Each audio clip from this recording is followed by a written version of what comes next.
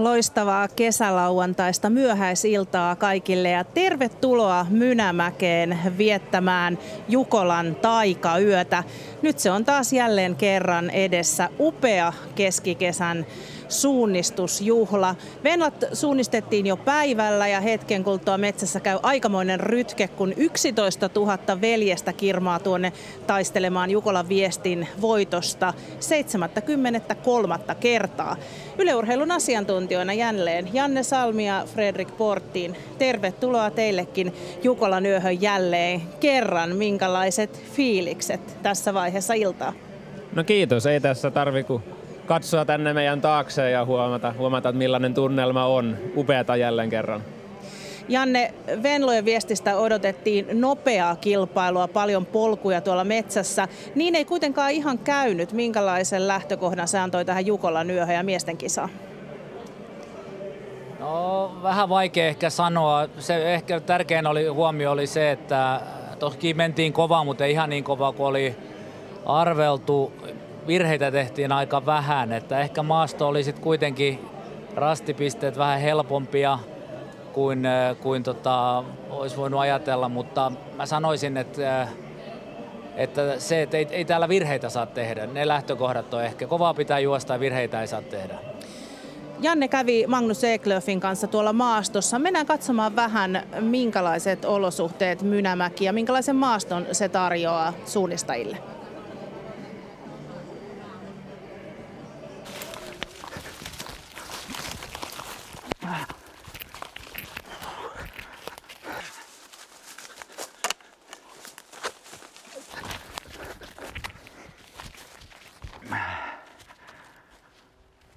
Aika tiukkaa koivikkoa löytyy paikkapaikkaa. Maastohan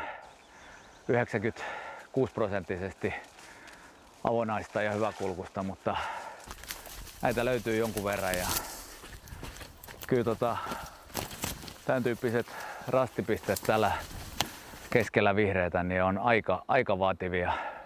Päivällä pitää olla tarkkana, mutta erityisesti yöllä niin kyllä tiukka kompassisuunta on kyllä ihan äärettömän tärkeä. Täällä saa kyllä sitten, jos vetää sivuun, niin ei saa mistään kiinni ja voi mennä monta minuuttia. Ihanan tietä.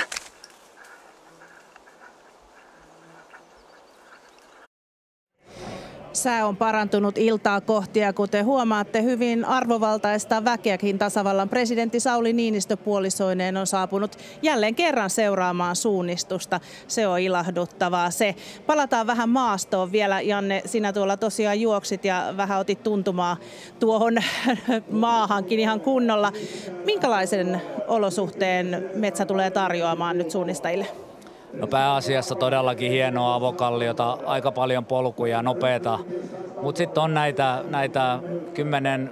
10-20 vuotta vanhoja hakkuaukeita, jotka on kasvanut todella tiheiksi. Ja se on kyllä ihan erittäin hyvä asia, koska siinä saattaa letka mennä poikki, jotkut saattaa lähteä vähän vinoon, jos siellä on rasteja, niin voi tulla virheitä. Ja kyllä me niitä loppujen lopuksi kuitenkin kaivata, jotta kilpailusta tulisi jännä ja tilanteet vaihtuisi. Fredrik, millaisella taktiikalla sinä lähtisit tuonne metsään, jos olisit itse lähdössä? Kyllä pitää lähteä aika hyökkäävällä tavalla. Pitää olla valmis juoksemaan NS-punaisella aika pitkiäkin aikajaksoja, että on kyllä aika pitkiäkin pätkiä, kun oikeasti pystyy pitämään tosi kovaa vauhtia, niin sitten pitää kyllä myös laittaa tossua liikkumaan, että kyllä hyökkääväisellä tavalla hyökkäämään pitää lähteä, mutta silti pitää olla valmis sitten, että ottaa ne mikropysähdykset, jos on tarvetta.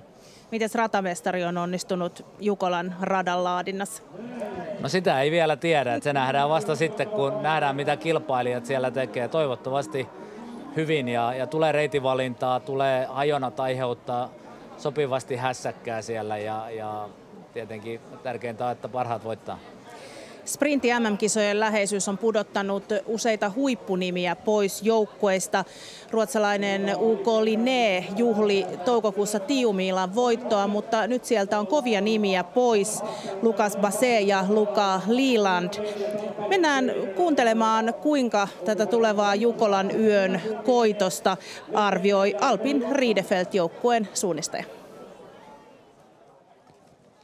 Ja, men lite annorlunda i och med att Jukkola är så pass mycket större som stafett. Det är ju mycket mer folk ute i skogen, lite mer spår. Sen har det vuxit upp lite mer i skogen. Det blir lite mer teknisk orientering, sämre sikt. Så att det är lite annorlunda strategi skulle jag säga.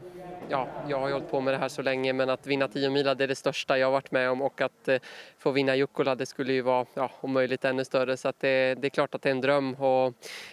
Men vi hoppas och tror att vi kan vara med topp 3 och sen om allt klaffar då hoppas vi kunna vara med och vinna igen, men det blir tufft. Kommentoi, että Tiumilan voitto oli uran suurin saavutus, mutta Jukola olisi vielä se suurempi unelma. Mahdollisuus joukkueella top 3, jos hyvin menee jopa voittoon. Mitä te arvioitte Riedefeltin kommenteista? Kyllä niillä on täysi mahdollisuudet, vaikka muutama poisjäänti on tullutkin. Ilman muuta kuuluu ennakkosuosikeihin ja Stora Tyynä myös Ruotsista puolustaa voittoa, niin niillä on edelleen todella kova joukkue, niin kuuluvat myös ennakkosuosikkeihin. Onko Janne samoilla linjoilla ulkomaalaisten suhteen? Joo, näiden lisäksi sitten ilman muuta UK Ravinen, jolla on kyllä kisojen kovin ankkuri, eli Gustav Bergman, ja ehkä ulkomaalaisista joukkueista NTNY, joka on todella tasaisen vahva nuori ja nälkäinen ryhmä. Siinä on ehkä ne ulkomaalaiset. IFK Göteborg ei saa koskaan unohtaa, vaikka heillä on paljon hyviä pois, niin viime vuonna kakkosjoukkue oli 8. Eli laajuutta riittää. Suomalaisjoukkueista katseet kohdistuvat muun muassa Tampereen Pyrintöön, jokohan se nyt natsaisi vuoden 1963 jälkeen. Joukko on ollut siellä kärkikahinoissa, mutta voittoja ei ihan vielä ole tullut. Elias Kuukka ainakin kantaa tuota ankkurin roolia ja kunniakkaasti. Elias Kuukka, minkälainen on Tampereen Pyrinnön strategia, kun Jukola juostaan ehkä aika lailla kaikille tutunlaisissa maastoissa? No ei meillä mitään sen kummempaa strategiaa ole, että rennosti vaan ja me ollaan täällä näissä maastoissa käyty Pyrinnön Kauravantonnista sieltä ihan 6-ikäisten sarjasta lähtien, niin meillä on aika hyvä rutiini tähän ja hyvä leiritys ja kaikki on hyvässä kunnossa, niin mennään vaan rennosti. Miten teillä valmistautuminen on mennyt? No tosiaan ihan hyvin. Meillä oli jo syksyllä muutama leiri ja keväällä pari leiriä ja sitten myös meillä maajoukkojen miehillä aika paljon niin kuin sen henkilökohtaisten tavoitteiden mukaan, että viikon päästä alkaa MM-kisat ja meillä on sielläkin edustaja, mutta täällä vaan mennään kuitenkin. Itse olet poikkeuksellisesti ankkuriosuudella. Minkälainen paikka se nyt Elias tulee olemaan? No, olisi se niinku väärin kiistä, ettei tosi paljon jännittäisi, mutta mun mielestä jännitys kuuluu urheiluun ja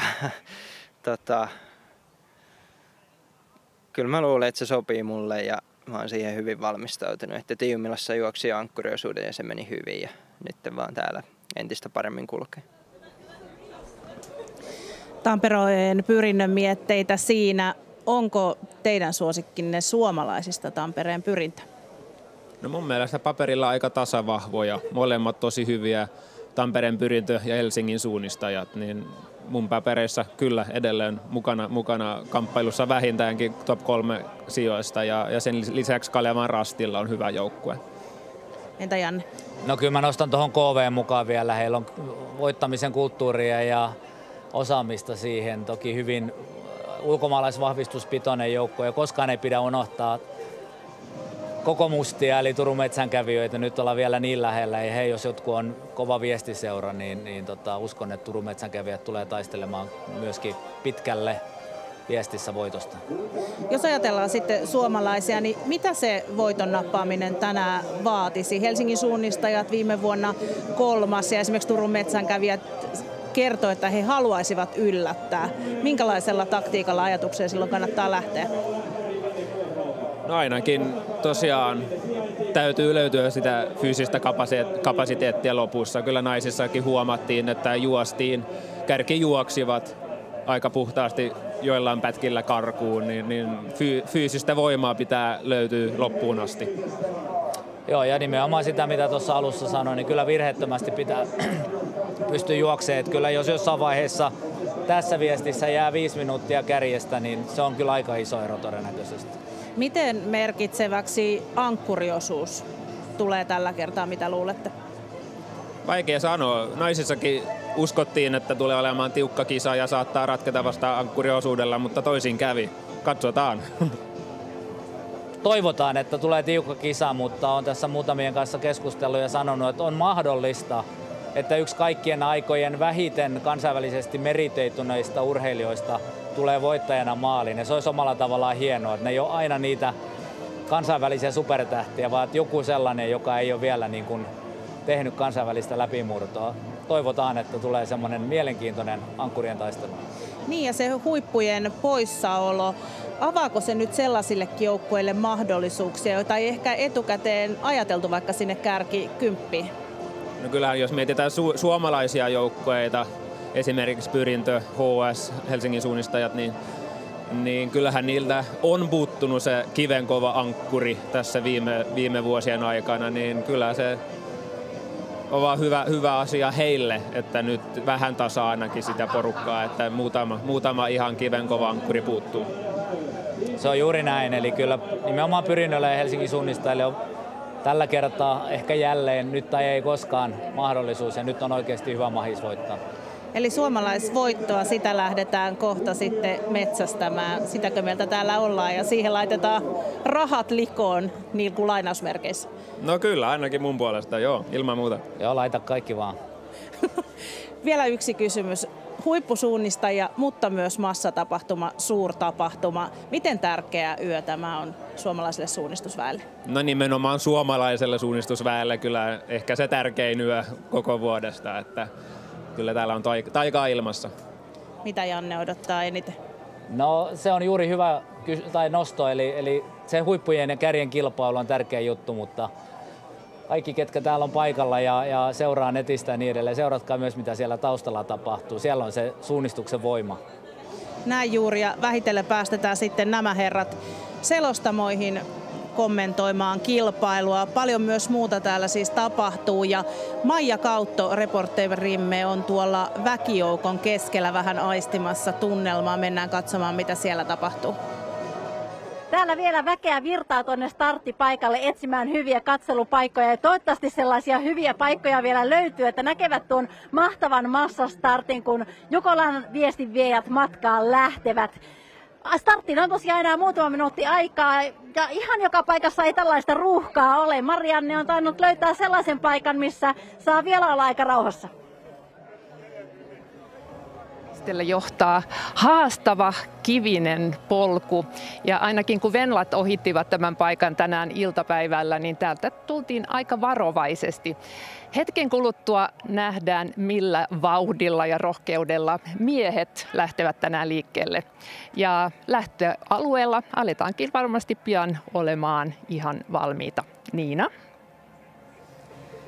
Ja kyllähän täällä ollaan todellakin valmiita. Miehet ovat jo ryhmittyneet, kartat käsissä odottamaan sitä lähtölaukausta. Se kärki, se on tuolla kaukana. Siellä ovat ne huippujoukkueet niillä pienimmillä numeroilla, mutta tätä rivistöähän tässä riittää, kuten huomaatte. Ja sitten sitä jatkuu vielä tonne kauas taaksekin. Mutta mä löysin täältä tutun miehen numero 1056 rinnassaan. Muistatteko 2014 Kuopion Jukolasta, kun tehtiin porilaisista juttua. Antti Lehtonen, teillä on kipinä kantanut, edelleen ollaan mukana Jukolassa. Kyllä. Perinne täytyy pitää hengissä. No, minkälaista Jukolaa odotat? Tää on varmaan vähän tutut maastot porilaisille. No joo, nöyrimieli lähdetään, ei ole hirveästi pohjia tältä vuodelta. Et katsotaan mihin se kantaa, mutta eiköhän sieltä maaliin asti päästä kuitenkin. No niin, sä lähdet täältä vähän takarivistä. Mikä taktiikka sulla on, että et jää jalkoihin ja saat sen kärjen kiinni?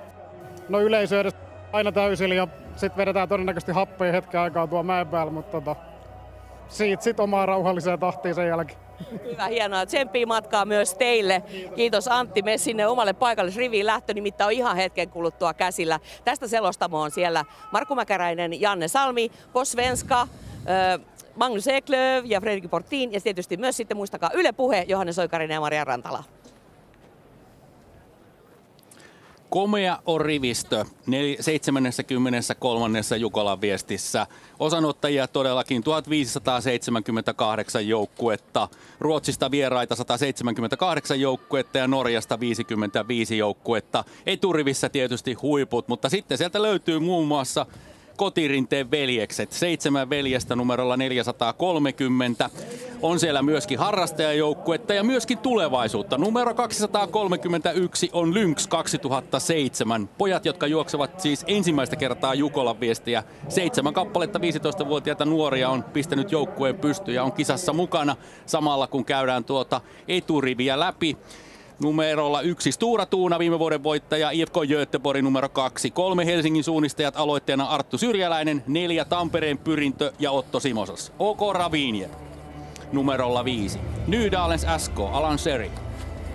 Södertälje, Nykvarn Orientering, Johan Kiiberi. Sitten tulee numero 8 Göteborg ja nimenomaan Göteborgin kakkosjoukkue. Ikaalisten nouseva voima, Juho Ylinen. Numerolla 10 Malungs UK Skogsmårdarna, Hugo Lilleström. Numero 11 Turun metsänkävijät, miehet mustissa, Jannik Mikiels. Kalevan Rasti ja Jere Pajunen, numero 12. Turun metsänkävijöiden kakkosjoukkue, Janis Kums. Numero 14 Tampereen Pyrinnön kakkosjoukkue, Antti Saikko. OK Linne, numero 15, Vincent Kupat. 16 Pekkelagets SK. Sitten numerolla 17 NTNUI Ulrik Astrup Arnesen. Janne, muistatko viime vuodesta, mitä Arnesen teki ensimmäisellä osuudella? Muistan. Ja taisi olla, oliko peräti sama mies 2019 Kangasalla myöskin. Kyllä. Katsotaan minkälaista teekkarihuumoria tarjotaan, jos mies kärjessä tulee. Huikea on tämä ilta täällä Mynämäessä. Aurinko laskeutuu ja värjää tämän pesäpallostadion ja urheilukeskuksen. Ja on kyllä havaittavissa, että miehilläkin on pientä jännitystä, kun lähtöön on aikaa runsas pari minuuttia. Mitä Janne mielessä liikkuu tässä vaiheessa suunnistajalla? No kyllä kierrokset on aika korkealla. Useimmilla adrenaliinitaso on tapissa ja syke korkealla ja miettii, että miten pääsee tuosta liikkeelle niin, että ei jää jalkoihin ja pääsee hyvin vauhtiin. Kyllä toi hermostuttavaa tuossa seistä ja odottaa, että se paukku käy. Siinä oli numerolla 20 Joni Hirvikallio KV-väreissä. Oletko Jani juossut eka osuutta? Itse kilpaa. Niin. Olen juossut 5-6 kertaa nuorena ja sitten vähän vanhempana. Ja lähtölaukaushan ammutaan samalla tavalla kuin Venlojen Viestissä iltapäivällä. 6 kappaletta rynnäkkökivääriä tarjoaa sieltä 15 laukauksen sarja, jolla se lähtölaukaus sitten tapahtuu runsaan minuutin kuluttua. Siellä vesitornissa ovat ampujat valmiina ja samalla myöskin rupeaa maailman pisin kiiltomaton muodostumaan. Juoksijoita Jukolan Viestissä reilu 11 000 ja se tietää sitä, että 11 000 tarinaa. Tästä maagisesta yöstä on myöskin tulossa. Venlojen Viestistä iltapäivällä on varmasti piirtynyt monen Venlan mieleen, millainen oli Mynämäen Lukkari Jukola. Ja lähtöhetki rupeaa lähestymään. Runsas puoli minuuttia siihen, kuin 73. Jukolan Viesti starttaa. Kylläpä käsitämme, mikä hetki tämä on. Se on korkea, juhlallinen hetki, täynnä juovuttavaa iloa, kirjoitti Aleksis Kivi tietämättä, että paljon myöhemmin hänen kirjaansa käytetään pohjana Jukolan Viestin perustamisessa. Ja juhlava hetki on meillä käsillä aivan kohta. Jukolan lähtö on alkamassa.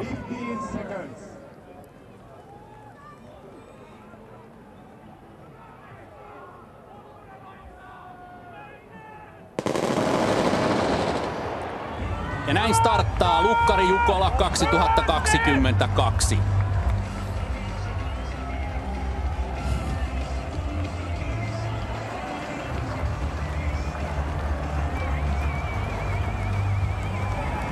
Ja siitä se massa lähtee vyörymään kohti tuota vesitornia ja kohti K-pistettä ja kohti sitten Kallavuoren maastoa. Jukolan Viestin ratamestarihan on Heikki Andersson ja ratamestariryhmää samalla tavalla kuin Venlojen Viestissä johtaa siis Pekka Lapila.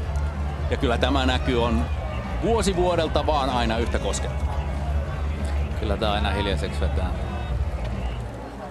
Ja myöskin tämä, se että Jukolan Viesti kokoaa vuosi vuodelta tuhansia ja tuhansia suunnistuksen ystäviä Jukolan kilpailukeskukseen.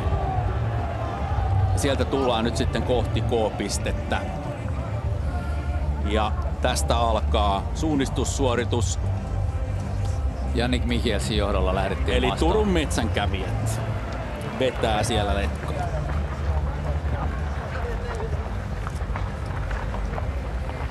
Se on aika kivikkoinen tämä maastopohja tässä ennen K-paikkaa, mutta ilokseni näen, että mitään suurempaa halveria siellä ei näytä syntyvän. Ja siitä mennään sitten tuonne pururadan pohjalle ja lähdetään kohti ensimmäisiä rasteja. Ensimmäisen osuuden pituus on 13,8-14 kilometriä ja ensimmäinen väliaikarasti on meillä 2,2 kilometrin kohdalla. Ja sieltä se kieltomato lähtee muodostumaan samalla kun täällä rauhassa vielä noustaan kohti K-pistettä. Ja joukossa näkyi olevan vielä joku ilman lamppuakin lähtenyt liikkeelle. Vai oliko niin, että lamppu oli vielä päähän pistämättä? Tässä Jukolan viesten osuudet. Ensimmäinen osuus siis 13,8-14 kilometriä, toinen osuus 11,6-11,7. Kolmas osuus on se pitkä yö, 14,9-15 kilometriä. Sitten lyhyet neljäs ja viides osuus 8,6-8,7 ja viides osuus 9,2-9,3. Sitten tämä Jukola erikoisuus, kuudes osuus 14,4 kilometriä. Tavallista pitempi ja ankkurella matkaa 16,7 kilometriä 16,8 kilometriä. Se tarkoittaa sitä, että yhteismatka on 89,7 kilometriä. Se on kaikkien aikojen pisin Jukola. Ja reitillä rasteja haettavana 177 kappaletta. Ja tässä ensimmäisen osuuden osuustiedot näkyville. Ja sieltä Jussit kaikessa rauhassa häntäpään osalta siirtyvät maastoon, mutta täällä ei sitten rauhallisuutta enää olekaan. Siellä aika reippaasti haetaan niin kuin paikkoja tuossa polulla ja nähdään myöskin se, että haetaan ohituksia tuolla polun ulkopuolella. Tässä on se oma haasteensa, jos tuosta kärjestä kovin kauaksi joutuu jäämään. Joo, tässä on tietysti muutamia koviakin joukkueita, jotka ei lähtenyt ihan eturivistä. Heillä on tässä vähän kiire. Jos joku pikku hämminki tässä alussa sattuu, niin sieltä on vaikea päästä ohi kyllä.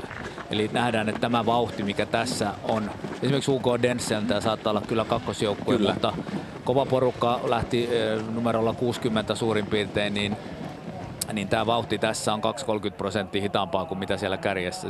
Siellä heilutetaan kyllä jalkaa semmoista 3 minuutin vauhtia loivaa alamäkeä.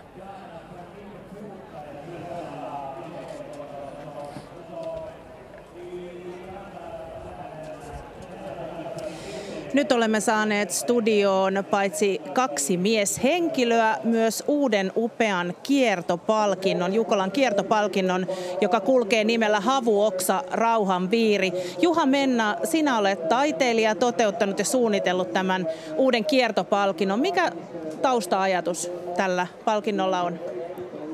No, yksinkertaisesti ja lyhyesti sen piti perustua jollain lailla 7 veljekseen ja kertasin kirjan kokonaan ennen kuin aloin tekemään ja siinä risteilin muutamia ajatuksia ja Timon laulu oli aina kova juttu mulle. Niin kyllä se sieltä sitten sävähti heti, että siitä mä sen teen. Samaan aikaan alkoi sitten Euroopassa nämä sotatoimet ja se meni aika mukavasti yksin sen kanssa, että mulla oli ensin vaan toi orava juttu tuossa, mutta sitten olin lukenut myöskin tällaisen jutun Aleksis Kivestä, että tämä orava ja tämä rauhanviiri, mikä siinä laulussakin mainitaan, oli tämmöinen rauhansymboli juttu ja mä ajattelin, että mä nykäsen tommosen ajankohtaisen jutun tähän myös niin kuin lisäksi vielä. Ei se pahaa tee. Ei todellakaan. Kuten ulkoasusta näkyy ja pukeutumisvalinnasta, niin metsään ollaan tänäänkin menossa. Miten mieluinen tämä tehtävä sinulle oli? Palkinnon teko vai tämä ankkuriosuus? Palkinnon teko. No oikein mieluinen, siis kunnia juttu ehdottomasti, että kyllä oli silleen niin kuin jotenkin, että miten te nyt minut valitsitte? En mä oikein osaa tuon sanoa, tosi hienoa, siisti tehdä, tää on kova kisa. Tää on melkein tämmöinen kansallinen symboli täällä, niin kuin laji ja tapahtuma, ja tehdään tällaisia on maailmassa toista näin suurta.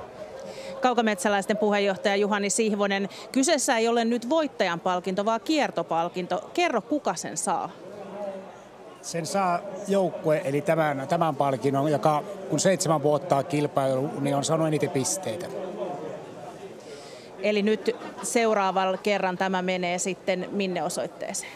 Tämä menee joka vuosi sinne voittajajoukkueelle, eli huomissa aamuna, kun palkintojen jako suoritetaan, niin voittajajoukkue antaa vuodeksi haltuun ja sitten annetaan pienois tästä havun oksasta sitten, joka jää seuralle muistoksi. Juuri näin. Miten teidän yhteistyö sujui? Ainakin jotain ajatuksia vaihdoitte matkan varrella tämän suunnittelusta. Yhteistyö sujui saumattoman hyvin. Ei. Tosi selkeät, niin kuin meillä oli tällainen, että palkinto pitää olla valmis ennen kuin lumet on sulanut. näin tapahtui. Joo, ja meillä Kaukametsästä hallituksessa päätettiin, kun edellinen oli kivestä, että nyt tehdään puusta.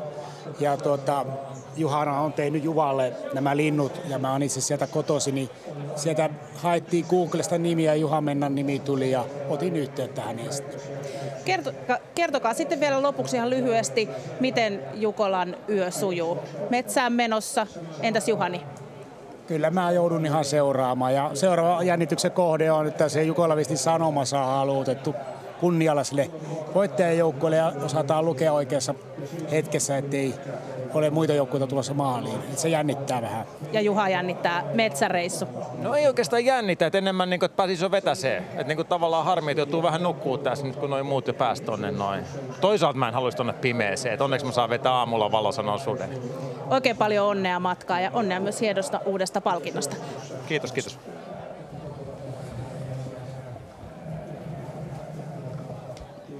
Yes. Kiitos. Samalla kun näemme tuota lähdön uusintaa tässä idasteena, niin eikö se Janne niin ole, että Turun suunnisteita löytyy tuommoinen kiertopalkinto? Joo, löytyy 90-luvun kultaisilta vuosilta. Metsäkukko on siellä meidän Seuramajan Alppilan kunniapaikalla. Ja tietysti sitä kiertopalkintoa tekisi mieli sanoa, että sitä ei ehkä arvosteta niin paljon kuin tarvitsisi arvostaa.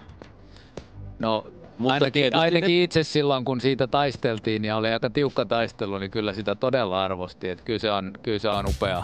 Että se ei katoa koskaan mihinkään. Jukolan voittajat tulee ja menee, mutta kenellä on kiertopalkinto, niin sitä ei kukaan vie. Kyllä, ja siinä mielessä kiertopalkinto on myöskin suunnistajien keskuudessa arvostettu ja toivottavasti sen arvostus myöskin nousee jatkossa.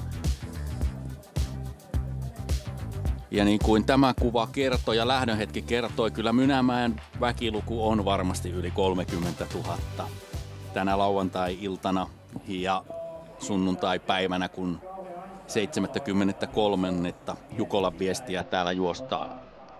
Ja meidän ensimmäinen väliaikaripisteemme on 2,2 kilometrissä ja muutaman minuutin kuluttua sieltä pitäisi ruveta sitten kärjen sitä lähestymään ja rupeamme saamaan vähän osviittaa siitä, että minkälainen on Jukolan viesti ja millaista vauhtia Jussit tässä Jukolan viestissä tulevat etenemään. Olet käynyt tuolla maastossa, Janne, sekä Venlojen että Jukolan ratoja juoksemassa. Muuttuuko jokin Jukolan osuudelta? No ei ratkaisevasti muutu, että tietenkin osuudet on pidempiä ja tullaan vähän kauemmas tästä kilpailukeskuksesta kuin mitä Venloissa, mutta hyvin samantyyppistä maastoa on. Ja sieltä saamme kuvaa sitten tuosta Valomerestä, joka tuolla maastossa etenee kohti ensimmäistä väliaikarastia. Ja niin kuin nuo valoletkat tietysti osoittavat, niin se kertoo kyllä meille sen, että ensimmäisellä osuudella heti radan alussa on myöskin hajontaa tulemassa. Ja siinä on meille tuttu rasti. Rastin nimi on Nokka. Ja siellä notkossa odottaa leimasimet vielä tulijoita. Tämä rastipiste tulee 2,2 kilometristä ja Janne, veikkaappa kuka tulee kärjessä. Olisiko yksi ruotsalainen? NTNY, vaikka Ulrik Astroparnesen ottaa heti jo tahtipuikon. Et usko ruotsalaisen sprinteriin? Ketä tarkoitat? Nyt tuli oikosulku. Siis, belgialaisen sprinterin. Jannik Mikielsen, mutta sitten ruotsalaista. Tarkoitin siis maailmanmestaria, joka viime vuonna heilui kärjessä. Mutta palataan nimeen, kun se sieltä Jerker Lysell. Niin, Lysell ja Hain. No. Samalla kun valot tulevat, katsotaan onko se sitten NTNY vai kuka se on, joka tuolta ensimmäisenä tuohon notkoon tulee. Ja se on Helsingin suunnistajien kakkosjoukkue. Otto Kaario, Nydalen, Kalevan Rasti ja Jere Pajunen. Raviniev, kakkonen, Kolmården, Norska, Kils, Halden SK, molemmat joukkueet. NTN Nui, Turun suunnistajat, Aston Keaton 11, OK Orion, OK Tiissaaren hakkaspoikkana, Denzel, IF Prahe. Ja letka jatkuu, Jämsän retkiveikot, Tampereen Pyrintö, OK Raviniev, OK Linne, Lappeenriento, Espoon suunta kakkonen ja kuhina käy tuolla rastilla. Malms UK Skogsmårderna, Kalevan Rastin kakkosjoukkue. NTN Nui värit meni siinä. Navin kakkosjoukkue, Pyrinnön kakkosjoukkue, Göteborg ja nyt ruvetaan keskittymään sitten noihin pieniin liivillisiin numeroihin. KV, Hiisirasti 50, vajaa 50 sekuntia kärjestä, Vehkalahden veikot. Ja nyt on mennyt 55 sekuntia ja 73 joukkuetta käynyt. Siinä nouski eli Ikallisten nouseva voima. Suunta Jyväskylä Paimion rasti. Runsaan minuutin. IFK Göteborg numero 2. 1.13 ja yli 100 tietää sitä, että töitä on tehtävä Dag Platsenillä sitten tuolla jatkossa, jos meinaa kärkipäähän ehtiä, koska siellä on 100 äijää välissä kärkeä ajatellen. Vajakosken terä Mikko Hölsä. Ja minuutti 30 kärjestä. SK Uusi, Lapin veikot, OK Raviniev kolmonen, Turun metsänkävijöiden kakkosjoukkue, Kalevan Rastin kolmonen, Angeniemen ankkurit, Kangasala SK, Jämsän retkiveikkojen kakkonen, OK 77, SK Pohjan tähti Oulusta, Alatornion Pirkat, Rasti 88, Hiidenkiertäjät, 2 minuuttia tulee kohta täyteen ja joukkueita on leimannut 2 minuutissa 163 kappaletta Lynxin kolmosjoukkue. Ja edelleen kuhina on kyllä melkoinen tuolla rastilla. Ja tätä virtaa kyllä riittää varmasti seuraavat 10 minuuttia. Parkas IF siellä taitaa olla Jukola voittaja Mats Dahlén maastossa. Ainakin katson, että hän olisi siinä lähtörivissä seissyt. Oli kyllä. Ja Mats Dahlén voitti 2015 Christian Sandin joukkueessa. Kun justiin Paimiossa. Kyllä. Varvarin Lepsaus siellä 209. Täällä on erittäin paljon on näitä hauskoja kaveriporukoiden nimiä. Ei ihan yleensä tuolla kärkijoukoissa, mutta niitä on kyllä kiva katsoa täältä, että missä mahtaa mennä. Esimerkiksi Tapiolan kehonrakentajat. Kyllä. Aika kova joukkue muuten, Paimion Rastin vanhoja kärkisuunnistajia ja itse katson silmäkovana Beach Boys ja numero 258 ja Peltola Jussi, viestin maailmanmestari siellä aloittajana. En ole kyllä. Siinä muuten on 258. Jussi on tarkka mies. Tuli juuri sillä hetkellä, kun oli sovittu. Samalla numerolla ja sijalla. Sitten siellä on näitä veljesjoukkueita. SK Kanan taluttajat, sen mä haluaisin kuulla, että mikä mahtaa piillä tämän. Sieltä löytyy kultainen karhu. Niin, ja 7 ja varanumero tietysti, lääkitys kunnossa. Ja näin ja jokaiseen tietysti liittyy oma tarinansa näihin nimiin. Näistä voisi tehdä ihan oman lähetyksen Jukolan nimistä. Ja niin kuin muuten huomaamme, niin kyllä hämäryys rupeaa laskeutumaan tuonne maaston kätköihin. Kallavuoren maastoa mennään. Kilpailukartta yltää siis Mynämäen ja Nousiaisen alueelle. Siellä muuten IF Sturla. Muistatko, ketkä veljekset Turlassa juhli 1980-luvulla? Muistan kyllä Tuunin veljekset ja sitten siellä oli myöskin Helge Sturberg. Ja erityisesti Magne Dahlin isä Sigurd Dahl, legendaarinen Jukola-aloittaja. Jos en ihan väärin nähnyt muuten, niin NTNY:n paidassa meni sen verran pienen sorttinen naissuunnistaja. Veikkaan, että se oli Anu Tuomisto aika hyvällä sijoilla. Anullahan kävi niin ikävästi, että NTNY hylättiin ja hän ei päässyt sinne kärkitaisteluun mukaan tuossa Venlojen viestissä. 4,5 minuuttia on kärjenmenosta mennyt ja 380 joukkuetta noin on leimannut tuolla 2,2 kilometrin kohdalla ja valoletka ei kun jatkuu. Jukolan viestissä todellakin Jukolan viestiin saa osallistua myöskin naissuunnistajat ja mukana on ihan puhtaita naisjoukkueita. Todella lukuisia joukkueita tuomassa väriä myöskin tähän Jukola-yöhön. Venlat ovat monesti juosseet päivällä omat osuudensa ja sitten jatketaan yöhön niin kuin toista lenkkiä. Ja mikä siinä? Todella hienoa kokemusta tarjotaan ja moni Venla myöskin tarjoaa vauhtia ja kilpailua myöskin Jussien kohtaan. Se oli Timo Olli Jokin, olikohan päällikkö itse aloituksessa? En tiedä, saattaa olla. En ole eksyneet, liikunnan riemu. Metsänraikkaat, karanteeni. Karvapallo. Ja kurkistetaanpa mitä mietitään Turun metsänkävijöissä, kun Jukolan Viestin ensimmäistä osuutta ollaan suunnistettu ensimmäiselle rastille. Millä miettein Turun metsänkävijät lähti tähän Lukkari Jukolaan? Turun metsänkävijöiden kerhotalolla Turun keskustassa käy kova puheensorina. Ja tietysti tutkinnassa ovat Mynämäen suunnistuskartat, muun muassa 2010 viimeksi alueella juostun SM-yön kisakartta. Tumen noin 20 suunnistajan edustusryhmä on ollut jo viikon ajan yhdessä kerhomajoillaan Kemiössä ja Turussa. Seura pitää Lukkari Jukolaa lähes kotikisanaan, joten menestymisen nälkä on kova. Moni MM-kisoihin tähtäävä jättää Jukolan väliin, mutta Belgian MM-mitalistille Yannick Mihielsille Mynämäkeen tulo oli itsestäänselvyys. I've done a lot of preparations for sprint the last year, so I have it in my legs, let's say. So I don't think this 1 week in Finland will harm anything for my chances next week in Denmark. I think it will make us, of course, it will help some other muscles to train, of course, and I think mentally, it's mostly mentally. If I was just home and thinking only about Denmark, I think it's harder than being here and have like Jukola as a other focus at the moment.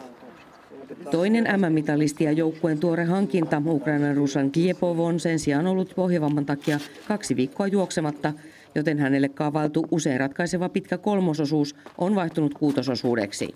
I don't feel any pressure or something, but I feel an input from coaches, from leaders of the team managers from the club. So, and this is really nice to see, and you also want to contribute and give it back as well, and try to do your best.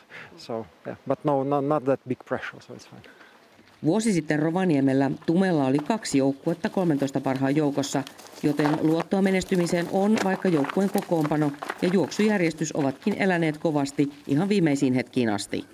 Kyllä terveysmurheita on ollut ja on jouduttu pieniä muutoksia tekemään, mutta viime vuonna meillä kakkosjoukkue lähti ankkuriosuudelle 6., joten meillä on aika laaja tuo materiaali, mistä ammentaa. Siinä mielessä ei tässä pitäisi mitään hätää olla. Ja joukkue on sillä tavalla rakennettu, että ei olla niin kuin varmistelemaan lähdetty, vaan halutaan taistella niin korkealle kuin mahdollista.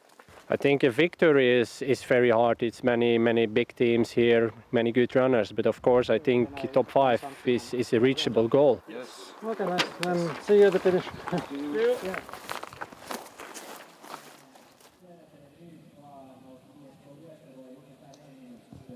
Yes. Ja niin kuin tämä juoksukameran kuva kertoo, niin pimeys rupeaa kyllä laskeutumaan tuonne metsän siimekseen ja sinne odotetaan nyt sitten kärkeä. Aivan hetken kuluttua sinne ensimmäiset suunnistajat pitäisivät tulla. Janne, millainen porukka tuo Turun metsänkävijät on? Se on kansainvälinen porukka, äärettömän kansainvälinen, että suomalaisia siellä ei monta ollut, mutta se on ollut monien itä-eurooppalaisten varsinkin turvallinen tukikohta jo monien vuosien ajan, ja he todella satsaa näihin viesteihin. Ja sieltä tulee sitten ensimmäiset valot. Ja tässä tulee Jukolan Viestin kärki tällä hetkellä, ja siellä menee Turun suunnistajat, numero 46, ja on pakko sanoa, että täällä selostamossa Janne Salmen hymy on todella leveä. Aston Keaton, australialainen nuori mies vetää. No ei se nyt niin leveä, mä oon täysin neutraali. Okei, olet neutraali. Aston Keaton, todellakin Aston Key, rauhallinen Aston Key Australiasta, todellinen tulevaisuuden lupaus. Joo, hän on nuorten maailmanmestari 3 vuoden takaa ja nyt joutuu sitten Australiassa olemaan 2,5 vuotta koronan takia ja nyt on sitten taas Euroopan kiertueella kierrellyt Suomessa, Ruotsissa, Tanskassa, Iso-Britanniassa ja nyt sitten Jukolassa ensi viikolla MM-kisoihin. 22-vuotias nuori mies, joka todellakin on nuorten maailmanmestari parin vuoden takaa. Millainen tuo TUSin joukkue on? No se on erittäin nuori ja melko kansainvälinen. Siinä on 3 suomalaista, 4 ulkomaalaista. Kaikki on 24 tai nuorempia. Kaikilla tavoitteena Kuopion MM-kisat 2025. Et oikein hieno jengi. Ja sitten saamme myöskin GPS-kuvaa tuolta maastosta. Hetki sitten siis Turun suunnistajat hyppäsi juuri tuohon mäkeen. Stora Tuna, Bekkelaget, Ravine. Siitä ne pallukat lähtevät menemään. Heti Koore hakee sitten omaa reitinvalintaansa ja sitten palataan takaisin tänne Turun suunnistajien Aston Keyn etenemiseen. Rauhalliselta näyttää meno. Kyllä, mutta siitä huolimatta se määrätietoisesti näyttää kyllä vievän kohti tuota rastia, joka sieltä tulee. Teki aika selkeän varman reitinvalinnan polkuja pitkin. Vähän ylimääräistä matkaa, mutta helppo rastille tulo sieltä polkuja. Ja sitten kamera kääntyy ottamaan vastaan. Siinä menee Stora Tuna. Ja Bekkelaget oli siinä perässä. Oli perässä. Joo. Vai edellä? Edellä oli, joo. Kyllä. Siinä oli joku joukkue, taisi olla välissä. Siinä välissä oli. Siinä on Stora Tuna. Stora Tuna aloitteena Jesper Sven. Stora Tuna, joka on vienyt sekä Kangasalan että Napapiirin Jukolan nimiinsä. Ja joukkue on edelleen, seitsikko on sama kuin Kangasalalla. Ainoa, että nyt järjestystä on hieman muutettu ja muun muassa ankkurina juoksee Viktor Svensk Emil Svenskon 6. osuudella. Elikkä jos Stora Tuna voittaa, niin ainakin sanoman lukija muuttuu, jos ei muusta voida sanoa. Ja jos vähän kurkistetaan noita joukkueita, suomalaisittain Kalevan Rastille tuli Jobin postia eilissä iltana. Todella valitettavaa. Että katsoin kyllä, että Kalevan Rastilla oli ihan voittava miehistö kasassa, kova ankkuri Miika Kirmuan muodossa, mutta valitettavasti Miikalla on ollut jotain nilkkavaivoja ja MM-kisat viikon päästä, niin oli pakko heittää pyyhe kesään. Ei Kalevan Rasti silti ratkaisevasti, tai ehkä ratkaisevasti kyllä voittoa ajatellen heikkeni, mutta on edelleen toki erittäin kova porukka. Ja siellä Kalevan Rastin joukkueeseen nousi muun muassa Maxime Rotuer. Lauri Nenonen siirtyi 6. osuudelle ja sitten Tuomas Birda juoksee ankkuriosuutta tsekki. Samalla kun sitten siirrymme jo kuvissa tuonne toiselle väliaikarastille 4,6 kilometriin. Väliaikarastin nimi on Parma. Muistutuksena siitä, että Mynämäen suunnistajat ja Liedon Parma järjestävät tämän 73. Jukolan. Ja sieltä sitten rupeaa tuo letka tulemaan kohti tuota notkoa, jossa tuo rasti sijaitsee. Ja ratamestarin ihan aika oli 24 minuuttia, aika kellon tarkkaa aika lailla kellon tarkasti ollaan tulossa. Stora Tuna numero 1 tulee siinä. Ja siinä on myöskin 16, eli Stora Tuna, Kolmården, Bekkelaget, OK Panhoruus, IFK Lidingö, Helsingin suunnistajien kakkosjoukkue, Turun suunnistajat, Nydalens SK,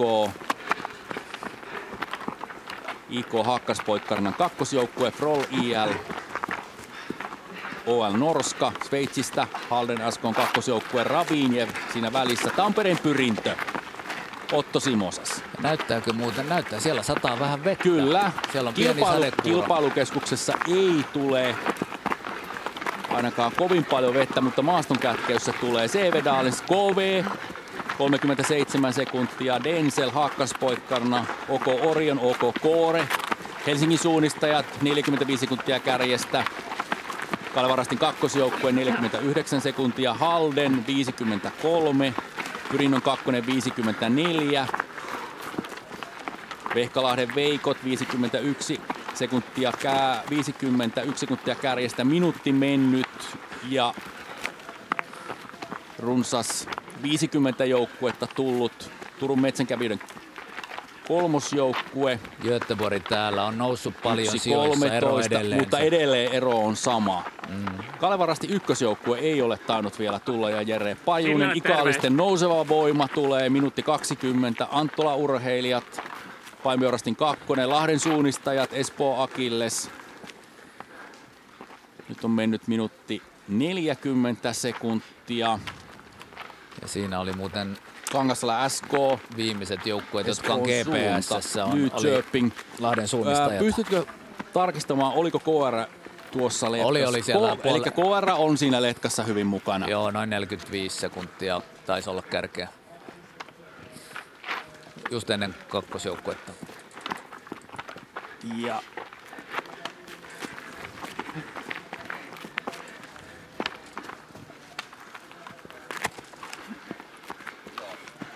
Angeniemen Ankkurit 2 ja 07.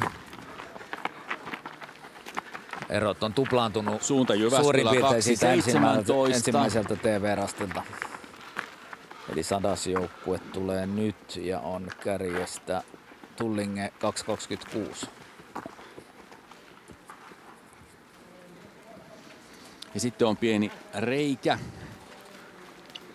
Ja 2.40 Järla, Lapuanvirkiä, Gävle, Sävedalens kakkosjoukkue, Turun metsänkävijät, tsekkijoukkuekin on mukana. Kaiken kaikkiaan 16 maasta on suunnistajia tämän vuoden Jukolassa mukana. Eli todella kansainvälistä on Jukolan viestin suunnistajien tausta, kun mietitään osallistujia. Varum Diesvilde, Kymin suunnistajat, Sonkajärven Pahka,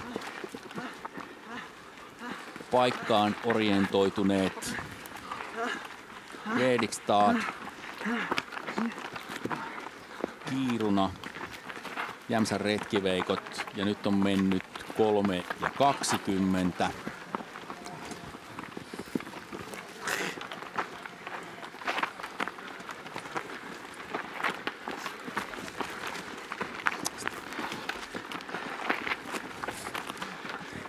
Ja runsas 150 joukkuetta on tullut ja runsas 3 minuuttia ja 3.45 on mennyt kärjen menosta. Ja sitten Janne on tuo väliaikarastin jälkeen pitkä väli. Onko se niin, että ainoa reitin valinta on ikään kuin tuo suoraan vai eikö kannattaisi lähteä hakemaan polkuja esimerkiksi tuolta oikealta?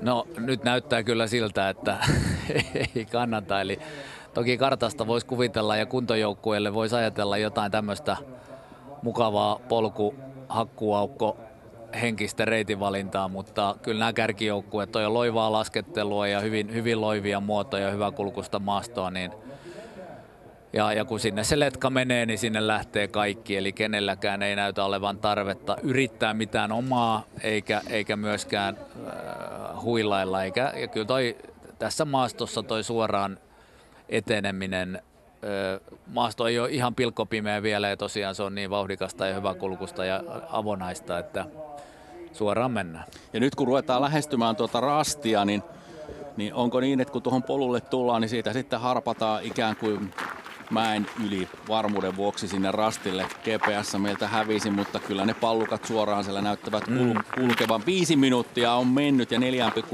kilometriä on saatu. Runsas 200 joukkuetta, eli kyllä vaan erot rupeavat tietysti väkisellä tässä venymään. Vauhtiveijarit 5.09 kärjestä. Katsotaan, tulee joku Beach Boys edelleen siellä 258, vai olisiko lähtenyt nousuun? En huomannut, onko mennyt vai ei. Joo, en ole huomannut minäkään kyllä sitä, mutta jos vilahtaa, niin hyvä on. Varvari Lepsaus tuli siinä.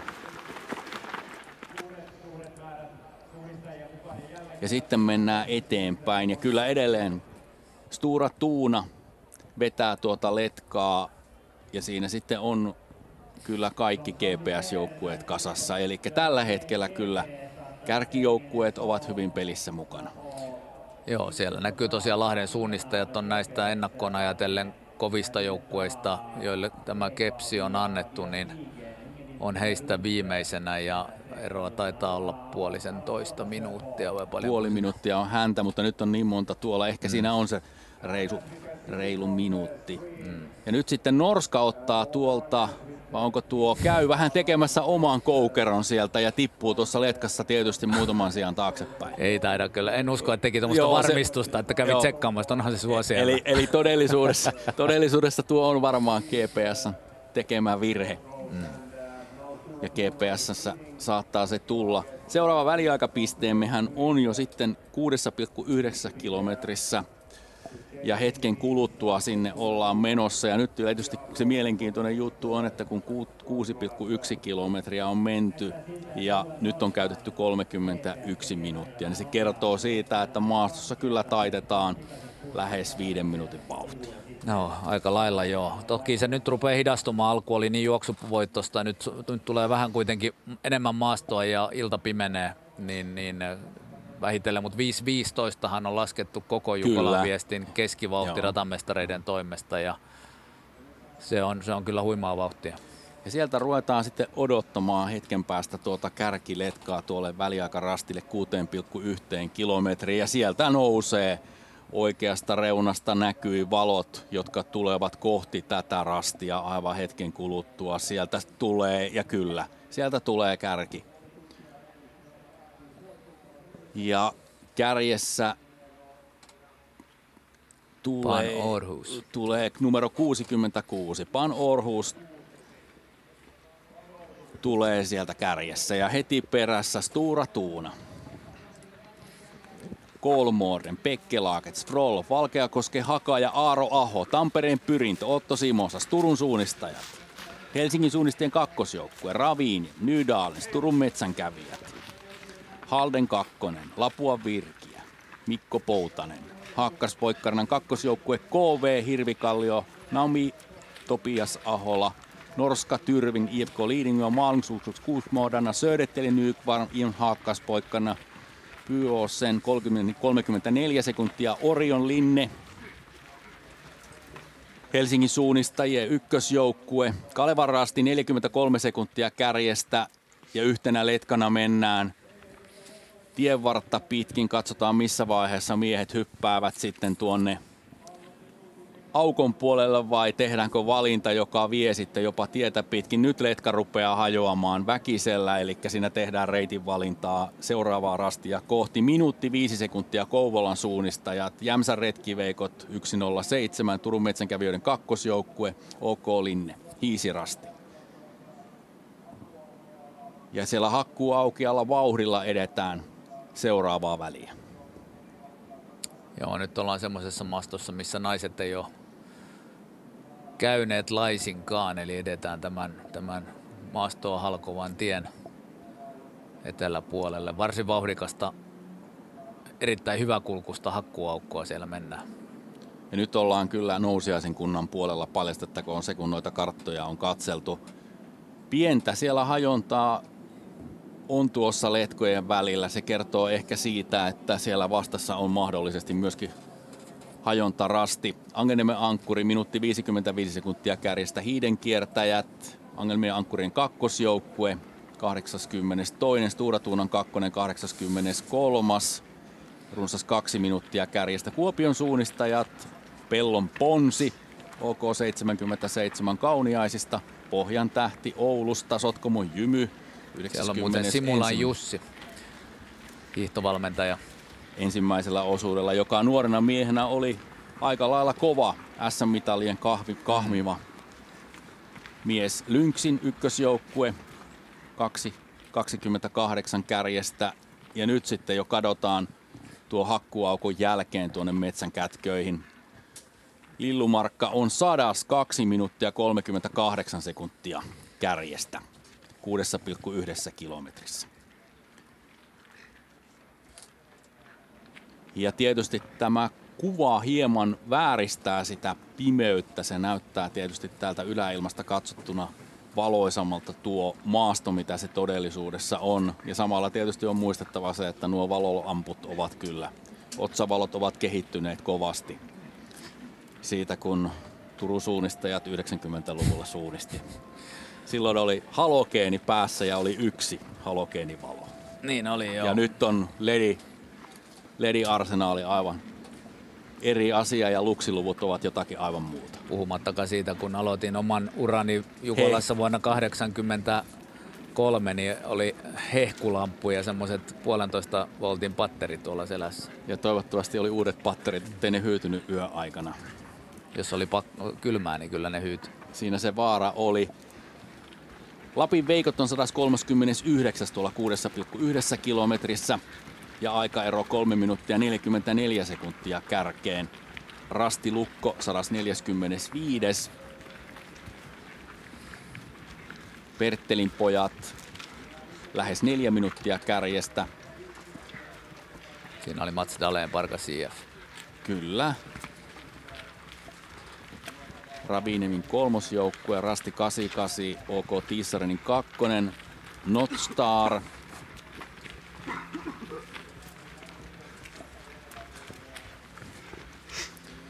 Ja kurkistetaanpa sitten, miltä näytti maastossa myöskin, kun aluetta katsotaan taas uudesta näkökulmasta. Mitä Janne ja Magnus ovat nyt löytäneet?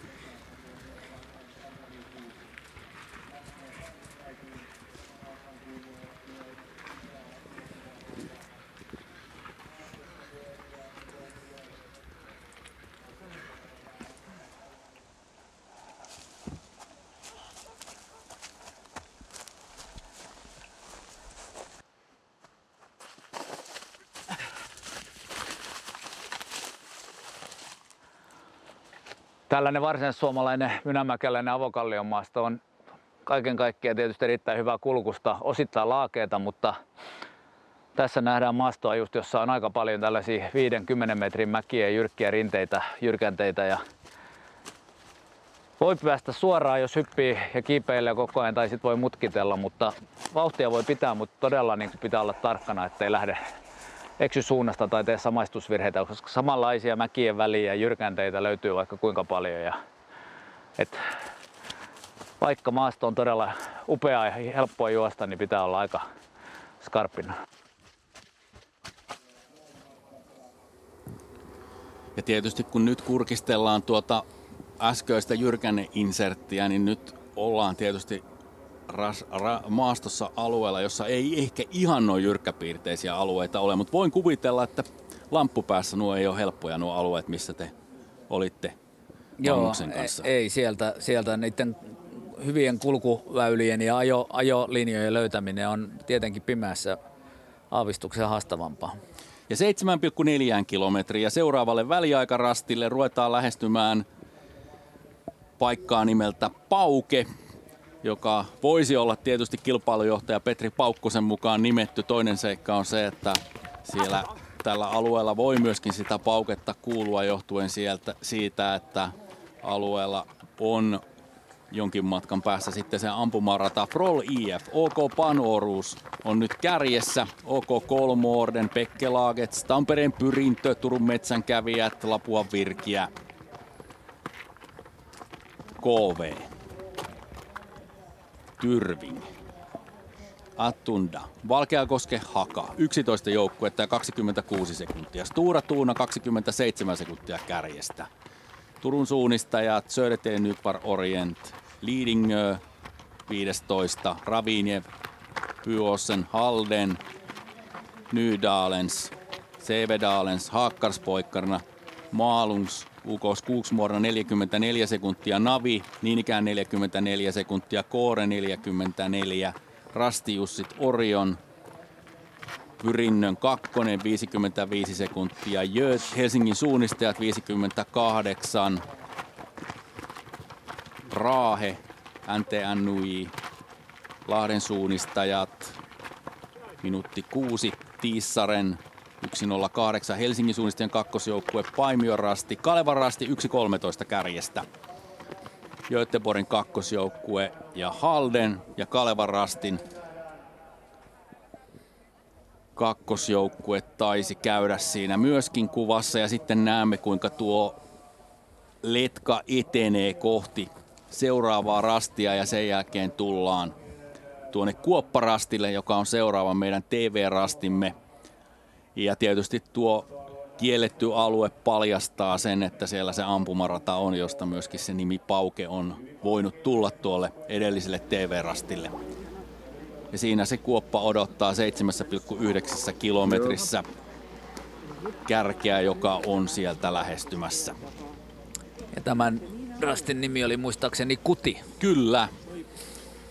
Rastin nimi on Kuti. Me katsotaan, kenellä on Kuti kohdallaan. Siinä on myöskin, ollaan sieltä tulossa,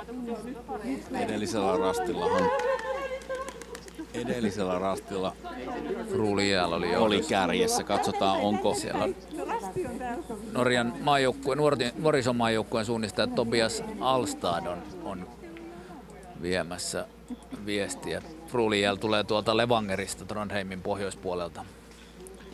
Ja se on Pan Århus 66, joka on kärjessä.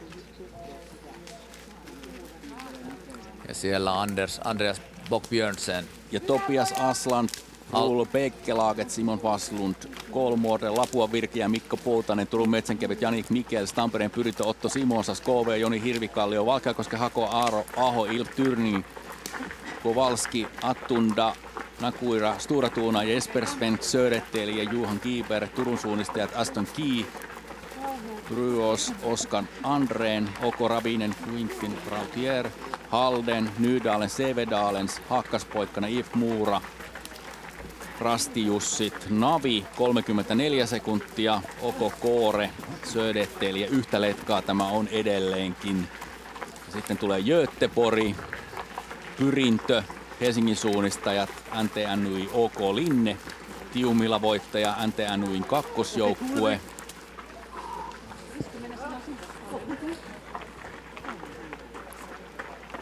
Siinä on Helsingin suunnistajien kakkonen Otto Kaari, joka oli kärjessä ekalla väliaikarastilla. Turun Metsänkävijöiden kolmonen.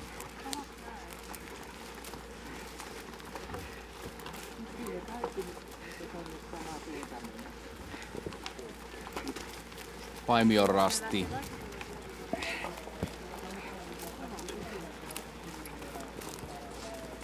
Halden, Espoon suunta. Ja Kalevarastin joukkueet 1 ja 2 kävivät minuutti 5 sekuntia kärjestä. IF Tour, OK Raviniemen kolmosjoukkue. Jos nyt on se reilu minuutti kärjestä, niin töitä on tehtävä. Joo, tää on niin vauhdikasta ja suoraviivasta tää meno täällä, että jos ajatellaan, että pitäisi juosta loppumatka 10 sekuntia kilometri kovempaa, niin se on kovan työn takana. Että kyllä tässä kärjessä mennään edelleen sitä kutakuinkin 5 minuutin vauhtia. Täytyy muistaa, että se on suhteutettu siis Linnuntietä kuljettavaan matkaan, eli käytännössä nyt on 7,9 kilsaa juostu Linnuntietä. Todellisuudessa on juostu jo yli 9 kilometriä. Kyllä. Kyllä se vauhti aika rajua on. Ja kaunis on myöskin tuo valoletka, joka tuolta tulee. Siinä se rupeaa se pitkä valonauha muodostumaan ja siellä kuiske kuuluu sitten jo seuraavasta välistä, että mitä vastassa on. 2,5 minuuttia on mennyt ja 80 joukkuetta on selvinnyt 7,9 kilometrin kohdalle. Stura Tuunan kakkosjoukkue ja Tyrving.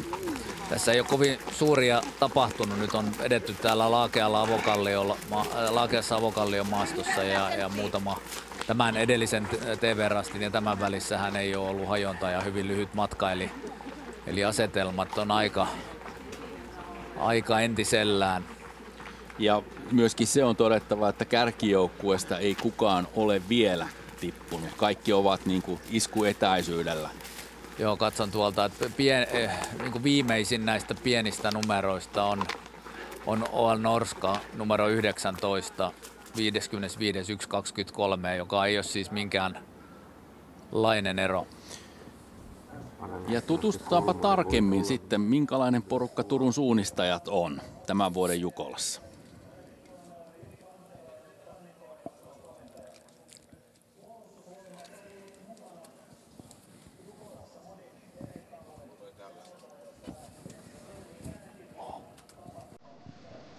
Ashton Key, australialainen nuorten maailmanmestari sprintistä, 22 vuotta. Laurits Pitstrup Mölle, Tanskan maajoukkuesuunnistaja, 24 vuotta. Daniel Fomin, Venäjän maajoukkuesuunnistaja, 20 vuotta. Sakari Holmroos, nuorten maajoukkuesuunnistaja, 18 vuotta. Ferenc Jonas, unkarilainen nuorten MM-mitalisti, 21 vuotta. Touko Seppä, nuorten MM- ja EM-mitalisti, 20 vuotta. Turun suunnistajissa kasvatetaan tällä hetkellä kovalla vauhdilla tulevaisuuden Jukolan voittajajoukkuetta. Parikymppisten porukka on niin tiivis, että parin vuoden koronatauosta huolimatta Ashton Keekin palasi Australiasta jälleen täksi kesäksi rinkiin. Well, yes, it's a long way to come from back home in Melbourne, Australia, but it's so much more than I can do back home. Just learning from these guys, having fun, doing lots of training all the time in the forest. It's quite different to what we have back home, so I'll learn a lot. Ensimmäiset kaverit kun tuli tähän mukaan, niin siitä on niin kuin 4 vuotta. Oltiin silloin 16V, että kyllä siinä niin kuin tavallaan kokee, että on itsekin niin kuin kasvanut siinä sit niin kuin mukana ja se tavallaan niin kuin tuntuu, että se on niin kuin paljon luontaisempaa ja sitä niin kuin oikeasti niin kuin nämä kaikki on mun kavereita. Kyllähän tässä on pari viime vuoden aikaa nyt alkanut näkymään niin kuin tosissaan se, että tällä porukalla on tulevaisuutta ja nyt kun miettii, että meidän ykkösjoukkueen keski-ikä on siinä hiukan päälle 20 ja vanhin taitaa olla 24, niin tulevaisuudessa voi olla todella kova porukka ja en väitä, etteikö olisi tänä vuonna. Että kyllä siitä on lähdetty, että näillä jätkillä, mitä tässä nyt pyörii, niin on mahdollisuudet ihan mihin vaan, mutta ei odota liikoin vielä. Aika monella meidän joukkueessa on niin kuin Kuopion MM-kisat 2025 isona tähtäimenä, niin kyllä mä sanoisin, että 24-25 vuosina voisi semmoinen niin kuin odottaa, että tulisi niitä huippusijoituksia, mutta se prosessin takana sekin. Suurviesteistä ei vielä ihan hirveän paljon ole kuitenkaan kokemusta porukalla ja varsinkin sitten kun mennään noihin oikeasti niin kuin 15 kilsaa siitä ylöspäin osuuksiin ja 1,5 tuntia menee, niin siinä ehkä saattaa vielä jossain määrin tulla vähän fysiikka vastaan.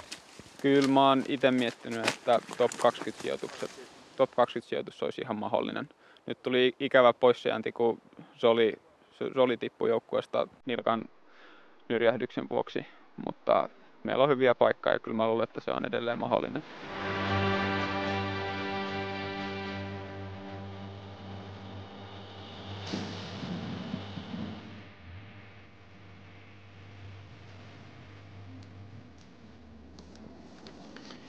Ja siinä sitä kiiltomatoa tuolla maastossa on. Janne, miltä se näyttää sinun silmissä tämä Turun suunnistajien tulevaisuus?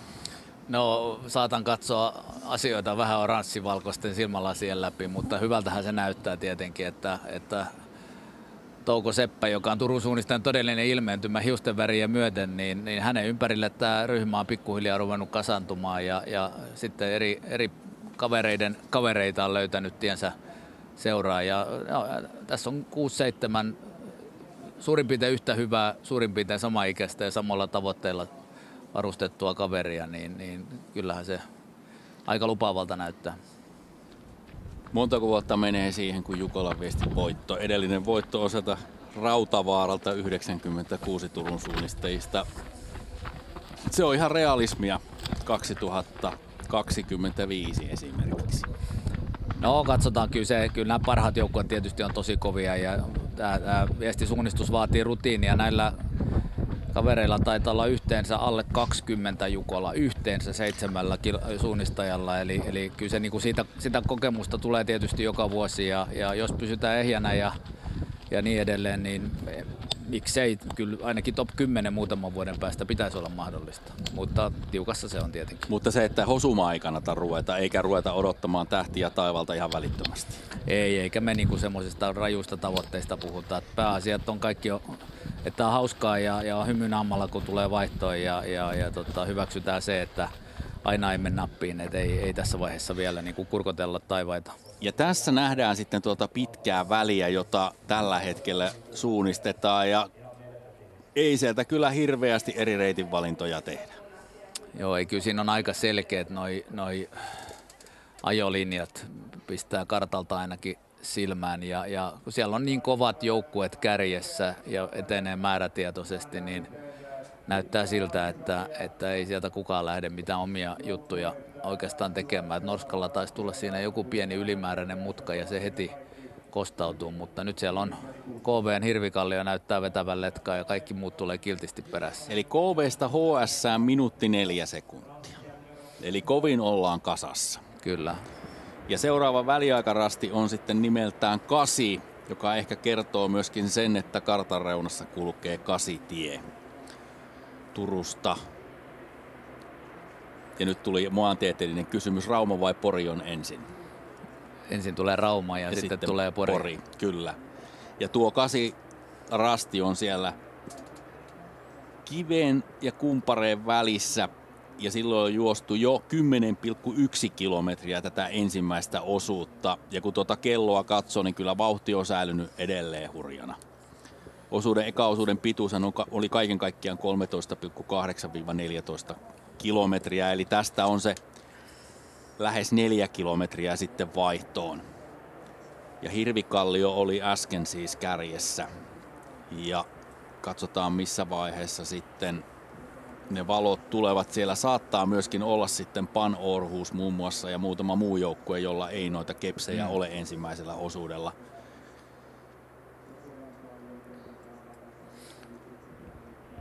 Aika kauan näkyy valovälket ennen kuin miehet tulee ihan tähän näkyville. Kyllä. Sieltä kuusikon kätköistä pitäisi vähitellen ruveta miesten tulemaan.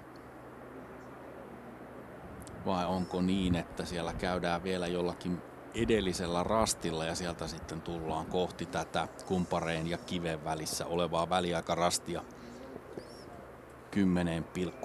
10,1 kilometriin. En malta Janne olla kysymättä, minkälainen rooli sinulla on näiden Turun suunnistajien nuorten miesten valmennuksessa? No ei varsinaisessa valmennuksessa ole ollenkaan roolia, paitsi Touko Sepän neuvonantajana toimin tässä edelleen. Hänkin on ottanut pikkuhiljaa enemmän roolia. Ja toki saa paljon tukea tuolta Turun Seudun Urheiluakatemiasta, Heino Janilta ja niin edelleen, mutta mä oon tämmönen majoittaja ja koordinoin vähän sitä, kun kaverit tulee Suomeen, että mitä tehdään. Eli teillä kotona asustelee sitten hyvin kansainvälistä porukkaa aina välillä. Kyllä. Samalla kun Valkeakosken Haka ja Aaro Aho vie kärjessä viestiä Hirvikallio KV, Frol IF, Pekke Lagets, OK Pan Århus, Stora Tuuna, IL Tyrming, Lapua Birkiä, IFK Lidingö, Morten Boström, Tampereen Pyrintö Otto Simonsa, Södertälje, Turun metsänkävijät Janik Mikiels, OK Kolmoren, Pyyssen, Attunta, Turun suunnistajat, IF Haakaspoikkana, Sävedalens, NTNUI, OK Koore, Halden, Göteborgin ykkösjoukkueen Muura, 36 sekuntia, Nydalens 38, Ikallisten nouseva voima ja Juho Ylinen 39 sekuntia. Rasti Jussit, Maaluk, UK Skogsmårdarna, Ravin, Södertälje, OK Orion, Eksön, NTNUI, Navi, Kaleva Rasti 1 ja Jere Pajunen 49 sekuntia kärjestä OK Linne. Turun metsänkävijän kolmosjoukkue, Tampereen Pyrinnön 2, Helsingin suunnistajien 2, Otto Kaario, IF Tour, Göteborgin 2, Hakkaspoikkana, Helsingin suunnistajien 1 ja Arttu Syrjäläinen.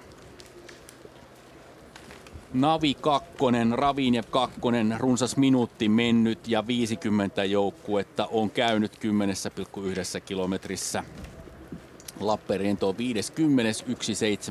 50.1.17 kärjestä. Ja sitten tulee pieni breikki Espoon suuntaan ja Fossum IF. Ja sitten tulee seuraavaa ryhmää.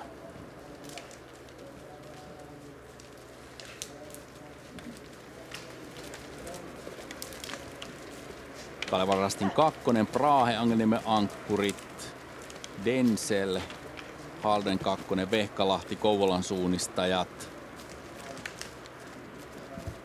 NTNUin nelosjoukkue, Jämsän retkiveikot. Ja kun 2 minuuttia tulee täyteen, niin Göteborgin 3. joukkue ja Helsingin suunnistajien 14. joukkue on siellä 70. Ja siinä tulee pieni paussi ja edelleenkin on se tilanne, että kaikki kovat ovat mukana. Joo, mitään suurempaa ei todellakaan ole tapahtunut ja aika kärjen vauhtikaan ei ole sit mitään ihan päätä huimaavaa, koska tästä, jos katson tuolta edelliseltä väliaikarastilta 7,9, niin toi 70. joukkue oli 2.22 perässä. Ja nyt se on 2.02. Eli se on vaan tiivistynyt. Kyllä, mutta sitten on tässä semmoinen aivan selvä hajurako, lähes minuutti tuohon seuraavaan ryhmään. Joo, siitä menee ryhmä. Siitä menee ensimmäistä kertaa kunnolla poikki. Kyllä. Ja siinä on se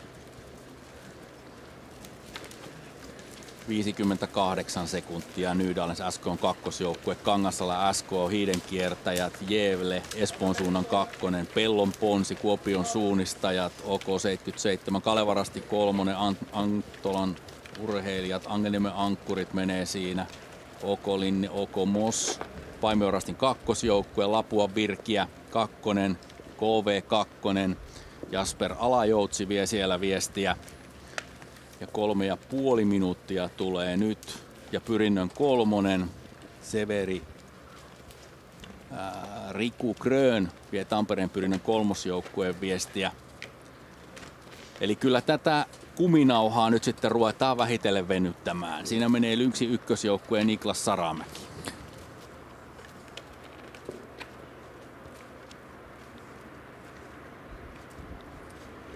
Ja kurkistetaan vaan sitä, että miltä meno maistaa sitten hieman jälkijoukoissa tuolla maaston kätköissä.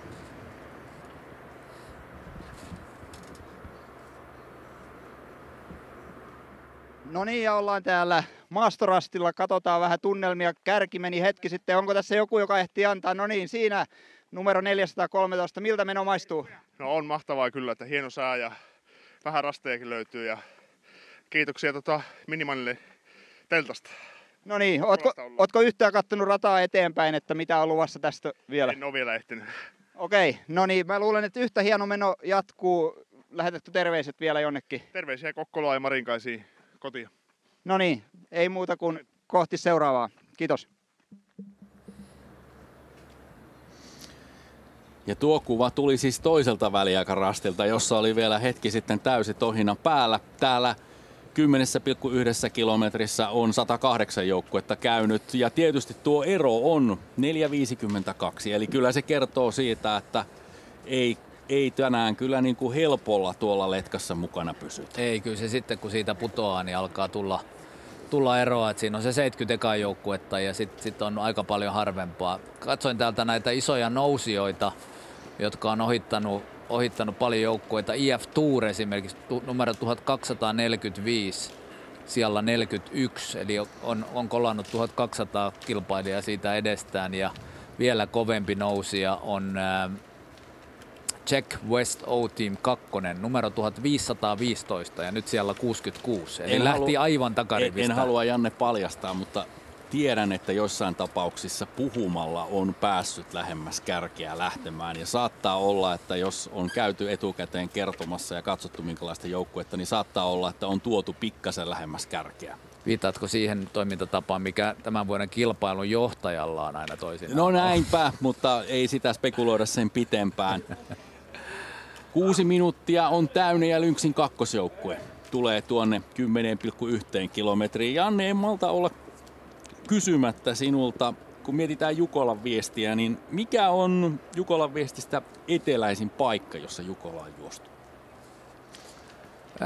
Varmasti Tammisaari. No sitten kerro se pohjoisin. No pohjoisin on Pyhä Luosto. Ja sieltä tietysti sinulla hyvät muistot. No itäisin?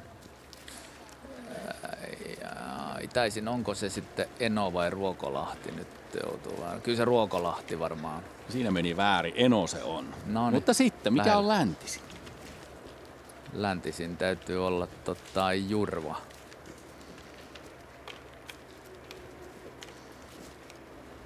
Tarkenna vähän, ei ole välttämättä Jurva, se saattaisi olla vaikka Laitila. Onko näin? Laitila lännempänä kuin Jurva? Tai Eurajoki. Ja itse asiassa aika lännessä ollaan myöskin, kun ruvetaan miettimään Mynämä. Joo, kyllä. Eli jos ajatellaan Jukolan viestiä 73, tämä on 73. viesti, niin välillä Tammisaari Pelkosenniemi on juostu todella ympäri Suomea. Meillä on muutamia maakuntia, jossa Jukola ei ole juostu. Niitä on laskujeni mukaan 4. Kainuussa ei ole. Ei ole juostu, Kainuu on 1. Mitäs niitä voisi olla sitten? Maakunnat ei ole nyt ihan kirkkaana mielessä, mutta ei Länsi-Pohja ole mikään maakunta. Ei. Pohjois-Pohjanmaa. Ei, kun siellä on juostu Pudasjärvellä. Joo, totta. Keski-Pohjanmaa. Eli tarkoitat, joo kyllä, ja sitten tämä rannikko, Vaasan seutu, siellä ei ole juostu. Ja sitten on tietysti yksi vielä, joka on sokerina pohjalla, Ahvenanmaa. Mutta kaikkialla muualla on juostu. Ja tietysti mielenkiintoa on se, että kun myöskin on haussa uusia Jukolan viestiä vuosille 27-28, että saavatko nämä maakunnat sitten niitä viestejä juostavakseen. Kyllä, varsinkin Ahvenanmaa olisi kyllä hieno. Siellä on aktiivista kartoitustoimintaa. Kiitos Anton Kuukani ja Tampereen Pyrinö ovat paikallisten seurojen kanssa lähteneet järjestämään kisoja tekemään karttoja. Ja toki Ahvenanmaankin väkiluku jollain tavalla kasvaisi, jos sinne tämä 40 000 ihmistä pölähtää paikalle.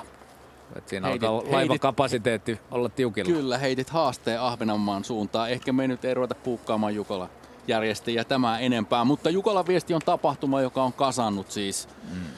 Ja suunnistustapahtumana sellainen, joka tietysti on merkittävässä roolissa, kun suunnistusta ajatellaan koko maata ajatellen. Ja nimenomaan sen järjestäminen ja tapahtuman tuomat rutiinit ja kartat ja kaikki, mitä se siihen tuo. Tällä kertaa Jukolan viestin järjestäjät ovat siis Liedon Parmo ja Mynämäen suunnistajat 52. Mistä se 52 tulee? Olympiasuvesta varmaankin, tai sitten ehkä seuran perustamisvuodesta. Se on seuran perustamisvuosi, se 52 Mynämäellä. Mynämäellä nimittäin aloitettiin hieman aikaisemmin jo ennen sotia suunnistamaan. Ja sitten sotien jälkeen oltiin paikallisessa yleisseurassa ja vuonna 1952 ennen olympialaisia talvella sitten perustettiin seura nimeltä Mynämäen suunnistajat 52, josta se 52 siihen lyhenteeseen on jäänyt.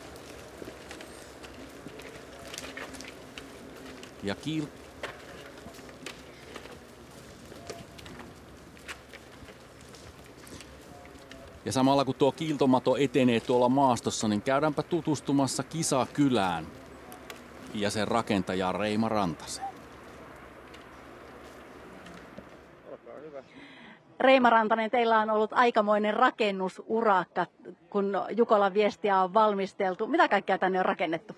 No me ollaan kenttätoiminnoissa rakennettu tämä kilpailukeskuksen nämä niin kuin oheistoiminnot kaikki tänne. Juhlalavat, maalirakenteet, selostamot, saunat ja vessat. Aikamoiset rakennelmat asiaksi tässä saunamaailmassa. Kuinka kauan näiden rakentamiseen on mennyt? No kyllä me aloitettiin 19 vuonna tekemällä saunapuita. Tästä tehtiin metsäraivaustöitä ja samalla laajennettiin tätä kilpailukeskusaluetta, niin saatiin nämä saunapuut tähän saunamaailmaan. Eli sieltä asti on hommia paiskottu, mutta varmaan sitten myöskin jatkuu hommat, eli eikä nämä tähän ole jäämässä.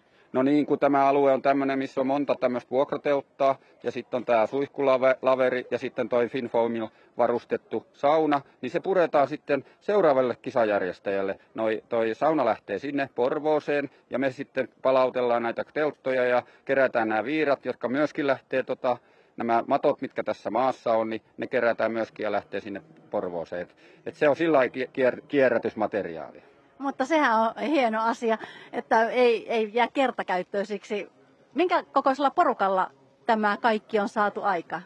No meitähän oli silloin alkuun lähtiessä tietysti iso ryhmä, kun tehtiin metsätöitä, mutta sitten se seuloontui semmoiseksi noin 12 hengen eläkeläisporukaksi, joka tässä on toiminut sillä kiihtyvällä tahdilla tähän loppuun saakka. Et pidettiin semmoinen 7 kuukauden tauko siinä välissä, kun koronan takia saatiin tämä jouduttiin vuodella siirtämään tätä tapahtumaa Lukkari Jukolaan.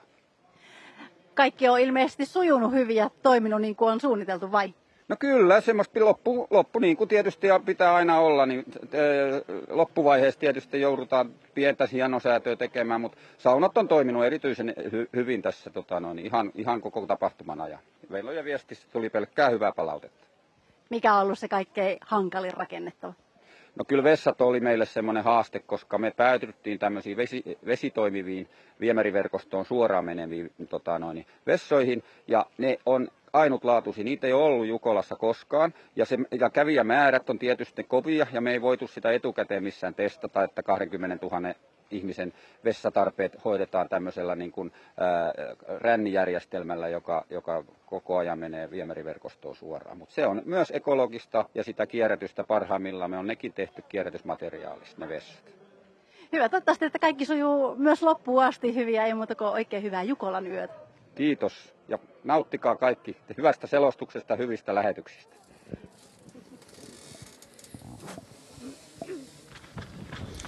Ja sitten hypätään tuonne maaston kätköihin ja päästään kärjen mukaan mitä ilmeisemmin. Ja siellä menee Valkeakoske, Haka ja Aaro Aho. Joka myös viime vuonna oli aivan siellä kärjessä. Kyllä. En muista vaihtoiko ihan kärjessä, mutta ihan oli mukana siellä, kyllä. Ja Aaro Aho etenee siellä hyvin määrätietoisesti. En malta olla sanomatta, että minä se kävin lauantai-illan saunassa, Jukola saunassa, ja kyllä ne erittäin mainiot erittäin mainion sauna on rakennettu tänne Mynämäelle ja sitä kelpaa kyllä viedä sitten Porvoosenkin ensi vuotta varten eteenpäin. Ja nyt näyttää siltä, että onko Aaro Aho vähän yksin kärjessä. Tässä valoa ei muita ei ole näy ihan taustalla, takana. kyllä. Ja vauhti on kyllä hyvää ja meno määrätietoisen näköistä. Nyt alkaa olla aika pimeää jo. Ja sitten ollaan vähän tiheämmässä paikassa. Ja sieltä rastille Aaro Aho tulee. Tämä ei ole väliaikarasti. Ja katsotaanpas, edelleenkin Aaro Ahon perässä menee ja Valokeila ei perässä ole. Aaro Ahohan oli tuolla edellisellä väliaikarastilla myöskin kärjessä. Siinä oli 3 sekuntia KVH ja Joni Hirvikallioon. Ja sitten kun tämä kamera kääntyy, niin näemme tuon valoletka. Mutta kyllä Aaro Aho on irti. Joo, Aaro Ahohan on Suomen tuossa U23 maajoukkueessa muistaakseni mukana ja on oman ikäluokkansa 99 ikäluokan kärkimies. Ja tässähän käy samalla tavalla kuin viime vuonna, että velipoika Rauli pääsee ihan kärjessä maastoon ja Ilmari Aho sitten jatkaa 3. osuutta. Kyllä, eli siellä on tommonen pieni veljessarja. Siinä menee Byåsenin Oskar Andrén, joka toimii meillä Norjan maajoukkueen sprinttivalmentajana. Ihan Ruotsin siinä 10. sijan hujakoilla oleva nuori mies. Ja sieltä näkyy tuota valoletkaa sitten tuolta sivusta ja niin kuin kuullaan niin kyllä siellä kameramiehellä kiirettä pitää ja siihen letkaan päästään myöskin mukaan. Ja siinä menee muun muassa numero 9 ja se on Ikaalisten Nouseva Voima ja Juho Ylinen ja heti perässä Göteborg. Dag Blanchen, joo. Hän oli siinä ekalla väliaikarastilla yli minuutin kärjestä, mutta on noussut taisteluun ja nyt lähestytään vaihtoa ja tässä osalla miehistä on mielessä se, että hienosti menee, että tässä vaan vaihtoon, mutta siellä on aika monta, jotka haluaa tulla kärjessä vaihtoon. Kyllä, ja tietysti tässä on vielä muutama rasti ennen tuota vaihtoa. Siellä on muun muassa meillä se tuttu nyppy väliaikarasti Venlojen viestistä ja kyllähän tietysti on todettavaa, että tuskinpa tässä ihan yhteiselle rastille letkassa juostaan. Eli vielä hajontoja on vastassa ja kyllä yön pimeys laskeutuu Mynämäen ympäristöön entistä enemmän. Kilpailukeskuskin rupeaa olemaan aika lailla pimeä ja tuolla maastossa myöskin maaston kätköissä on pimeää ja edelleen tämä ryhmä on kyllä letkan muodossa ja pudotuskilpailu on käynnissä. Kyllä, ja siellä on näitä. Dag Blanchen on muistaakseni tullut Kristiansandin paidassa joskus kärjessä. Ulrik Astrup Arnesen tuli viime vuonna. Ketäs siellä on muita näitä kovia aloittajia, jotka on en muista kuka olisi ihan ensimmäisenä tullut vaihtoon. Philip von Arx, Lahden suunnistajista ei ole tullut, vaan siellä on yleensä sitten ollut No Jerkel Lysel on ollut, mutta onko niin, että Jerkel ei tänä vuonna ole kilpailussa mukana? Ei taida olla. Ei ole, mutta samalla tässä näemme kuvaa nyt sitten sieltä viimeiseltä väliaikarastilta, viimeiseltä väliästä 13,2 kilometristä, josta on sitten se 600 metriä maaliin. Ja aivan hetken kuluttua tuo miesryhmä on tuonne tulossa. Katsotaan kuka sieltä sitten kärjessä tulee. Vielä tällä hetkellä valoja ei siellä pilkahtele. Mutta hetken kuluttua kyllä varmasti tuo tulee täyteen valoon, kun miehet lamppupäässä sinne rynnivät. Ja samalla täällä kilpailukeskuksessa myöskin jännitys rupeaa tiivistymään. Toisen osuuden suunnistajat rupeavat suuntaamaan kohti tuota vaihtopuomia. Ja myöskin siellä muutamia lamppuja rupeaa syttymään, joka tietää sitä, että valmistaudutaan Jukolan toiselle osuudelle. Ja meitä jännittää tietysti se, että kuka tulee tämän vuoden Jukolassa ensimmäisenä vaihtoon. Nyt voidaan muuten todeta, että aivan aavistuksen ollaan hidastuttu nyt sitten 10 yli puolen yön oli tarkoitus olla tällä rastilla. Ja sieltä näkyy nyt sitten se valoletka, joka tuolta metsästä tulee. Se valaisee tuota maastoa kyllä todella hurjan näköisesti. Ja sieltä tullaan tuolle viimeiselle väliaikarastille. Ja kärjessä on Byossen Hakkaspoikkarna. Göteborg, KV, Turun metsänkävijät, Valkeakosken, Haka, Tampereen Pyrintö, Sturatuuna, Paimiorasti, Halden, Attunda, Koore, Sevedalen, Lahden suunnistajat, Södertälje, Västervik, Södertälje, Nyk, Orient, Ikaalisten nouseva voima, Kolmoorden, 16 sekuntia, 20 joukkuetta. Menikö Valkeakosken Haka? Ei tainnut meni. Meni. Oli siinä joukossa mukana. Turun suunnistajat 26. Turun metsänkävijät, kolmosjoukkue 28. Göteborgin kakkosjoukkue 32 sekuntia kärjestä. Nydalens SK, OK Linne 38 sekuntia ja sitten metsä vähän niin kuin hiljenee. Siinä tapahtui pieni ensiharvennus nyt sitten tällä ja tämä harvennus tapahtuu juuri ennen tuota väliaikarastia. Vähän samalla alueella myöskin, missä Venloissa tapahtui. Ja tässä tulee nyt sitten semmoinen lähes 40-50 sekunnin reikä. Ja 32 joukkuetta. Ja nyt tähän ryhmään sitten jää myöskin ennakkosuosikkeja. No siinä on NTNY muun muassa. Arneseen, Hakkaspoikkana, Lapuan Virkiä. HS:n 2. Navin molemmat joukkueet, Pyrinnön 2, Espoon suunta. Siinä tulee HS 1, Arttu Syrjäläinen, Rasti Jussit.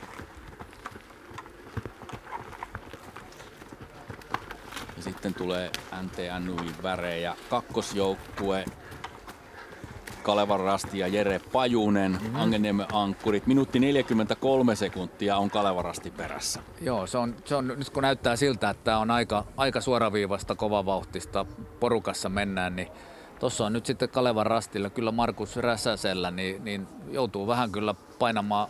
Ja Raviniev lähtee kanssa 1.47 ja siellä Ravinievillähän lähtee seuraavalle osuudelle sitten Erik Herne.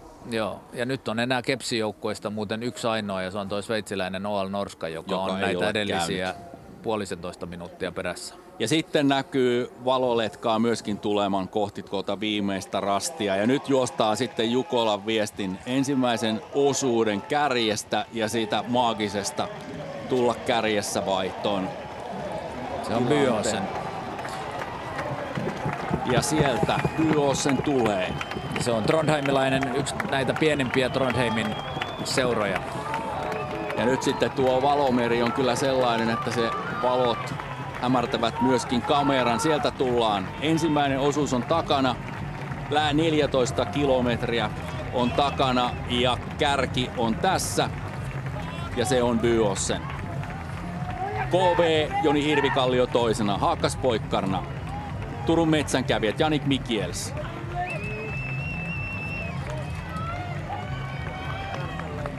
Tampereen Pyrintö. Attunda, Halden, Bekkelaget, Styrving, Göteborg, Sevedales, 11 joukkuetta ja 21 sekuntia. Ja joukkueita tulee lisää. Tuo grafiikka menee nyt hieman perässä. Turun suunnistajat 34 sekuntia kärjestä. Paimion Rasti, Topias Henriksson 16, Eksö, Malmsuusko Kuusmuodanna, Turun metsänkävijän kolmosjoukkue on 19. Ja kyllä siellä vettä myöskin vihmoo tuolla vaihtopuomilla. Nyt on mennyt minuutti. Okolinne on 58 sekuntia kärjestä.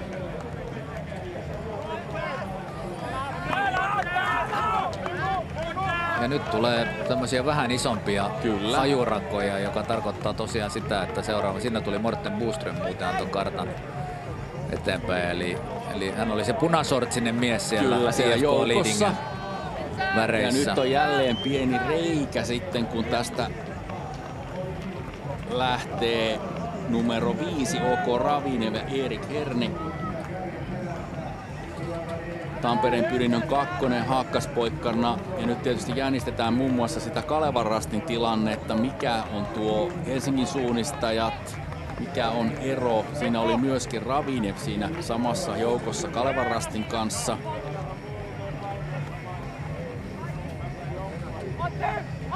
Nyt on mennyt 2 minuuttia. Kalevan rasti 1.57 kärjestä.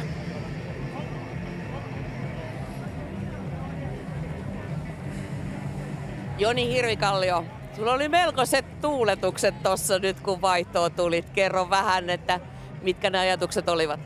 No kyllähän se paine purkautuu siinä, että koko matkan kuitenkin, tai ennen lähtöä heti iso jännitys ja sitten vielä niin kuin matkan aikana kun menee hyvin. Ja, että tätä nyt ei saa vaan pilata ja tässähän ei voi mitään voittaa, tässä voi vaan hävitä. Sitten kun sen pystyy tekemään, että hoitaa homma kotiin, niin kyllä se hyvältä tuntuu. Ja viime vuonna oli vähän ongelmia, niin nyt ei ollut. No joo, nyt ei ollut. Kaikki toimii ja mieskin toimi tänään hyvin. Hyvä, mene nauttimaan. Kiitos. Kiitos. Helsingin suunnistajat 2.05 kärjestä, OK Ravinev 2.09 ja Helsingin suunnistajista Veli Kangas liikkeelle ja Ravinevistä Erik Herne, Kalevan rastilta Markus Räsänen.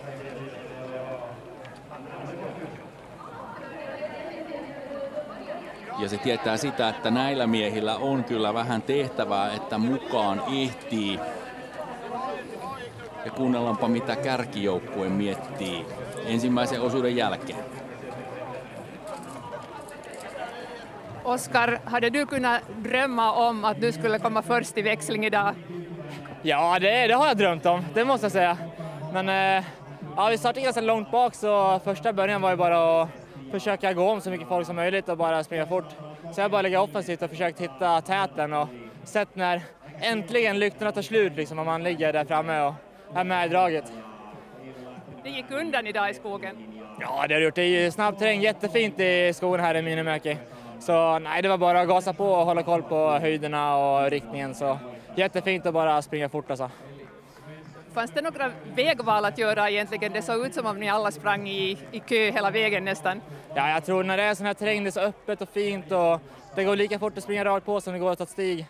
Men ja, jag försökte i början att ta lite olika för att inte hamna i kön, för det är svårt att ligga om också och springa förbi folk när man ligger i kön.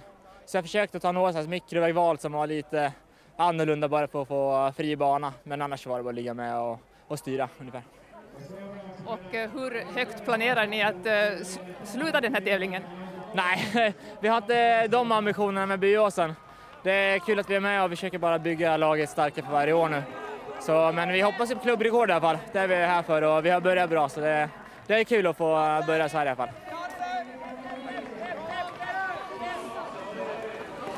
Joo, lyhyt käännös, niin alussa yritti vaan ottaa pikkuhiljaa kärkeä kiinni, teki kaikkensa, jotta pääsisi siihen, ja sitten kun huomasi, että nyt ollaan aika lähellä kärkeä, niin sitten saattoi vähän rauhoittua, ja maasto oli hienoa ja se oli niin avonaista ja hyväkulkusta, että ei kannattanut tehdä mitään reitinvalintoja, ja aika vaikea hän sanoi, että sitten oli ohittaa kuitenkin, että pienillä mikroreitinvalinnoilla, semmoisilla puiden kierroilla, niin aina sieltä täältä sai yhden sijaan sitten napsittua. Tuo, mikä oli mielenkiintoista myöskin vaihdossa, oli se, että kun 30. oli Göteborg, 30. oli Ravinev, se oli 2 minuuttia kärjestä, niin sitten oli 2 minuutin reikä lähes. Ja sitten tuli OL Norska 31.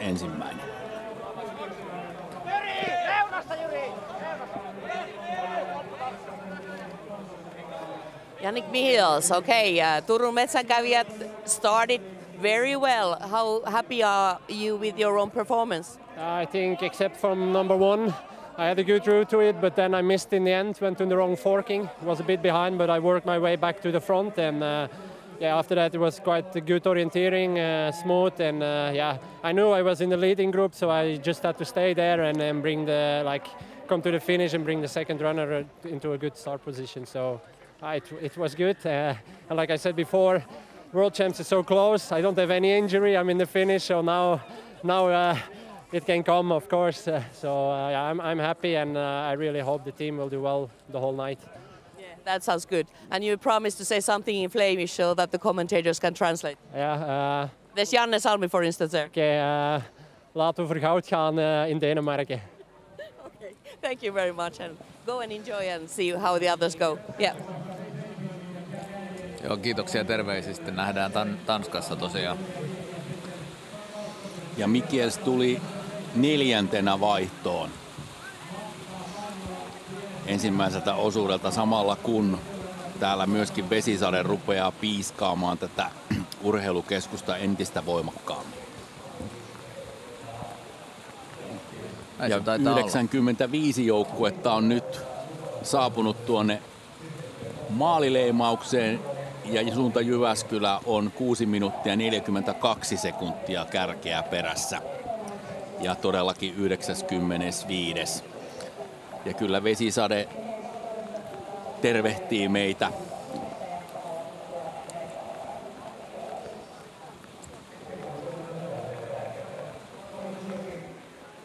Otto Simosas, Tampereen pyrintökin aivan iskuasemissa. Millaista oli matkan teko? Siellä näytti ainakin, että kovin paljon ryhmissä menitte. Joo, kyllähän se pysyi semmoisena aika isona letkana koko ajan, mutta oli itseltä kyllä hallittu veto, että olin kyllä koko ajan hyvin kiinni ja silleen niin kuin oman hajon aina kärkipäässä, niin oli sille aika hyvin tai helppoa niin kuin kontrolloida sitä juoksua. Oliko maasto sellaista, mihin te olitte valmistautuneet, sitä mitä osasitte odottaa? Joo, ei se ainakaan vaikeampaa mun mielestä ollut, että oli kyllä aika nopeata ja semmoista suht niin kuin selkeätä, niin tietenkin nyt on aika pimeä yö kuitenkin, pari osuutta nyt, niin saa kyllä olla tarkkana, mutta on kyllä niin kuin nopeakulkusta ja väleillä pystyy kyllä juoksemaan kovaa. Hyvä, kiitos Otto. Kiitos.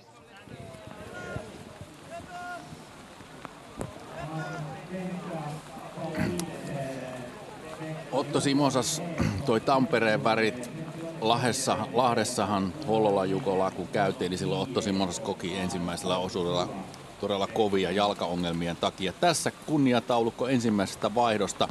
Pyossen Oskar Andreen kirjoittaa nimensä historiaa, jota sitten jatkossa tullaan muistelemaan. KV hakkaspoikkana Turun metsänkävijä Tampereen pyrintö, Attunda, Halden, SK ja Bekke Lagerts on kunniataulukko. Kärki 8 osalta, kun Jukolan viestin ensimmäinen osuus on takana. Poimitaan sitten noita kovia joukkueita tuolta. Stura Tuuna, Jesper Svensk 18 sekuntia kärjestä. CV Dalens, ikaalisten nouseva voima hyvin mukana. Turun suunnistajat 35 sekuntia ja heti perässä Paimio Rasti ja Topias Henriksson 24. 41 sekuntia kärjestä. Ja tältä sivulta voimme todeta sen, että OK Linne 59 sekuntia kärjestä ja 30.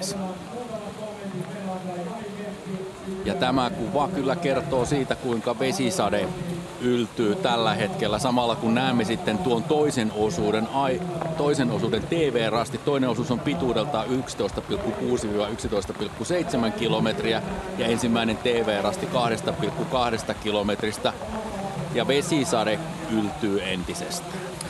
Kuitenkin tuolla näkyy kirkasta tai puolittain kirkasta taivasta tuolla taustalla, että täytyy olla tällainen kuuro luonteinen, mutta ehkä kilpailun kannalta aina se varsinkin yöllä niin haastavammaksi muuttuu, kun vettä tulee, harmittaa hiukan katsojien puolesta. Kyllä. Suunnistajia se ei välttämättä haittaa, mutta katsoja. Ensimmäiseen vaihtoon on tullut 105 joukkuetta. Järla IF Ruotsista on 105 joukkue, 8 minuuttia 42 sekuntia kärjestä ja edelleen sama trendi jatkuu kuin iltapäivällä. Eilen lauantaina ollaan siis siirrytty jo sunnuntaipäivän puolelle. Lauantai-iltapäivällä vähän hämmästelimme noita eroja tuolta naisten kisasta ja miehissä on nyt Jukolan puolella ihan sama tilanne. Joo, se on toi kärki juoksi toki valtavan kovaa vauhtia. Kyllä. Ja sitten kun siitä porukasta putosi, niin siihen tulee äkkiä eroa. Kyllä tämä tämmöistä pudotuskilpailua vähän on, mutta toivotaan, että tämä yö nyt aiheuttaisi sen, että myöskin tulee semmoisia vähän niin kuin heilahduksia siellä, ettei käy niin, että koko ajan putoo porukkaa ja sitten lopuksi siellä on yksi jäljellä. Niin. No se meille selviää tässä yön aikana. Yön pimeys on laskeutunut ja todellakin sunnuntai-aamun puolella ollaan, kun ensimmäiseen väliaikapaikkaan tulee IFK Muura kärjessä. Valkeakosken Haka toisena ja ollaan 2,2 kilometrissä siellä Notkorastissa. Göteborg 7 sekuntia. Ja nyt katsotaan sitten mikä on tilanne niillä joukkueilla, jotka olivat sieltä kärjestä sitten yli minuutin päässä. Lahden suunnistajat, Attunda, Tyrving, Sebedales, Halden, Koore, KV, Hakkaspoikkarna. Ja vettä tulee kyllä kuin hanasta. Turun metsinkävijät, kyllä. Nuo valot näyttävät OK Linne, Tiumilla voittaja. 15 joukkuetta ja 33 sekuntia ja metsä pimenee. Kunnes sieltä lähtee nousemaan sitten seuraava valo. Ja nyt on kyllä pakko sanoa, että nyt on todellista yösuunnistusta.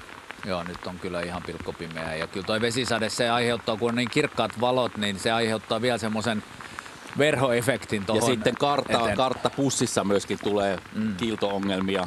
Et nyt nähdään, että nyt on näillä seuraavilla joutuu vähän tarkkaan katsomaan. Ja siitä tulee 40 sekuntia. Ja Turun suunnistajat, Södertälje, Paimiorasti, Ikaalisten nouseva voima. Nydalens, Tampereen Pyrintö, 1.23 kärjestä. Göteborg 2, Lapuan Virkiä.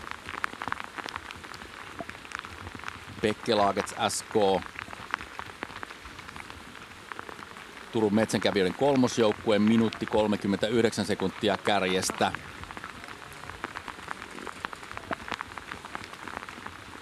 Ja minuutti 50 on mennyt. Ja lisää joukkueita. Mutta kyllä tämä alku on vaan hajottanut tätä ryhmää. Joo, kun muistetaan, että niitä oli tosiaan... 30 oli 2 minuutin sisässä. Ei vaan minuutin sisässä. Minuutin, joo.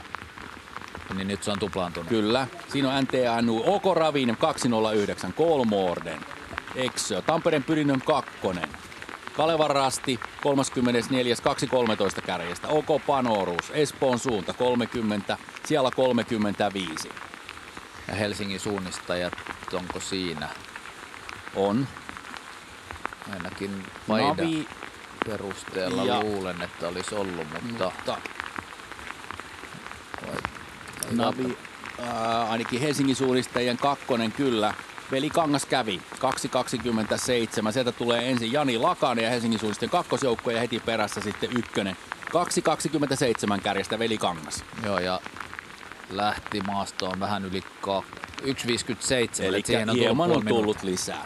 Nyt jos kurkistellaan hieman tuota toista osuutta ja siellä juoksevia suunnistajia, niin samalla kun pääsemme tuonne kärjen mukaan, siinä muuten menee Valkeakosken Haka ja Rauli Aho vie viestiä. Janne, Stora Tuuna, heillä on Ulle Kallered, Göteborg Övit Hemstad, Veli Kangas Helsingin suunnistajista, Tampereen Pyrintö Anton Kuukka, Ravine Erik Herne ja niin poispäin.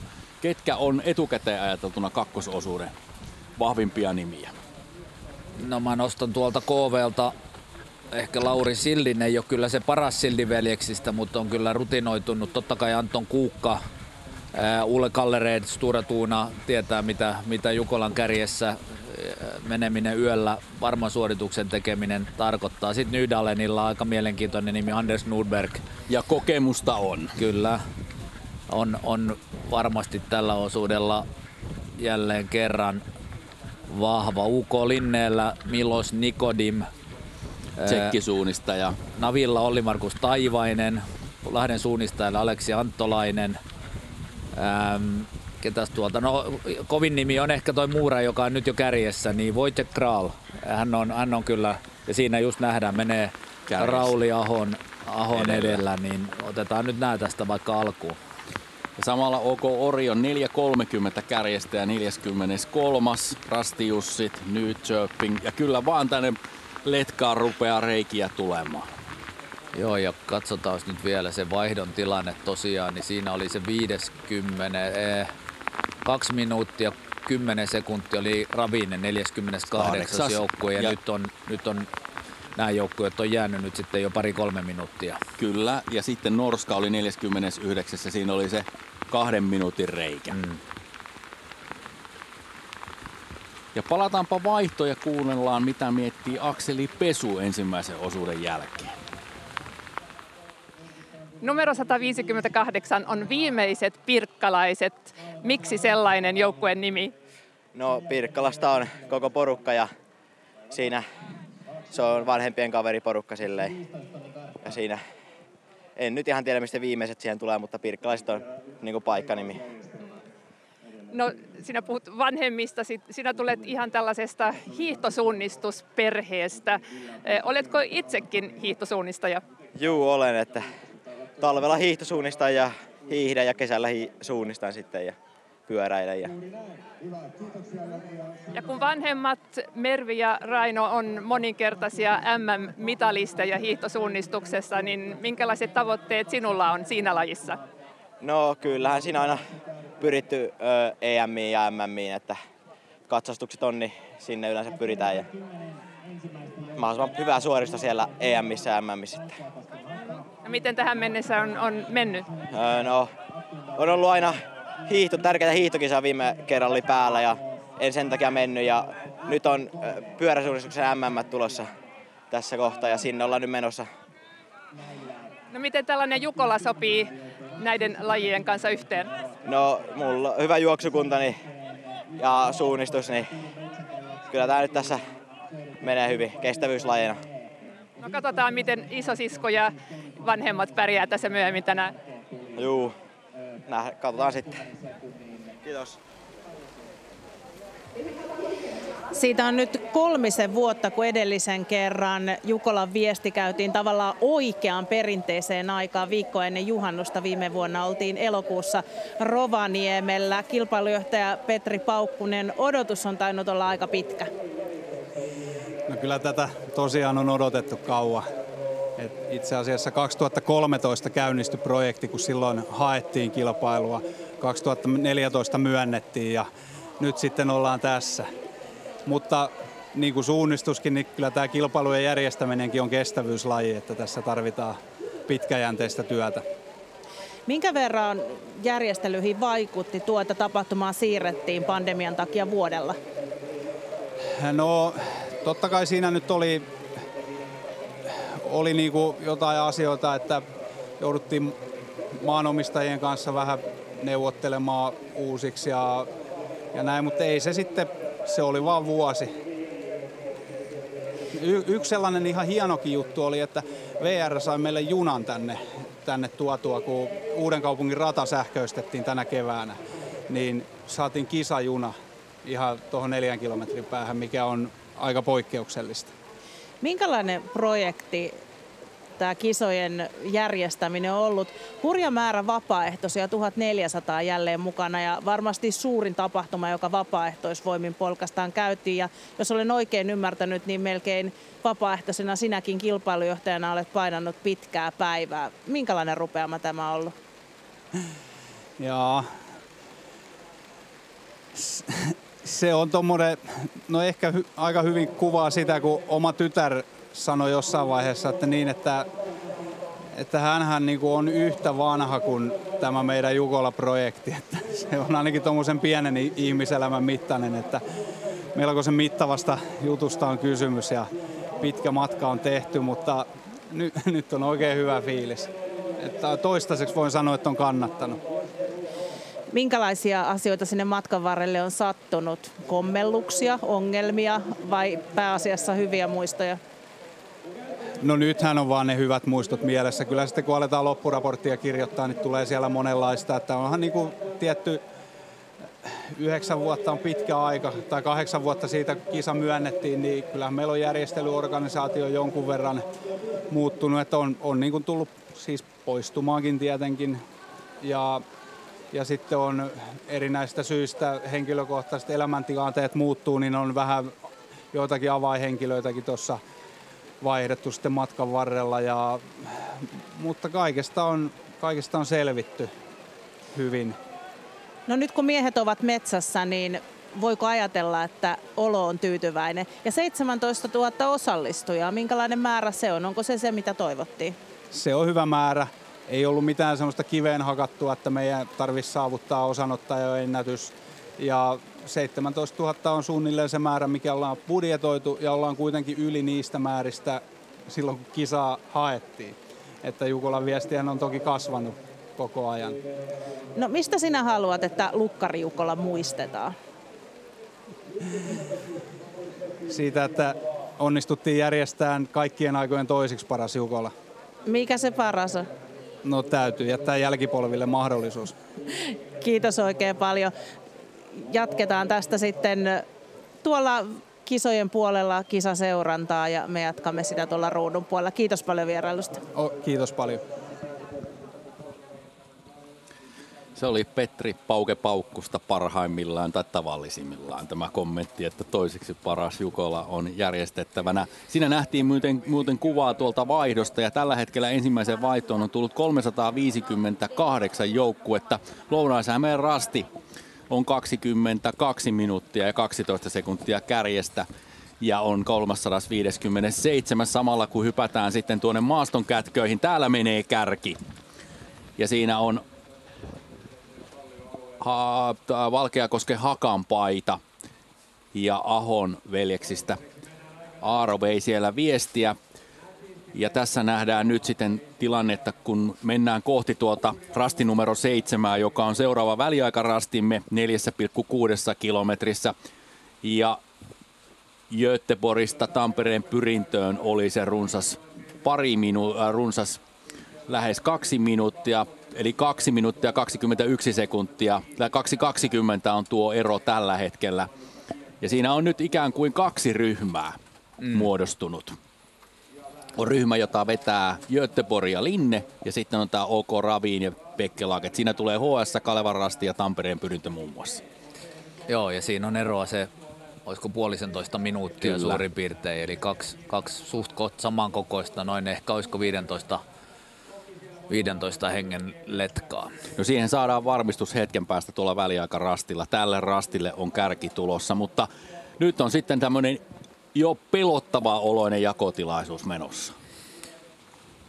Joo, periaatteessa kyllä näin, että ainakin tällä taimaisella ryhmällä niin nyt virheitä ei kyllä sallita, eli ja tähän siellä on tehtävä tasaisen varmaan kovaa työtä ja mentävä kovaa, mutta tosiaan se, että toi kärki saataisiin kiinni, niin kyllä se vaatii sen kärjen pienen virheen. Niin että. Ja tähän ryhmään pitäisi näköetäisyys ja imu kyllä saada aikaiseksi, muuten rupeaa tilanne käymään vähän tukalaksi. Siinä tulee kärki ja se on IFK Göteborg, IFK Mura, KV, Lauri Silt. Siinä oli myöskin Milos Nikodin ja Linne siinä ryhmässä. Söderteellä Lahden suunnistajat Aleksi Anttolainen, CV Daalens Markus Millegård, Turun metsänkävijät Esa Huttunen, Stura Tuuna, Olle Kallereet, Halden, Oko Koore Tyrving, Haakkaspoikkarna ja Valkeakosken Haka ja Rauli Aho on tuossa ryhmässä mukana. 28 sekuntia kärjestä ja sitten tulee yksittäinen valo. Ja tuo yksittäinen valo kuuluu Attundalle 46 sekuntia ja sitten on metsä lähes pimeä ja nyt jännitetään, että missä tuo seuraava ryhmä tulee ja mikä tuo ero on. Ensin tuon toisen osuuden pituushan on siis 11,6-11,7 kilometriä ja ihanneajaksi on laskettu 61 minuuttia. Ja nyt sitä eroa on puoli minuuttia. Ja nyt ollaan muuten minuutti 43 sekuntia ratamestareiden laskemaa vauhtia perässä. toi sade varmasti vähän vaikutti, mutta voidaan sanoa, että hyvin on pitänyt kyllä tähän mennessä laskut kutinsa. Ja sitä eroa 50 sekuntia, kun OK Raviniev ja Erik Herne käy tuossa rastilla ja sitten siihen tulee ryhmää lisää. Nydalens, Nordberg, NTNY, Paimiorasti ja Pasi Ikonen, Lapua Virki ja Sampo Sankelo, Espoon suuntaja Lari Pernu, Södertien Nykpak Orion, Tampereen Pynnön kakkosjoukkueen Mikko Eerola, Helsingin suunnistajat Veli Kangas 1.59 kärjestä. Pekke Laagets, Kalevan Rasti Markus Räsänen 2.05, NTNY ykkösjoukkue, Navi Kakkonen, Aleksi Sopo, Helsingin suunnistajat Jani Lakanen, kakkosjoukkue Jani Lakanen, Vanavedessä Tampereen Pyrinnön ykkönen ja Anton Kuukka 2.12. Turun suunnistajat 33. ja 2.17 kärjestä. Göteborgin kakkonen, OK Pan Århus. Eli siinä on nyt siinä kärjen jälkeen, niin siinä on se 50 sekunnin reikä. Ja sitten siitä eteenpäin, noin suomalaisittain ajateltuna, lähes minuutti. Paimion Rasti, Lapua Virki ja Espoon suunta, Helsingin suunnistajat, Kalevan Rasti muun muassa. Ja tämä GPS-kuva kertoo myöskin sen tilanteen, missä mennään. Ja se mikä on aika jännää, niin tuo kärki ei mene letkassa, vaan se näyttää kyllä hieman hajoavan kaikesta huolimatta. Joo, nyt oikeastaan ensimmäistä kertaa melkein tässä viestissä, niin ei mennä ihan peräkanavaan. Sieltä haetaan vähän erilaisia ajolinjoja, tehdään vähän erilaisia suunnitelmia. Siinä on tommonen tiheikkö alue, jonka yli puolet joukkueesta menee ja puolet päättää lähteä vähän oikealta. Ja onko nyt niin, että esimerkiksi Göteborg ajautuu tuonne väärään suuntaan? Päättää ilmeisesti katsoa, että siinä on niin jyrkkä rinne, että kannattaa kierrättää tuota polkua pitkin. Ja antaako se nyt sitten siimaa muun muassa KVlle ja Tuvelle? Tuo takempi letka kyllä menee yhdessä letkassa, mutta kärki tekee nyt tämmöisen kunnon hajautuksen. Siinä jokainen vähän hakee omaa linjaansa. Siinä on 4-5 eri tuommoisella haravajärjestelmällä haetaan sieltä. Rasti numero 8, kyllä. Ja KV näyttää tulevan sieltä Lauri Sild aivan suoraan lipulle. Ja Göteborg kyllä häviää tuossa kierrossa ja se on ihan selvä. Ei noin määt niin isoja, että niitä kannattaisi paljon kierrellä. Ja Jermstad jää nyt sitten hieman tuosta ryhmästä jälkeen. Vaatii myöskin kyllä rohkeutta tehdä omia ratkaisuja. Joo, vähän tuntuu semmoiselta pieneltä hätäratkaisulta, että katsojat tuli vähän liikaa vasemmalle, että nyt saman tien kannattaa kiertää, mutta ei ollutkaan ehkä tullut niin paljon vasemmalle, eli veti aika paljon tuonne poikittain ja siinä tuli, ei nyt paljon, samassa letkassa hän on edelleen, että ei sillä käytännössä ole suurta merkitystä, paitsi jos jää viimeiseksi ja rupeaa tekemään tiukkaa, niin kyllä. Sillä rupeaa olemaan. Ja muutaman ylimääräisen sykkeen sykähdyksen varmasti sydän sai tehdä siitä. Ja samalla myöskin on havaittavissa, kun tuo takempi letka vetää yhdessä ryhmässä, että tuo letka on kyllä mahdollisesti nyt sitten ajamassa vähän niin kuin junan lailla tuota ryhmää kiinni. Eli tuo ero on sitä minuutin luokkaa. Joo, tää letka tulee taas siististi porukassa, kaikki samaa uraa pitkin. Ja samalla kun tuolla maastossa kisa etenee kiivaana, niin käydäänpä kuuntelemassa, mitä ensi vuoden järjestäjät miettivät Jukolan viestistä ja sen järjestämisestä tässä vaiheessa. Heidi Liljeström, ensi vuonna suunnistetaan Porvoossa Jukolan ja Venlojen viestit. Mitenkäs pitkällä siellä valmistelut jo? Valmistelut etenee mielestäni aikataulussa ja kartta taitaa olla valmis ja radatkin taitaa olla aika hyvin valmiina ja sitten kaikki muu tässä organisaatiossa, mitä nyt pitää sitten tehdä, niin nehän nyt tässä vähitellen valmistuu ja etenee. Mutta että kyllä mä uskon, että ihan hyvällä mallilla tällä hetkellä ollaan. Teiltä on porukkaa jo täällä vähän ikään kuin treenaamassa tätä hommaa vapaaehtoisena vai? Joo, täällä ollaan nyt ottamassa oppia ja katsomassa vähän, että mitä on sellaisia, mitä sudenkuoppia, mitä yritetään itse välttää ja tietenkin sitten, jotta kai ollaan aistimassa tunnelmaa ja jopa juoksemassa tuolla itsekin tuolla metsässä. No mitkä täällä on ollut sitten semmoisia, mitkä ehkä on ainakin semmoisia, että tämä me halutaan myös Porvoossa nähdä? No kyllähän tämä niin Jukolahan on niin kuin tapahtumana sellainen, että se on aika hyvin vuosi toisensa perään noudattanut samanlaista linjaa ja kaavaa, niin tästä on kyllä samoja elementtejä kyllä tuodaan varmasti, mutta me varmasti yritetään tuoda jotain vähän muutakin uutta ja hienoa, että se sitten aika näyttää, että mitä se on. Mutta kyllä varmasti on luvassa uusiakin asioita. No mikä on ehkä sitten se porvoolainen leima ensi vuoden Jukolassa? No me tehdään asiat Porvoon mitalla, että sehän on meidän slogani, että sillä mennään. Kiitos. Ja viesti etenee. Ja tuo seuraava väliaikarasti on meillä tuolla rasti numero 10. Ja sitten näemme Linnestä Ravinevin. Tuo ero on minuutti 42 sekuntia. KV:sta Ravinevi. Ei, KV:sta. Eli se kärki vaihtui. 1.44. Ei tuo takaa ajava ryhmä kyllä sitä eroa ole pystynyt kaventamaan. Joo, ja KV:n Lauri Silteki siinä oman reitinvalinnan kierteli tuolta avokallioita ja sai siihen pienen raon 50 sekuntia siihen takana tulee. Ja se vaikuttaa myöskin siltä, että kun näitä omia reitinvalintoja tehdään, niin ei tuolla kärkiryhmässä kyllä himmailla. Vaan nyt ihan todellakin juostaan mies miestä vastaan ja pyritään siihen, että ne, jotka ovat tuosta kärkiryhmästä tipahtaneet, niin ei sinne kyllä ilmaiseksi nouse. Joo, kyllä se ilman muuta on selvä. Varmasti kaikki nämä kovat joukkueet tiedostaa sen, että tämä on erittäin kovavauhtinen kisa. Ja niin kuin Fredrik Porttiin tuossa ennen kisaa sanoi, niin hyökkäävällä asenteella tähän täytyy lähteä ja pyrkiä niin kuin stressaamaan niitä takana olevia, että he joutuu vetämään vähän ylivauhtia. Ja se voi poikia tietysti sitten siellä taustaryhmässä, joka ajaa kiinni niitä virheitä. Näin se juuri on. Nyt se on minuutti 50 tuonne Ravineviin. Se vaihtelee tietysti muutamalla sekunnilla ja hetken kuluttua tullaan tuonne väliaikarastille 6,3 kilometriin rasti numero 10. Erik Herner Ravinenilla ei ole mikään niin kuin maailmanluokan veturi tolle letkalle, että mä en osaa nyt sanoa kuka. No siinä on siellä Nydalen. Tulee seuraavana Nordberg, sitten tulee Ikonen, sitten tulee toki Anton Kuukka. Ja Kuukan pitäisi nyt varmaan löytää sitten se vauhdinlyöjä, jotta tuossa ryhmässä saataisiin tavallaan tuota kärkeä kiinni. Jotenkin nimet.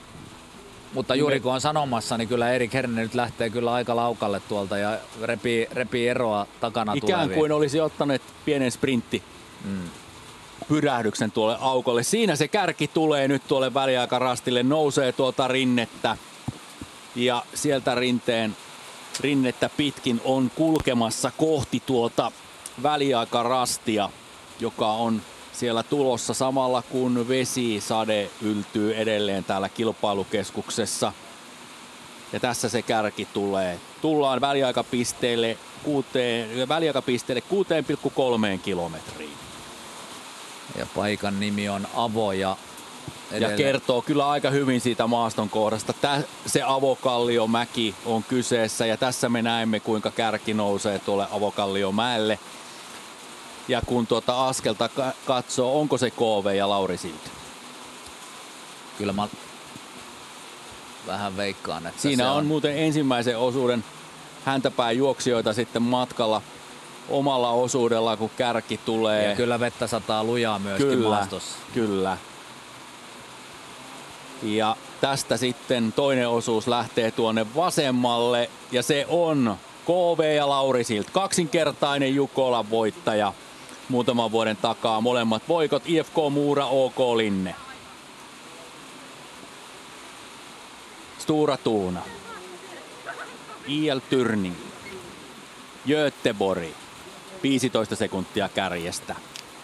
Ja ei tässä nyt ihan Södertälje, Nykvarn, Halden. Niin. Ihan tappituntumalla tässä ei nyt tulla, eli kyllä vauhti on kärjessä kovaa, koska tässä on semmoinen 10 metrin rako aina miesten välillä. Sitä se kertoo. Turun metsänkävijät 11, Esa Huttunen 30 sekuntia kärjestä. Valkeankosken Haka ja Rauli Aho 35 sekuntia. Lahden suunnistajat. Aleksi Anttolainen, IFK Hakkarspoikkana, Markus Hedeskog 41 sekuntia. Ja sitten odotetaan tuota toista ryhmää. Eli 14 joukkuetta on tuossa ensimmäisessä ryhmässä ja he mahtuvat 41 sekunnin sisään. Se on sama 14 kuin oli edellisessä mutta silloin ero oli Valkeakosken Hakasta kärkeen 28 sekuntia. Ja nyt se on tuplaantunut. Joo, ja se Attunda on pudonnut siitä välistä ja nyt odotetaan sitten sitä seuraavaa junaa. Ja viimeksi se ero oli 50 sekuntia. Käytännössä tuohon Valkeakoskeen Hakaan se oli 1.07 ja kärkeen 1.35. ja näyttää siltä, että se ero kasvaa. Kyllä, nyt on 50 sekuntia mennyt samalla kun näemme tuota kuvaa sitten tuosta pitkästä välistä, joka on samansuuntainen kuin ensimmäisellä osuudella. Nyt on mennyt minuutti 40, eli ero on minuutti. Ja sieltä tulee 15. Oko Raviniev, Herne, Anteannui. Se oli 2. Kyllä. Lapuan Virkiä, Espoon suunta, Pyrintö, Attunda, Helsingin suunnistajat, Pyrinnön kakkosjoukkue, Nydalen, Skalevan Rasti 207, Paimion Rasti ja Pasi Ikonen 25. Helsingin suunnistajien kakkosjoukkue, Jani Lakanen, NTNY, IFK Göteborgin kakkosjoukkue ja Navi 29. Ja Olli Markus Taivainen vie viestiä ja sitten sinne tulee myöskin Turun suunnistajat 2.25 kärjestä. Ja 32 joukkuetta. Ja Turun suunnistajat oli 32.217 kärjestä viimeksi, eli sama sijoitus ja 8 sekuntia eroa, eli kyllä siellä aika samaa vauhtia mennään. Siitä on pudonnut nyt Bekkelaget vähän kauemmas, nyt toi grafiikka lakkas toimimasta. Täältä löytyy myös mielenkiintoisessa asussa oleva Iida Jussila. Sulla on Brides Babes paita päällä. Hieno, siellä on vähän pinkkiä rusettia. Tämä viittaa pieneen hääjuhlintaan. Kerropa lyhyesti, mistä on kyse. No, elokuussa me juhlitaan noita mun isosiskon Jutan häitä. Aleksi Niemen kanssa menee naimisiin ja me ollaan nyt sitten Jutan morsiusneidot täällä Jutan kanssa juoksemassa. No sä oot tietysti suunnistaja ja Tampereen Pyrinnön välissä. Kuinka erilaista on nyt juosta tällaisella porukalla? No ihan hauskaa, kun mulle sanottiin, että ei mitään paineita, että vaikka samalla numerolla saa tulla vaihtoon, niin oli kyllä ihan mukavaa siellä sitten rallatella menemään. No minkälainen henki teillä on ollut ylipäänsä tämänvuotisessa Jukolassa sitten, kun teillä on tämmöinen oma häihin valmistautuva porukka? No ihan mahtavaa. Me oltiin täällä muutama viikko sitten tekemässä oikein leiriä ja tehtiin muutama hyvä laadukas harjoitus, että ollaan kyllä valmistauduttu tähän ihan todenteolla. No sulhanen Aleksi Niemi sitten taistelee tosissaan toivottavasti joukkueensa kanssa jopa voitosta. Oletteko te Aleksille antanut mitään paineita? Ei me Aleksille annettu paineita, että eiköhän ne tule ihan jostain muualta sitten kuin meiltä. Hyvä, ei muuta kuin nautiskelemaan. Kiitos. Kiitos. Näiden iloisten ilmeiden jälkeen siirrytään jälleen GPS-maailmaan. Kyllä on todettava, että riemu on Jukolan viestissä ylimmillään, kun ensimmäinen osuus on takana. Joo, ja kyllä näitä polttariporukoita ja täällä on naimisinkin menty Jukolassa tietenkin ja niin edelleen, niin tämä yhdistää monenlaisia juttuja. Ja katsotaan sitten, miten yhdistää miehiä tuolla maastossa. Siellä kärjessä menee nyt KV ja Linne ja sitten on toi Haakkaspoikkarna ja sitten on pieni pätkä tyhjää ja siellä on Raviinio ja Tampereen Pyrintö. Ja siinä nähdään KV ja Raviinevin välinen ero minuutti 49. Ja Bekkelagetin Sven Helmüller ja Ikalisten nousevan voiman Juha Luoma on pikkusen nyt hankalassa asemassa ja siinä on niinku vähän turhan iso rako sinne edellisen letkan häntää. Ja sekin letka alkaa kyllä rakkoilla, eli Ravinen, niin Herne vetää kyllä kovaa ja sitten siellä on Pyrintö, Anton Kuukka seuraavana, Helsingin suunnistajien Einari Heinaro kolmantena. Ja siellä oli toi Veli Kangas HS. Ei kun niin, anteeksi, Veli Kangas tietenkin ja sitten Nordberg ja Pasi Ikonen. Siellä on vanhat kilpakumppanit. Joo. 2000-luvun alkupuolelta. Kyllä. Ja erittäin hyvät kaverukset, vanhat seurakaverit Vaajakosken Terästä tietenkin. Kyllä, kun mennään riittävästi vuosia taaksepäin. Ja samoja jälkiä siellä juostaan. Siinä on aika luonteva reitinvalinta toi traktoriura tuossa. Ja siinä taitaa olla se tilanne, että ensimmäinen osuuskin on juossut aika lähellä noita samoja uria. Joo, ja siellä edelleen niitä ensimmäisen osuuden miehiä tietysti joudutaan vähän väistelemään. Ja se on tietysti noille ensimmäisen osuuden juoksijoille, jotka ovat nyt taivaltaneet kohta tunti 55 minuuttia, niin tuskasta sitten, kun sieltä se mieslauma painaa vierestä ohi. Seuraava rasti numero 12 on Kivi. Ja sieltä sitten kohta tullaan tuolle väliaikarastille 7,8 kilometriä, joka on se rasti, joka kantaa nimeä 8. Ikään kuin viitteenä siitä, että kartan itäreunassa kulkee se 8-tie. Ja hetken kuluttua tälle rastille tulee toisen osuuden kärki. Täällä menee vielä ensimmäisen osuuden suunnistajia.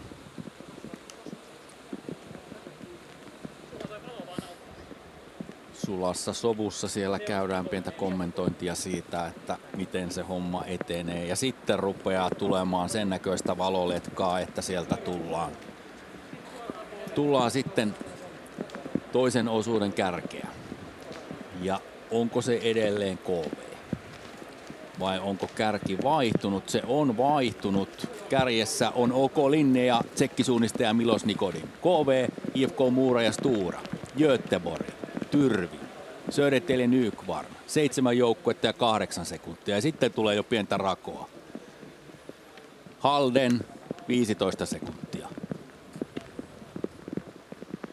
Siellä Haakon Radal Björn.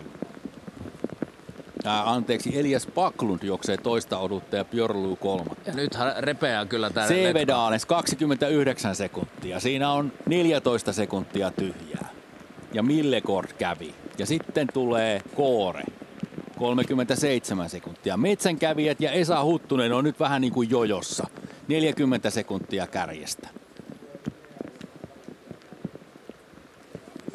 Ja 11 joukkuetta on tullut, 12 joukkueen Lahden suunnistajat 52 sekuntia kärjestä. Näinkö tässä käy, että jo toisella osuudella ruvetaan sitten repimään ihan tosissaankin eroja ja hajottamaan tätä pakkaa. Tästähän tältä pisteeltä on vielä maaliin 4 kilometriä.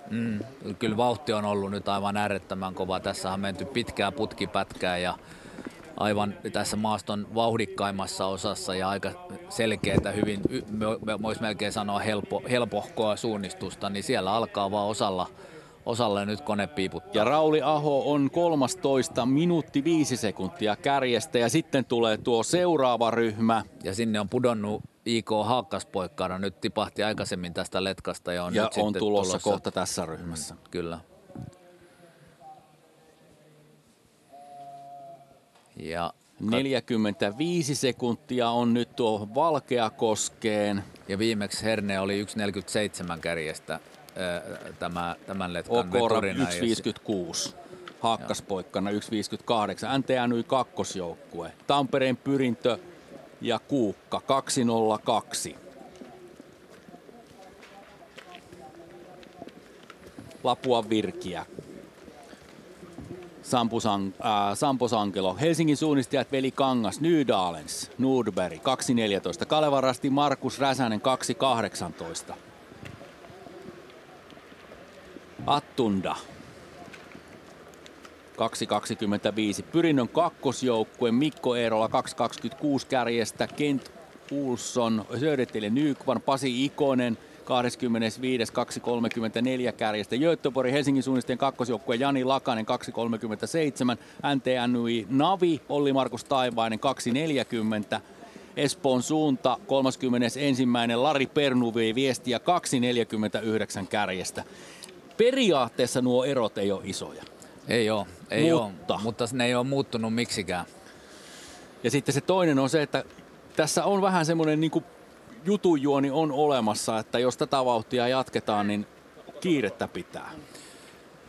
Näin on, ja kiirettä pitää myöskin Turun suunnistajien Laurits Bistrup Möllerillä. Hän on koko ajan ollut siinä vähän jojossa 7-6-7 sekuntia letkan toisiksi viimeisen perässä. Ja nyt 2.56. Ja se mikä on se hankalin, kun on letkan jojon päässä, niin on suuri vaara, että siitä jossain vaiheessa saattaa tipahtaa. OK Panorus, Navin kakkosjoukkue, Ikallisten nouseva voima ja Juha Luoma 3.31 eroa kärkeen.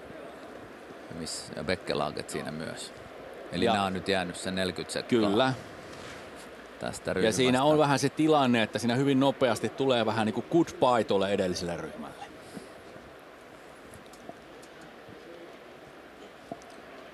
Ja kuunnellaanpa mitä miettii E-Ladies tässä vaiheessa, kun ensimmäinen osuus on takana.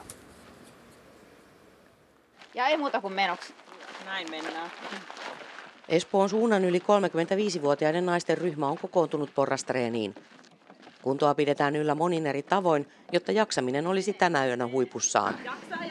Osa näistä naisista on pukenut Espoon suunnan virallisen kisa-asun jo päivällä Venlojen viestissä, mutta E-leideiksi he muuttuvat näin yön pimetessä. Juu, eka juostaa Venlat ja sitten Jukola. Ja osa on jättänyt ehkä sitten Venlat pois, mutta Jukola on niinku se ihan kaiken ykkönen. Porrastreenin jälkeen ehtii vielä pikniköidä ennen kuin ilta pimenee yöharjoitusta varten. Mä en tiedä, miten mä selviän 2 ankkuriosuudesta. E-Ladiesien ryhmä on kasvanut jo 40 suunnistajan kokoiseksi. Parhaimmillaan heillä on ollut Jukolassa jo 3-7 hengen joukkuetta. Myös naiset haluavat suunnistaa yöllä. Yösuunnistuksessa on vielä semmoisia hyviä suunnistuksellisia haasteita. Ja siellä kun menee monia satoja samoissa letkoissa, niin onhan siinä niinku ihan mieletön oma fiilis. Nyt on mutta oikein, kato aivottomia juoksukoneiden Myös pidemmät osuudet kiinnostavat naisia. Jukolassahan suurin osa on yli 10 kilometrin osuuksia, Venloissa mikään 4 pätkästä ei ole niin pitkä. Viime vuonna Jukolassa pelkästään yhden rastivälin pituus oli 5,1 kilometriä. Onhan ne yleensä niin kuin vähän vaikeammat ne radat. Onhan siellä niin kuin esimerkiksi pitkiä rastivälejä, just niitä reitinvalintoja. Yksittäisiä naisia on nähty Jukola-joukkueissa jo 80-luvun lopulta lähtien.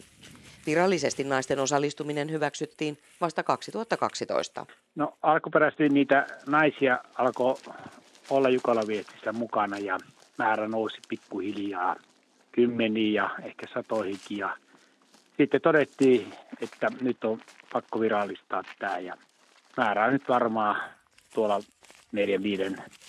400-600 paikkeilla.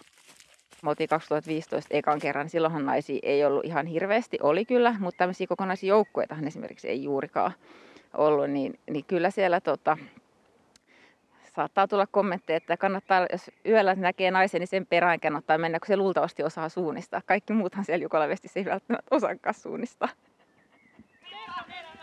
Okei, no minkälaisia letkoja sä oot sitten saanut perässä siellä? No kyllä siellä on ollut kaikenlaisia. Aika paljon siellä kysellään noita koodeja, että heti kun leimataan rastilla, niin siellä huudetaan jo seuraavan rastin koodia. Ja jos täsmää, niin sitten ne tulee siinä ihan kiltisti perässä. Hei, ollaanko me nyt valmiit? Ollaan! Mynämäkeen. Jukolaan! Hyvä me. Studioon suojaan kaatosateelta on nyt saapunut Timo Peltola. Lämpimästi tervetuloa. Yksi Liedon Parman legendaarisimmista suunnistajista ja kerroitte juuri, että 55 Jukolan viestiä takana, mutta tällä kertaa teitä ei metsässä nähdä. Kisoja kuitenkin on jo tänäkin keväänä takana ja viime kesältä muun muassa veteraanien MM-kultaa. Voittaminen taitaa tulla selkärangasta. Sarjassa on nuori, niin silloin on helpompi pärjätä. Kun iän myötä vauhti hidastuu, niin nyt ollaan nuori vielä sarjassa. Mikä tuosta suunnistamista edelleen tekee niin mukavaa, että tuonne metsään aina tekee mieli? No kyllä se on tämä oman terveyden hoitoa ja sitä perinnettä, kun koko ikänsä sitä on juossut ja tykkään olla metsässä. Liedon Parma voitti Jukolan viestin 1969, 72 ja 74 ja silloin te olitte mukana joukkueessa. Miten muistelette noita aikoja? No kyllä meillä oli hyvä joukkue ja se koottiin omista kasvateista ja lähiseudun muutamasta muusta suunnistajasta ja henki oli hyvä ja taistelutahto kova ja sillä menestyttiin. Oliko niitä asioita, johon se voittaminen silloin perustui vai jotain muuta vielä?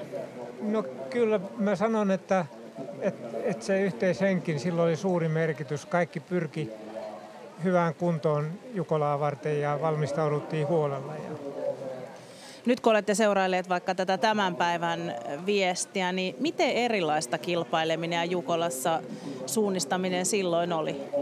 No tietysti eroja on.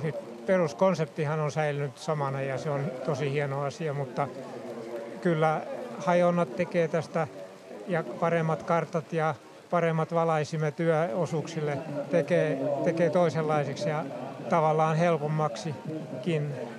Miltäs tuo tämän päivän kisa näyttää? No kovasti ne on Letkassa juosseet ja siellä näköjään juoksuvoimalla pudotetaan huonokuntoisemmat ja sitten varmaan kisa ruvetaan ratkomaan, kun päivä valkenee ja joukkueet uskaltaa omille reiteilleen eikä pelkästään juokse toistensa perässä. Nyt saatiin toinenkin Liedon Parmaan legenda Liisa Peltola. Tervetuloa lämpimästi mukaan tänne tuolta kaatosateen keskeltä. Miltä se kisa näyttää ja tulitko suunnistaa? Oli hiukan vaikea tehtävä, kun ei ollut otsalamppuja ja oli pimeää, mutta mä olen hyvä kysymään neuvoja ja löysin perille. Hyvä, se on oikein kiva juttu. Te molemmat, Liedon Parmalla todella noita menestysaikoja riitti. Nyt ei hetkeä ole tullut menestystä Jukoloissa tai Venloissa. Millä mieli olette seurailleet ja mitä toivoisitte? Miltä tulevaisuus seurassa näyttää? Ehkä milloin menestystä jälleen tulee? No sitä on aika vaikea varmastikin ennustaa, mutta toivottavasti löytyy taas semmoista uutta sukupolvea, että saataisiin vanhan hyvän ajan meiningit. Mitä Timo arvelee? No kyllä näyttää erittäin hyvältä. Meillä on erittäin hyvä lupaava juniorikaarti tulossa. MS Parma valittiin vuoden kasvattajaseuraksi viime vuonna ja nyt kun valittiin nuorten EM- ja MM-joukkueet, niin siellä on 3 nuorta siinä pienessä joukkueessa, joka kertoo siitä tasosta. Erittäin hyvä. Meillä palkittiin tuossa keskiviikkona, kun oltiin täällä näitä nuoria, jotka on menestyneet SM-kisossa. Niitä seurassa oli toistakymmentä ja minusta se on aivan upea. Liisa, minkä verran suunnistus on nyt tämän viikonlopun aikana kuulunut sinun elämääsi? No onhan se aika tiiviisti kuulunut, mutta mä olen ollut ehkä vähän syrjässä tässä viime vuosina. Alkaa muut asiat kiinnostaa ehkä enemmän. Että kyllä mä käyn suunnistamassa silloin tällöin, mutta alkaa olla paikat jo vähän sillai niin kuin krämpät, että ei ole sillä tavalla enää, niin, että sinänsä suunnistus kiinnostaa, mutta se juokseminen niin ei enää ole yhtä ketterää kuin aikaisemmin. Että sillai hillitysti, ikäni mukaisesti liikun maastossa. Kuinka paljon teitä lämmittää nähdä suurtapahtuma, suurviesti täällä Mynämäen maastoissa, kotikonnuilla kuitenkin? Todella hieno juttu, että olen ollut aika tiiviisti tässä tunnelmassa mukana. Kyllä ollaan ylpeitä, että saadaan järjestää tämä kisa. Vieläkö sinä, Liisa, jaksat muistella sitten noita menestysvuosia? Mikä sinun semmoinen reseptisi tämän päivän suunnistajille olisi? Se on aika kaukaista historiaa, mutta kyllähän se semmoinen sitoutuminen ja sellainen niin kuin oma kiinnostus ja innostus on ne ydinasiat, että kenestäkään ei tule huippu-urheilijaa, ei suunnistajaa eikä minkään muukaan lajin harrastajaa, jos ei ole se omakohtainen innostus. Että se on kaikkein tärkein.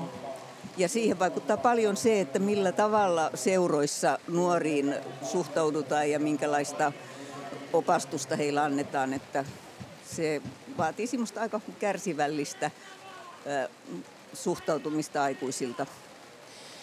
Me lähdemme tästä pikkuhiljaa rastille ja sinne kohti, mutta Timo, kerro vielä meille toki, mitä presidentti on kommentoinut vieressäsi kilpailua seuratessa. No, presidentti hyvin tarkkaan halusi tietää erilaisia asioita ja minunkin arvioita, miten eri joukkueet tulee menestymään. Hän todella suurella innolla seurasi tätä ja kun tuolta lähdin presidentin seurasta ja pyysin anteeksi, että pitää mennä tänne näin haastatteluun, niin hän sanoi, että ei haittaa mitään, me ollaan täällä tulleet takaisin. Todellista suunnistusväkeä ei sade haittaa. Kiitos teille oikein paljon. Kiitos. Ja sitten Janne, ruvetaanpa katsomaan tuota väliä. Miten tuo pitkä väli olisi pitänyt juosta? No tässä vähän porukka hajosi. Täällä oli hajontaa täällä lähdössä heti ja täältä suurin osa joukkueista kiersi täältä tietä pitkin ja sitten tästä tuli vähän hajontaa ja nopeimmat joukkueet veti täältä aivan suoraan ja osa teki tällaisen mutkan ja menetti siinä hieman aikaa ja sitten on todettava, että Navi ja Tampereen Pyrintö lähtivät täältä aukkoa pitkin ja siinä tuli ehkä vajaa minuutti takkiin ja äsken nähtiin sitten sen lisäksi vielä, että Helsingin suunnistajat veti tuosta rastista ohi ja joutui pakittelemaan sitten rastilla. Et tässä näkee nyt ja nähdään, missä kepsit menee, että tämä porukka alkaa nyt olla enemmän hajallaan kuin mitä 10 minuuttia sitten. Ja sitten ruvetaan lähestymään viimeistä väliaikarastia 10,9 kilometrissä, eli 10,9 kilometriä. Ja samalla saamme tuolta maastosta kuvaa, jossa menee Göteborg. Kun äsken tasavallan presidentistä ja hänen puolisostaan puhuttiin, niin tasavallan presidentti Sauli Niinistö ja hänen puolisonsa Jenni Halkio ovat Lukkari Jukolan suojelijoita. Ja muun muassa sen takia täällä paikalla. Ja sitten tuota louhikkoa Kärki laskeutuu alaspäin. Ja kyllä siinä kun letkaa on mennyt ensimmäinen osuus, niin rupeaa näkymään myöskin kiviä. Tämä on se tietysti se Jukolan tuoma juttu sitten, että myöskin maastoon pientä uraa tulee ja se tuo mukanaan myöskin tietysti nuo sammaleet ja muut katoavat tuolta uralta. Ja myöskin pehmeyttä on. Siellä edellä menee IFK Mura ja Wojciech Kral. Joo, Wojciech Kral, tsekkisuunnistaja. Mies, joka on parhaimmillaan MM-kilpailussa ollut 5. pitkällä matkalla. Joo, ja varsinkin sprintissä erittäin kova tekijä ja erittäin juoksuvoimainen. Kyllä, viime vuonna varmasti Doxin MM-kilpailu oli kovat odotukset ja sieltä ei ihan sellaista menestystä tullut, mitä toivottiin.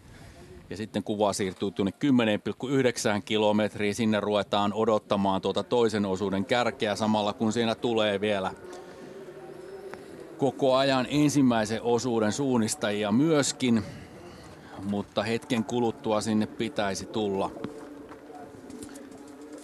sitten toisen osuuden kärjen.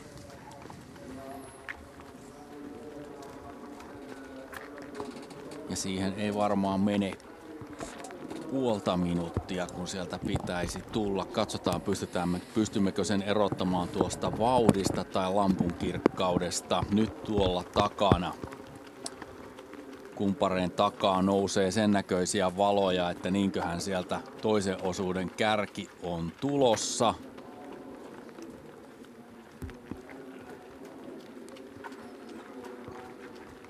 Ei vielä tässä ryhmässä.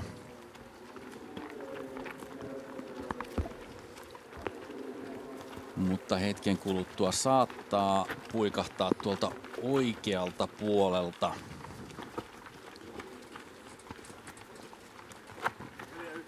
Voisi tulla kärkeä. Tässä nyt on aika rauhallisen näköistä vielä ja sieltä tulee 2 miestä tuohon leimaamaan. Göteborg ja IFK Mura. Wojciech Kral ja Öyvind Hemstad menee siinä edellä. Sekunnin väleillä on nuo erot ja nyt on 2 miestä irti. Ja sitten jännitetään, missä tulevat muut.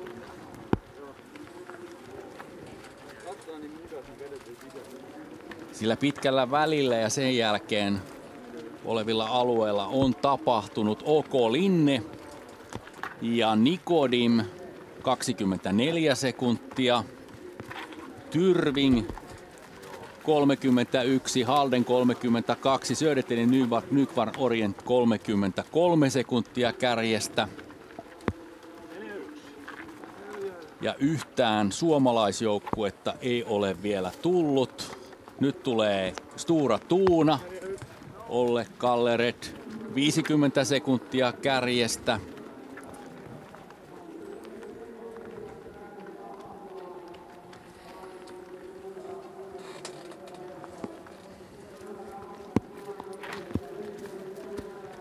Ja KV, Lauri Silt 1.11 ja 8.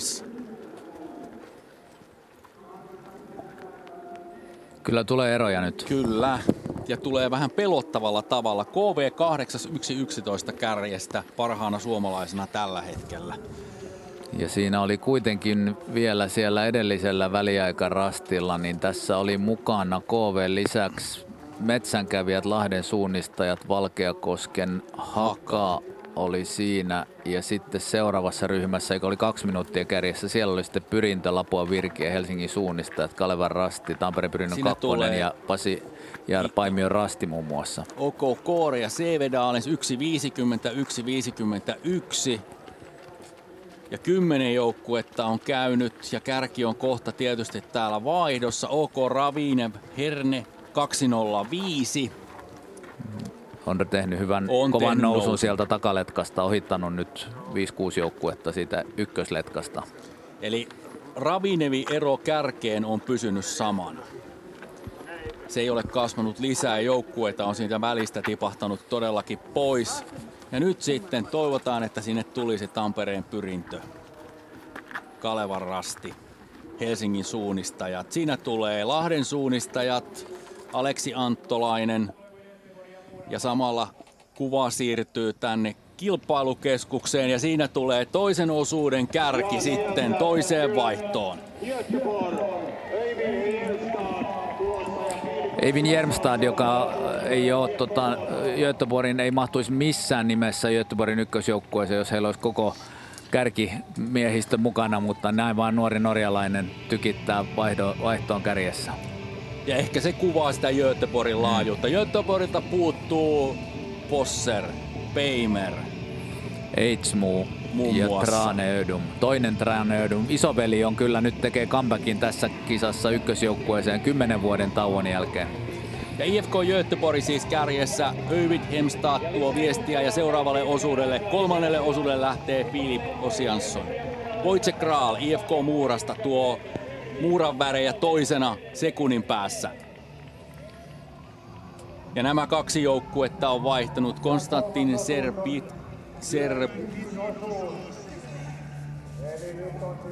IFK Muuralta, katsotaanpas nyt, sinne lähtee siis, Muuran numero on Konstantin Serbiatski lähtee tuolle osuudelle ja sitten tulee Tyrving, Södertälje ja Halden, OK Linne. 46 sekuntia kärjestä. Siinä on 4 joukkuetta nyt kasassa. Ja edelliseltä TV-rastilta Helsingin suunnistat 3.31, Valkeakosken Haka 3.35, Tampereen Pyrintö 3.38 kärjestä. Sijat 14-16, eli todella isoa harvennusta on tehty tällä viimeisellä 4 kilometrillä. KV on leimannut maalileimauksen minuutti 8 sekuntia kärjestä ja Oleks Kraatov lähtee sieltä 3. osuudelle. Ja hetken kuluttua siis numero 20, Alexander Kraatov, muutaman vuoden takainen MM-mitallisti, pääsee liikkeelle. Ja siinä lähtee Stura Tuuna ja Joakim Svensk. Mutta yhtään suomalaissuunnistajaa ei ole tosiaan vielä saatu tältä toiselta osuudelta. Kertoo kyllä siitä, että kyllä tämä sitten suunnistuksellisesti tiukkeni tämä loppuosuus, ja kun on tämmöinen haastava yösuunnistuskeli, niin toi ruotsalaisten raaka yösuunnistusrutiini, heidän peruskestävyysharjoittelu talvella, siinä missä suomalaiset juoksee pyöräteitä ja hiihtää pitkälti, niin ruotsalaiset yösuunnistaa nimenomaan, ja se on niin selkäytimässä, että tämä homma heiltä toimii. Eli 8 joukkuetta on saatu vaihtoon, sieltä tulee 9. joukkue. Ja se on OK Raviniev. Perässä tulee myöskin OK CV-Daalens ja OK Koore 2.14 kärjestä. Ja Ravinievilta lähtee Emil Granqvist 3. osuudelle, CV-Dalensilta Simon Wikström ja OK Koorelta jatkaa Jonas Gustafsson 3. osuudelle. Ja tuo 3. osuus on 14,9-15 kilometriä. Eli nyt puhutaan Jukolan pitkästä yöstä. Ihanne aika 89 minuuttia. Siis 1,5 tunnin huijaus on miehillä vastassa. Marianne tekee. Marianne on haastattelija. Öyvind. Hur kändes det idag? Ja, det var... jag följde med pigg i kroppen och hade god kontroll hela vägen, så det var väldigt kul. Jag tror terrängen passar mig väldigt bra, även om det är första gången i den typen av terräng, så det var ett bra lopp. Ja, du ser verkligen strålande glad ut. Ja, hur var orienteringsutmaningen under den här sträckan? Nej, det är bara att klara att hålla rättningen när terrängen skiftar när man går upp och ner. Kommer ut på de öppna berghällorna så bara jobba med kompassen så går det, får man posterna. Det känns ganska inspirerande säkert när damerna vann sin allra första Venla-seger idag. Ja, det är ju klart. Det är väldigt kul att se på. Och det ger ju en trygghet i och med att vi tränar mycket med damerna. Och se att de lyckas så bra i där terrängen är ju en trygghet för oss också. Tack. Öyvind Jermstad sanoi siinä, että erittäin hyvä fiilis oli juosta ja hyvä fiilis kropassa kaiken kaikkiaan. Kroppa toimii hyvin. Eka kerta tässä maastotyypissä, en tiedä mitä hän sitten tarkoitti sillä, mutta hyvin sujui ja taktiikka ja tekniikka oli se, että kompassia piti katsoa paljon ja sitten kun tultiin avoimille ampukallioille, niin se oli selkeämpää. Ja Venlojen voitto antoi hyvän turvallisuuden tunne siitä, että he osaavat tämän homman.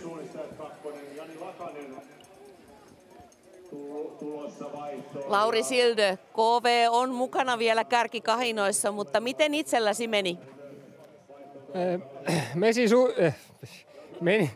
Meni suurin piirtein hyvin. Niin kuin ensimmäinen 80% matkasta meni hyvin ja sujui. Fyysisesti oli hyvä tunnelma. Vaikka toiset pojat vetivät välillä kovemminkin kuin minä. Siis harmi, että lopussa tuli yksi pummi siellä hiekkakuoppa-alueella.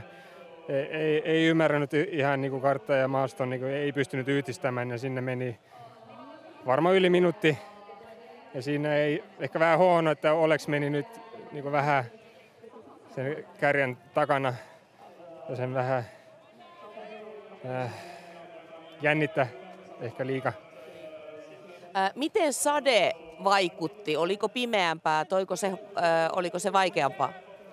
En miettinyt sitä niin kuin hetkeäkin. Mä kyllä tykkään semmoisesta kelistä. Tosi hieno, oli pimeä, märkää, hyvä. Se sujuu hyvin. Hyvä kuulla, kiitos. Kiitos.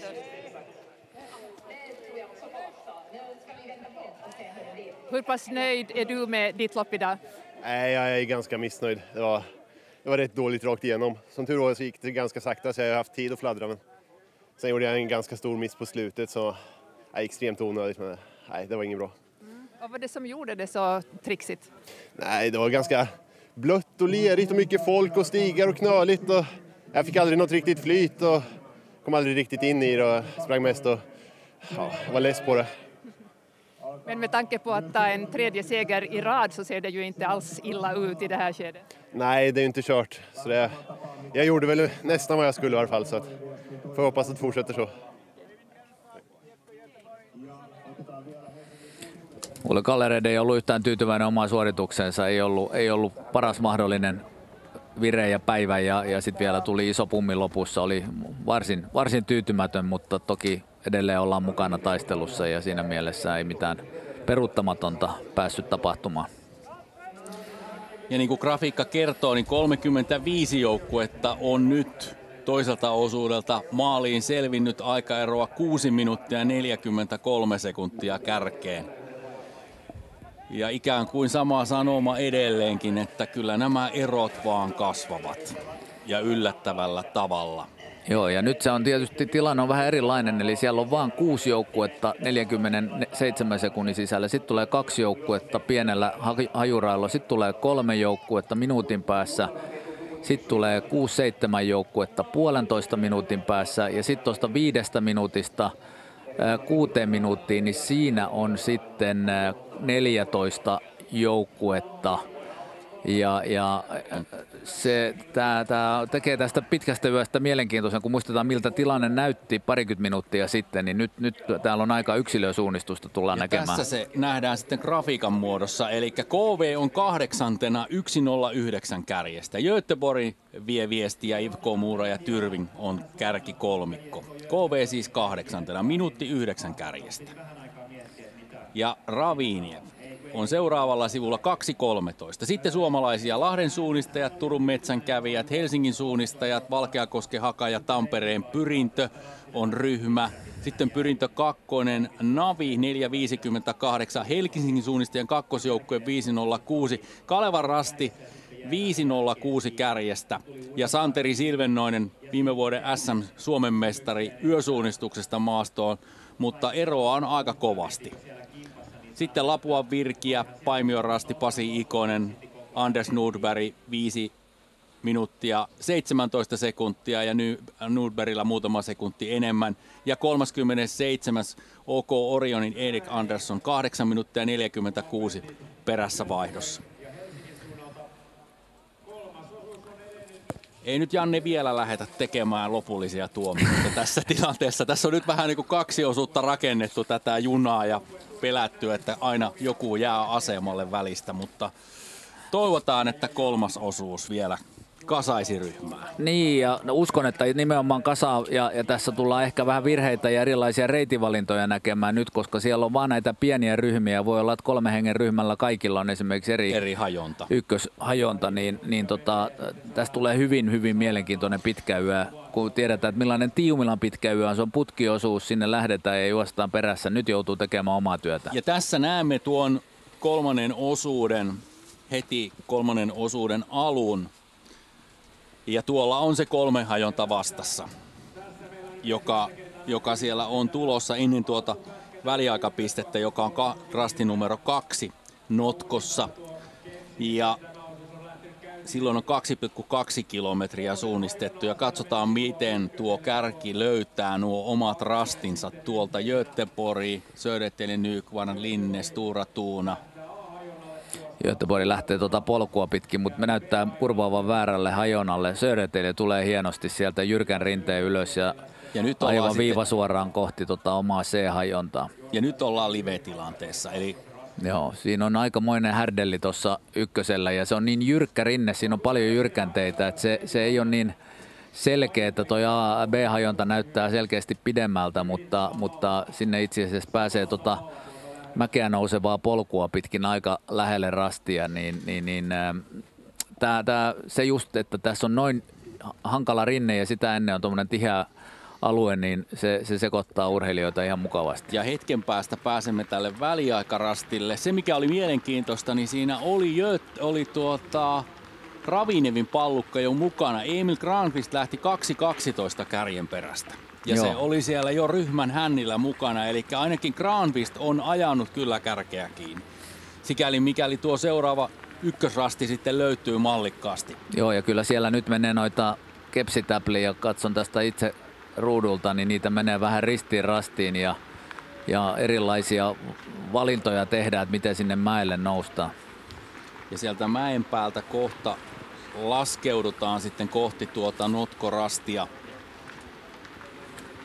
2,2 kilometriin. Siinä on toisen osuuden suunnistajia ja tuolta näin tämän ryhmän takaa rinteestä pitäisi sitten tuon 3. osuuden suunnistajien tulla. Aivan hetken kuluttua sinne pitäisi kärjen ilmestyä ja IFK Muura tulee kärjessä. Ja Södertälje Nykvarn Orient on toisena. Olisiko sitten vasemmalta toi polku?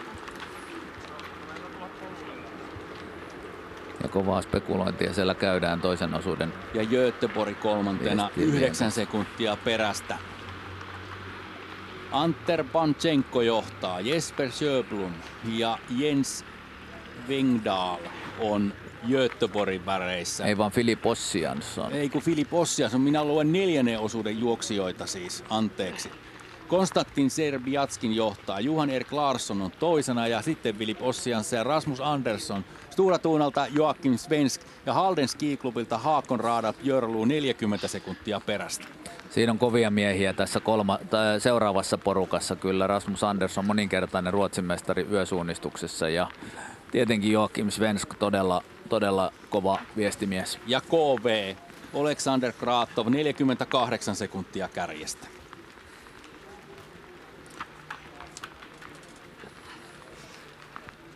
Tuosta ja sitten päästään kärjen vauhtiin. Siinä menee numero 7 ja Södertälje Nykvarn Johan Erik Larsson. Tuosta Björlusta tekisi mieli kysyä Haakon Raadal Björlu, onko hän Zettilin jälkikasvua? Niin. Kyllä on. Zettil Björlu muistetaan sieltä 90-luvulta. Ja toimii muuten Norjan TV:n NRK:n suunnistuskommentaattorina nykyään. Siis Jeitti. Kyllä nimenomaan. Kyllä, Jukolan voittaja. Muun muassa Juhla Jukolasta 1998. Ja vauhti on kyllä aika hurjaa tällä kärkikaksikolla. Ja nähdään, miten paljon sitä pujottelua täytyy tehdä, jotta noita edellä meneviä edellisen toisen osuuden viestiviejiä joudutaan väistelemään. Se, että tämä vesisade tähän tuli eilen, niin se on aiheuttanut sen, että tänne näitä uria on tullut vähän enemmän ja nyt ne houkuttelee tietysti yöllä, että normaalitilanteessa olisi voinut olla tämä porukka hajota enemmän myöskin tämmöisillä helppokulkuisilla alueilla, mutta nyt on ihan selvää, että näitä uria siellä painellaan peräkanaa. KV oli äsken se, joka viimeksi nähtiin siellä väliaikarastilla 2,2 kilometrissä. Sen jälkeen sinne on tullut Tyrving 1.06, Sevedalens 1.12, OK Koore 1.35 ja Ravinev minuutti 46 sekuntia. Emil Granqvist on perässä ja 11.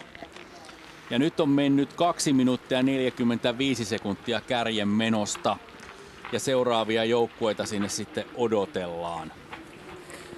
Ja kympin kärki oli 2.15, tai siinä oli itse asiassa just noin 11 joukkuetta, niin 2.15, eli nämä viimeiset Koore ja Ravinen on saanut vähän kärkeä kiinni. Sevedalen erityisesti on saanut minuutin kärkeä kiinni. Ja seuraavat olikin sitten Lahden suunnistajat, Turun metsänkävijät, Helsingin suunnistajat, Varkakoska ja Tampereen Pyrintö, suomalaisviisikko, jotka lähti 3,5 ja Risat kärjestä. Ja Pyrintö tuli siitä ja Severi Kymäläinen 3.11 kärkeen matkaa. Turun metsänkävijät Marek Minar, Helsingin suunnistajat Einari Heinaro, NTNY:n kakkosjoukkue Sander Armtsen 3.24 kärjestä.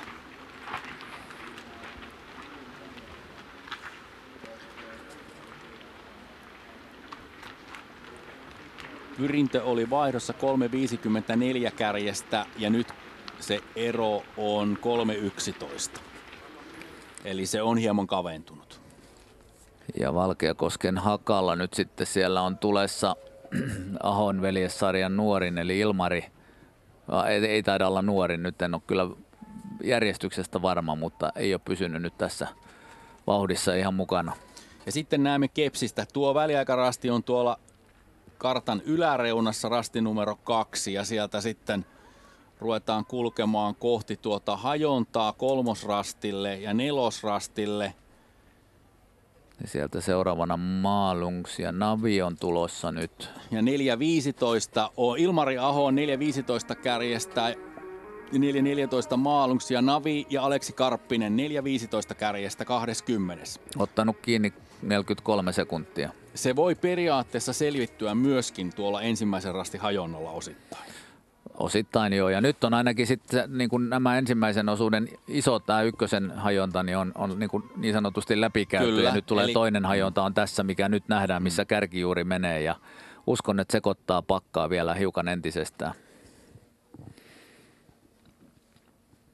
Ja tuolla nuo kirjaimet kertovat sen, mille rastille noiden joukkueiden pitäisi pystyä menemään ja löytämään. Göteborg, Södertälje, Linne, Stora Tuna, Halden.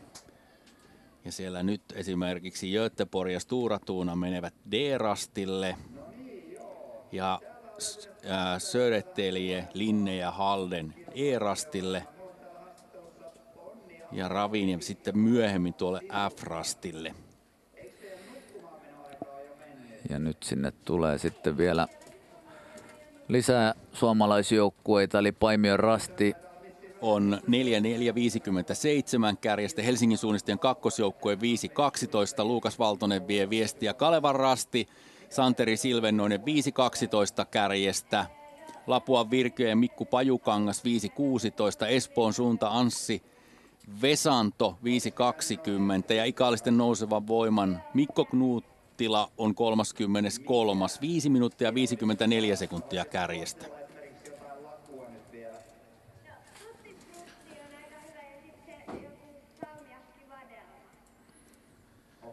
Studiossa on ratamestari paikalla. Olisiko Janne mielessä joku kysymys, mikä heitetään ratamestarille? No kyllä tietysti tässä vaiheessa, kun pitkää yötä juostaan ja porukka on aika mukavasti hajollaan, niin onko Anderssonin Hessu tässä vaiheessa tyytyväinen siihen, miten viesti etenee?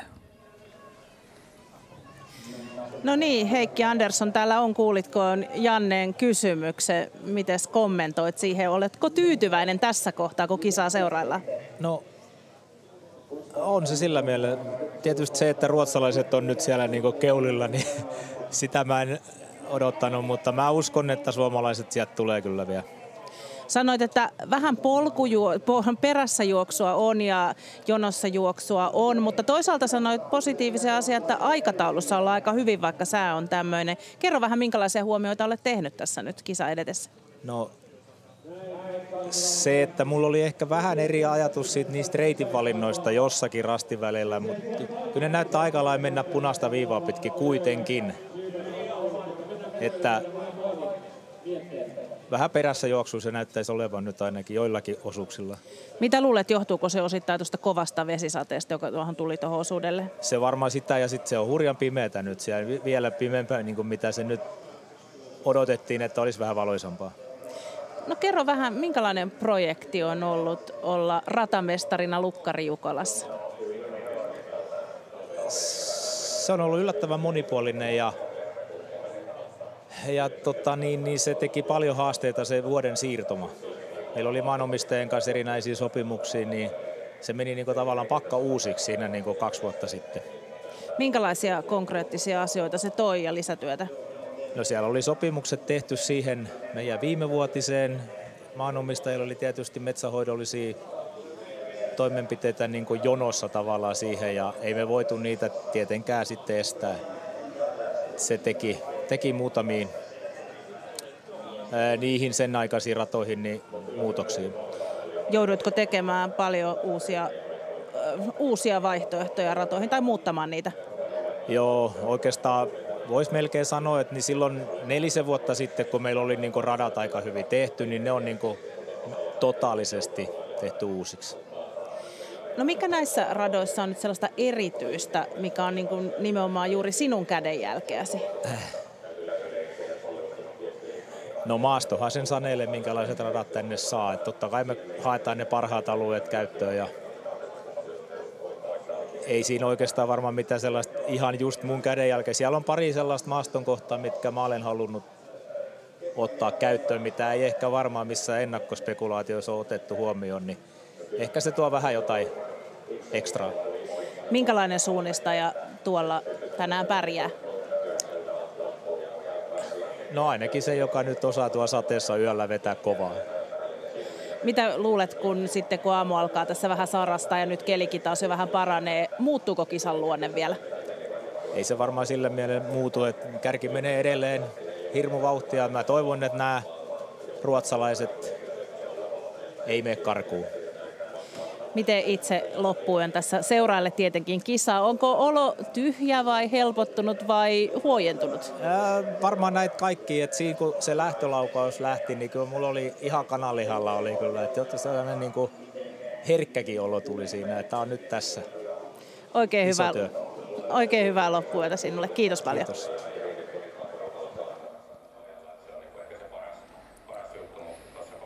Heikki Anderssonin ajatuksia on helppo tietysti yhtyä ja miettiä, että iso urakka on takana ja varmasti siinä myöskin semmoinen oma tyytyväisyyden, mutta myöskin luopumisen ajatus samaan aikaan olemassa.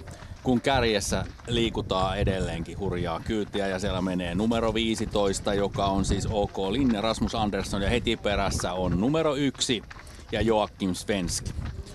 Ja siinä on toi Muura on siinä välissä ja Göteborg. Eli 4 ruotsalaista. Kyllä. Eli tuo 4 joukkueen ryhmä on nyt kasassa. Ja onko siinä sitten muita mukana? Stura, kyllä. Stura, Tuuna, Linne, Göteborg. KV on nyt sitten sen 48 sekuntia perässä. Ja nyt lähestytään tuota tuttua rasti numero 7, joka on meidän seuraava väliaikarastimme. Se on se rasti Parma, joka on pieni notko, ruskea käyrän muoto tuolla rinteessä. Ja kyllä tuonne sitten kun katsotaan kepsiä tuonne kauemmaksi, niin tuo suomalaisryhmä on edelleenkin, jos yhtään sinivalkoisin lasin katsotaan, niin vähän tuskasen kaukana. Joo, ei siellä nyt ole tuossa kymppikärjessä kuin ainoastaan KV ja muuten on 2 norjalaista ja 1, 2, 3, 7 ruotsalaista, näin se on. Ja siinä on aika iso ero sitten tuosta takana toi Kåre Tyrving Ravinen kolmikosta, niin siihen suomalaisnippuun Helsingin suunnista Turun metsänkävijät, Tampereen Pyrintö ja niin edelleen, niin siihen on sitten kyllä yli 2 minuuttia. Eli kyllä toi kärkinelikko ja siellä on todella, Rasmus Andersson on äärettömän kova yösuunnistaja ja sitten siinä on toi Joakim Svensk myös mukana, niin kyllä tässä on nyt vähän niin kuin harmittavaiset fiilikset, täytyy sanoa, että siellä on nyt turhan kovia kavereita karkumatkalla. Ja 5 joukkuetta on leimannut nyt tuolla väliaikarastilla 4,6 kilometrissä. IFK Mora johtaa, OK Linne Stora Tuuna, IFK Göteborg, Södertälje Nukvak Orient on 6 sekunnin sisällä. Eli 5 joukkueen ryhmä etenee nyt siellä ja sitten sinne seuraavaksi me odotamme muun muassa KV:tä. Kyllä, tosiaan siinä oli 5. joukkue vielä, oli kuvaajan takana siinä polulla, oli Södertälje. Ja Johan Ek Larsson oli siinä kuvissa.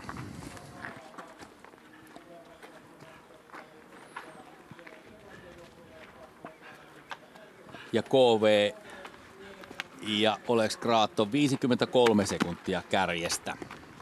Eli 47 sekuntia Södertälje nyt varnaa perässä.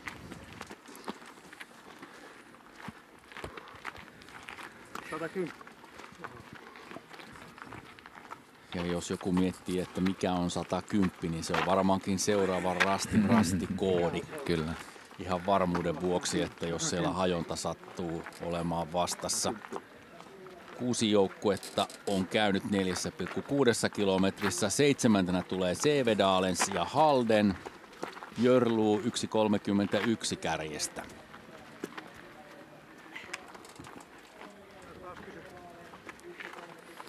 Ja se ero oli edellisellä väliaikapaikalla, muun muassa Björlulla vain 40 sekuntia kärkeä. Joo, kyllä kärki menee kovaa. Eli kärki on kyllä vaan litistämässä eroa eteenpäin. OK Ravin ja Emil Granqvist, minuutti 52 sekuntia kärjestä. Ja Kåre Jonas Gustafsson 1,59. Ja edellisellä väliaikarastilla Kåre oli 1,35. IL Tyrving 205 norjalaisseura. Anders Tiltnes on menossa ja sitten näemme kepsiä tuolta seuraavalta väliltä. Stora Tuunasta KV:hen nyt se minuutti.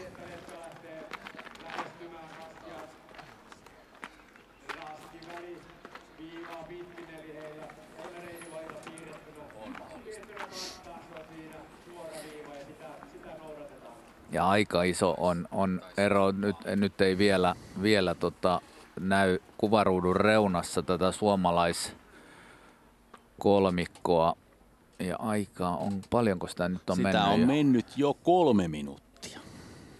Ja kun edellisellä väliaikarastilla tilanne oli se, että Pyrintö oli 3,11 kärjestä tuolla 2,2 kilometrissä, niin nyt tuo aika on mennyt umpeen. Se tietää sitä, että nyt alkaa myöskin Tampereen Pyrinnölle tulla tappiosekunteja. HS on 3,49 perässä ja HS on tällä hetkellä suomalaisjoukkueesta se, joka on vetämässä tuota letkaa tuolle rasti numero 7 väliaikarastille, jonne tuo ryhmä tulee ihan kohta.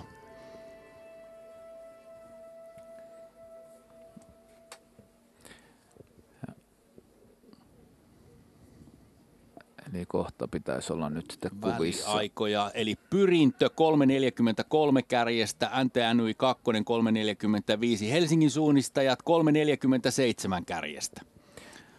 Maalususkoks Kuksmuodona 3,55 matkaa kärkeä ja 15.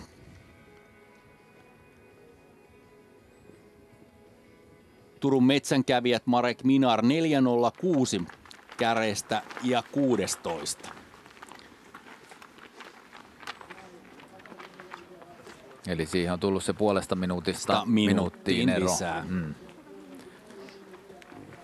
Eli 16 joukkuetta on nyt käynyt tuolla väliaikapisteellä ja kärjestä matkaa 4,6 kilometrin kohdalla 4.06. Ja siellä taempana tulee nyt sitten, siellä on vielä odotellaan Paimion rasti ja Kalevan rasti ja OSN 2 Lapua Espoon suuntaan Turun suunnista ja Ikalisten nousee voima. Nämä oli 5-6 minuuttia kärjestä perässä edellisellä väliaikarastilla. Tampereen Pyrinnön kakkosjoukkue, Tampereen Pyrinnön Anssi Huostila ja Navi Aleksi Karppinen 4.57 kärjestä.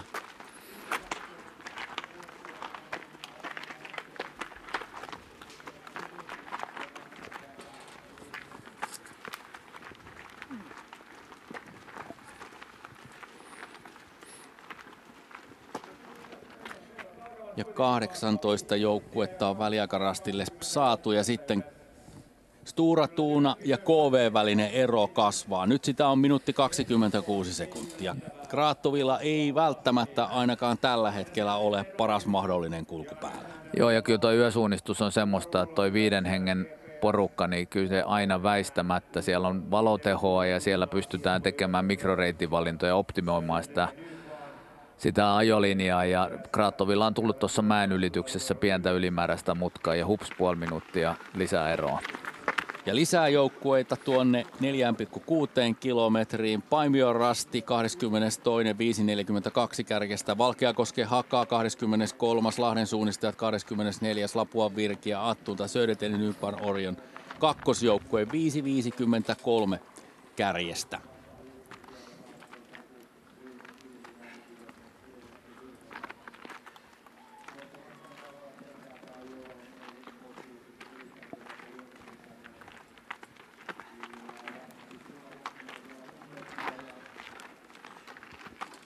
Sieltä vielä yksi kolmikko pitäisi tulla aivan näillä hetkillä sitten.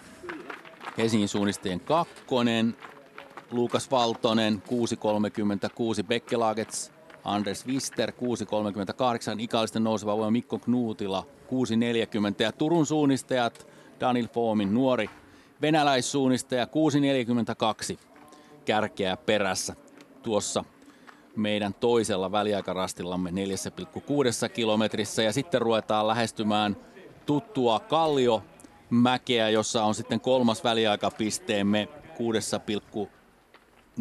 6,4 kilometrissä ja siellä menee tuo nelikko Stora Tuuna, Linne, Göteborg, Södertälje, Nykvarn Orient. Ja sitten Muura on siinä vielä, jolla ei ole GPS.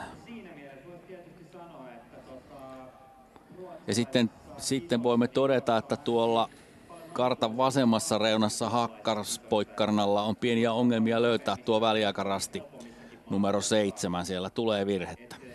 Ja Hakkarspoikkarnalla on kyllä hankala tilanne, on siinä tipahtanut porukoista nyt ja yksinään taittaa taivalta. Siellä muuten Espoon suunta ja Navin kakkonen tuli myöskin minuutti ton edellisen porukan jälkeen, eli sijat 32-33, 7,5 kärjestä. Kyllä. Ja nyt Hakkaspoikkarna siellä kulkeutuu sitten kohti seuraavaa rastia samalla kun kuva siirtyy jo väliaikarastille 6,4 kilometriin ja sinne odotetaan nyt sitten tuota kärki. Nelikko vai viisikko nyt se Janne on? Tuosta tulee luja. Eli viisikkoa odotetaan ja se viisikko lähtee sitten taas eri suuntaan tästä, kun nämä toisen osuuden juoksijat se tulee kohti tätä kameraa. Ja katsotaan kuka sieltä nyt tuota ryhmää sitten vetää. Ja sieltä tullaan nyt sitten sitä vauhtia, että kärki on tulossa. Ja kärki tulee juuri tällä hetkellä tuolle väliaikarastille ja siinä kärjessä OK Linne, Stora Tuuna, Rasmus Andersen, Joakim Svensk, Göteborgilta Filip Ossiansson ja Södertälje Nykvarn Orient, Johan Ek Larsson ja Ivko Muura on letkassa mukana 10 sekuntia kärjestä. Eli tuo ryhmä on edelleen kasassa.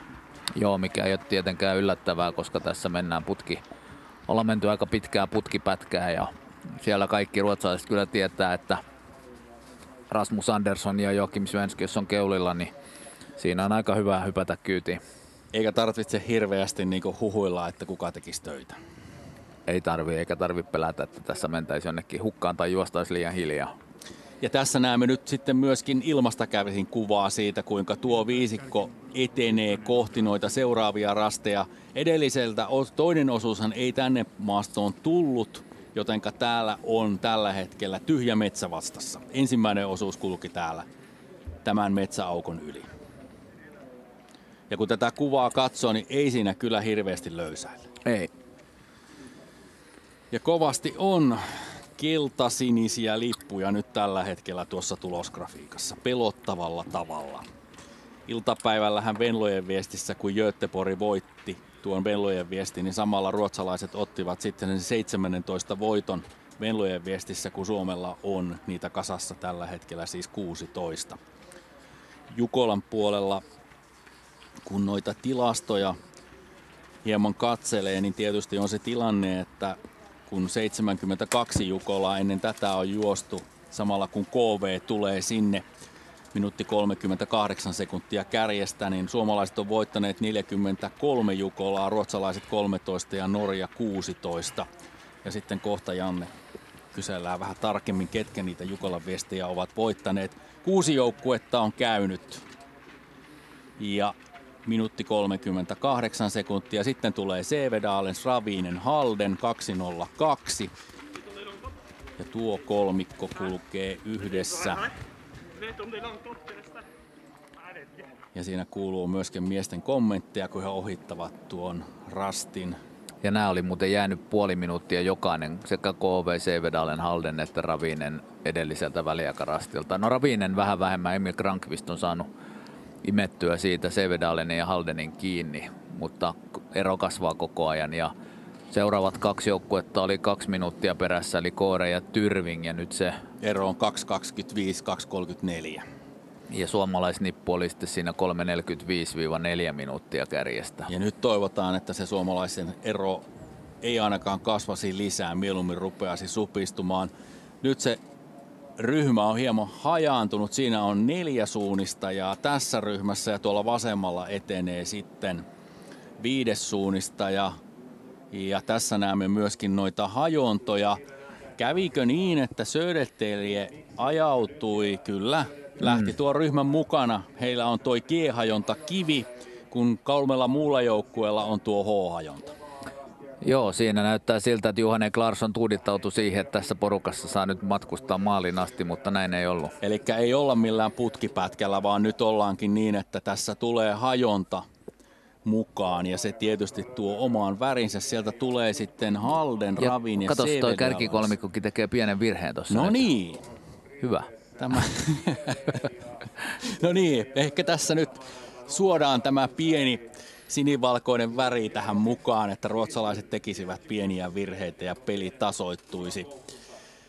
KV on menossa suoraan tuolle G-rastille. Tuo pieni pummi Göteborgin, Stora Tuuna ja Linnen välillä. Tuolla H-rastilla tasoittaa hieman tilanne. Ja siellä taas Koore ja Ravinen on lähtenyt kyllä aivan väärään sektoriin.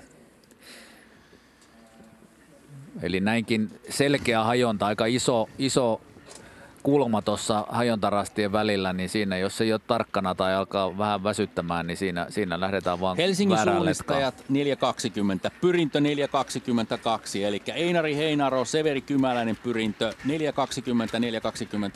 NTNYin kakkosjoukkue. Maailmansulkuus Kuuksmuodana, Turun metsänkävijät 4.31 kärästä ja Marek Minar vie viestiä.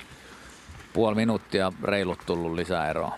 Eli suunta on edelleenkin väärä, jos ajatellaan tätä kisan kulkua. Toisaalta se kertoo siitä, että jonkunlaista torjuntavoittoa kuitenkin parivaljakko, Kymäläinen,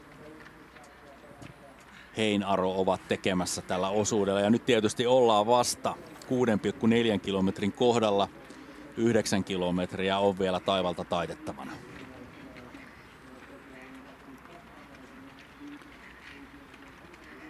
Ja seuraava joukkue tulee siihen. Se on Navi ja Aleksi Karppinen 5.13 kärjestä ja Pyrinon kakkosjoukkue ja Anssi Huostila 5.15 kärjestä. Aleksi Karppinenhan vaihti ikaalisten värit Navin väreihin tänä vuonna. Ja on tehnyt kyllä hyvää vetoa tässä nyt tällä osuudella. Katsotaan vähän noita. Siellä Stura Tuunan Joakim Svenskon ainoa, joka on vetänyt alle 32. No ei, kyllä se Karppinen on siinä 33.18, mutta aavistuksen kovempaa juossut kuitenkin kuin Pyrintö ja Metsänkävijät ja Helsingin suunnistajat, mutta ei merkittävästi. 20 sekkaa kovempaa. Aika tasasta on meno kyllä tällä osuudella. Valkeakosken Haka 20. Ilmari Aho 5.39 kärjestä. Lahden suunnistajat Pauli Leinonen siinä 21. 5.49 kärjestä. NTNY on 22. Paimion Rasti Lari Takanen 5.53 matkaa kärkeä. Lapua Virki ja Mikko Paihukangas. Ja Kalevan Rasti ja Santeri Silmennoinen 25. 6.06 kärjestä. Joo, ja siinä on Santeri Silmennoinen on vähän tiukilla siinä. Nyt on tuommoinen 3-40 metrin hajurako siihen edellä menevään ryhmään, missä on NTNY, Lahti ja Paimio. Ja sitten tullaan jo seuraavalle väliaikarastille 7,7 kilometriin tuolle rasti numero 13. Ja Söderteli nyt sitten joutuu maksamaan hintaa siitä, että veti väärää hajontaa kohti ja näyttää siltä, että tipahtaa tästä kärkinelikosta. Ja vai oliko Muuralla? Mikäs hajonta Muuralla? OK Linne, Stura Tuuna ja Göteborg. Joo, Muura saattoi olla sillä Södertelin hajonnalla ja veti myöskin vinon. Eli 3 joukkuetta on nyt irti, kun he tuolta kalliolta jatkavat kohti seuraavaa rastia. Ja siinä on kyllä aika kova nippu. UK Linne tämän vuoden Tiumilan voittaja, Stura Tuuna edellisen 2 Jukolan voittaja, IFK Göteborg tätä vuotta edeltävien 3 Tiumilan voittaja. Kyllä. Eli voittorutiini ja yösuunnistusrutiinia kyllä riittää. IFK Muura 35 sekuntia, Södertälje Nykvarn Orient 38 sekuntia. Ja KV oli siis 7. 48 sekuntia oli ero tuolla edellisellä väliaikarastilla. Otetaanpas nyt uudestaan vielä tuo väliaikatilanne ja otetaan takaisin. KV ja Kraatov oli 1.38 kärkeä jäljessä tuolla edellisellä väliaikarastilla 6,4 kilometrissä. Ja nyt on mennyt 5 joukkuetta. Ja edellisestä väliaikarastista puheen ollen, niin näiden Paimion Rasti, Lapuavirki ja Kalevan Rastin jälkeen sitten vielä 1 suomalaisletka, Ikallisten nouseva voima, Helsingin suunnistajien 2, Turun suunnistajat ja siinä myös Bekkelaget mukana, nyt 7.20 kärjestä, myöskin jääneet 40 sekuntia tällä edellisellä sillä 2 kilometrin sektorilla, kuten lähes kaikki muutkin jääneet on kärkimiehillä. Eli nyt kasaantuu KV, Sevedales, Halde ja Ravine. Eli KV on ajettu nyt sitten kiinni. Mutta toisaalta siinä on nyt se minuutti tuonne edelliseen ryhmään, eli Larssoniin. Ja olisiko nyt tuosta nelikosta sitten yhdessä tekemään taivalta sillä tavalla, että vauhti lähtisi nousemaan. Eli 9 joukkuetta on nyt käynyt tuossa väliaikarastilla 7,7 kilometrissä. Joo, Sevedalen, Halden ja Ravinen on nyt ottanut 20 sekuntia kiinni kärkeä 1,5 kilsan matkalla. Ja sitten tulee Koore ja Joonas Gustafsson 2.22 kärjestä.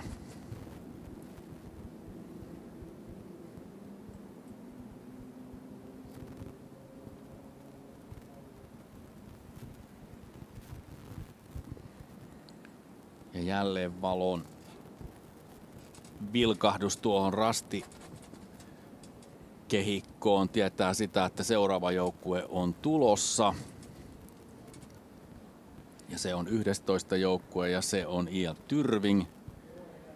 Anders Tiltnes tulee sieltä osolaisseuran mukana. Tyrvinghän oli Kangasala Jukolassa 2. Joo, mutta heillä on se tilanne tietysti, että sieltä puuttuu 2 kovaa miestä. Yksi erittäin kova oli Matias Kiburts ja sitten myös velipoika Andreas Kiburts on lopetellut jo uransa, niin heillä ei tuo loppu ole kyllä ihan niin kova kuin mitä heillä parhaimmillaan on ollut. Mutta nyt on kyllä pakko todeta, että 11 joukkuetta ja yhtään sellaista seuraa ei ole vielä käynyt tuolla rastilla 13, jossa olisi suomalaisia suunnistajia kyllä mukana. Eli KV pitää Suomen lippua siellä ylhäällä, mutta nyt sitten vasta tuolla edellisellä rastilla tulee HS ja Tampereen Pyrintö. Ja Navi on menossa sitten tuolle toiselle hajonnalle, hajontakirjaimelle H.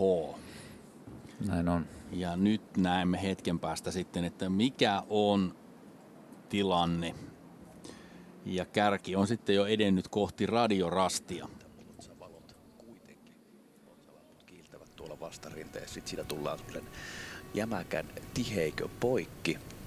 Ja sitten noustaan tänne meidän radiorastille. Tervetuloa siis myöskin TV2 katsojat Yle Puheen lähetyksen pariin. Täällä odotetaan siis 3. osuuden kärkeä radiorastille. Tilannehan on se edellisellä väliaikapisteellä, että HK Linne, Rasmus Andersson, Stora Tuna, OK Jesper Joakim Svensk ja IFK Göteborgin Filip Ossiansson olivat kärkikolmikko tuossa edellisellä väliaikapisteellä, mutta katsotaan mikä tilanne on sitten täällä. Jari Sipilä, kerros vähän minkälainen tämä meidän rastipaikka oikein on niin kuin tämän Jukolan luonteen mukaisesti. No tässä noustaan tuolta just sieltä tiheiköstä tähän Avokalliomäelle. Ja tää on sitten sen niin mäen melkein korkeammalla kohdalla tämmönen pieni suo. Että se on niin aika hyvä näkyväisyys, mutta tämä rastipiste ei vielä näy ennen kuin nouset tuohon ihan sanotaanko 20 metrin päähän. Että siinä pitää tarkasti tietää, mistä nousee mäkeä ylös. Kyllä, joo.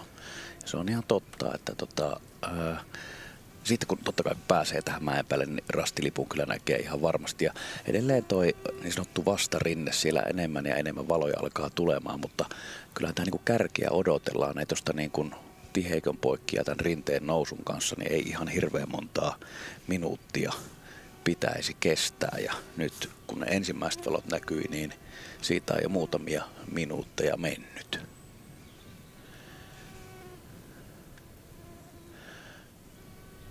Edelleen siis, ja nyt alkaa tulla, siis nyt näkyy todella paljon valoja tuolla. Tässä on tilanne, että jos kärkikolmikko on erottunut siinä edellisellä väliaikapisteellä, niin sen jälkeen sillä tulee semmosia muutaman 2-4 suunnistajan klimppejä sitten seuraavaksi. Ja nyt täytyy kyllä sanoa, että se jahtiryhmä on myös tuolla vastarinteessä jo tulossa kovaa vauhtia tähän suuntaan, mutta kärkeä ei vielä näy eikä kuulu. Nastareitten rapina varsinaissuomalaisessa avokalliomaastossa, toki Jäkälän pehmittämässä kalliomaastossa ei vielä kuulu tänne meille asti.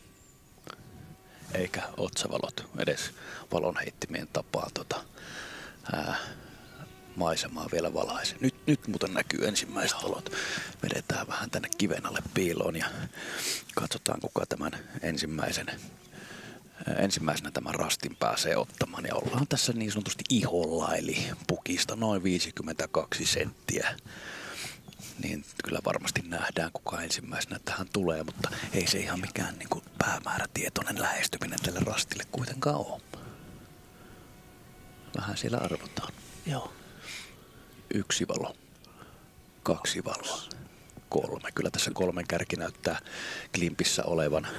Ja katsotaanpa sitten ensimmäisenä Stora Tuna OK Joakim Svensk ja sen jälkeen OK Linne Rasmus Andersson ja 3. IFK Göteborgin Filip Ossiansson. Kaikki siinä niin kuin napakasti 5 sekunnin sisään ja pistetään kellot käyntiin siitä ja katsotaan missä jahtiporukka tulee. Eli seuraavaksi.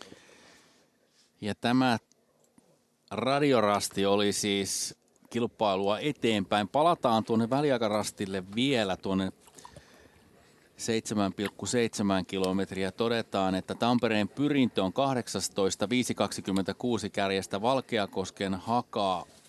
Pyrintö oli 19, 5.26 kärjestä. Ja siinä edellä on myöskin Navi 17, 5.14, eli aloitetaanpa uudestaan vielä. 12 on siis Tampereen Pyryn ykkösjoukkue 4.20 kärjestä ja Severi Kymäläinen. Helsingin suunnistajat Vanavedessä 13, 4.22 kärjestä. Sitten Navi on 17, 5.14 kärjestä. Tampereen Pyryn on kakkosjoukkue 19, 5.26 kärjestä. Valkeakosken Haka samalla ajalla. 20. Paimion Rasti 5.31 kärkeä matkaa, Lahden suunnistajat 23. 5.35, Lapuan Virkiä 5.40 ja Kalevan Rasti 5.43 kärkeä perässä 25. Ikallisten nouseva voima 28. 5.5, 6 minuuttia 55 sekuntia matkaa kärkeä Helsingin suunnistajien kakkosjoukkueen Luukas Valtonen 6.57 ja Turun suunnistajat 30. 7.02 kärjestä, kun kärkikolmikko tulee jo sitten kohti 9,1 kilometrin väliaikarastia ja kuoppaa.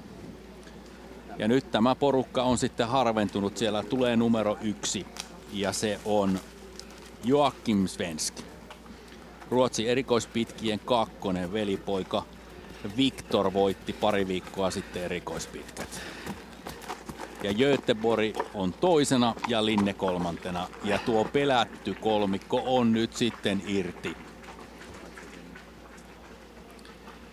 Joo, nyt se on viimeistään rupeaa selkeytymään, että tämä nimenomaan pelätty kolmikko ja sitten on menossa omia menojaan. Ja sitten Janne, meillä on tuo pitkä väli edessä. Ensimmäisellä osuudella aika pitkälti kärki kai kulki tuota väliä suoraan. Joo, näin se oli ja nyt kun muistetaan, että siellä on ne ensimmäisen osuuden urat, niin aika vahva veikkaus on se, että tästä sitä tullaan menemään suht koht suoraviivaisesti. Tässä lopussa on vähän erilaisia toteutusmalleja, mutta siellä on tosiaan sitten jo se 1400-1500 kilpailijaa taittanut taivaalta. Et ratamestarit oli kyllä tässä hakenut sitten vähän toivoneet, että tehtäisiin vähän erilaisia ratkaisuja, muun muassa näin.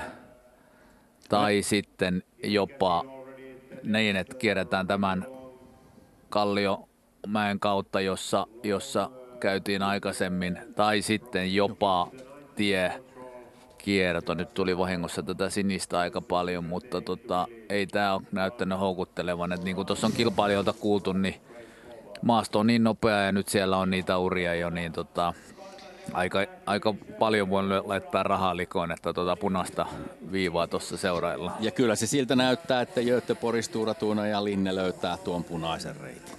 Eli kyllä se ura imee nyt sitten miehet mukaansa. Samalla kun seuraavat ovat sitten tulossa jo tuolle väliaikarastille, sieltä tulee seuraava ryhmä.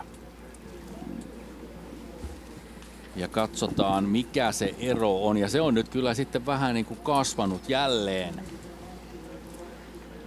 sieltä edelliseltä väliaikarastilta. Ja siellä ruotsalaiset käyvät keskustelua. No niin, siellä käydään keskustelua seuraavasta välistä. Siellä on IFK Mura, Södertälje, OK Ravinen, Emil Granqvist, Sävedalen, Simon Wikström ja Halden, Kjetil Björry ja Kraatto. 2.29 on KV perässä.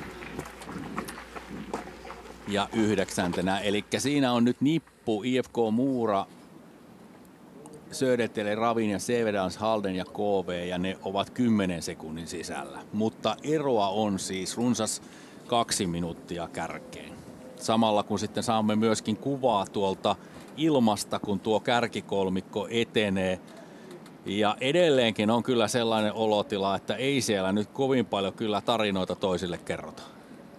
Ei, ja siellä nyt näyttäisi olevan sinivalkoinen raitapaita kärjessä, ja se on, jos näin oikein, niin Filip Ossiansson, ja en tunne kyllä miestä yhtään, ja yritin jopa 2 tämmöisen suunnistussaitin kautta katsoa miehen nimellä hakua, mutta ei mitään löytynyt. Eli kuuluu tähän Göteborg kakkos- tai kolmosketjuun. Niin, ja näyttää siltä, että kun kerran vastuuta tarjotaan, niin myöskin siihen vastuuseen otetaan kiinni ja annetaan vastinetta. Sitten tulee yksinäinen valo kohti tuota väliaikarastia. Ja se tietää, että tullaan kohti 10. sijaa. ja se on Koore 102. Jonas Gustafsson 3.57 kärkeä perässä. Ja sitten kun katsotaan tuota edellistä väliaikatilannetta, niin pyrintö oli siis 4.20 perässä kärkeä ja 2 sekuntia perässä oli HS Einari Heinaro Severi Kymäläisestä.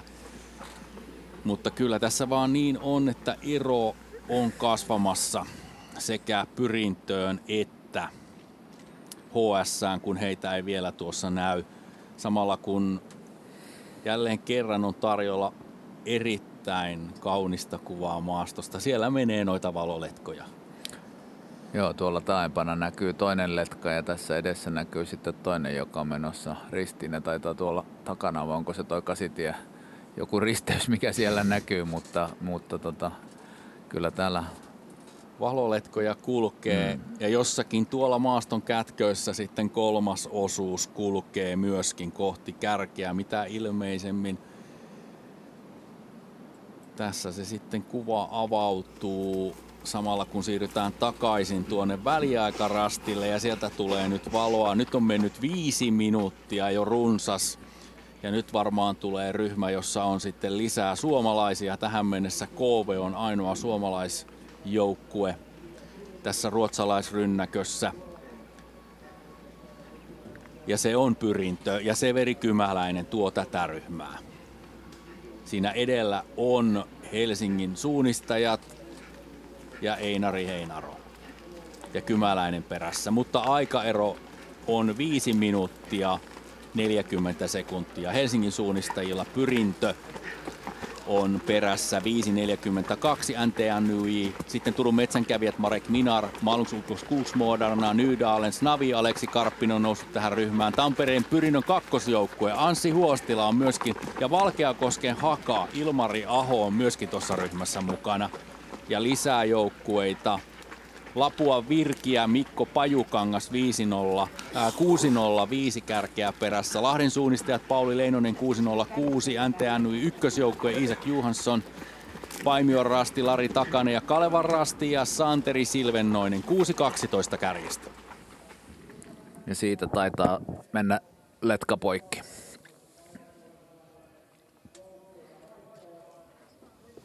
Ja täällä ollaan seuraamassa myös Henrik Talan kanssa ja Helsingin suunnistajien valmentajan kanssa vähän viestin etenemistä. Miten teillä nyt menee, kun aika paljon noita minuutteja on kuitenkin tullut eroa siihen kärkeen? Joo, tämä on nyt vähän semmoinen niin kriittinen hetki. Että meillä on kyllä mennyt hyvin ja ollaan kärjen tuntumassa, mutta sitä eroa noihin koviin ruotsalaisiin ei saisi nyt tulla oikeastaan lisää, kun mieluummin sen pitäisi kaventua. Että varmaan seuraavat kilometrit on viestin kannalta nyt tosi tärkeät. Viime vuoden kolmosia ja toki me ajattelimme, että Helsingin suunnistajatkin olisi yksi semmoinen joukkue, joka voisi tällä taistella vaikkapa voitosta. Mikä tässä nyt voi olla se, että ruotsalaiset ovat noin karanneet? En oikein tiedä, ne on mennyt koko ajan siellä niin kuin ihan kärjen tuntumassa ja tuntuu, että niin kuin pienikin ero tässä on semmoinen, joka sitten tuppaa kasvamaan tuossa yön pimeydessä. Sitä on vaikea selittää, mutta pakko sanoa, että kyllähän siellä nyt on ruotsalaisilla aika kovat kaverit vetämässä, että se on kova kolmikko, joka tekee hyvää yhteistyötä. Joo, ja se varmaan tietysti on sitten myrkkyä vielä perästä tuleville. No tosiaan Helsingin suunnistajien viimeisimmistä voitosta on kauan aikaa. Se on sieltä vuodelta 70 ja siellä on ollut ne kultavuodet Helsingin suunnistajille. Teillä on 8 voittoa seuralla. Yksi tärkeä tekijä ja yksi tärkeä henkilö teiltä, Juhani Salmenkylä, on poistunut tästä hetki sitten. Mutta minkälaisen perinnön hän on jättänyt teille? Kyllähän Jussin merkitys Helsingin suunnistajille ja meidän Jukola-suunnistuksella on ihan valtavan suuri. Ja Jussi oikeastaan loi HS:n huippusuunnistuksen kulttuurin ja sitä me tässä olemme jatkamassa. Mutta haluaisin ehkä Jussista vielä lisäksi sanoa, että Jussi oli sydämeltään joukkuepelaaja. Ja se on se Jussin perintö, mitä me tällä hetkellä vaalimme joukkueessa. Että me näemme viestisuunnistuksen joukkueurheiluna ja pyrimme olemaan vahvoja juuri sen joukkuetoiminnan kautta. Se oli kauniisti sanottu ja toivotaan, että se teidän joukkuepeli tässä vielä sitten tuo myös hedelmää, mitä pidemmälle tämä viesti etenee. Toivotaan näin, että tässä on aika monta kilometriä vielä kisaa jäljellä ja tilanteet ehtii kääntyä. Kiitos. Kiitos.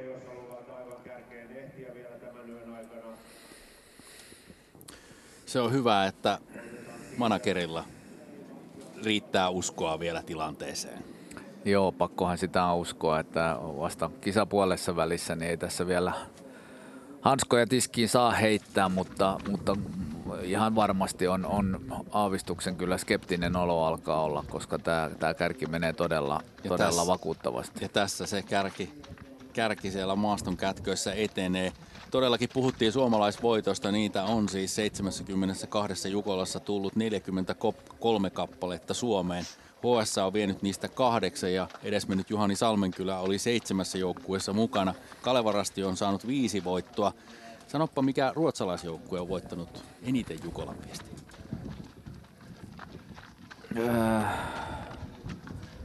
Ruotsalaiset on kaiken kaikkiaan voittanut 13, mutta... Olisiko se sitten IFK Södertälje? 2. Yksi on vienyt 3. No Stora Tuunalla on 2. Nyt mulla täytyy olla Ouko Ravinen. Ei. Niillä on vain 1. Norjalaiset Halden on vienyt 6, mutta nyt onkin hauska tilanne, että Göteborgilla on kans 2, eikö ole? Mennään 80-luvulle samalla kun kärki on tulossa 11. Almby IK. Kyllä, aikaan Jörgen Mortensson. Kyllä. Ja 11,3 kilometriä odotetaan sitten seuraavia suunnistajia ja sitä kärkeä kolmannella osuudella ja sitä kärkikolmikkoa. Sinne tietysti odotellaan Stora Tuuna, Göteborg ja Linne. Ja Stora Tuuna käy ja heti perässä tulee IFK Göteborg 5 sekuntia ja Linne 6 sekuntia. Joakim Svensk. Onko nyt niin, että kun siinä on toisen osuuden suunnistajia vielä tuossa jaloissa, niin pyrkiikö Joakim Svensk vielä irtaantumaan Ossiansystä ja Anderssonista? Mutta joka tapauksessa 3 joukkuetta 11,3 kilometriin.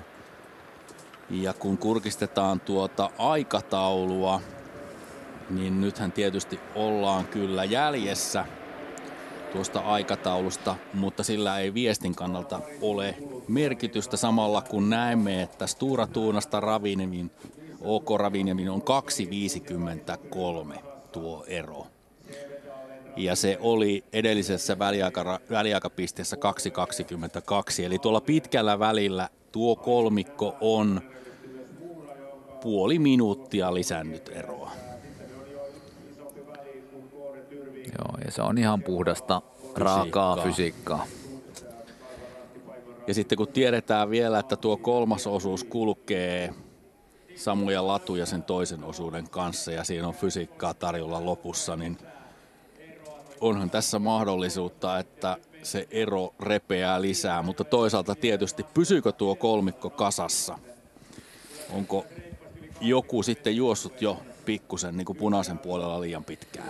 Niin, muistetaan, että toisella osuudella tapahtui aika paljon siinä tässä lopussa. Nimenomaan tästä maaliin sitten, eli siinä jo noilla pidemmillä väleillä, kun juostiin tuon maaston poikki länttä kohti, niin siinä tuli vähän eroja ja sitten ne viimeiset hajonnat viimeistään, niin vähän sekoitti pakkaa.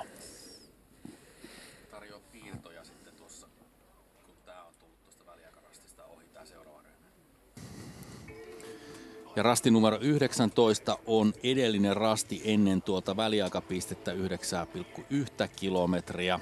Sevedalens, Raviniev, Södertälje, Nykvarn ja KV on sitten seuraavana tuolla odotuslistalla. Ja sieltä vähitellen sitten tuota ryhmää odotellaan tuolle väliaikarastille.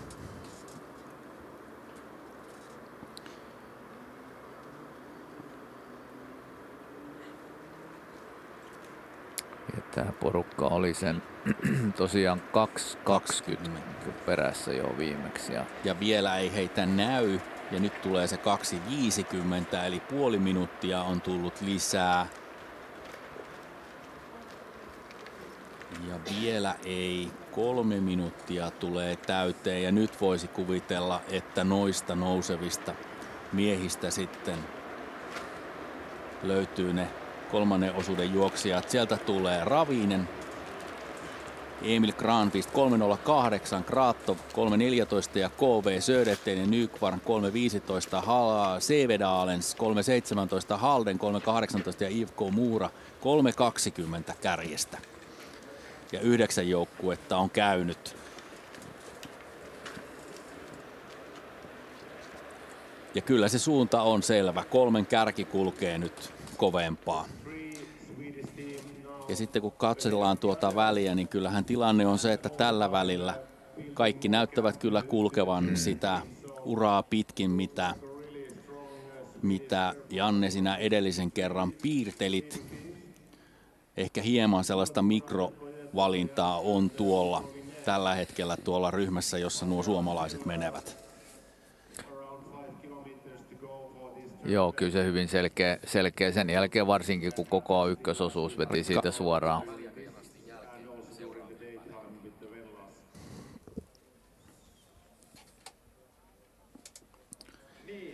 Ja Koore on nyt sitten se seuraava joukkue, jota sinne odotellaan. Ja Koore oli 10, 3.57 perässä. Ja sitten pääsemme myöskin tuota rataa eteenpäin.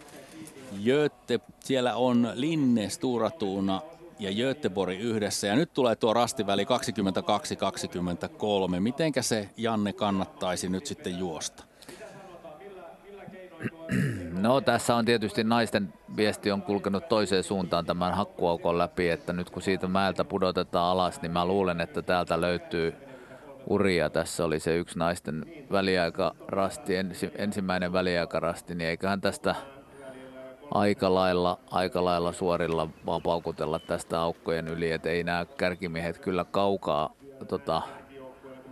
lähde kiertämään, että semmoista pientä viilausta tähän reitinvalintaan voi toki tehdä, jos tässä loppuvaiheessa haluaa kiertää vaikka täältä polkua pitkin ja näin palataan rastille, sinne mutta siinä se melkein sitten on. Väliaikarastille. Siellä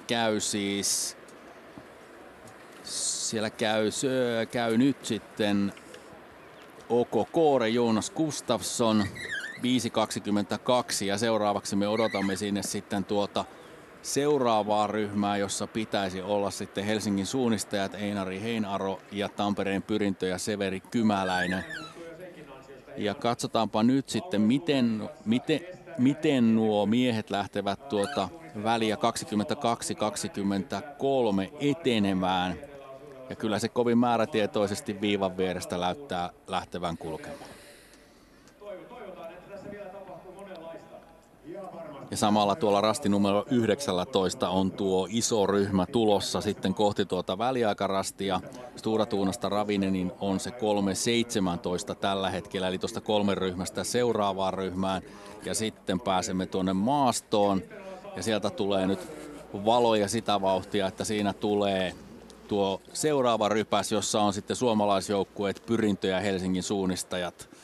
Mutta ero on kyllä kasvamassa. Sitä oli edellisellä väliaikapisteellä 5.40 ja nyt Helsingin suunnistajat Einari Heinaro 6.37, NTNY Isak Jonsson 6.37, Pyrintö Severi Kymäläinen 6.38 kärjestä, Tyrving, Tampereen Pyrintö Anssi Huostila, Navi Aleksi Karppinen, Nydalens SK, NTNY, Turun metsänkävijöiden Marek Minar 19, Maalusulkos Kuuksmorna, Valkeakosken Haka 21, 6.44, Lahden suunnistajat Paimion Rasti, Kalevan Rasti ja Lapua Virkiä tuossa ryhmässä 6.52 kärjestä.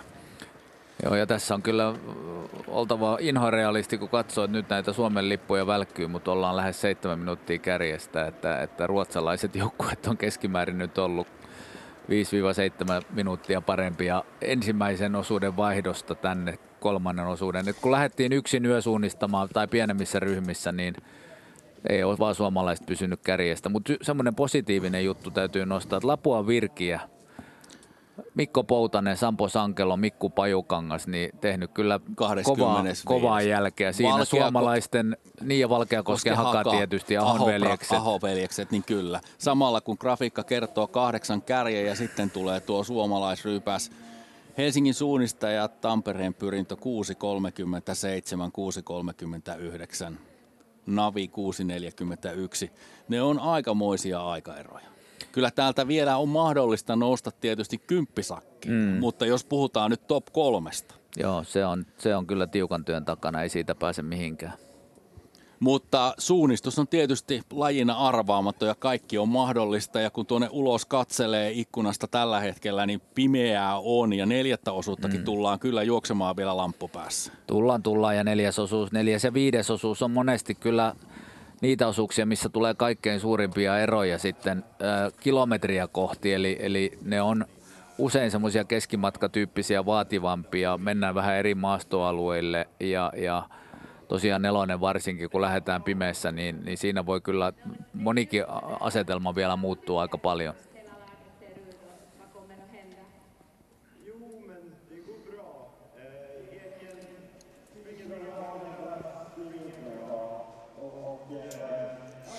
Espoon suunta on Jukolassa mukana 12 joukkueen voimin ja Venloissa oli mukana peräti 20 joukkuetta. 800 jäsentä suurin piirtein seurassa ja 350 kilpailevaa iso suunnistusseura pääkaupunkiseudulla. Kerro ensin, Henrikki, mistä tämä Jukola-into ja Venlat-into johtuu? No varmaan siitä, että kyllähän tämä nyt on hieno tapahtuma, että tämä totta kai vetää vuosi toisensa jälkeen aina porukkaa. Ja sitten kun ollaan iso seura, niin jollain tavalla sitten aina huipentuu. Tämä on kesän kohokohta kaikille ja paljon ollaan koko talvi, tehdään yhdessä ja paljon on niinku talkoo töitä ja tällaista, niin se vaan väkisin sitten tällainen joukkuehenki muodostuu jo siinä ja saadaan sitä kautta sitten näitä joukkueitakin aika paljon tänne. Että tuolla on tälläkin hetkellä tosi hyvä meininki tuolla teltalla, että siellä diskoteekki pauhaa, koska E-Ladies tainnut virittää sinne ihan hyvä Essun baarin. Niin, myös E-Ladies on tavallaan osa teitä ja teistä lähteneitä kokoonpanoja. Maria, te olette myös huippu-urheilun suunnistuksen tähtiseura. Kerro vähän, mitä se tarkoittaa. Mitä te olette tehneet, että olette tämän statuksen ansainneet? No kyllä meillä on ollut laadukasta toimintaa jo hyvin pitkään. Että ihan on lähtenyt siitä, että aluksi on ollut hyvin laadukasta nuorisotoimintaa, jonka jälkeen sitten hiljalleen näistä nuorista on varttunut vähän vanhempia suunnistajia. Ja sitten sitä kautta on ollut aina hyvä porukka ja sitten sitä kautta saanut sen tähtiseurastatuksen. Se on tavallaan tullut aika luonnollisesti sitten siinä sivutuotteena. Jarmo, puolet teidän jäsenistä on alle 20-vuotiaita. Mihin se perustuu ja miten te olette saaneet nuoret houkuteltua suunnistuksen pariin? Joo, no se on just niin kuin Maria sanoi tuossa, että on pitkäjänteisesti tehty nuorisotoimintaa ja on järjestetty suunnistuskoulua, nuorten valmennustoimintaa ja sitä kautta tarjottu mahdollisuutta alueen nuorille harrastaa yhdessä ja pyritty siihen, että jokainen nuori pystyy tekemään omalla tasolla harrastusta, että löytyy se sopiva helppous, mutta kuitenkin riittävä haaste, millä sitten pystyy kehittymään ja nauttimaan. Pääkaupunkiseudulla tietysti riittää lapsille ja nuorille ja aikuisillekin harrastuksia vaikka millä mitalla. Mikä suunnistuksessa kiehtoo koko ajan enemmän? Suosio on noussut koko ajan harrastajien parissa. No onhan se hienoa. Siis mun mielestä itse ainakin tykkään siitä, että suunnistuksessa yhdistyy luonnossa liikkuminen, sitten kuntoilu, tulee fyysinen puoli ja sitten joutuu koko ajan käyttää päätä. Eli semmoinen hyvä kombo siitä. Joo, ja sen mä voin sanoa, onhan tää nyt niinku tässäkin kurakossa painetaan tuolla kumisappaat jalassa housut märkänä, niin on tää kukaan ei valita. Ja täällä tällaiset suuret suunnistusfestarit tällä hetkellä käynnissä keskellä yötä, näin paljon ihmisiä, niin tää on siinä mielessä aika ainutlaatuinenkin laji. Ja totta kai tapahtumatkin on sillä aika erikoisia ja siistejä, niin ihmekös se vetää porukkaa. Miltä sitten tulevaisuus näyttää? Minkälaista trendiä olette huomannut? Onko porukka edelleen lisääntymässä ja uutta väkeä tulossa? No joo, ainakin tuolla nuorisopäässä, niin se on kyllä siellä on tulijoita. Voisi sanoa enemmänkin kuin vaan pystytään, että yritetään koko ajan resurssoida lisää ja saada sitten pystytään tarjoamaan sitä harrastetta kaikille kiinnostuneille. Ja tässähän hirveän iso osa on juuri se, että meillä on tosi hieno vapaaehtoistalkooporukka, joka tekee tätä eri tehtävissä. Että se on nyt, meillä on upeaa, että ollaan saatu palkattua ammattilaisia toiminnanjohtajaksi ja valmennuspäälliköksi, jotka sitten pystyy tukemaan tätä vapaaehtoista duunia, mutta sieltä se lähtee. Mutta kyllä kovasti hyvä pöhinä edelleen on. Hyvä, ja se pöhinä jatkuu miesten osalta sitten metsässä vähän myöhemmin tänään. Kiitos teille ja tsemppiä matka. Kiitos paljon.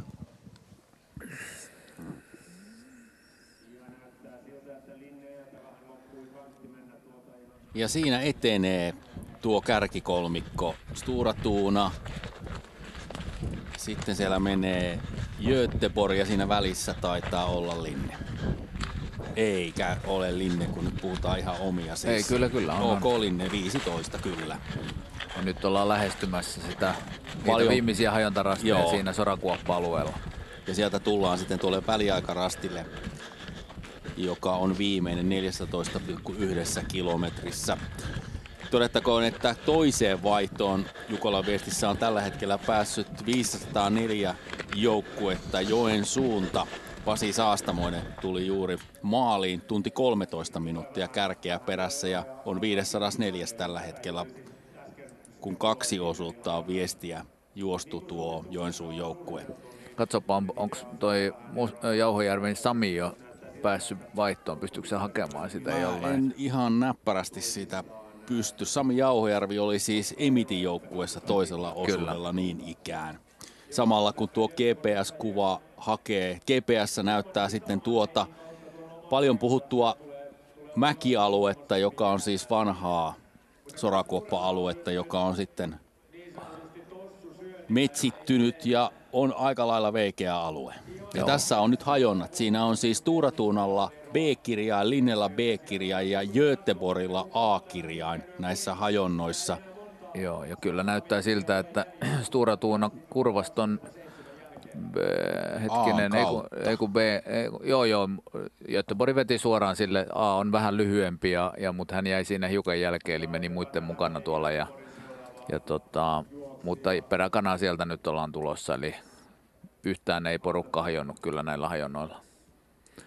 Eikä tullut virheitä. Ja sitten sieltä mennään kohti tuota rastin numero 26 ja sitten tuo 27. Kumpareiden väli on meidän viimeinen väliaikarastimme tällä 3. osuudella ja siitä sitten on vielä se runsas 600-700 metriä maaliin ja 3. osuus on kärjen osalta taputeltu. Tuo kärkikolmikko on sitten jättänyt kyllä selvän hajuraun tuonne takaa tuleviin Sävedalenssi, Haldenin, KV ja Södertälje, Nykvarna. Ja kuva kertoo nyt sitten tuolta 14,1 kilometristä, että se kärkikolmikko on sieltä tulossa ja tässä se tulee. Paitsi että ei aivan vielä, nämä olivat toisen osuuden juoksijoita, vaikka he hyvin sujuvasti tuolle rastille tulivatkin.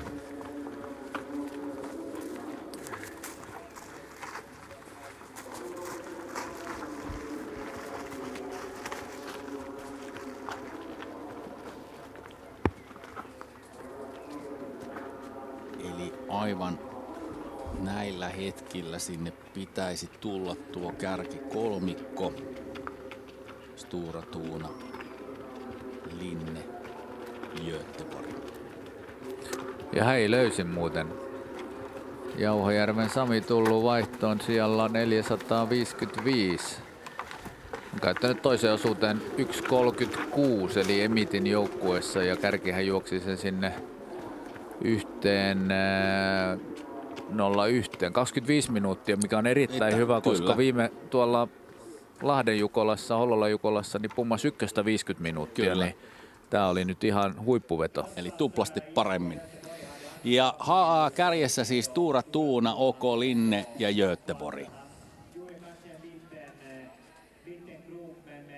Ja Stora Tuuna ja Linne leimasivat yhtä aikaa ja Göteborg on sekunnin perässä. Ja sitten näemme tuon seuraavan ryhmän ja katsotaan mitä nyt sitten tuolle seuraavalle ryhmälle tuo hajontarypäs tuo tullessaan. Löytävätkö miehet omat rastinsa vai tuleeko siinä yllätyksiä ainakin tällä hetkellä. OK Ravine on menossa B-rastille aivan oikein ja Sävedalens ja Halden. Ja toivotaan, että Graatov löytää tuon uran tuonne omalle C-rastille, kun Sävedalens ja Halden menee A-rastille. Samalla kun seurataan, mitä siellä tapahtuu, niin katsotaan edelliseltä väliaikarastiolta muutama suomalaisjoukkue vielä edellisten takana. Eli 35. Rajamäen Rykmentti 12.48 kärjestä, Navin kakkonen siellä 36, 12.54 kärjestä ja Espoon suunta siellä 42, 17.23 perässä. Essu oli muistaakseni aika hyvin tässä kolmososuuden alussa vielä, mukana. Mutta Vesa Noansille on ollut vähän tahmea pitkä yö. Vasta 42 joukkuetta ja 17 minuuttia ja 3 ero osuutta kärkeä. Niin nimenomaan, että nämä on semmoisia eroja, mitä parikymmentä vuotta sitten Jukolassa oli maalissa. Kyllä, kyllä. Kertoo siitä, miten kovia nuo kärkijoukkueet on.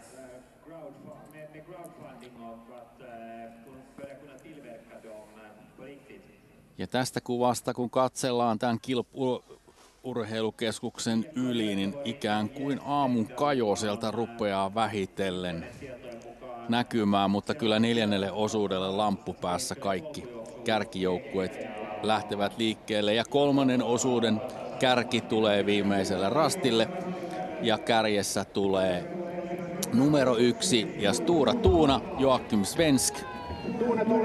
Ja OK Linne Rasmus Andersson toisena ja Göteborgin Filip Ossiansson kolmantena. Ja Stora Tuunan seuraavalle osuudelle lähtee Anton Sökvist. OK Linnellä jatkaa Jakob Andersson ja Göteborgilla Jens Wengsdal.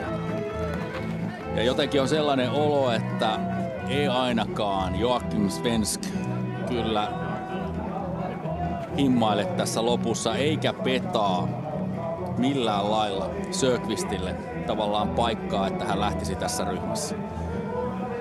Vaan kyllä tässä litistetään jokainen sekunti nyt irti ja pois muulta. Siinä tulee Stora Tuuna, joukkue, joka juoksee vähän eri järjestyksessä kuin kahdessa edellisessä Jukolassa, mutta kaikki 7 miestä ovat olleet siis voittamassa Kangasalalla ja Napapiiri Jukolan. Ja siitä lähdetään 4. osuudelle ja Anton Sökvist lähtee viemään Stora Tuunan 4. osuutta ja heti perässä OK Linne, Jakob Andersson ja Göteborgilta Jens Wengsdal. 8 sekunnin sisällä nämä 3 joukkuetta ja kyllä siinä voi tyytyväisenä läpsyjä toisille heitellä. Tuhoisaa jälkeä on tehty takana tuleviin joukkueisiin verrattuna. Juuri näin ja turvallisin mielin siitä voidaan lähettää kaverit eteenpäin. Toki joukkueella on semmoinen ero, että Stora Tuunalla on yhtä kova loppu kuin aikaisemminkin. Vähän eri järjestyksessä. Göteborgilla on aivan erilainen, eli nämä 4 viimeistä miestä, niin heistä ainoastaan Felix Axelsson ankkuri olisi normaalisti ykkösjoukkueessa ja UK Linneellä sieltä puuttuu tosiaan Luca Basset ja Lukas Liland, mutta kyllä toi aika vahva toi loppu on heilläkin, mutta kyllähän toi Stora Tuuna on se kyllä niin ammattimiesten porukka, että he on nyt tässä vaiheessa nostanut itsensä kyllä tämänkin Jukolan viestin voittajasuosikki. Kyllä, tietysti mielenkiinnon tuo se, että nyt ankkuri Emil Svensk juoksee 6. ja Viktor Svensk juoksee ankkurina, se on vaihtunut se järjestys. Här har vi en glad tät trio om vi börjar här i Göteborgseddan. Hur mycket samarbete har ni gjort? Ja, lite grann, men det är inte så mycket. Vi har hjälpts åt, men det är mest Jocke så jag har legat bak och bevakat. Han får ta äran. Jag skickade vidare till Rasmus i början i alla fall. Jag fick gå ut lite efter så där, så det var riktig rusning. Sen kom vi ihop, jag hade Rasmus rygg ganska tidigt. Och sen när jag kom ikapp fick jag ligga bakom där och vila lite. Men sen har vi gått på ganska hårt från typ halva. Så då var det bara att köra. Det var jävligt kul. Är det så i det här skedet av tävlingen att det är kanske klokast att inte försöka göra några egna avgöranden utan att man håller sig till en bra grupp? Ja, det måste jag säga. Man vill liksom ha hela tiden koll på varandra och vi längtade inte något eget, men vi splittrades upp alla 3 i slutet. Då var man lite orolig, men ja, sen kom vi ihop igen så ja, det var skönt att hålla ihop hela vägen. Men, ja. Okej. Det ser ut nu som att ni tre håller på att rymma iväg. Tror ni att det finns någon chans för någon annan att komma ikapp? Oj, jag har ingen koll hur det ser ut bakåt, men vi har ju 3 riktigt bra lag vidare hela vägen, vi 3, så att det får de jobba på. Men de kommer med bra lag också, så vi får se. Många sträckor kvar. Tack.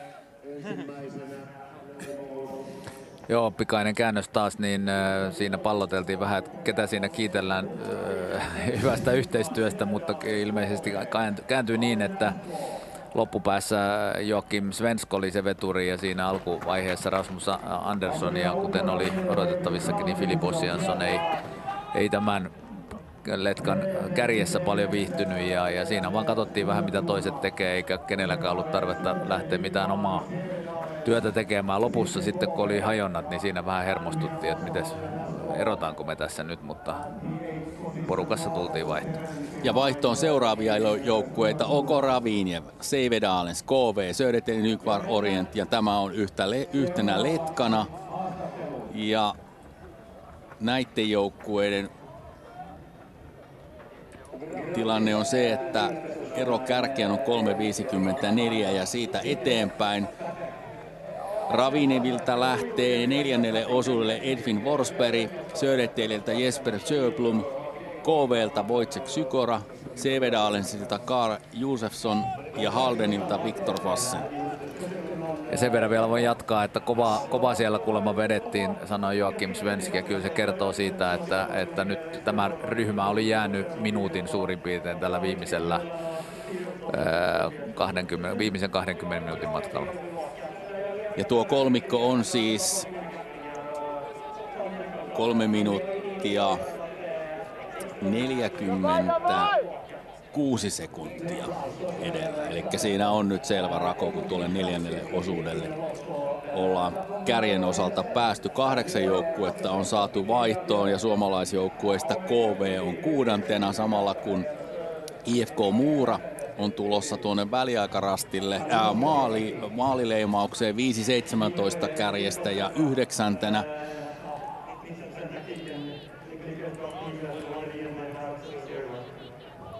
Eli Muura on tipahtanut tästä porukasta ja näkee, että siellä on aika lailla nyt reidestä. Siellä on kaikki imetty. Kyllä. Alkumatkastahan Muura oli aivan kärjessä. Niin oli, joo. Ja nyt sitten odotellaan sitä ryhmää, missä on paljon suomalaisia mukana. Ja ehkä noin minuutin päästä Koore varmaan tulee 10. tähän vaihtoon ja sitten tulee tuo suomalaisrypäs, mutta nyt on mennyt 6 minuuttia. Eli kyllä se ero vaan kasvaa tuonne kärkeen. Joo, ja se oli 11,3, niin se oli 6,5 minuuttia. 6,5 vajaaseen 7 minuuttia. Siinähän on todella iso nippu, eli kärki oli Helsingin suunnistajat ja viimeinen oli sitten Lapua Virki, ja 15 joukkuetta 15 sekunnin sisällä. Katsotaan, miten nyt on sitten tässä loppumatkalla käynyt, onko kaikki edelleen mukana. Sieltä tullaan. Ja tuolle vasemmanpuoleiselle viimeiselle rastille tullaan. Ja sieltä lähtee tuo ryhmä tulemaan. Siinä menee Pyrinnön värit. Nydalens on tulossa.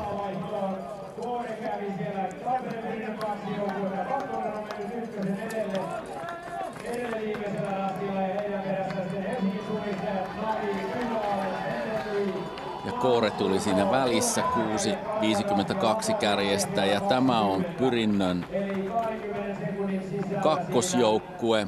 Anssi Huostila 7.09 kärjestä. Navi Aleksi Karppinen, Helsingin suunnistajat Einari Heinaro, Tampereen Pyrintö Severi Kymäläinen, Nydalens, NTNUI, Turun metsänkävijät Marek Minar, Malksukoks Kuks Moderna 18. 7.22 kärjestä. Ja Kalevan Rasti ja Santeri Silvennoinen 7.31 kärjestä. Eli sijasta 11 29 joukkuetta runsaassa 20 sekunnissa. Pyrinnöltä 4. osuudelle Topias Helminen, Navilta Jani Stamus, Helsingin suunnisteilta Miika Suominen, Tampereen Pyrinnön ykkösjoukkueelta Jonas Runesson, Turun metsänkävijät Edgar Spertuks ja Kalevan Rastilta Graham Griswood ja Lapua Virkiältä Toni Antti Viitasaari.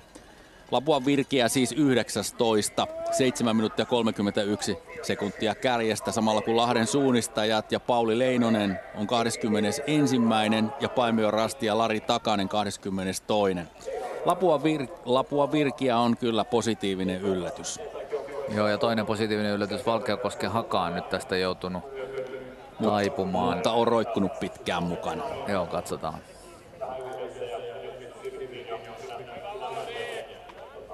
Anssi Huostila, Tampereen Pyrinön kakkosjoukkueen toit vielä ykköstä ennen. Ja te olette aika lailla siellä tasatahtiin matkaa tehneet, mutta oletteko te tehnyt yhteistyötä? No, kyllä siinä jonkin verran silleen varmisteli Severiltä, että on sama matka, mutta silleen vasta tuossa ihan loppumatkassa törmättiin oikeastaan, että sitä ennen siinä ei niin kuin Severi ei ollut mitään kontaktia, että ilmeisesti meni vähän edellä siinä alkumatkasta. Miltä se tuntuu, kun kakkosjoukkueena menee siellä, tulee jopa vaihtoa ykköstä ennen? No on se mahtavaa, että meillä on näin paljon äijä, että saadaan 2 kovaa joukkuetta ja meillä on ihan loppuun asti pitäisi miehiä vaan koventua, että taistellaan kyllä hyvistä sijoista. No miltä toi matkanteko tänään tuntui? No siinä niinku kääntöpaikalla, missä lähdettiin tulee takaisinpäin, niin oli vähän raskaan tuntusta ehkä, mutta sitten otin keiliä ja alkoi sitten taas niin kuin loppumatkasta jakso oikein hyvinkin, että oli tosi hyvä jalka sitten tuossa lopussa, että ei mitään ongelmia. Kiitoksia tästä ja ei muuta kuin jännää, miten teillä käy. Kiitos. Ja Valkeakosken Haka 25. vaihdossa 8.39 kärjestä. Ja kun kurkistaa noita kolmannen osuuden osuusaikoja, niin Joakim Svensk oli nopea, Rasmus Andersson 26 sekuntia, Filip Ossiansen minuutti 11. Ja sitten kun katsotaan Huostila, jäi 3.21 kärjestä, Karppinen 3.22, Santeri Silmennoinen 3.29 ja Severi Kymäläinen 4.26 ja Einari Heinaro 4.38. Eli kertoo kyllä aika tylyä kieltä siinä mielessä ja kuunnellaanpa mitä Lapuan Virkeän suunnistaja miettii, kun kolmas osuus on takana.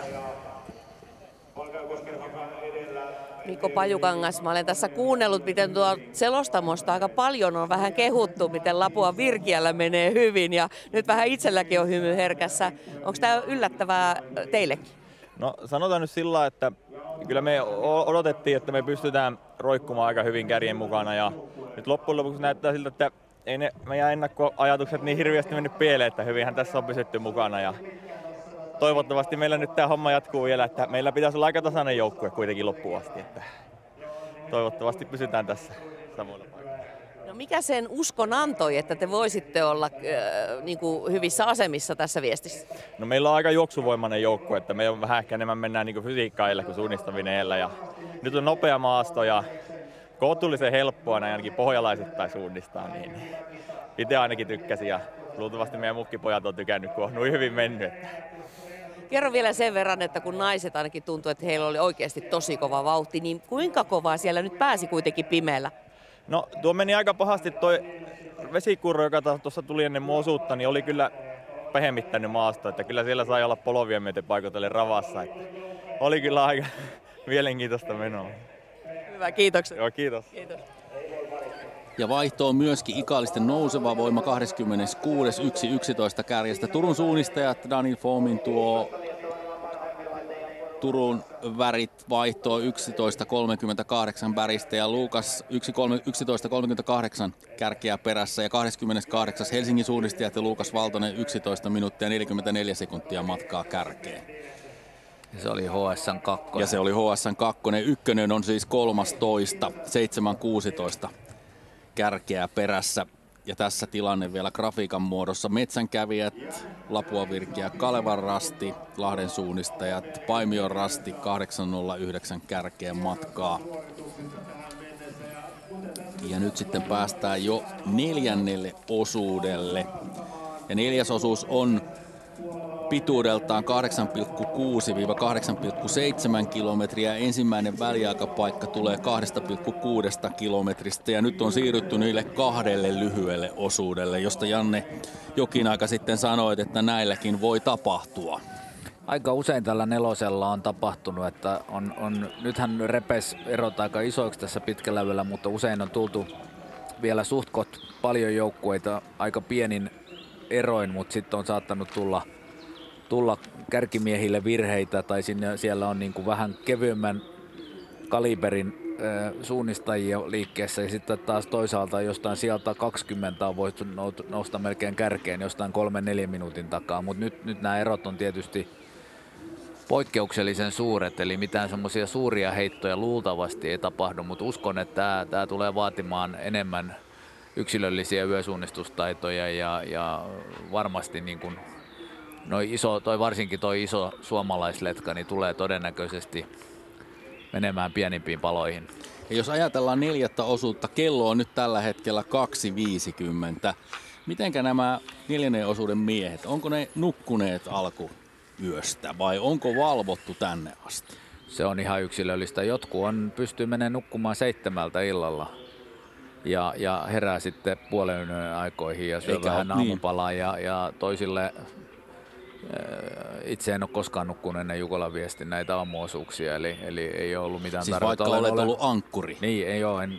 Siis kerran torkahdin ehkä puoleksi tunniksi tuolla Tahkolla, kun oli niin mukavat pehmeät sängyt ja vaimo vieressä. Tai silloin kylläkin tyttöystävä, mutta ja puhutaan Rautavaara Jukolasta siis. Niin, silloin 96. Se on ainoa kerta, että yleensä on kyllä kuunnellut radiota ja seurannut kisaa ja et se on hyvin yksilöllistä. Toisilla on enemmän haasteita tämän kellonajan kanssa ja tosiaan nukkumisen kanssa. Toiset nukkuu ja kokee sen hyväksi. Itse luulisin, että jos olisin nukkunut, niin olisin ollut enemmän pöppörössä kuin olin nyt. Ja Stora Tuuna tulee kärjessä 2,6 kilometriin, OK Linne 4 sekuntia perässä, eli Sjöqvist ja Andersson. Mutta mihin on sitten kadonnut Göteborg, joka oli vielä vaihdossa tässä joukossa mukana? Ja siellä on tosiaan Jens Wengdahl, joka on aika kevyt kaveri kanssa tässä kyllä verrattuna Sjöqvistiin ja Jakob Anderssonin, eli en ole yhtään yllättynyt, että hänelle ei ole ihan homma lähtenyt hyvin liikkeelle. Ja tässähän se selitys sitten tulee. Ja tässä nähdään, miten tämä pimeä on tasasta epämääräistä maastoa ja siihen tulee ihan kunnon pummi tuolla tasaisella alueella. 1,5 minuuttia varmasti. Ja nyt on mennyt sitten kärjenmenosta se 55 sekuntia. Ja Göteborgia ei vielä näy.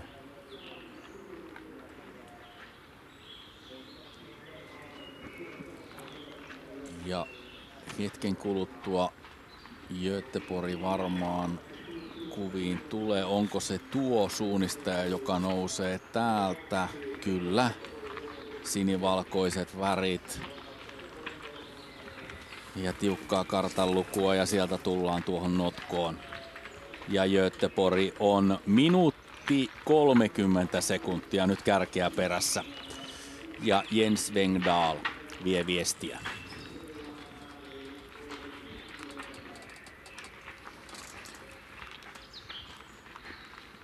Ja katson Jens Wengdahlin tietoa, niin siis onhan hän siis junioreitten 2013 viestin pronssimitalimies. Joku viestin hopea ja keskimatkan pronssimitalimies.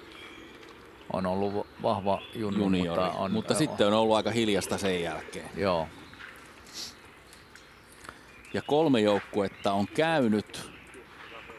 Ja katsotaanpa vielä se vaihdon tilanne tuolta.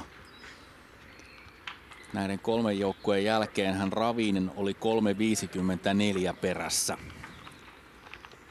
Ja siitä sitten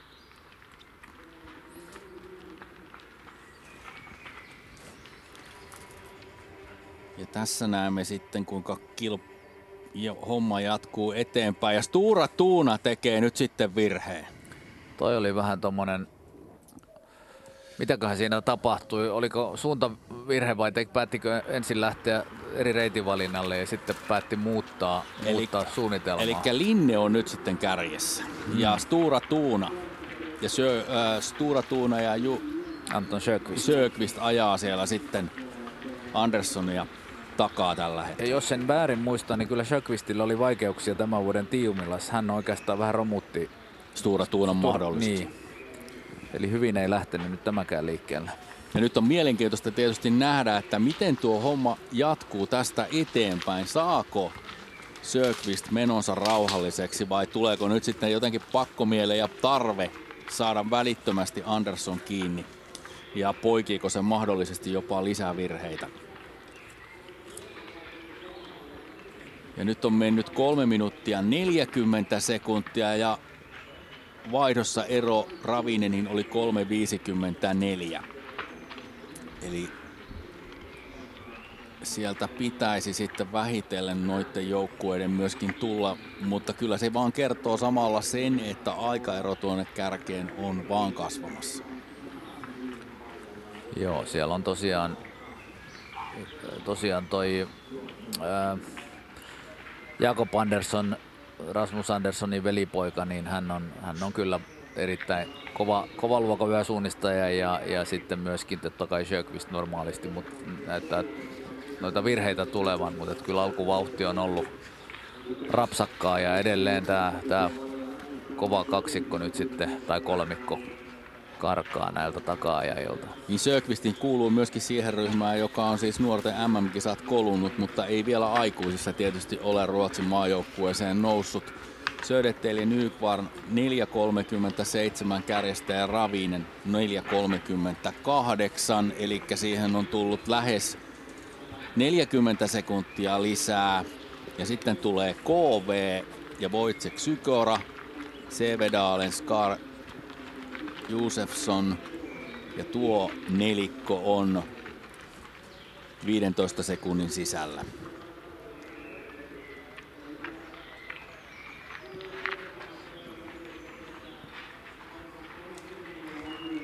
Ja kurkistetaanpa sitten, mitä kuuluu Porvoon lapsille.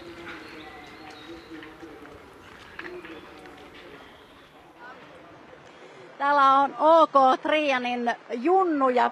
Saatte valvoa koko yön. Minkälaista täällä Jukolassa on ollut? Ihan mielenkiintoista. Onko sun ensimmäinen kerta? Joo, ensimmäinen kerta paikan päällä.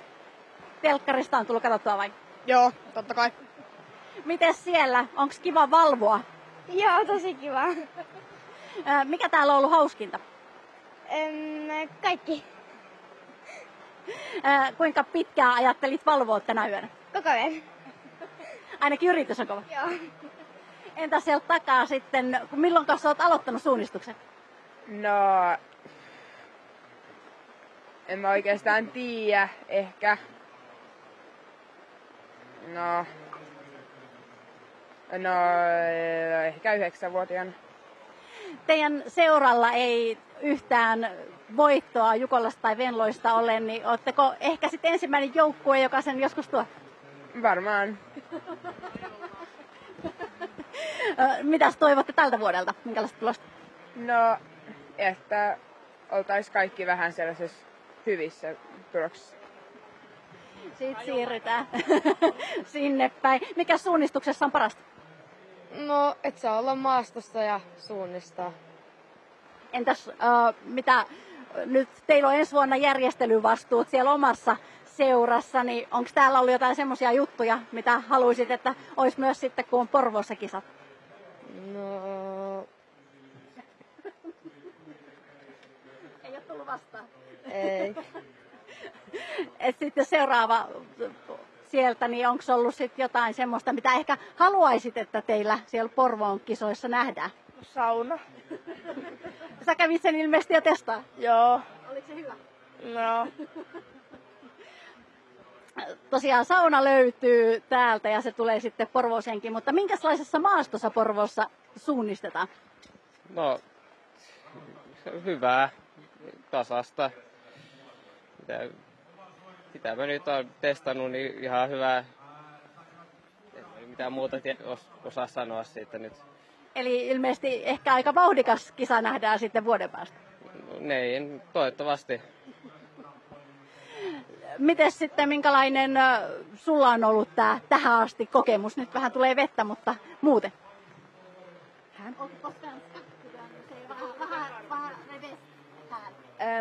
att här har varit så många personer som har varit engagerade att vara med och sen filisen här och att här är så mycket program att göra.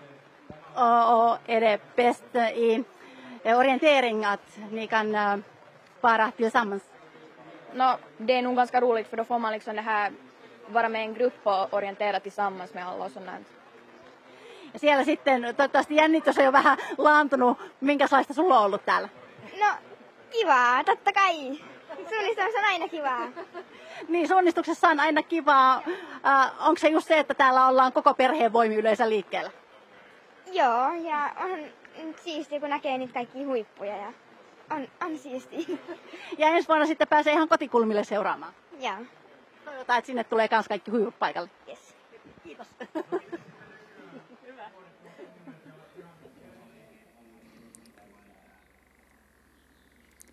Sitten saamme väliaikatilanteen tuolta ensimmäisestä väliaikarastilta. Siis Stora Tuuna johti, OK Linne 4 sekuntia perässä, Göteborg 1.31, Södertälje, Ravinen ja KV 4.51 kärjestä ja sen jälkeen Sävedalens IFK Mora ja 5 minuuttia 23 sekuntia kärkeen. Halden 5.45, Turun metsänkävijät ja Edgar Pertuks 6.52. Maalungs Tampereen Pyrintö Jonas Runeson 6.57 kärjestä. Koore Navi 7.09. Kalevan Rasti Graham Princevwood 7.24. NTNUI 7.25 kärjestä. Helsingin suunnistajat Miika Suominen 7.29.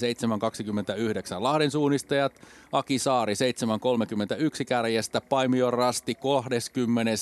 7.58. Tampereen Pyrinnön kakkosjoukkue 22. Lapuan Virkiä 23.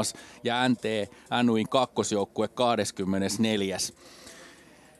Elikkä siinä käydään nyt sitten kovaa kamppailua tuolta sijasta 10 eteenpäin. Samalla kun päästään tuonne maaston kätköihin ja siellä kulkee tuo parivaljakko Sjöqvist ja Jakob Andersson mitä ilmeisemmin yhdessä.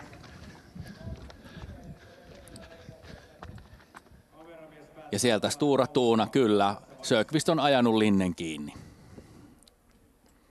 Ja nyt kuljetaan yhdessä ja tullaan kohti sitten tuota naisista tuttua väliaikarastia nimeltä Myssi. Siellä kumpareiden väli odottaa, siellä ei kukaan vielä Jukolan viestissä ole käynyt. Ja se on nyt sitten toinen väliaikapiste tällä 4. osuudella. On pakko sanoa tuosta äskeisestä insertistä, mistä näistä Porvoon nuorista puhutaan. Kyllä suunnistuspiireissä monesti niin on, että pienestä pitää Jukolan viestiin tullaan perheiden kanssa ja siellä se suunnistuskipinä kytkeytyy ja se jatkuu sitten tietysti myöskin aina vaariin saakka. Ja Stora Tuuna siirtyy kärkeen. Ja kävikö niin, että siinä nyt sitten Göteborg ja Jens Wengdahl tekee pienen virheen? Vai Linne? Ei kun Linne, joo, Andersson. Tekee 14 sekuntia. Siinä on nyt vähän semmoista puolin ja toisin semmoista pientä hermopeliä.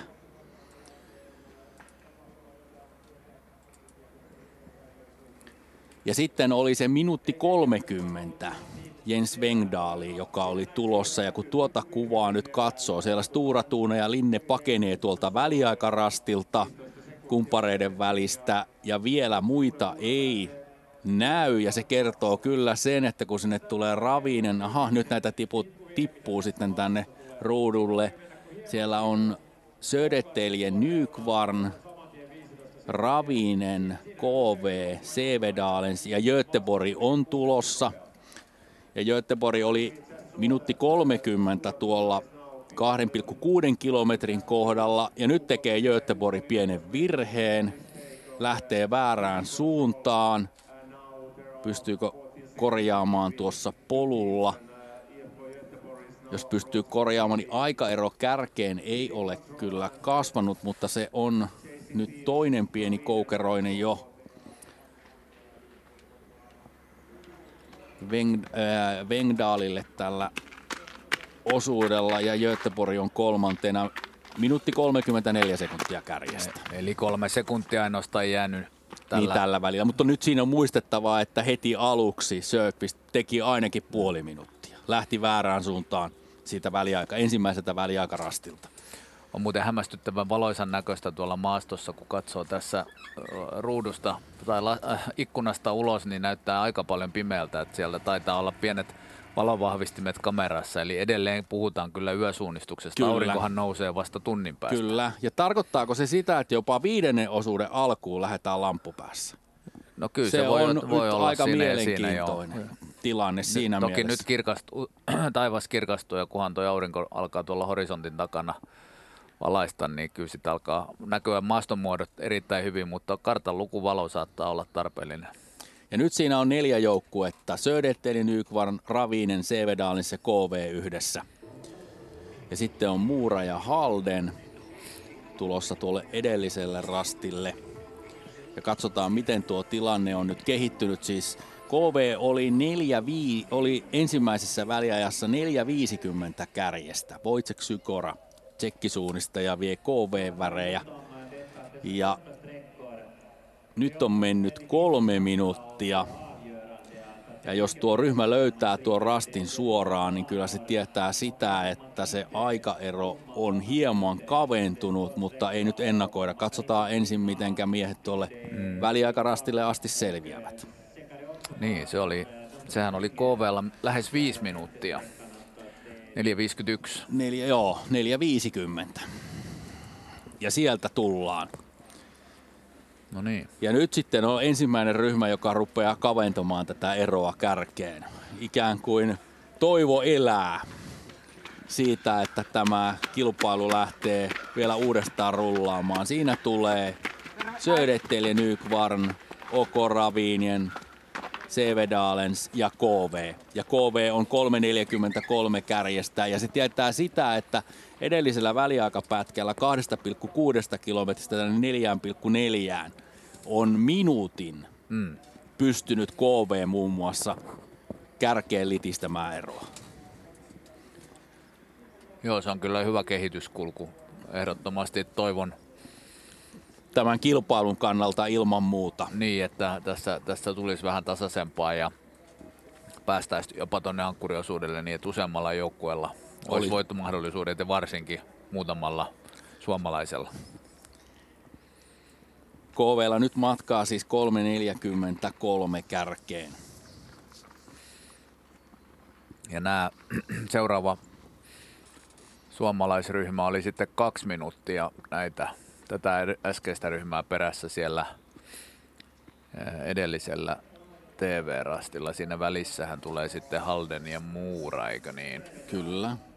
Ja sitten näemme, kuinka Stora Tuuna ja Linne etenee eteenpäin. Ja Sjöqvistillä on edelleen pieniä ongelmia. Hän pääsee välillä Linneltä irti. Eli Andersson jää ja sitten taas Sjöqvist tekee pienen virheen. Ja jälleen herrat ovat yhdessä. Ja sitten hypätään jo seuraavalle väliaikarastille. Ja se on tämä tuttu 8-rasti. 8-rasti siellä 8-tien varressa. Ja nyt tullaan toisesta suunnasta. Ja Stora Tuuna on kärjessä Sjöqvist.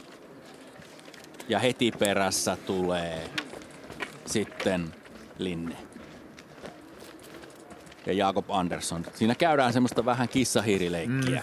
Ja nyt on mielenkiintoista nähdä, että kun jostain 4. osuutta, niin se on takuu varma, että hajontaa on myöskin radan loppuosalla. Kyllä se aika varmaa on. Ja tämä kissahiirileikki on sinänsä hyvä, että tässä molemmat vähän hermoilee ja tekee pieniä kupruja. Ja nyt antaa koko ajan sitten siellä täällä 15-20 sekuntia, puoli minuuttia takana tuleville. Tässä ei ole semmoisesta kolmososuuden veljellisestä yhteistyöstä, jossa kiitetään toisiaan. Tietoakaan. Joo, kyllä. Ja katsotaan, miten IFK nyt on sitten, Engdahl oli 1,5 perässä, että onko, kato sieltä tulee jo. Eikö ole? Kyllä se on. Ja nyt se tietää sitä, että Göteborg on 53 sekuntia perässä. Ja sitten todettakoon tuolta edelliseltä väliaikarastilta, että Pyrintö ja Ruuneson 6.01 kärjestä 10. Metsänkävijät Pertux 6.10 11. Kaleva Rasti ja Graham Briswood 6.18 kärjestä. Lahden suunnistajat 13. Aki Saari vie viestiä. Navi 14. 6.23 kärjestä.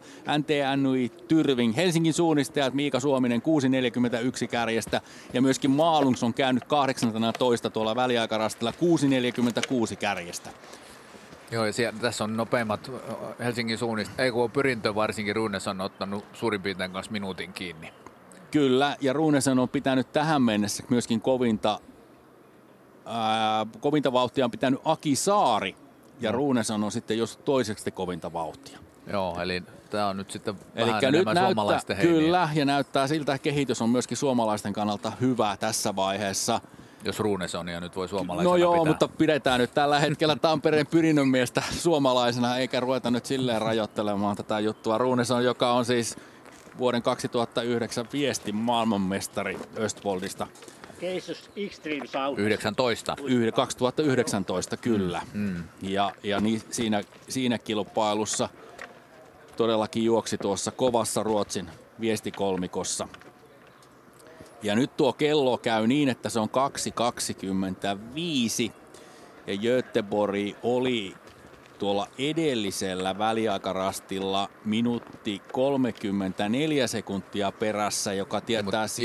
Göteborg kävi siellä, eli nyt sitten katsotaan Södertälje. Se oli 3.37. Tässä näyttää nyt käyvän niin, että tässä pitää ihan oikeasti ottaa kahvia, että pysyy hereillä, kun rupeaa rivit hyppimään. Sieltä näkyy tuo seuraava ryhmä. Ja eihän käy niin, että tuo ryhmä tekee, no pieni virhe siinä tulee ja sieltä ajaudutaan kyllä tuosta rastista ohitse. No sieltä se sitten myöskin korjataan. Se oli 3.30. Ja sieltä tulee 3.40 pyöreästi oltiin. Ja nyt sitä on 3.13. Ravinen 3.16, Sevedalens 3.16 niin ikään. Elikkä KV on supistanut sen reippaan parikymmentä sekuntia. Ja Södertälje Nykvarn 3.27 kärjestä. Ja 7 joukkuetta on käynyt ja sitten siellä oli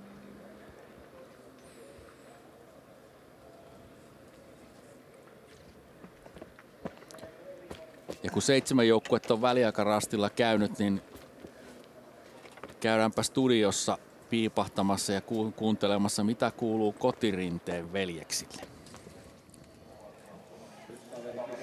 Tänne todellakin on saatu nyt aika paljon porukkaa. Paljon saatiin mahtumaan tänne studiolampujen loisteeseen. Otetaan ihan ensiksi Kotirinteen veljeksestä. Juho, juuri tuli tuoreena metsästä ja vähän vilukio taitaa olla.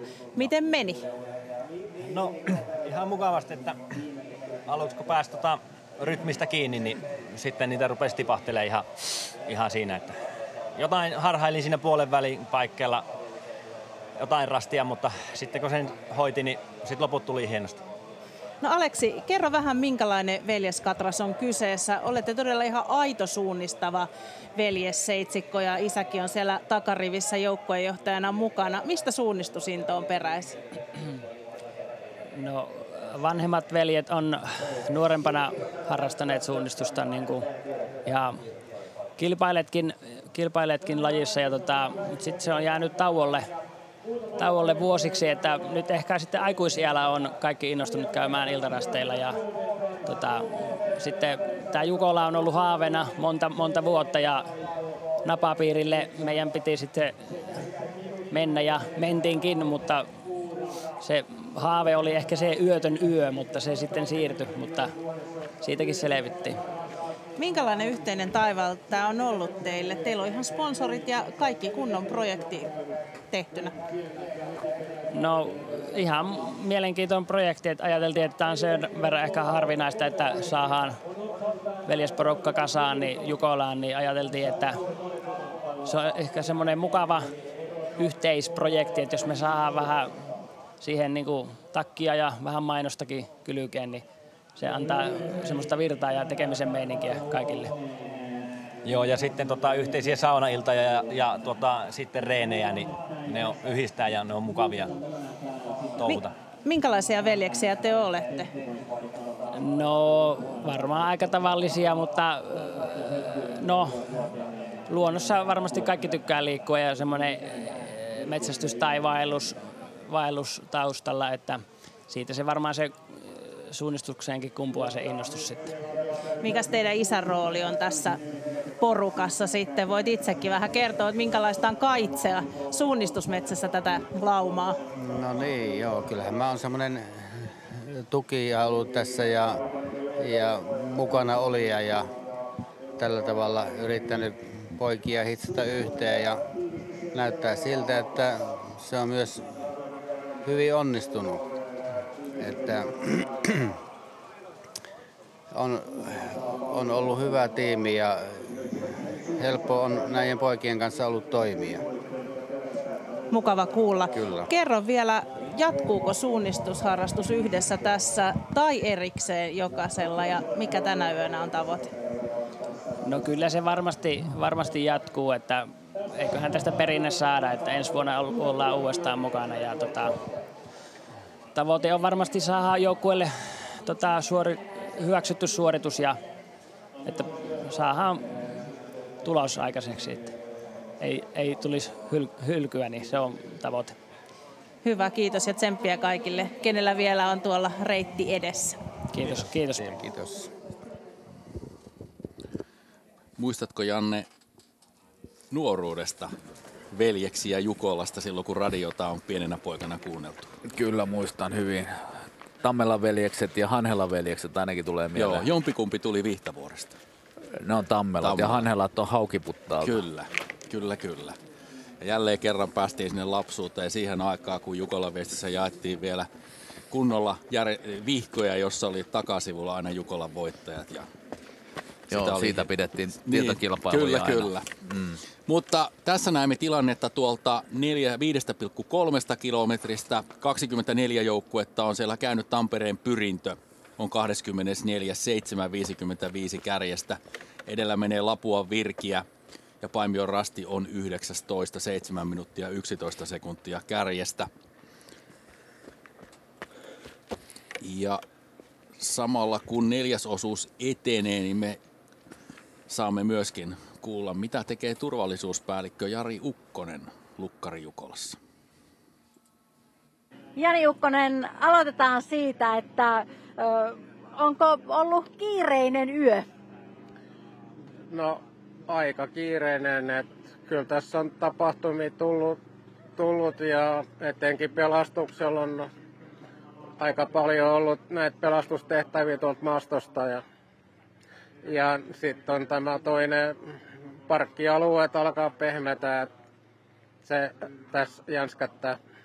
Eli aika monenlaiseen on joutunut puuttumaan. No meillä on onneksi osaavat henkilöt näissä kaikissa osa-alueissa, että he hoitavat kyllä homman hyvin. Täällä on aika pienellä alueella valtava määrä ihmisiä, niin mitkä ne on suurimmat asiat, mitkä pitää ottaa huomioon? No, sehän menee pitkälti, miten viranomaiset näitä määrittelee. Näissä tapahtumahakemuksessa niin määritellään, mitä lupia täytyy olla ja kuinka paljon ihmisiä täällä on. Ja sen mukaan sitten tietysti mennään, että järjestysmiehet sun muut, niin tämän väkimäärän mukaan sitten yritetään hankkia. Mutta onko ehkä suunnistusporukka semmoista, että semmoisia varsinaisia järjestyshäiriöitä ei ole tarvinnut puuttua? Ei yhtään, mutta se onkin, että mitä laki vaatii, se on toinen asia. Että kyllähän täällä riittäisi vaikka pari järjestysmiestä tämän porukan kanssa. Että sen puoleen ihan mukava tapahtuma. Kyllä, ei tarvitse painia kenenkään kanssa. Hyvä, toivotaan, että loppuyö on sitten rauhallisempi ja kaikki sujuu hyvin. No uskon näin, että kaikki alkaa olla väsyneitä itse myös, niin eiköhän tämä rauhoitu. Kiitos. Kiitos.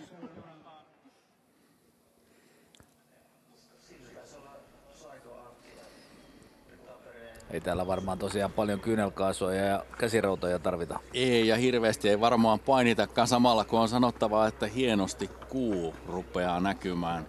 Ja hetken päästä se sitten taipuu myöskin toivottavasti auringon säteiden alla. Ja aamu rupeaa sarastumaan täällä Mynämäessä. Samalla kun pääsemme sitten tuonne maaston kätköihin ja siinä menee Anton Söderqvist numero 1. Ja missä on sitten Jakob Andersson. Ja tämä vilkaisu kyllä tarkoittaa sitä, että Söderqvist ainakin huolehtii siitä, että kuka on perässä. Ollaan jälleen tulossa tuolla radan loppuosuudella ja seuraava väliaikapiste on 7,9 kilometrissä.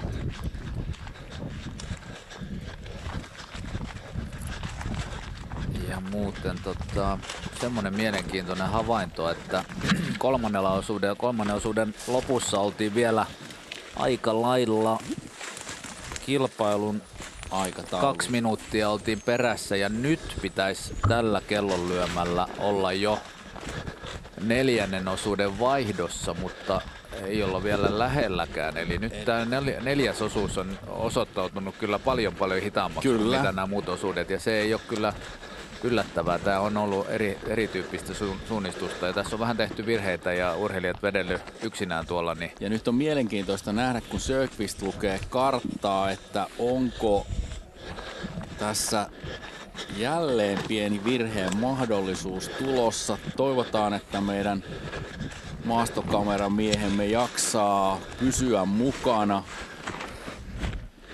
Ja Söderqvist pysähtyy, lukee karttaa ja löytää kyllä rastille. Ja leimaa ja matka jatkuu.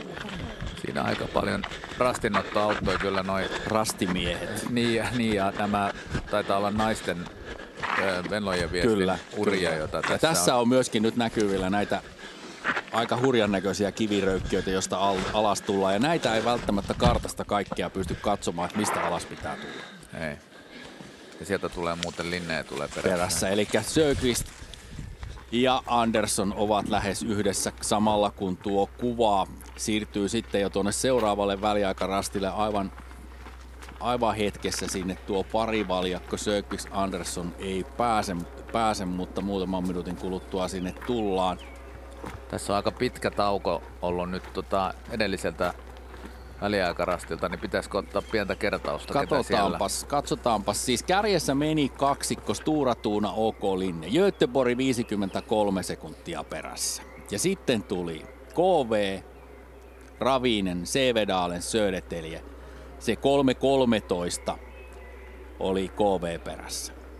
Sitten runsas minuutti Halden, Vanavedessä Muura ja sitten lähtee 10. sijasta suomalaiset 5.13 kärjestä. Pyrintö, Kalevan rasti, Lahden suunnistajat, Turun metsänkävijät, NTNUI, Navi, Tyrving, Helsingin suunnistajat ja Helsingin suunnistajat 5.42 kärjestä ja sijaluku on 17. Sitten Maalungs ja 19. Paimion rasti 7.11 kärjestä ja Vanavedessä Nydalen, Skore, NTU, NUI, Lapuan Virkiä 23.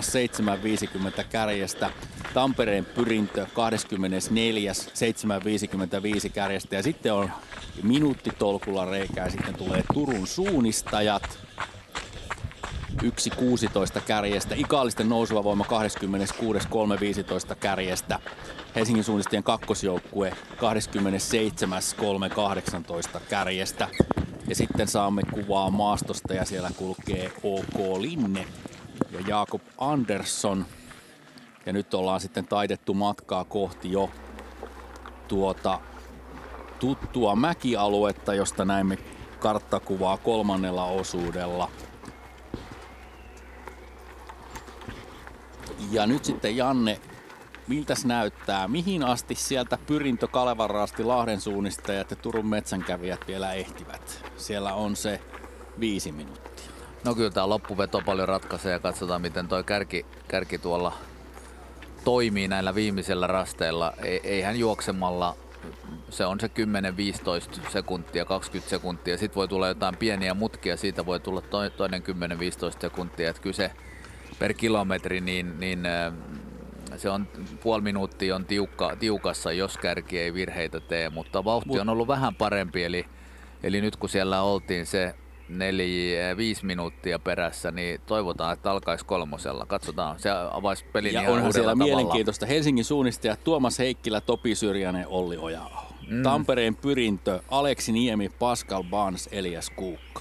Joo, on se, kyllä heillä on ehdottomasti vahvat ja sama KV tietysti on jo tuolla lähempänä kärkitaistelua ja Turun Metsän kävijöillä myöskin varsin vahva loppu, eli siellä sitten Samu Heiska, Ruslan Glebov ja Jussi Suna. Ja KV:lla Tim Robertson, Kenni Kivikäs ja Timo Silt, että periaatteessa tässä vielä on suomalaisilla mahdollisuutta samalla kun me puhumme tässä, niin Linne ja Stura Tuuna käy tuolla viimeisellä väliaikarastilla ja he ovat yhdessä. Ja hetken kuluttua tullaan sitten 4. vaihtoon. Ja lähtee liikkeelle 5. osuus.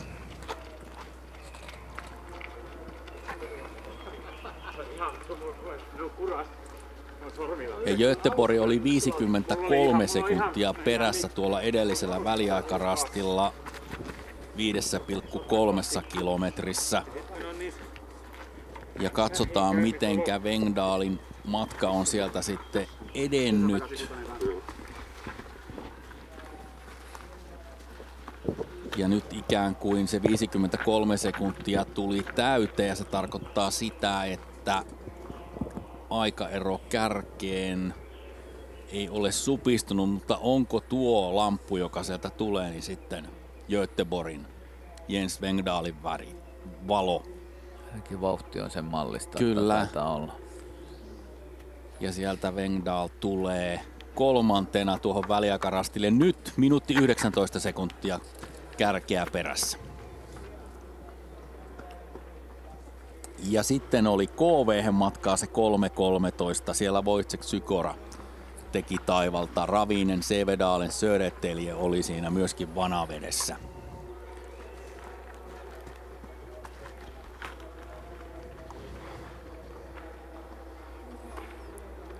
Ja tietysti tosiasia on se, että eihän tuokaan nelikko aivan lentäen sieltä pysty tietysti tulemaan. Mutta jokainen sekunti, mikä kärkeen tietysti pystytään imemään eroa kiinni, on aina tietysti kotiin päin. Nyt on aikaa mennyt 2 minuuttia.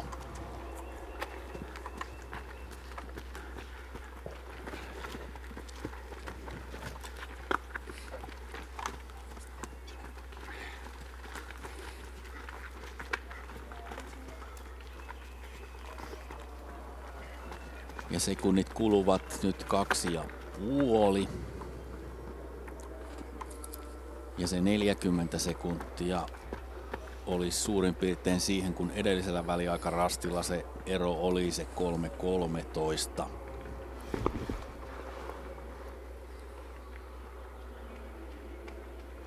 Mutta kyllä tässä niin käy, että tämä kärkikolmikko ja nimenomaan toi kärkikaksikon ero kasvaa nyt sitten KV. Siltä näyttää. Eli Sjöqvist Anders on saanut kyllä, ja Wengdal myöskin, niin tässä lopussa nyt sitten vähän harmoniaa siihen tekemiseen. Kyllä. Alku oli vähän hermoilua ja nyt on tultu kyllä puolesta matkasta eteenpäin niin erittäin vahvasti. Ja varmasti myöskin sujuvasti. Siinä ei ole välttämättä kissahiirileikkiä leikitty. Kohta tulee 3,5 minuuttia täyteen.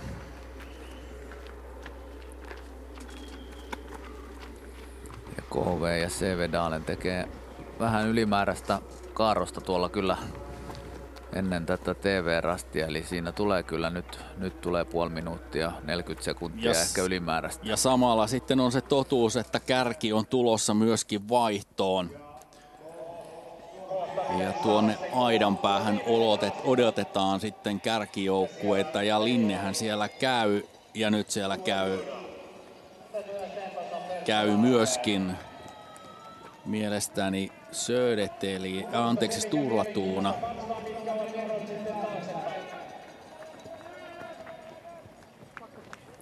Ja kysymyksessä on siis 4. vaihto. Ja siellä tulee, kyllä Stura Tuuna tulee kärjessä. Anton Sjöqvist ja Linne on tullut jo tuon maalileimauksen ohi ja Stura Thuna on tulossa nyt toisena ja aikaeroa on 10 sekuntia.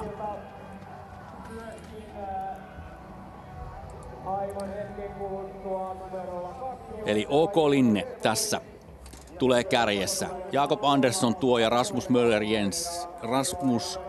Möller Yes lähtee 5. osuudelle ja Stura Thuna Anton Sökvist tuo viestiä ja Henrik Johansson jatkaa viestiä. Tässä numero 2 on Göteborg ja Henrik ja siellä osuudelle lähtee Marius Trane Ödum.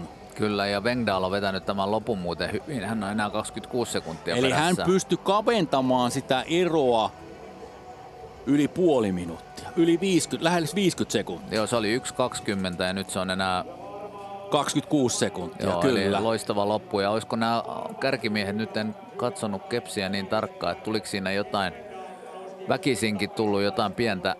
Joo, kyllä. Kärkikaksikko teki minuutin pummin tuohon tokavikalle. Ja 3 joukkuetta on vaihtanut 4. vaihdossa Linne, Stura Thuna ja Göteborg 26 sekuntia noiden 3 joukkueen välinen ero. Ja tämä minuutin pummi tosiaan tarkoittaa sitä, että jos tämä takana tuleva iso ryhmä KV Sevedalen ja sieltä sitten muut suomalaiset, niin tulee taiten tämän tokavikan rastin, niin he saa sen minuutin lisää kiinni. Ja sitten se ero kärkeen saattaa tosiaan alkaa 3, niin kuin tuossa vähän toivottiin.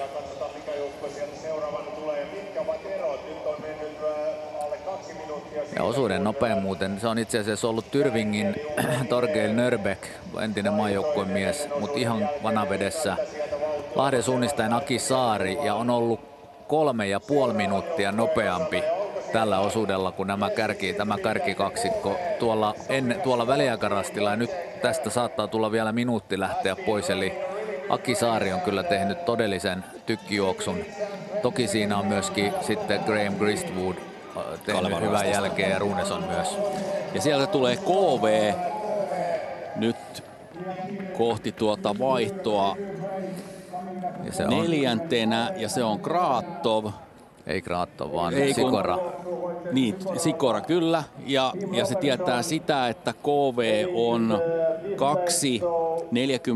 2.42 kärkeä perässä ja sieltä lähtee sitten Uuden-Seelannin Tim Robertson 5. osuudelle. Robertson, joka on juossut todella mainioita sprinttikisoja tässä. Muun muassa Ruotsin maailmankupissa Porosissa. Joo, on erittäin kovassa kunnossa. On tämän hetken ihan kuumin sprinteri ja kun suomalaisessa seurassa suunnistaa niin kuin tämä Jannik Michiels Turun metsänkävijöissä, niin se, että jättäisi Jukolan väliin, niin se ei ollut vaihtoehto. Että tässä tehdään niin kuin seuran eteen pientä kompromissia suhteessa siihen, että viikon päästä alkaa suunnistuksen MM-kisat.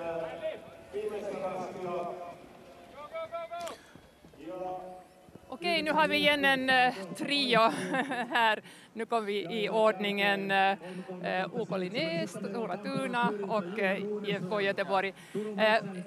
Inför er etapp så kändes det som att killarna den förra etappen hade gjort samarbete och allt verkar väldigt harmoniskt. Men nu såg det ut som att det hände lite saker under den här etappen. Ja, jag och Anton har ju sprungit ganska mycket tillsammans, gjort lite egna vägval och så, men jag har inte sett Jens något mer än första kontrollen egentligen. Och sen så har vi väl gjort lite krokar här och var, men väldigt lugnt och stabilt, ganska defensivt löp. Och vi hoppar till Jens då, vad var det som hände där i början? Ja, först hade jag annan gaffel än dem så jag var tvungen att gå lite längre. Sen såg jag dem inte mer och sen så skulle jag plocka en kontroll så kom jag på någon tidigare sträcka som kändes som att de plockade en kontroll och så vek jag av lite för mycket och så la väl en minut ungefär. Sen har jag varit helt själv hela vägen så såg jag dem på sista kontrollen så det var skönt. No, men kommer det att fortsätta så här ända till slutet nu då? Jag vet inte, får se. Det var ganska svårt tycker jag. Så jag vet inte, det är svårt att säga. Jag tycker det är utslagsgivande, men jag vet inte hur hårt gafflat det är. Så det får se hur mycket det splittrar. Men vi får se. Det är orientering så allt kan hända liksom. Kommer ni hälsa till familjen där hemma? Hej mamma, pappa. totesivat sen, mitä myöskin täällä aikaisemmin todettiin, että vähän oli hermoilua ja sählinkiä siinä alussa ja pieniä virheitä tuli ja varsinkin Wengdal sanoi, että tosiaan teki sen aika iso virheen siinä heti alussa ja oli todella helpottunut, kun näki kaverit uudestaan viimeisellä rastilla, että muuten juoksi kokonaan yksin ja totesivat siitä tuossa, että tämä on suunnistusta, ei koskaan voi tietää mitä tapahtuu, että ei tämä välttämättä peli ole ratkennut vielä.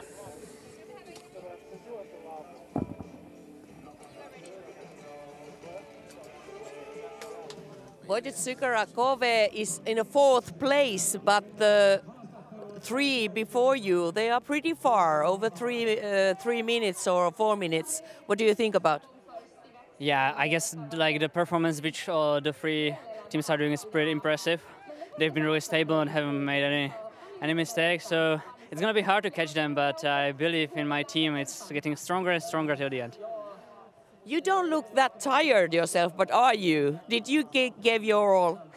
I definitely am tired, but it's true that I believe, I mean, some places were too technical to let me go 100%, so I had to stay in the map. I had to like keep it a little bit calmer. Okay. And let's see how it goes. Thank you very much. Thank you. Thank you.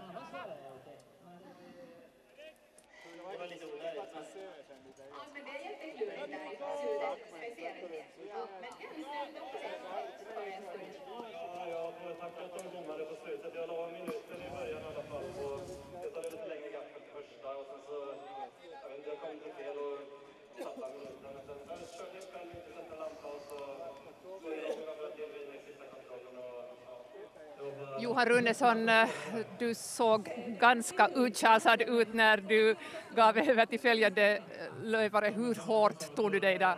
Nej, men det är klart man ger allt på slutet. Spelar ingen roll om det går bra eller dåligt. Man ska alltid ge allt sista biten. Och vad kan det vara? 300-400 meter. Då blir man trött oavsett om man har tagit i eller inte under banan. Men jag har försökt ta i hela vägen. Du sa oberoende om det går bra eller dåligt. Så vad gick det idag då på en skala mellan bra och dåligt? Ja, men det gick ganska bra. Jag är ganska säker på att jag hade åtminstone en lång etta och någon mer lång gaffel. För att jag har liksom hela tiden sett när de andra har vänt och då ska jag liksom ta vidare. Så visst, det blir man lite stressad av, men ja, jag är såklart någon små missar där, men ja, jag är nöjd. Alltså det är stressigt när man känner att man har lång gaffel och man är den som driver på och så tar man sig in och så är man ändå bakom.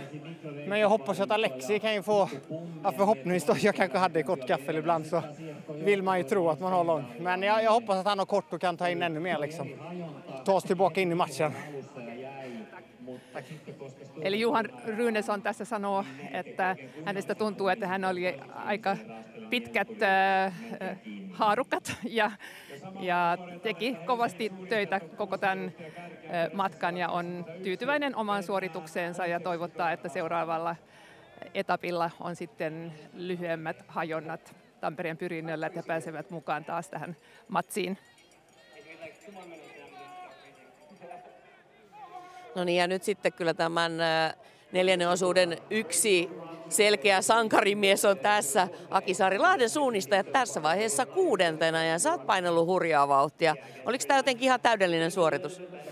No, mä tiesin ennen kisaa olevani maailmanluokan keskarin kunnossa ja silleen mä ainakin sanoin äijille, että ei se voi olla huonompi kuin top 5 osuusajoissa tällä kunnolla, kun pystyy hyvässä kunnossa hallitsemaan kuitenkin aika hyvin. Mutta kyllä matkalla pari kertaa kävi mielessä, kun näki, että kenen selkiä tulee vastaan. Että nyt pitää vaan hillitä itsensä, ettei lähde hevostelemaan. Ja tuossa lopussa meinas käydä, kun kaadui aika pahasti, niin siinä vähän meni suuntavaisto pieleen. Mutta sain sen viime vuonna, siitä on huonot kokemukset, kun siinä meni kisa pieleen, kun lähti lamppu päästä ja laitoin takaisin ja pysähyin. Niin nyt sain pidettyä sen ja on kyllä en ole ikinä ollut näin tyytyväinen. Onko vähän voittajafiilis jo? No, ei sitä nyt muuta voi olla. Nyt vaan äijille on heitetty pallo, että kyllä mä uskon, että ne kyllä hoitaa ton loppuun ihan helposti. Hyvä, kiitos. Kiitos.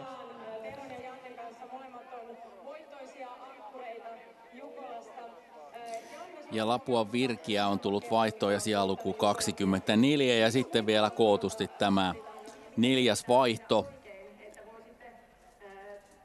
Kärjessä OK Linne, Stora Tuna, Göteborg 26 sekunnin sisällä. Sitten KV 4. Lahden suunnistajat Aki Saari 3.27 kärjestä. IL Tyrving, NTNY, Kalevan Rasti 3.37 matkaa kärkeä ja 8. sija. IFK Muura, Tampereen Pyrintö, Turun Metsänkävijät, Navi, OK Ravinen, Halden, Sevedalens, Södertälje, Nykvarn, Orient 16, 5 minuuttia 23 sekuntia matkaa kärkeen. NTNUJ, Maalungs, Paimion Rasti, Nydalens, Helsingin suunnistajat Miika Suominen 6.08 matkaa kärkeen, OK Koore, Tampereen Pyrinnön kakkosjoukkue Topias Helminen toi viestiä 8.56 kärjestä ja Lapua Virkiä 24. 8 minuuttia 58 sekuntia kärjestä. Ja 3 osuutta on tämänvuotista Jukolan viestiä jäljellä ja 5. osuus on pituudeltaan 9,2-9,3 kilometriä ja ensimmäinen väliaikarasti tulee 2,6 kilometristä, seuraava 5 ja sitten 8,5 ja 5,9 ja 8,5 kilometristä viimeinen väliaika. Ja nyt juostaan sitä lyhyttä osuutta, toista lyhyttä osuutta ja 4. osuudella tuo kärki tiivistyy. Katsotaan mitä tässä sitten tulee tapahtumaan tällä 5. osuudella. Pystyvätkö suomalaisjoukkueet sieltä nousemaan? KV on nyt 4. 2.42 kärjestä ja Lahden suunnistajat 5. 3.27 kärjestä. KV:llä 5. osetta juoksee Tim Robertson ja Lahden suunnistajilla 5. osuudella on kokenut Topi Anjala. Mies, joka on voittanut Jukolan KV-väreissä silloin kun Lappeenrannassa Jukolan viestiä juostiin 2016.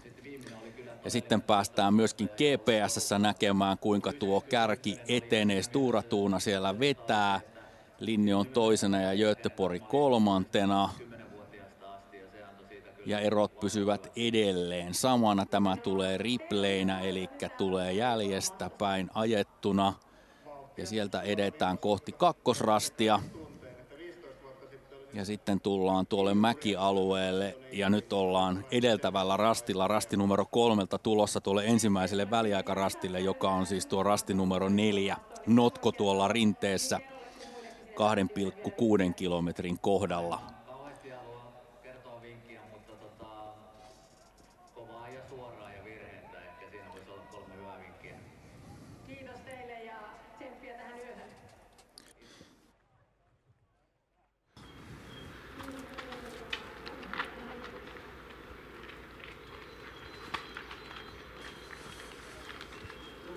Ja aamu rupeaa sarastamaan.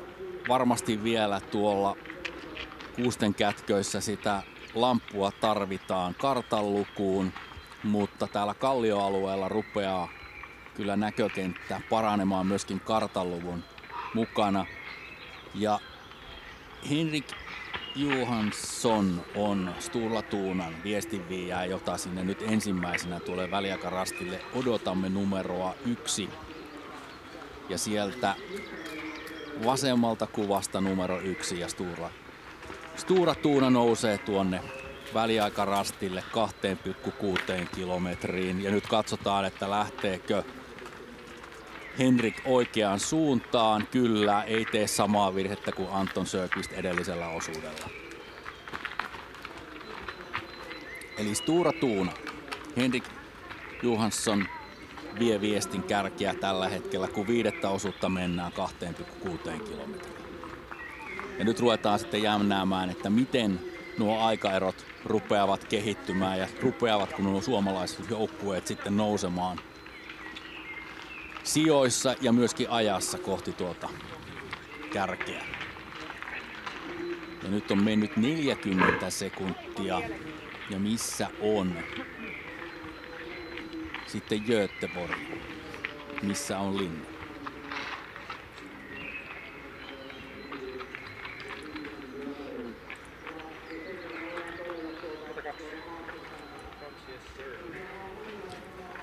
Ja kun Janne katsot sitä tilannetta sieltä GPS:stä, nyt sieltä tuo valo nousee ja tämä on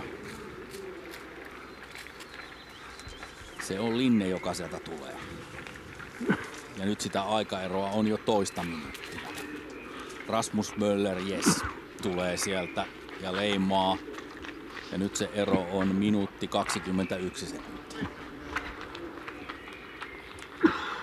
Niin, kyllä täällä ei nyt mene yhtään oikeastaan. Ihan yksittäisiä palluroita menee yhdessä. Eli tää tehoaa kyllä hyvin tää nelososuus. Lyhyitä tai viidesosuus. Viidesosuus siellä nyt jo ollaan.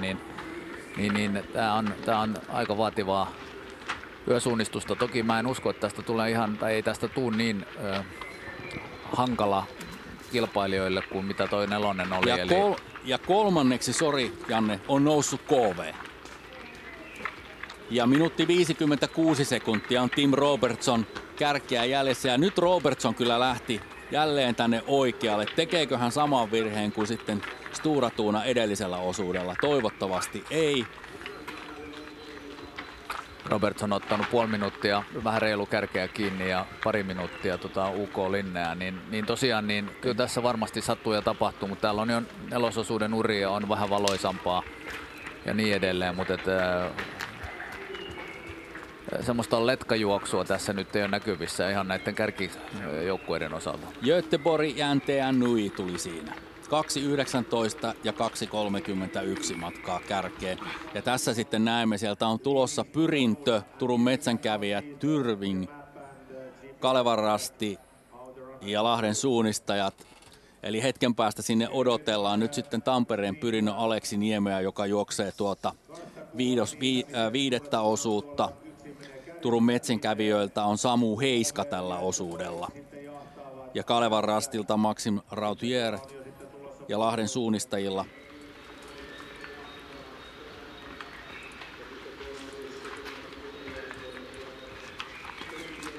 eli Aleksi Niemi ja Tampereen Pyrintö kävi siinä, myöskin Turun metsänkävijät Samu Heiska 3.16 ja 3.20. Kyllä tämä vaan rupeaa kasaantumaan. Kyllä. Ja sieltä on sitten myös Kalevan Rasti ja Lahden suunnistajat tulossa. Eli Kalevan Rastillahan on nyt sitten tulossa. Topi Anjala on tietysti. Topi Anjala on Lahdella ja Kalevan Rastilla on Maxim Rautier. Jaa, niin just, aivan niin. Ja kävi juuri 3.40 ja Topi Anjala ja Lahden suunnistajat 3.47 ja IL Tyrving 3.49 kärjestä. 10 joukkuetta on nyt käynyt tuolla väliaikarastilla ja 3.49 erottaa tällä hetkellä Tyrvingin kärjestä. Ja osuuden nopein NTNY:n Jörgen Baaklid, hiihtosuunnistuksen kaksinkertainen maailmanmestari, ottanut lähes minuutin kiinni kärkeä ja myös Pyrintö ja metsänkävijät. He ovat 10 sekuntia olleet hitaampia tässä alussa.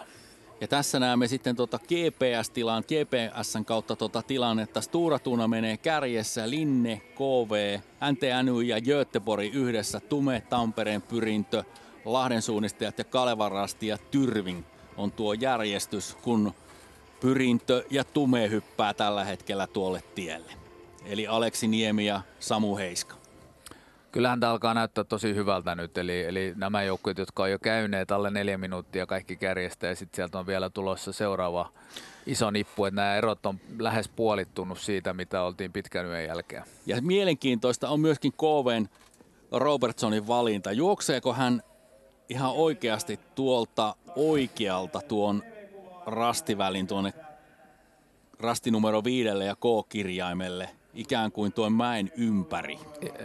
Vai onko tuo pallukka sitten? Kiertää tuolta hakkuaukeen reunaa. Sieltä muistaakseni jompikumpi, taisi olla Sjökvist, joka juoksi myöskin tuolle K-hajonalle sieltä nelososuudella. Ihan ok valinta, säästää muutaman käyrän ja sieltä on kuitenkin vauhdikasta vetää ja todella helppo rastille tulo.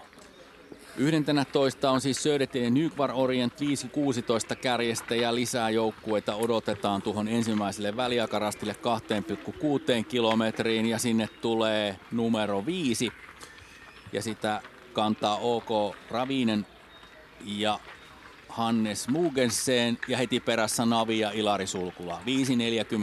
5.45 on Navi Mikkeliläisseura kärkeä perässä. Ja 13 joukkuetta on käynyt 2,6 kilometrissä. Halden SK 6.03, NTNUin kakkosjoukkue 6.07 matkaa kärkeen.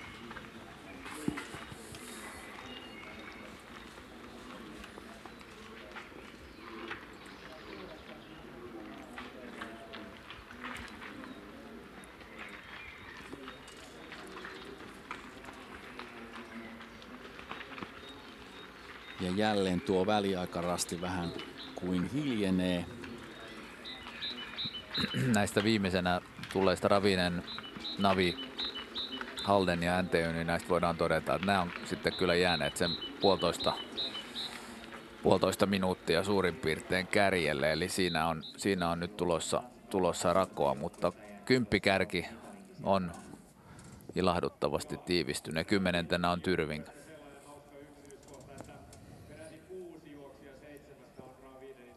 Ja sitten pääsit tuolla maastossa. Onko niin, että 5. rastilla Linnellä on vaikeuksia löytää tuo nenä? Siellä pieni virhe tulee. Kyllä tulee, joo. Möller Jens on siellä pienissä ongelmissa. KV on löytänyt oman rastinsa ja Robertson menee nyt Linnestä ohi. Ja NTNU on löytänyt oman rastinsa ja Göteborg, Tume ja Tampereen Pyrintö on tulossa viitosrastille. Ja kyllä tässä, Janne, nyt semmoinen olotila tulee, että kyllä tämä kärki on tiivistymässä, vaikka toisaalta Stura Thuna kyllä sitten Johanssonin toimesta meinaa pyrkiä kyllä muita jättämään, mutta sitten hänen perässään se homma tiivistyy. Juuri näin, mutta Stura Thunalla on kyllä vahva veto päällä. Ja samalla kun maastossa 5. osuutta mennään, niin tehdäänpä pientä selvyyttä siitä, minkälainen rooli puolustusvoimilla on Jukolan viestin järjestämisessä. Vauhti on pysynyt kovana ja nyt joukkueilla on ja juoksijoilla enemmän paineita käsiteltävänä ja tekee tietenkin... Tuolla metsässä on jo suunnistajilla täysi vauhti päällä, mutta jostain syystä täältä löytyy myös Merivoimat. Petteri Kari, mitäs Merivoimat tekee suunnistustapahtumassa? No, Merivoimat vastaa tänä vuonna tämän Lukkari Jukolan tästä puolustusvoimien tuesta ja ollaan tämä tukiorganisaatio, minkä pääesikunta on käskenyt. Mistäs teidän porukka on tänne tullut? No, tämä oikeastaan on vähän koko Merivoimat edustettuna, että meidän varusmiehet, jotka on telttakylää pystyttänyt, niin osa on Uudenmaan prikaatista, osa on rannikkoprikaatista ja sitten meidän vartio-osasto on rannikkolaivastosta ja sama meidän henkilökunta, ketä tämän on organisoinut, on rannikkolaivaston väkeä. Kuinka paljon teillä kaiken kaikkiaan on täällä ollut touhuamassa? Varusmiehiä on ollut 50 pystyttää telttaa, 12 pyörittää vartiota, 4 pyörittää tätä kalustoesittelyä, jossa nyt ollaan ja sitten meillä on henkilökuntaa ollut 7 kappaletta. Erinäköiset ajat, että itse olen ollut täällä nyt viikon tekemässä tätä järjestelyä. Niin, tuossa mennisikin jo heti kysyä, että minkä mittainen projekti teillä täällä on? No, omalta osalta tämä projekti on alkanut 2019, jolloin mut nimettiin tämän Lukkari Jukolan yhteysupseeriksi. Pitkä projekti tämä on ollut, mutta varsinainen rakentaminen on kestänyt viikon. Entä sitten? Nyt tuolla yötä myöten suunnistetaan aamulla. Suunnistajat ovat maalissa tai ehkä siellä osalla menee vähän pidempäänkin, mutta mitenkäs pitkään teillä sitten Jukola vielä sen jälkeen kestää? No, mehän saadaan purkamislupa huomenna kello 15, kun maali menee kiinni ja sen jälkeen aletaan touhumaan. Ja hyvin toiveikas on, että aika nopeasti saadaan, koska varusmiehille on kerrottu, että heillä alkaa loma sen jälkeen, kun tämä projekti on valmis. Mä luulen, että ei tarvitse kauheasti motivoida sen enempää tekemään töitä. Eli siellä varmasti sitten sitä purkamisintoa löytyy? Kyllä löytyy ja hyvin reippaita poikia on ollut, että tosi nopeasti saatiin teltat pystyyn. 350 telttaa, niin alle 3 vuorokauden pojat pystyttiin, että on ollut reippaita poikia. Tosiaan, Merivoimat, suunnistus, mitenkäs ne noin muuten liittyy toisiinsa kuin vaan tämmöisissä tapahtumissa? No, totta kai suunnistushan pitää niin kuin olla jokaisen sotilaan perustaito ja se on varmaan yksi syy, minkä takia puolustusvoimat tätä tukee. Ja kyllähän Merivoimissakin suunnistetaan, mutta kartat on vähän erilaiset, että käytetään merikarttoja. Hyvä. Entä sitten, onko sulla joku veikkaus, kuka tänä vuonna maali ensimmäisenä kirmaa? Paras voittaa. Kiitos. Tiiviisti nyt tämä Stura Thuna jahtava joukkio menee ja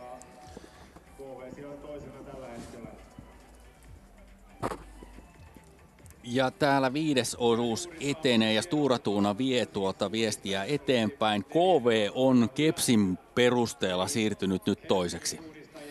Joo, mutta siinä Linne on ihan kintereillä ja NTN:n Jörgen Bagli tulee varsinkin erittäin vauhdikkaasti ajaa aivan näillä hetkillä. Tim Robertsonin näyttää ajavan kiinni ja sitten siinä on hyvin lähellä myöskin Tampereen Pyrintö, Turun Metsänkävijät, IFK Göteborg ja Kalevan Rasti on näistä sitten puolisen minuuttia perässä. Ja täällä menee kärkiä Stora Tuuna. Ja nyt kohta tullaan tuolle väliaikarastille 4,4 kilometriin, 5 kilometriin. Ja se rasti on se tuttu Myssi, jolla jo edellisellä osuudella käytiin. Ja kyllä varsin vauhdikasta on Henrik Johanssonin eteneminen tässä vaiheessa, kun hän kulkee kohti tuota väliaikarastia. Ikään kuin tieto olisi, että vauhtia pitää todella pitää, koska takana saalistajat tulevat kovaa vauhtia. Ja samalla voimme todeta, että auringon nousuun, niin kuin nämä kuvat kertovat, on enää se 5 minuuttia, kun virallisesti aurinko nousee. Eli yö rupeaa olemaan takana ja vähitellen myöskään kartan lukuun ei tuota valoa enää tarvitse. Ja sieltä hetken päästä pitäisi tulla siis Stora Tuuna, numero 1. Ja sieltä nousee ruotsalaisseura. Mistäs kaupungista Stora Tuuna tulikaan? Borlängesta Taalaimaalta. Sieltä mistä ne hollannikkaat ja punaiset hevoset, puuhevoset, eikö niin? Joo, se punainen puuhevonen taitaa olla, Daala Hestenä kyllä, se on. Kyllä, se jollain tavalla yhdistyy tuonne Muuraan. Taalaimaallahan on paljon näitä mielenkiintoisia tunnettuja paikkoja, Falun, Borlänge ja Muura kyllä. Muun muassa, ja Seelen ja niin edelleen. Ja sitten tulee Jopin postia Helsingin suunnistajien suunnalta. Ja siellä 4. osuuden juoksijan Miika Suomisen suoritus on hylätty. Ja se on kyllä mielenkiintoista kuulla vähän lisää. Se on kyllä harmi. Ja toivottavasti siitä myöskin vähän lisäinfoa saamme. Eli Helsingin suunnistajat numero 3. Miika Suominen edellisellä osuudella on käynyt väärällä rastilla. Se on kyllä niin kokeneelle suunnistajalle kuin Miika Suominen, niin hämmästyttävä juttu sinänsä, että kyllä Jukolassahan on poikkeuksellisesti, niin nuo rastikoodit on siinä rastinumeron vieressä, että sen tarkistaminen ei pitäisi olla vaikeaa ja se on. En nyt halua kaataa suolaa Helsingin suunnistajien enkä varsinkaan Miikan haavoihin, mutta on se aika anteeksi antamatonta kyllä. Ja harmillista. No erityisesti tietenkin. Mutta nyt kun katsotaan kelloa, minuutti 20, minuutti 30 on mennyt. Ja se tietää sitä, että kun Linne oli edellisessä väliaikapaikassa minuutti 21 sekuntia perässä, niin se ero kasvaa. Ja äsken kun Kepsiä näytettiin, niin jotenkin oli sellainen olotila, että ainakin KV-vetämä ryhmä oli ajautumassa tuolla reitillä hieman tuonne oikealle. Katsotaan missä vaiheessa sitten tuo KV:n vetämä ryhmä sieltä tulee. Tuleeko siinä ihan oikeasti virhe? Vai hakiko Robertson sitten polkua alleen? Kyllä siltä näyttää joo. Ja Robertsonhan ei ollut, hän oli 1.57 perässä. Että kyllä se ero on kasvanut. Johannesson on kyllä todella raudallut ja yösuunnistaja ja näitä Jukolan viestejä kärjessä vienyt ja osaa näköjään homman. Ja Robertson leimaa 2.16 kärjestä. Mitä mieltä Janne olet ihan oikeasti Norjan päävalmentajana?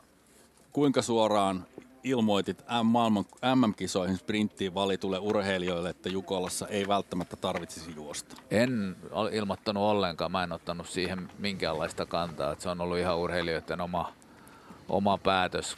Niin kuin olen sanonut, niin Jukola on itselleni ollut aina jopa vähän MM-kisoja suurempi, eikä se asenne on muuttunut miksikään, vaikka työn puolesta tietysti ne MM-mitalit on tärkeimpiä, mutta puolet on tehnyt sen ratkaisun, että ei tänne lähtenyt. Eli KV 2.16 kärjestä, OK Linne 2.41, Tampereen Pyrintö ja Aleksi Niemi 2.50 kärjestä, NTNY Jörgen Paklint 2.51 ja Turun metsänkävijät Samu Heiska 2.58 kärjestä. Eli Pyrintö ja Turun metsänkävijät kyllä kaventavat nyt tuota eroa. Joo, ja Aleksi Niemi todella ilahduttavaa nähdä. Hänellä on ollut tahmea kevätkausi ja nyt mennään kyllä vauhdilla. Ottanut minuutin kärkeä kiinni. Samoin kuin Heiska. Ja kuunnellaanpa mitä Helsingin suunnistajilta, millaisia tuntoja tuo hylätyksi tuleminen heissä herättää. No niin, tässä on Henrik Tala nyt.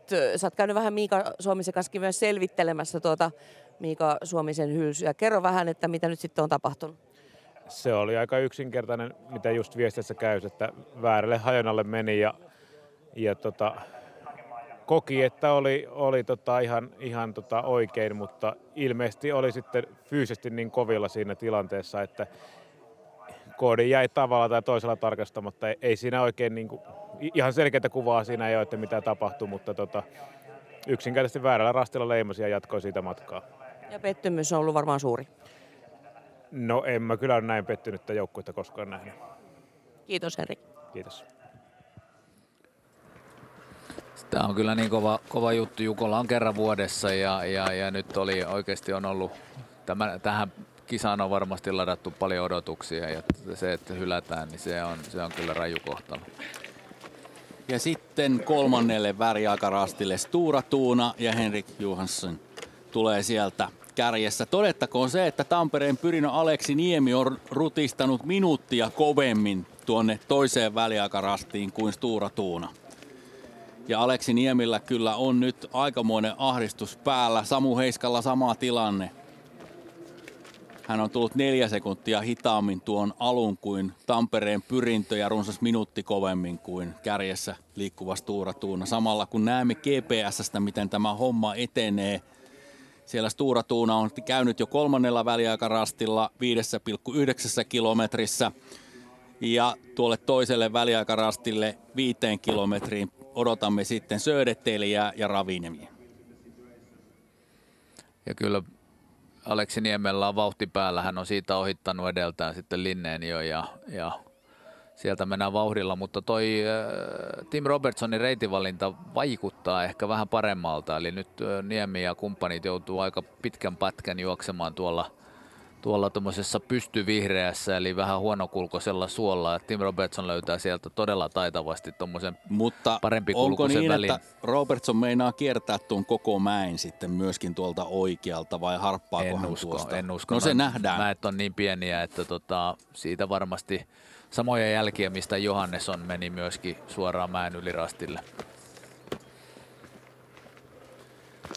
Ja tälle rastille ollaan siis tulossa 5,9 kilometriin. Ja iloisia ilmeitä on siellä kolmannen osuuden juoksijoilla, kun he omaa taivaltaan tuolla maaston kätköissä tekevät. Ja nyt sitten odotamme, tuleeko tuolta mäen päältä valo, ja se tulee sieltä, ja onko se numero 20? Luulen, että Robertson tulee enemmän täältä vasemmalta. Että nyt on kamera, pitäisi ehkä kääntää pikkusen, mutta odotetaan. Tuleeko sieltä jo Niemi? Kato sieltä millä tulee lennolla Niemi, on kyllä Aleksi mahtava Niemi. veto päällä. Ja siinä tulee Robertson. Niemi ja Robertson yhdessä. 2.21, 2.22 on aikaeroa. Ja KV ja Tampereen Pyrintö sijaluvuilla 2 ja 3. Turun metsänkävijät 4. Samu Heiska ja NTNY 5. 2.31 kärjestä. Kyllähän tämä lippukavalkaadi näyttää aika paljon mukavammalta kuin pitkällä yöllä. Kyllä. Siinä on 1 ruotsalainen lippu ja sitten jo 3 suomalaista. Ja erot on noin pieniä. Kyllä. Aleksi Niemellä on nyt kyllä todella mahtiveto päällä. Iski tuossa vajaan kilometrin pätkällä Robertsonia 40 sekuntia kiinni ja oikeastaan aika suoralla vedolla ja pudottelee samalla siitä muita joukkueita perästään. Ja sitten hetken päästä sinne tulee Kalevan rasti, Tyrving, Göteborg ja Lahden suunnistajat tuolle samalle rastille. Aleksilla ilmeisesti oli pieniä ylikunto-ongelmia keväällä, mutta toivottavasti niistä on selvitty, koska Aleksihan on mukana myöskin siinä sprinttijoukkueessa, joka viikon päästä aloittaa kamppailemaan Tanskassa MM-mitalleista. OK Linne on sen 2.41 kärjestä ja nyt sitten odotamme seuraavia joukkueita ja sieltä tulee Kalevan Rasti 3.38. On joensuulaisseuralla kärkeen matkaa. Kiirettä pitää Tyrvingillä ja Lahden suunnistajilla ja nyt tulee Göteborg. 3.54 on nyt matkaa kärkeen Göteborgin.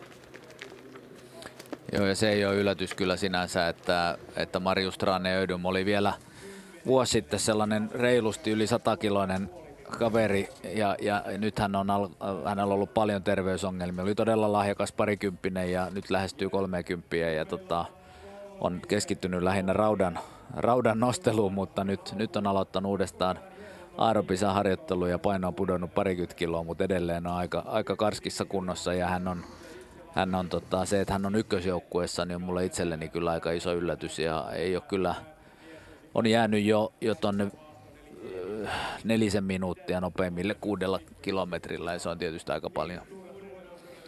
Itse asiassa Aleksi Niemi on ollut 5 minuuttia nopeampi. Joo, niin on totta.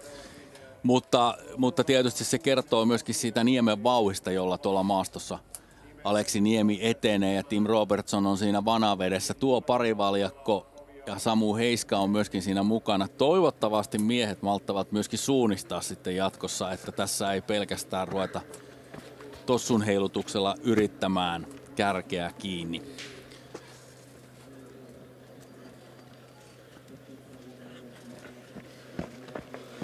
Ja sieltä tulee Helsingin suunnistajat ja tässä vaiheessahan HSN joukkueessa maastossa ei tiedetä sitä, että joukkue on hylätty. Södertälje Nykvar Orient on 11 ja Ravine 12, 5 minuuttia 25 sekuntia matkaa kärkeen. Todellakin Tuomas Heikkilä juoksee HSN 5. osuutta ja Heikkilällä ei varmasti ole tässä vaiheessa tietoa siitä, että joukkue on hylätty.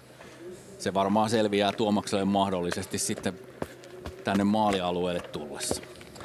Näin on. Ei varmaan lohduta HS:ää kyllä yhtään se, että nyt näyttää siltä kyllä toisaalta, että suhteessa sitten KV, Tampereen Pyrintö, Turun metsänkävijöihin, niin tämä 5. osuuskaan ei mene kyllä ihan niin hyvin kuin olisi toivottu. Eli joka tapauksessa tässä voiton mahdollisuudet alkaisi pikkuhiljaa huveta toisin kuin KV:lla, Pyrinnöllä ja metsänkävijöillä, jolla ne kasvaa kilometri kilometriltä. NTNY:n 2. paras kakkosjoukkue tällä kertaa tässä vaiheessa viestiä. Tuomas Heikkilästä voi kyllä todeta, että hän kuuluu siihen MM-kisoihin valittuun suomalaiseen suunnistusporukkaan. Kyllä. Ja ehdottomasti tunnetaan enemmän sprintterinä. Ja sprinttimiehenä. Jos ajatellaan sitä sprinttiä vielä, Janne, niin onko nyt niin, että jos viikkoa aikaisemmin juokset maastossa, niin se todellakin ja tavallaan sitä sotkee, että kun maaston on harjoiteltava maastossa. Muun muassa Miika Kirmula, hänen jalkaongelmansa ilmeisesti tuli siitä, että on keskitytty juoksemaan kovilla alustoilla, tiellä, polulla. Ja nyt kun siirryttiin maastoon, niin sitten tulikin ongelmia vastaan.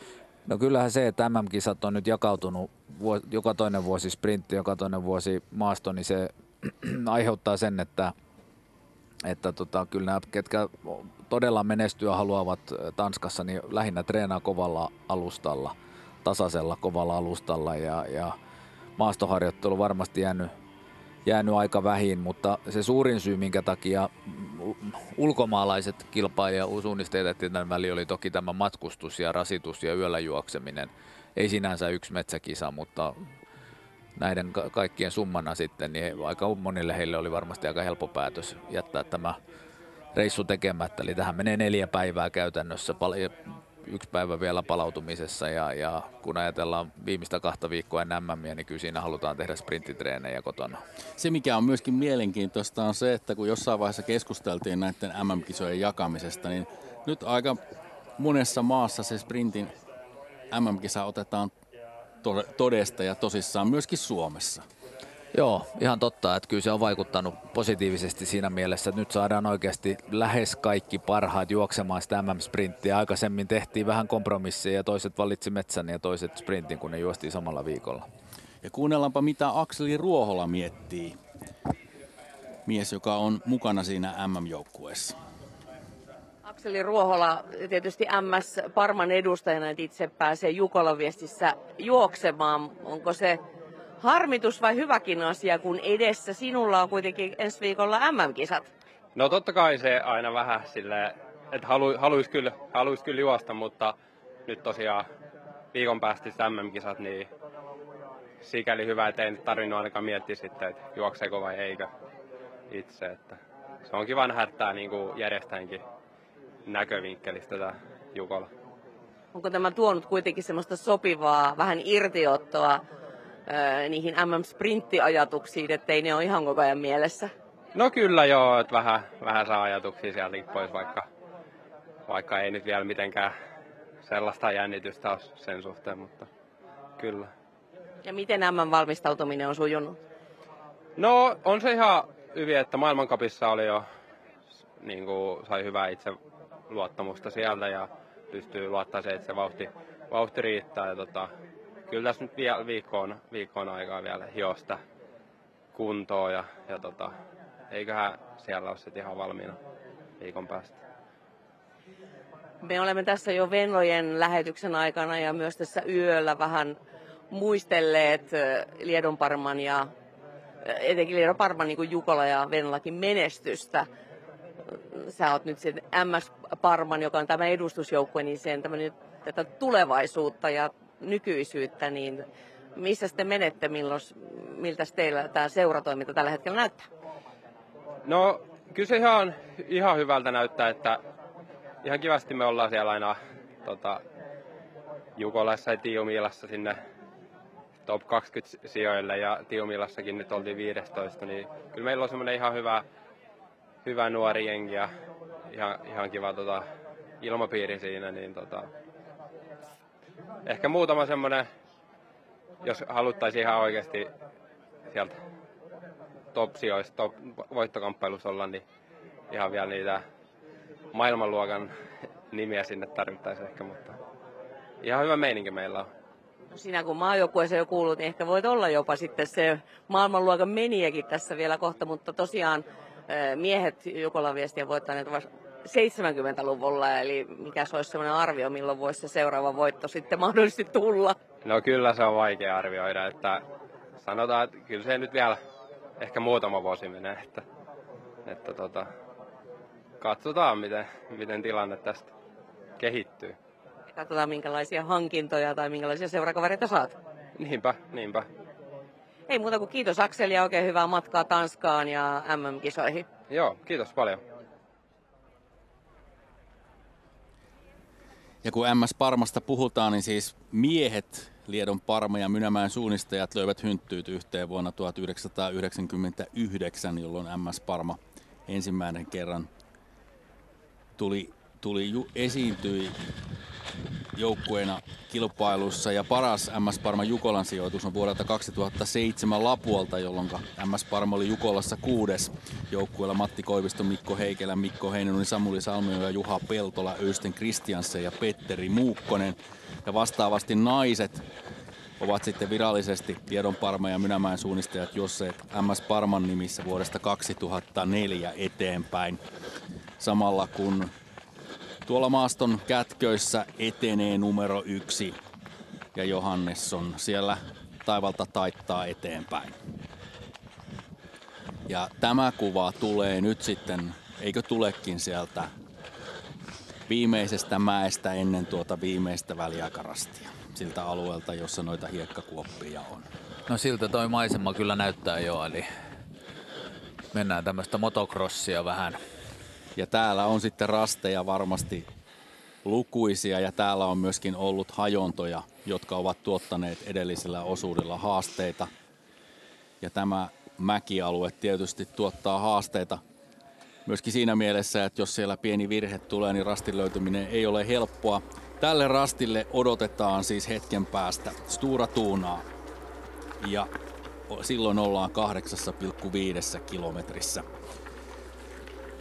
Ja sitten ruvetaan jännittämään, että missä tulee Pyrintö ja KV ja Turun metsänkävijät ja mikä se aikaero on noilla joukkueilla.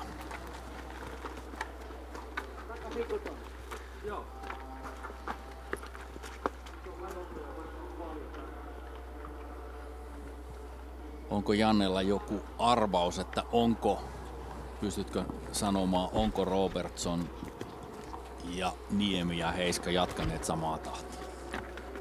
Kyllä siellä on tapahtunut pieniä heilahduksia. Nyt on ollut tietysti hajontaa ja vähän erilaisia reitinvalintoja, niin nyt KV, voin paljastaa sen verran, että ei ole tällä hetkellä enää toisena. Mutta aika tiivis nelikko sieltä on tulossa. Stura Tuuna vetää kyllä erittäin vahvasti. Henrik Johannesson on tässä loppuun ottanut vielä ottanut jälkipolton käyttöön varmaankin, koska näyttää menevän ihan lentämällä. Ja leimaa siinä. Vilkaisee vielä taakse ja tarkistaa koodin. Ja sitten kun katsotaan tuota Stura Tuunan loppua, siellä on Emil Svensk, Viktor Svensk jäljellä. Kovat nimet. Joo, Emil Svensk on kyllä todella kova tähän kutososuudelle, että tuosta kun katson tuota listaa, niin kyllä hän on niin kuin kutososuuden ennakkoon ajatellen kovin mies ilman muuta, ja se on niin pitkä osuus vielä, että kyllä hän voi räjäyttää pankin tässä, antaa pikkuveljelle 21-vuotiaalle Viktor Svenskille namupaikan, ja siinä tapauksessa, jos Viktor Svensk tuolta kärjessä maaliin tulisi, niin hän olisi kaikkien aikojen nuorin Jukolan viestivoittaja-ankkuri, jos sen on ihan väärässä. No luotetaan. Olet jostakin sen lukenut. No, en ole mistään lukenut, mutta ei tule kyllä mieleen ketään 21-vuotiaasta, joka olisi hommaa hoitanut. Ellei sitten joskus kultaisella 50-luvulla. Niin, sitä rupesin miettimään sitä kultaista 50-lukua, mutta kyllä se niin on, että kun edesmennyt Juhani Salmenkylä voitti 1950, hän juoksi 5. osuuden. 53 voittajajoukkueessa hän juoksi 5. osuuden ja ensimmäisen kerran hän oli ankkurina 1956. Ja kyllä se sitä tarkoittaa, että siinä vaiheessa hänellä oli enemmän ikää kuin se 21 vuotta. Niin ensimmäisen kerran kun hän juoksi, niin taisi olla kyllä 18, koska minun käsityksen mukaan ensimmäiseen Jukolan viestiin hän ei saanut ikänsä puolesta osallistua. Ja oliko niin, että Forsmanin Pete kun voitti, niin hän ei ollut vielä täyttänyt 18 vuonna 1986, että hän saattaa olla kaikkein nuorin Jukola-voittaja. Silloin kun hiidenkiertäjät Hollolassa Kari Sallisen ankkuroimana veivät Jukolan viestin nimiinsä. Ja nyt on muuten 2 minuuttia mennyt sitten, eikä näy muita vielä. Ja se aikaero oli se 2.21 tuolla edellisellä väliaikarastilla 5,9 kilometrissä. Ja samalla se tietää sitä, että kun tuota aikaa on se runsas 2 minuuttia mennyt, niin aivan hetken kuluttua Stura Tuuna on myöskin täällä maalialueella. Ja ollaan 5. Niin ollaan tulossa sitten seuraavaan vaihtoon. Sieltä tulee Aleksi Niemi toisena. Ja ero on 2.32 ja Turun metsänkävijät 3. 2.35 kärjestäjä Samu Heiska vie viestiä. Ja sitten tullaan jo vaihtoalueelle ja sieltä tulee numero 1 Stura Tuuna 5. vaihtoon ja 6. osuus lähtee liikkeelle. Ja sieltä lähtee todellakin liikkeelle Emil Svensk, mies joka viime vuonna MM-kilpailussa voitti kultaa nimenomaan sprinttiviestissä, oli pitkällä matkalla 5. ja keskimatkalla 2 vuotta aikaisemmin 4. Ja Svenskillä, nimenomaan Emil Svenskillä on ollut vielä tapana Jukolassa juosta puhtaasti eikä tehdä sitä yhtä pakollista niin kuin aina arvokisoissa on tapahtunut. Pitää paikkaansa, että siinä on ehkä just tämä joukkueen vastuu joukkuetta kohtaan ja velipoikia kohtaan, ettei saa sakihivutusta, niin henkilökohtaisissa kisoissa hänellä usein tulee kyllä merkillisiä virheitä. Ja siitä lähtee liikkeelle Emil Svensk, mies joka on myöskin mukana Ruotsin MM-joukkueessa, kun Tanskassa sprinttimitaleita jaetaan ja tuonne rinteeseen Emil Svensk painaa. Näemme täältä selostamosta, kuinka hän lähtee nousemaan tuota Vesitornin mäkeä ylös. Ja kyllä on reipas askel Emil Svenskillä, kun hän pakenee tuonne vastarinteeseen. Ja nyt sitten jännitetään, että mikä se aikaero on täällä vaihdossa. Tampereen Pyrintö on siis tuolla edellisellä väliaikarastilla 2.32 perässä. Turun Metsänkävijät 2.35, NTNYJ 2.57 kärjestä ja KV nyt viidentenä. 3 minuuttia 23 sekuntia on Tim Robertson Stora Tunaa perässä. Joo, eli Timille on tullut tuossa kyllä semmoinen minuutin puolentoista haparointi sen jälkeen, tai minuutin sen verran jälkeen, kun Aleksi Niemi otti hänet kiinni. Mutta sitten seuraavat joukkueet ei ole vielä käyneet ja nyt on aikaa mennyt jo 5 minuuttia. Joo, 4 minuuttia 55 sekuntia tulee nyt, kun Kalevan Rasti tulee sinne 6. Maxin Rotier tulee sinne 4.50 kärjestä. Vanavedessä Lahden suunnistajat 5 minuuttia kärjestä ja Topi Anjala vie viestiä samalla kun Aleksi Niemi leimaa siinä toiseksi viimeisellä rastilla ja rullaa tuohon alamäkeen Vanavedessään Turun Metsänkävijät ja Samu Heiska. Ja tämä parivaljakko juoksee sijoilla 2 ja 3. Ja nyt tilanne näyttää jo ihan toiselta kuin tässä pari tuntia sitten. Joo, nyt on 7 parhaan joukossa tuolla viimeisellä TV-rastilla 5 suomalaisjoukkuetta. Että kyllä hyvät mahdollisuudet on ainakin 1 on 3 joukossa, kyllä. Mutta kyllä toi Stora Tunan Emil Svenskin 2,5 minuutin keula, niin se on aika iso kyllä, kun muistaa sen, että sieltä lähtee nyt sitten Pyrinnöltä lähtee Pascal Buchs, ei ole ihan maailman huippuja. Ja sitten Turun Metsänkävijöillä Ruslan Glibov, no hänellä on kyllä mahdollisuudet kovalla vedolla niin pystyy pitää samaa vauhtia kuin Emil Svensk. NTNY:llä sitten Erik Langendal Breivik, joka on juossut hyvän kevätkauden Norjassa. KV:lla Kenni Kivikas, oikeastaan saman kaliberin kaveri kuin Pascal Buchs suurin piirtein. Tosin Kivikas on kyllä juossut tänä vuonna muutamia aika hyviä juoksuja, ikään kuin ollut kyllä noususuhteessa. Joo, ja on viesteissä monesti ollut aika hyvä. Ja Kalevan Rastilla lähtee sitten Lauri Nenonen, että tässä piti olla kova loppu. Nyt Thomas Krivda, Miika Kirmula, Nenonen muistetaan.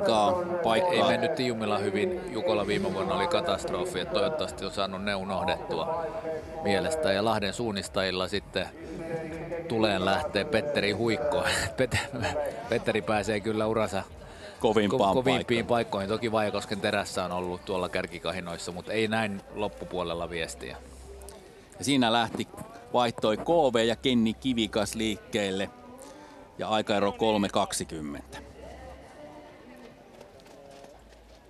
Ja, om man ser till hur ställningen var då du gav dig ut i skogen så hade det skett dramatiska förändringar under den här etappen. Vad hade hänt ur din synvinkel sett?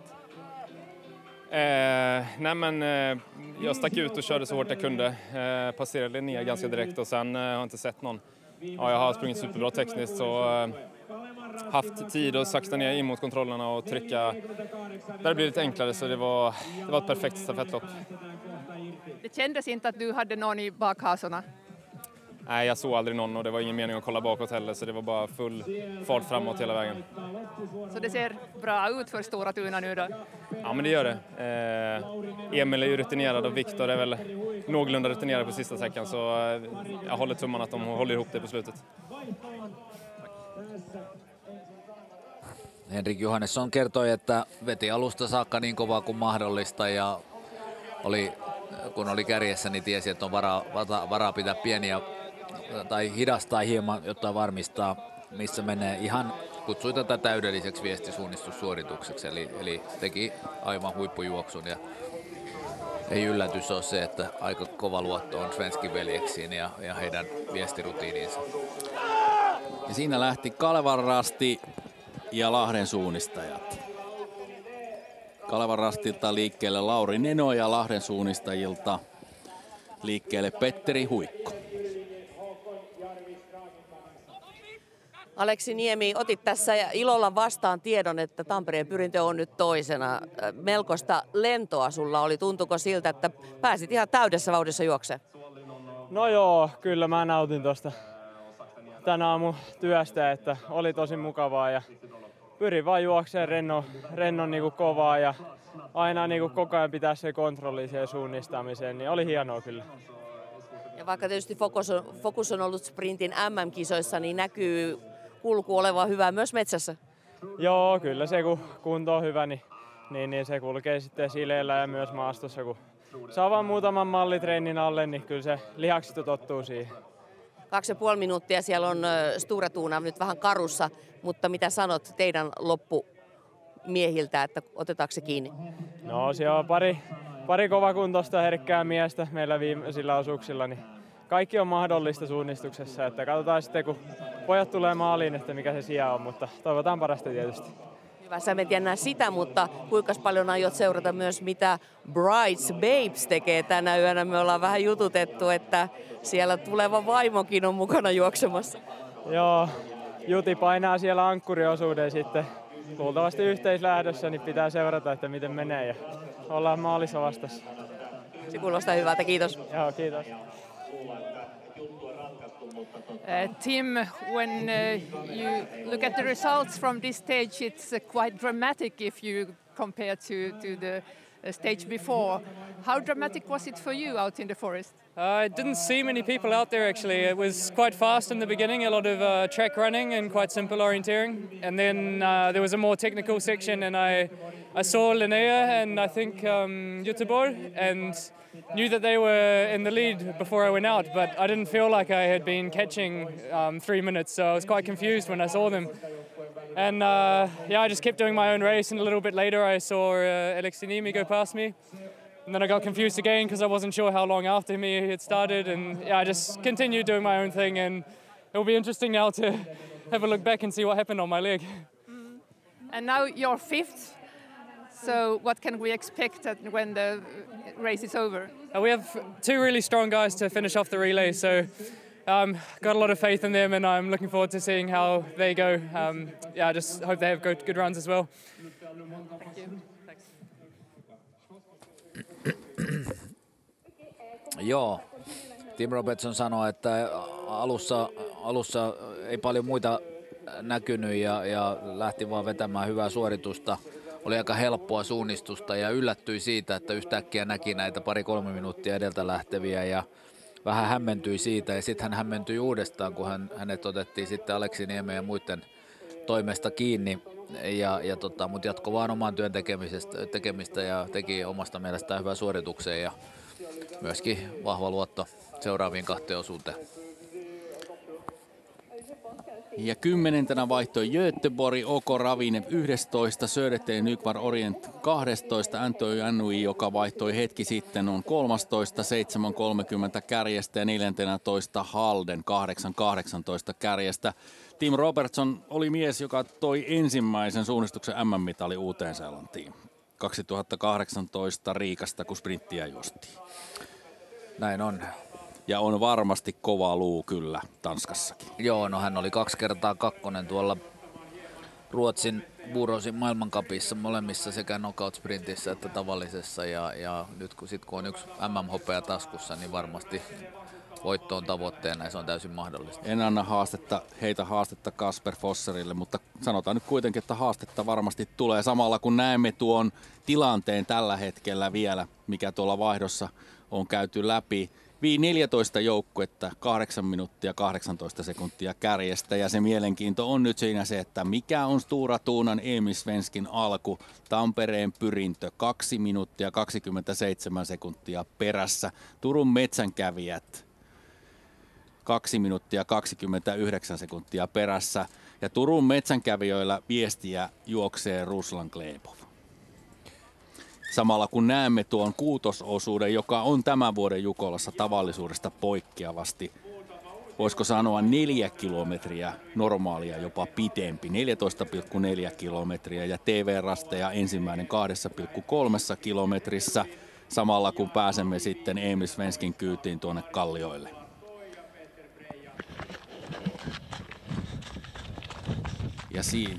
Ja siinä ollaan livenä kärjen mukana tulossa kohti väliaikarastia ja aika laimista vauhtia kyllä.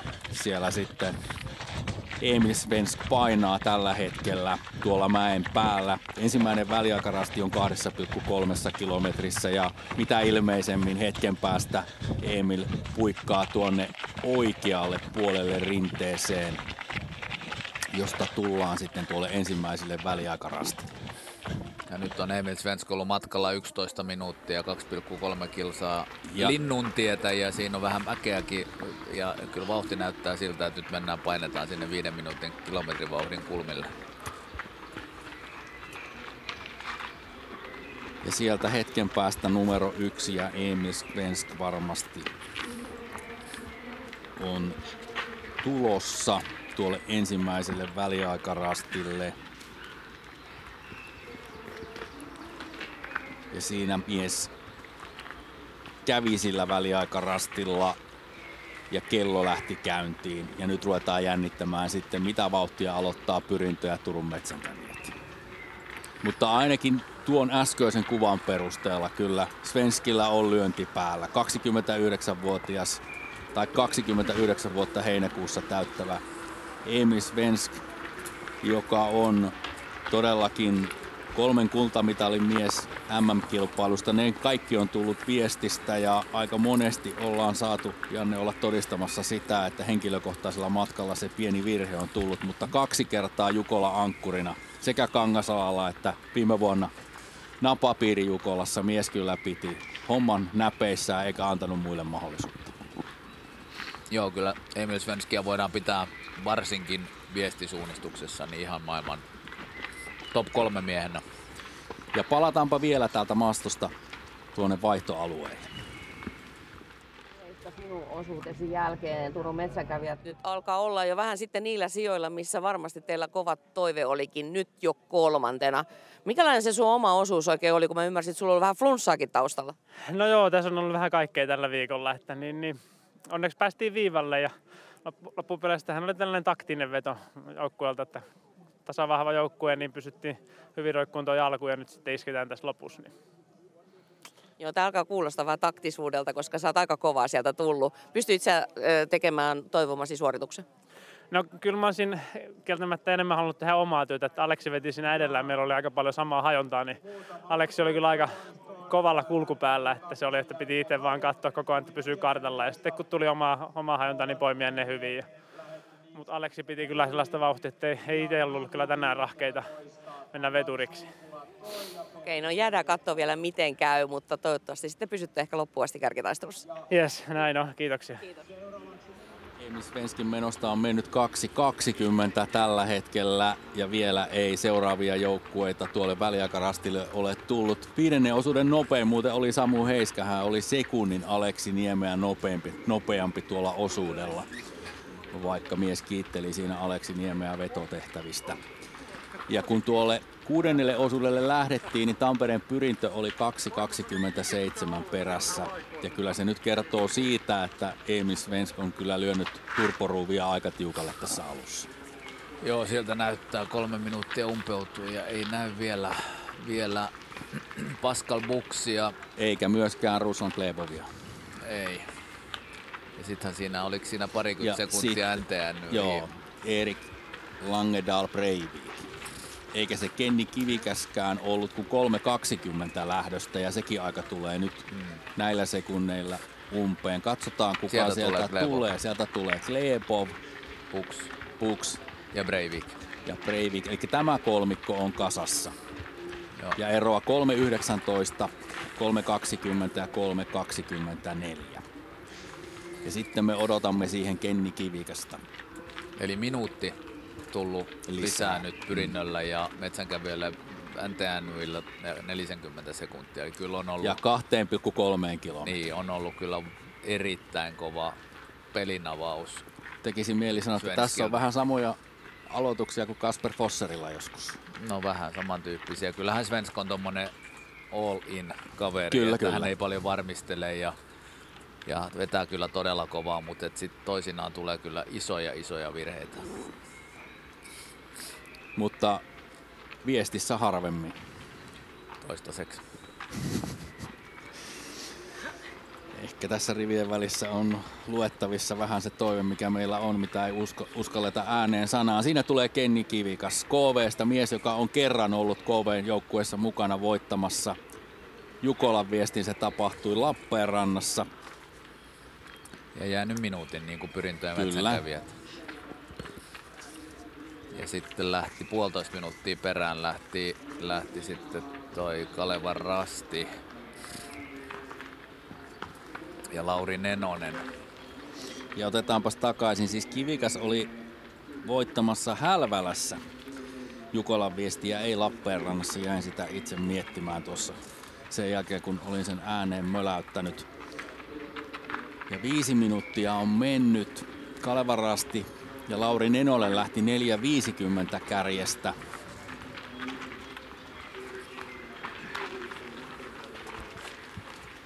Ja missä on KR-värit? Sitten on mennyt 5.20. Sieltä tulee Kalevan Rasti ja Lauri Nenonen 5.24. On eroa kärkeen. Eli se reilu 0,5 minuuttia. Ja sitten Lahden suunnistajat ja Petteri Huikko lähti 6. liikkeelle. Ja hänestä sitten seuraavana lähti Christoph Maier Tyrvingistä. 6 joukkuetta ja 5.24. Kalevan Rastin puolesta kyllä vähän harmittaa, tai ei ihan vähän, vaan ihan oikeasti se, että Miika Kirmula joutui jäämään pois jalkaongelmien takia. Kyllä nyt olisi ollut hyvät saumat kaikella. Siis Roturi Järhän juoksi ihan hienosti, tuli varamiehenä mukaan. Ja mutta se, että jos siinä olisi ollut Nenonen, niin he voisi olla 2-3 minuuttia lähempänä kärkeä ehkä. Tässä jos olisi Krivda ja sitten vielä Kirmula, niin se joka ikisellä osuudella niin muutama minuutti ehkä. Et sanotaan näin, että jos he jää maalissa on alle 6 minuuttia kärkeen, niin sit voi jossitella aika paljon, mutta erityisesti tietysti ottaa Miikan puolesta harmittaa, että hän olisi aivan takuu varmasti halunnut tämän viestin, josta ei kukaan suomalainen suunnistaja. Jukolla on kyllä mielellään väliä.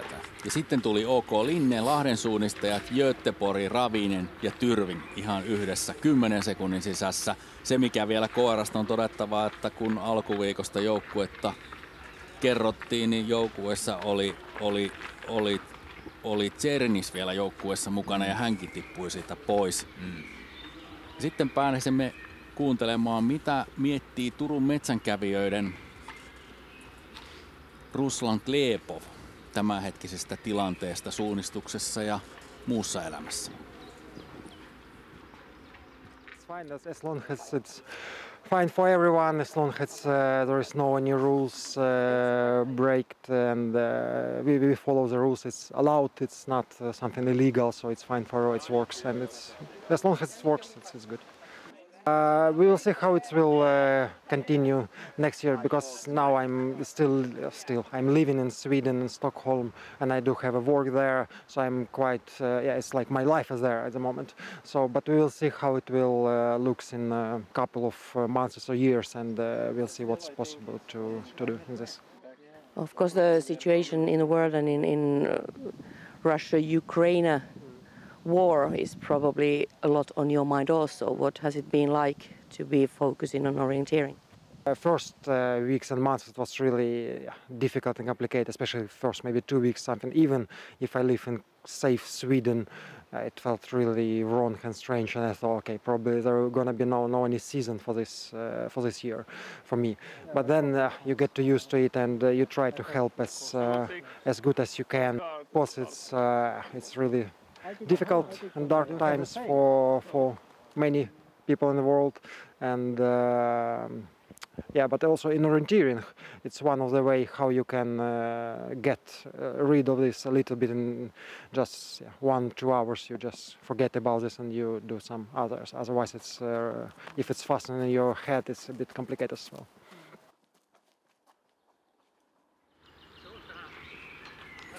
Joo, Ruslan Glebov tuossa, no häneltä kysyttiin tietysti tätä, että hän juoksee vähän vuoroviikonloppuna Ruotsissa UK Ravinenissa ja Suomessa Turun metsänkävijöissä. Hänelle se ei ole mikään ongelma, koska ei tässä rikota mitään sääntöjä, että se on sääntöongelma enemmänkin. Ja sitten tietenkin tämä, missä hän tulee tulevaisuudessa asumaan, niin ei tiedä vielä. Tällä hetkellä asuu Ruotsissa ja tietysti sieltä seurattuna niin on ollut vaikea seurata tuota Venäjä-Ukrainan sotaa. Ja kun ajattelin ensin, että ei ehkä pysty suunnistamaan koko vuonna, mutta kuitenkin kääntynyt niin päin, että suunnistus auttaa vähän unohtamaan noin ikävät asiat. Ja maastossa etenee Emil Svensk ja me siirrymme näiden kuvien myötä studion kätköihin. Täällä ollaan ja seurana on Mika Huhtanen, joka tällä kertaa on katsomossa käsin, mutta olet kiertänyt kaikki Jukolan radat vuodesta 1949 alkaen, toki tietenkin jälkikäteen. Miksi tällainen projekti? No joo, kyllä mä oon ne kiertänyt ja Salmen Janne, joka tuolla studiossakin nyt kovasti keskustelee, niin hän aikanaan kertoi, että hän haluaisi juosta kaikki MM-kilpailujen normaalimatkan radat. Sitten mä mietin tälleen tavallisena tallaajana, että mitäs mä voisin tehdä ja sitten tää Jukola tuli. Mikä on ollut paras rata? Aika usein, kun niitä vanhoja karttoja on haeskellut ja metsästänyt, niin ratamestarit ja muut toimihenkilöt antavat ankkuriosuutta tai pitkää yötä. Paras oli ehkä nopeasti ajateltuna niin Puumalan pistohiekka. Entäs vaikein? No niillä sen aikaisilla kartoilla niin aika moni rata oli vaikea. No entäs täällä Mynämäellä tosiaan et ole suunnistamassa itse, mutta mikä täällä olisi voinut olla sellainen erikoisuus, minkä olisit halunnut kokea? Kyllä tämä Mynämäen maasto on tosi hauska ja tosi sellainen oikeastaan aika monipuolinenkin. Tuossa on nyt yön aikana nähty erilaisia käänteitä, nopeata ja sitten taas todella tarkkaa. Eli se on se erikoisuus täällä. Hyvä, kiitos oikein paljon ja onnea seuraaviin suunnistuksiin. Ja kiitos. Janne, on pakko kysyä, että montako MM-rataa olet juossut? Oletko ihan oikeasti niitä niin kuin kasannut itselleen samalla, kun me rupeamme odottamaan Emil Svenskiä tuolle väliaikarastille 4,9 kilometriä? Siitä on joku 15 vuotta ehkä aikaa, kun mä sanoin tän, ja mä olin silloin juossut kyllä aika monta, eli oli niitä toki muutama juoksematta. Silloinhan, se oli sitä aikaa vielä, kun MM oli vain joka toinen vuosi. Siitä on parikymmentä vuotta aikaa.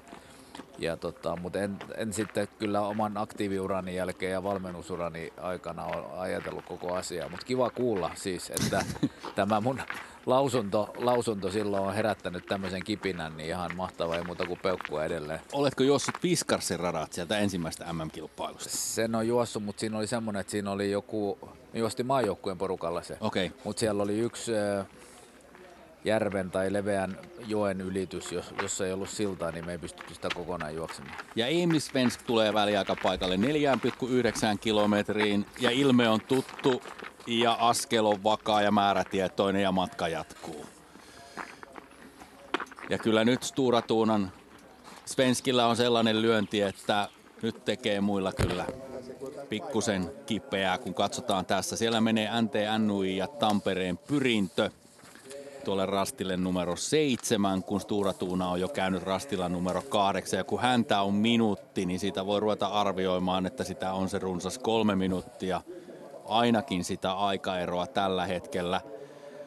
Ruslan Gleboviin, jos palataan, niin onhan tämä vähän hullunkurinen tilanne, että riippuen siitä, onko Ruotsissa vai Suomessa, niin paidan väri vaihtuu. Joo, kaikissa Pohjoismaissa on vähän omat sääntönsä ja niin kuin Venlojen viestin aikana havaittiin, että Ruotsissa Tiumilassa saa juosta yhdistelmäjoukkueet ja olla ihan täysillä taistelussa mukana, mutta Suomessa se ei ole sallittua. Ja monia muita sääntöjä, koska voi seuraa vaihtaa. Ruotsissa voi vaihtaa kesken kauden heinäkuun 1. päivä vaihtaa seuraa ja niin edelleen ja niin edelleen. Tämä on tällainen ikuisuuskysymys, siitä on puhuttu jo mä muistan 10-15 vuotta sitten, kun olin Suomen päävalmentajana, niin siitä, että yhdistettäisiin näitä sääntöjä, että ne olisi samantyyppiset nimenomaan liittyen näihin suurviestien edustusoikeuteen, mutta se ei ole vaan onnistunut jostain syystä. Se olisi ollut aika mielenkiintoista, jos olisi ajatellut, että OK Ravine olisi voittanut Tiiumillan. Ja sitten Tume voittaisi täällä Jukolan viestin, mutta ehkä se on nyt turhaa meiltä parranpärinää tässä vaiheessa. Siellä muut herrat tekevät näitä sääntöjuttuja ja toivottavasti jossain vaiheessa ne sitten yhdistyvät, mutta samaa mieltä olemme varmasti molemmat, että se vähän hullunkuriselta kuulostaa. Tampereen Pyrintö ja NTNUI etenee tällä hetkellä parivaljakkona ja ovat sijaluvulla 2 ja 3, kun pääsemme sitten pääsemme sinne Glebovin kyytiin. Onko tämä Glebov vai? Numero 20 on Kenni Kivikas itse asiassa. Niin on Kenni Kivikas. Eli KV, kyllä. Joo, ja missä se Glebov on jäänyt nyt minuutin verran NTNYille ja Pyrinnölle tässä edellisen väliaikarastin jälkeen. Eikö se ollut kaikki kimpassa? Siellä oli. Ja siellä Kepsin perusteella näytti, että Erik Langedal Breivik siellä on vetohommissa ja Pascal Bux seuraa. Ja se oli se 3.20, eikö niin? Joo, 3.20 oli se aikaero edellisellä väliaikarastilla ja nyt on mennyt 3 minuuttia kohta.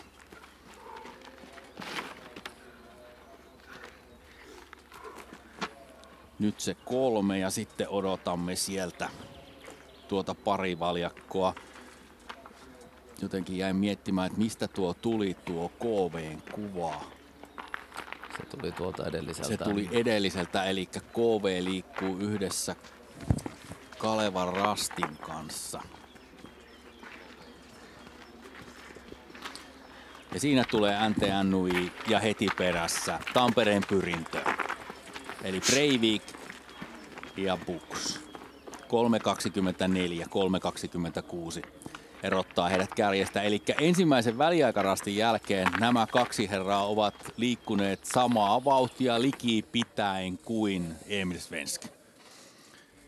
Ja tässä näemme myöskin sen, että siellä vähän KR ja nimenomaan KR:llä on pieniä ongelmia. Ja KV teki siihen samanlaisen koukun ensin ja KR heti perään.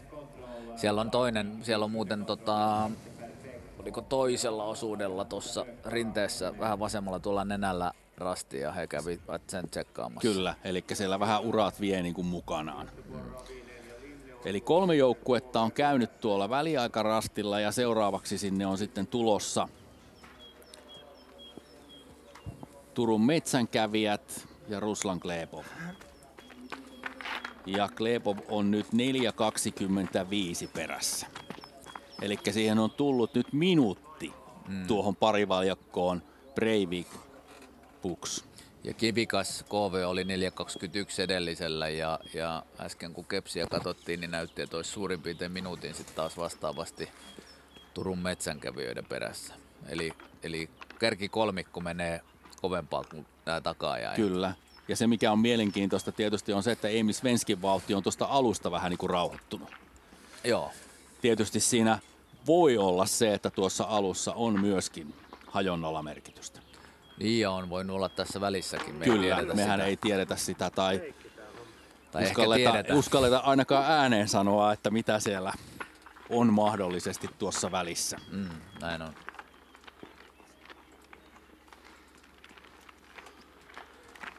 Nyt on tosi pieni rastiväli, 80 olisi numero tarjolla. Ja 5,5 minuuttia tulee nyt. Ja Kivikas oli 4.20 edellisessä väliaikapaikassa. Ja sieltä tulee Kenni Kivikas leimaa 5.42 erottaa nyt kärjestä. Eli tullut vähän yli minuutti. Kyllä. Lisää. Minuutti 20. Ja Kalevan Rasti oli taas, Nenonen oli 5.24 perässä, eli hän on myös jäänyt, tulee sieltä. Ja Kalevan Rasti on 6. 6.05 kärjestä.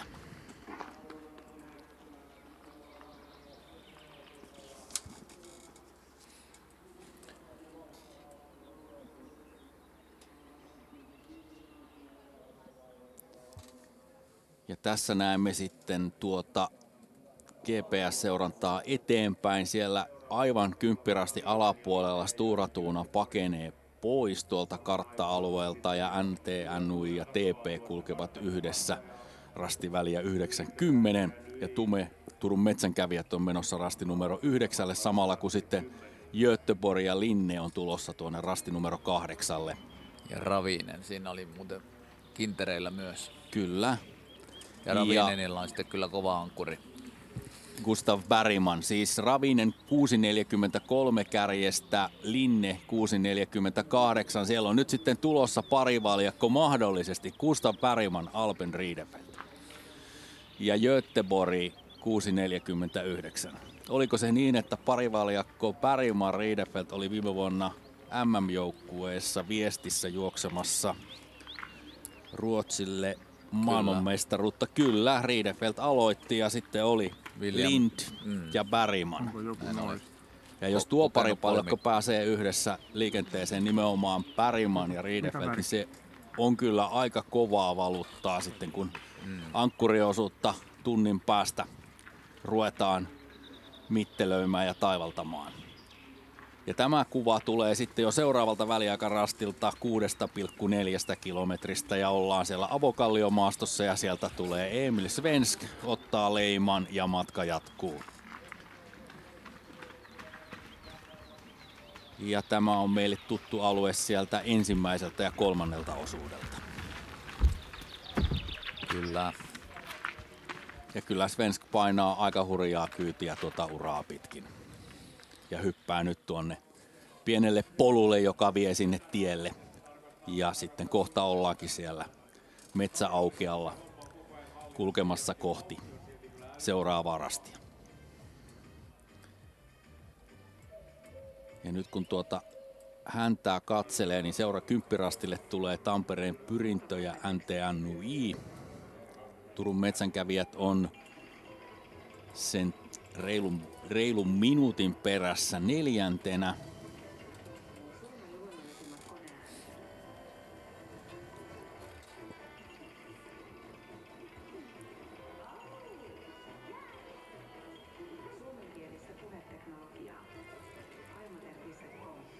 Ja tässä nähdään nyt, kun Pyrintö ja NTNY hakee tuon polun alle ja mitä ilmeisimmin käyttävät hyväksi vielä tuota peltoa, joka on kielletty alue sen reunasta. Tullaan sitten tuota väliä pitkin kohti seuraavaa rastia.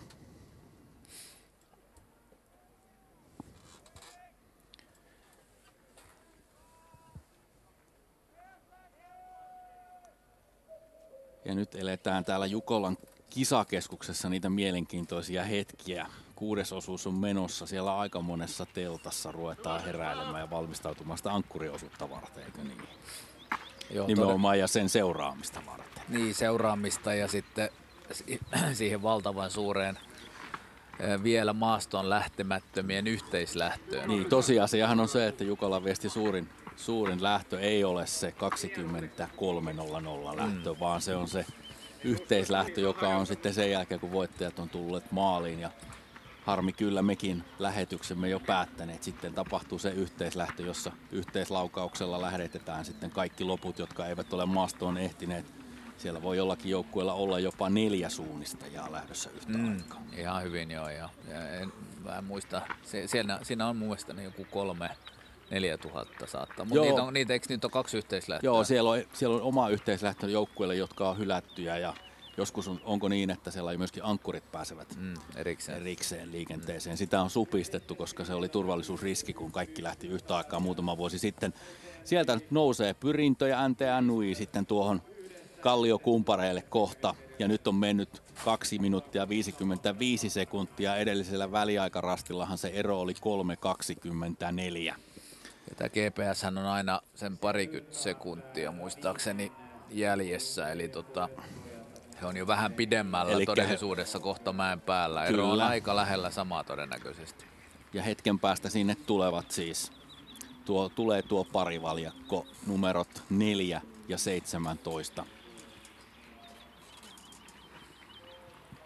Mutta vähän on tullut eroa lisää nyt. Eli nyt lähtee ero kasvamaan siitä edellisestä väliaikatilanteesta. Ja siellä niin kuin näemme kuvasta, kolmas osuus on monella vielä kesken. Siitä taitetaan sitä väliä eteenpäin samalla kun kamera lähtee hakemaan ja sieltä tulee parivaljakko. Ja kyllä on niin, että edellä tulee NTNUI ja Breivik ja sitten perässä Bux ja Tampereen Pyrintö. Ja aikaero on 3.55, eli nyt on tullut se lähes puoli minuuttia lisää. Joo. Aika tarkalleen. Eli ja aika suoraviivaiselta on tekeminen näyttänyt kyllä molemmilla sekä Svenskillä että tällä kaksikolla, eli siellä on Svensk taas pistänyt kyllä vauhdin päälle. Ikään kuin aloitettiin vauhdilla ja kovaa ja sitten vähän niin kuin se seuraava sektori ensimmäisen ja toisen väliaikarastin välillä mentiin vähän rauhallisemmin ja jälleen on sitten lisätty tahtia. Ja sitten sinne on tulossa Turun metsänkävijät ja Glebov. Ja nyt kamppaillaan 4. tilasta. Ja Glebov on hetken päästä myöskin kuvissa. Ja katsotaanpa, kun se edellinen aikaero oli minuutti. Hän oli NTNUita ja Tampereen Pyrintöä perässä. Miten tuo ero nyt on kehittynyt? Se on hieman kasvanut, mutta vain muutamalla sekunnilla. Eli Turun metsänkävijät 4. ja viestiä vie Ruslan Glebov. Ja kun mä oon sua, Janne, koko yön härnännyt ja kiusannut, niin en malta olla kysymättä, että mistä kisosta Glebov otti MM-mitallin? Hänellä on keskarilta, oliko se sitten... Itse asiassa, kun ollaan tarkkoja, niin niitä on 2, mutta... Niin on, mutta toinen on keskimatkalta, toinen on sprintistä. No, helpotetaan nyt sen verran, että toinen on siis pitkältä matkalta ja toinen keskimatkalta. Eiku niin se oli, joo. Strömstad ja Tarto, olisiko ollut suurin piirtein näin? Ei sinne päinkään. Riikasta. Silloin kun oltiin Latvian kisoja juostiin Sigurdassa, niin silloin tuli pitkältä matkalta ja sitten viime vuonna keskimatkalta. Mutta se mikä on hauskinta, niin hän on siis Ruotsin sprinttimestari tältä vuodelta. Niin jo. Voitti Gustav Bergmanin, joka on kyllä aika mielenkiintoinen juttu, kun Glebovia ei välttämättä sprinterinä tule ajateltua. Joo, mutta kyllähän siinäkin on itse asiassa ne ensimmäiset kovat suoritukset tuli sprintistä ja sen takia nämä metsämitalit on ollut molemmat pieniä yllätyksiä. Kyllä. Vaikka juoksu näyttää kyllä semmoiselta vähän puujalkaiselta, mutta kyllähän aika kovaa menee. Mitäs se Glebov nyt oli sitten perässä? Se oli 5.05.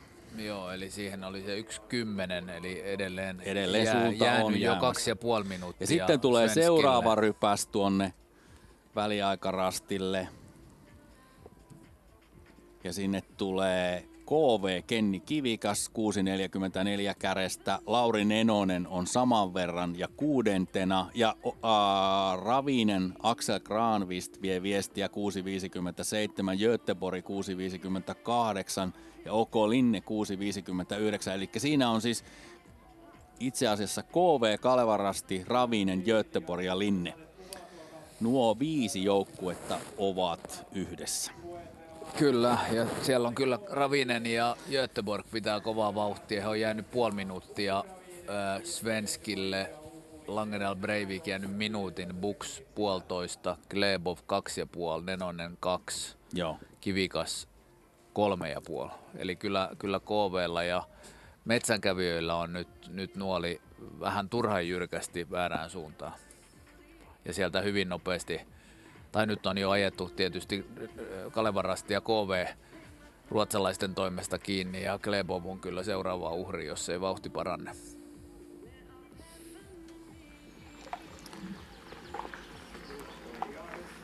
Ja mikä suomalaisjoukkue? Niitähän meillä oli 5 suomalaisjoukkuetta siellä kärjessä. Niin se Lahti, mihin Lahti oli vasta on vielä tulossa sinne, samalla kun Svensk on sitten jo tulossa tuonne 8,3 kilometriin, ottaa leiman ja lähtee jatkamaan matkaa eteenpäin, ei tarvitse edes juoda.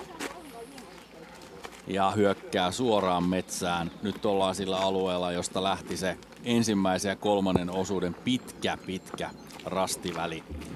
Ja sitten kuvissa palataan siinä välissä olevalle kuvausrastille 7,8 kilometriä ja sinne odotetaan nyt sitten pari valjakkoa Breivik Bux eli NTNUita ja Tampereen Pyrintöä. Ja nyt on mennyt 3 minuuttia. Petteri Huikko kävi edellisellä väliaikarastilla 6,4 kilometrissä ja on 8 minuuttia 56 sekuntia kärkeä perässä ja 10.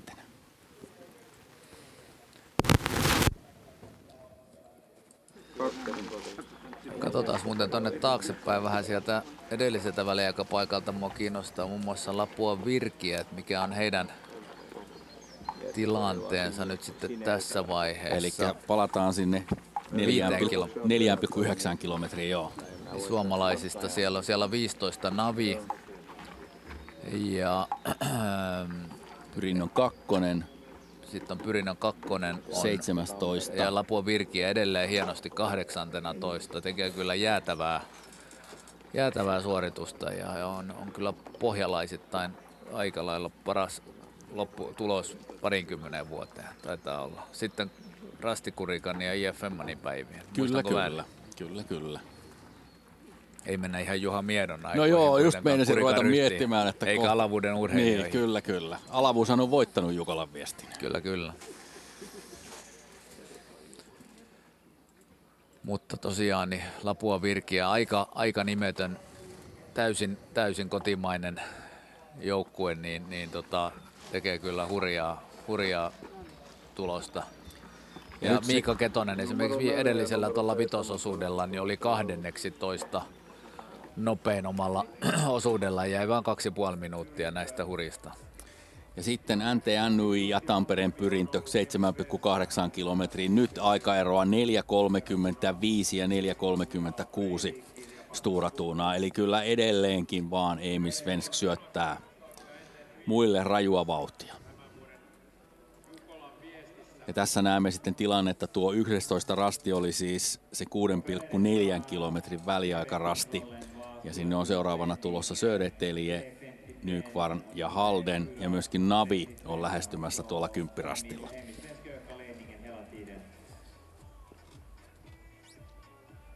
Silloin kun Alavuus voitti Jukolan viestin, se tapahtui Niinisalossa 1975. Olen kuullut tarinan, että eräs rasti oli lähellä taloa ja kuulemma koira haukkui läpi yön, kunnes jossain vaiheessa yöstä ääni loppui, mutta leuvat liikkuivat. Eli yritys oli kova. Samalla kun palaamme kisakeskukseen ja niin kuin huomaamme, aurinko rupeaa kimmeltämään tuolla taivaan rannassa ja sitten kuuntelemme, mitä studiolla on meille sanottavaa. Studiossa toivotetaan hyvää huomenta Mynämäen kunnanjohtaja Seija Österberg. Hyvää huomenta. Minkälainen yö on takana tähän mennessä? Jännittävä, mutta hivenen rasittava. Minkälainen sinun suunnistustaustasi on? Onko suunnistus kuulunut elämään? Ja Jukolan viesti, onko se jokakesäinen ohjelma vai onko tämä ainutkertainen kokemus? Oma suunnistus on siellä kouluajoilta, että silloin juostiin metsästä, mutta tämä on ensimmäinen Jukolla ja tämä on tietysti mahtava, koska se on Mynämäessä.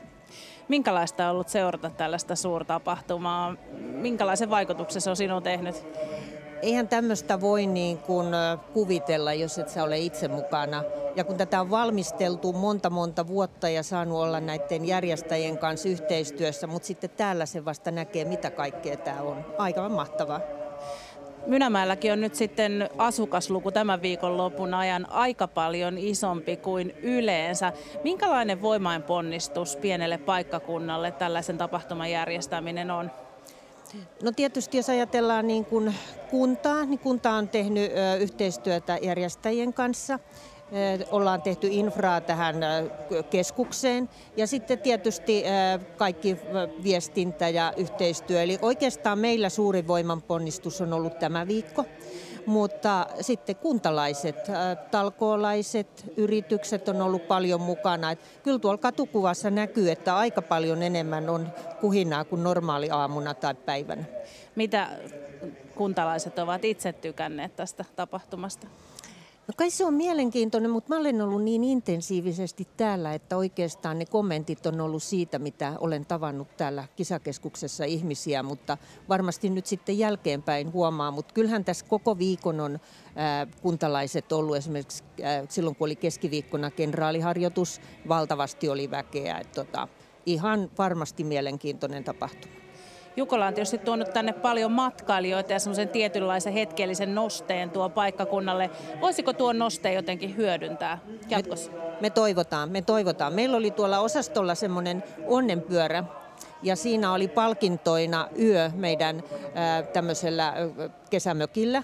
Niin esimerkiksi 5 niistä taisi mennä Ruotsiin ja ympäri Suomea. Kaikki, jotka voittivat sen, olivat valtavan innostuneita ja me toivotaan, että he tutustuu paremmin sitten Mynämäkeen, kun pääsee tänne käymään. Kiitos oikein paljon ja jännittävää vielä viestin ratkaisuvaiheiden seurantaa. Kiitos samoin.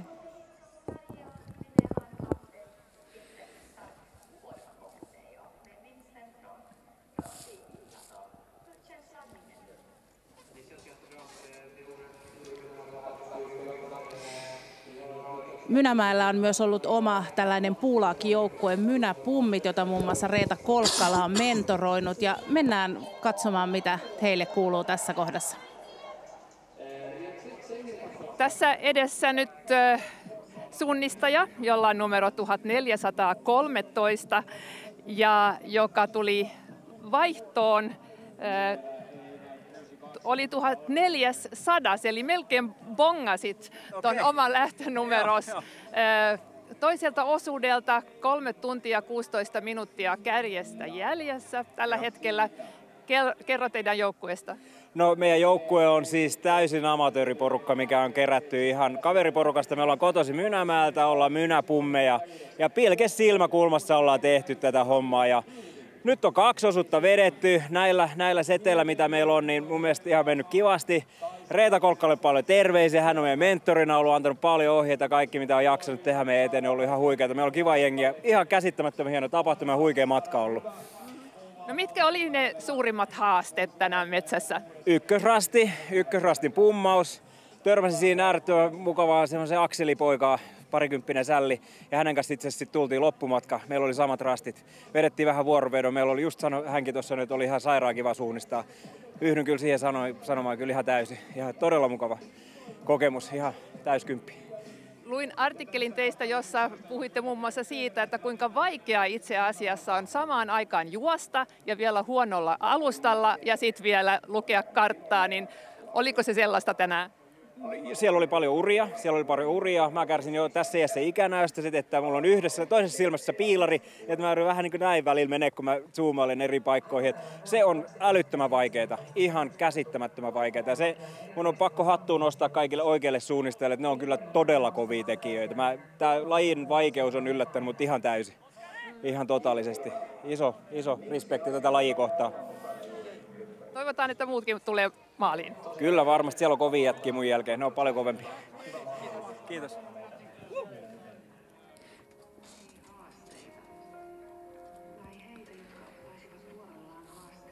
Ja 6. osuutta mennään.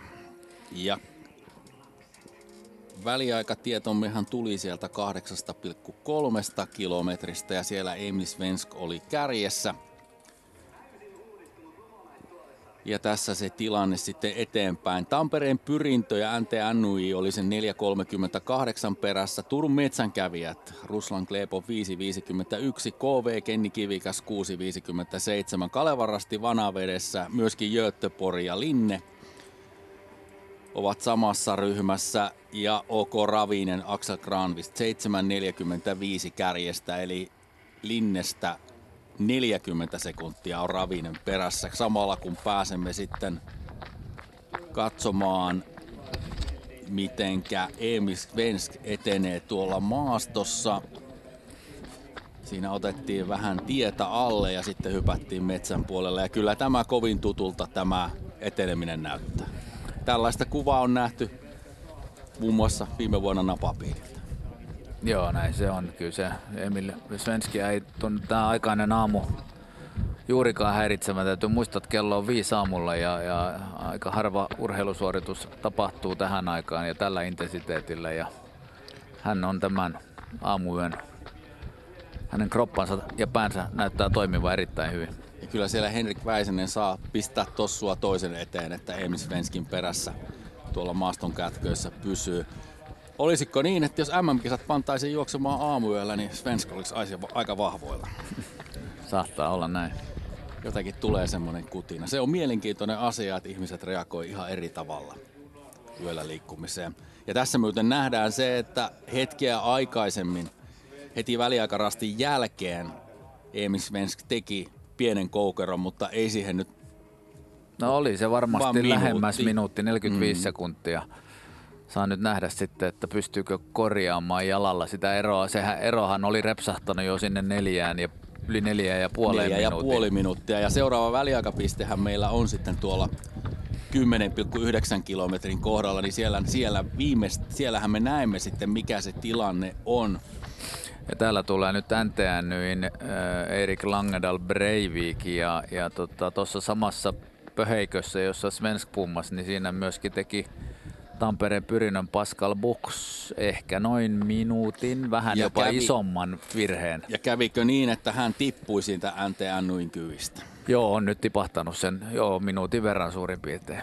Ja ripeästi sieltä Langedal Breivik jatkaa matkaa, kävi rastilla ja katoaa tuonne pieneen taimikkoon. Ja tässä se Pyrinön Buchsin pummi.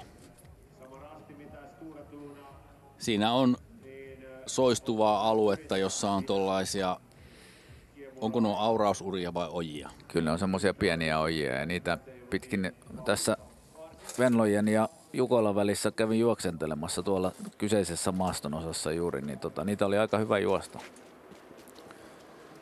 Ja siinä ympäristössä sitten tietysti se virheen mahdollisuuskin on olemassa. Sitten on tuttu paikka ensimmäiseltä ja toiselta ja kolmannelta osuudelta ja nimenomaan tämä suunta. Sieltä odotetaan nyt sitten kärkeä ja Emil Svenskia ja sitten ruvetaan jännäämään, että mitä se virhe tarkoittaa ja paljonko se vie aikansa sitten. Tavallaan kuinka paljon esimerkiksi NTNYin Langedal Breivik on häntä kiinni saanut.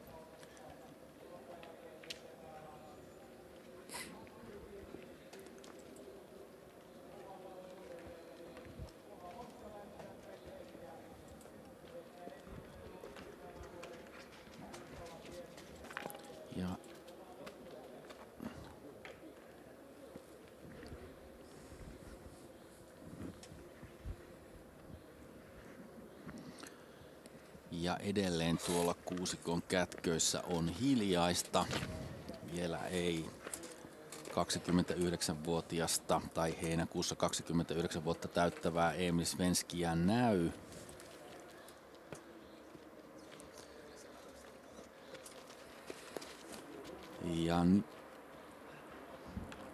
Ja nyt Svensk pitäisi ruveta sieltä tulemaan.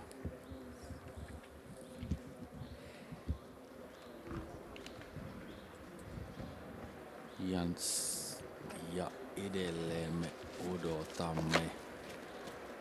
Ja vieläkään ei numeroa 1 näy. Tarkoittaako tämä nyt sitä, että sieltähän tulee. Emil Svensk tulee sieltä 10,9 kilometriin, leimaa ja jatkaa matkaa eteenpäin.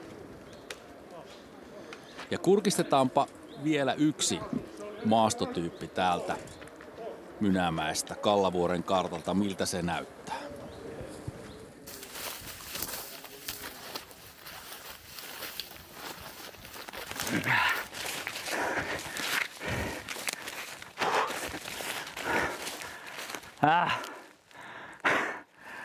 Ei tässä maastossa montaa suota ole, mutta nämä on kyllä aika raskaita, varmaan ylivoimaisestikin maaston raskaimmat kohdat. Polvea pitää nostaa melkein rintaan asti, ainakin meidän parunpätkien Täällä on mahtava tuoksu, että joku täyskeuhkotuuletus on päällä, niin suopursu tuoksuu vielä Jukolan saunassakin. Ei tässä auta muuta kuin mennä painaa läpi vaan ja sitten Avokalliolle takaisin nautiskelemaan. Jatketaan.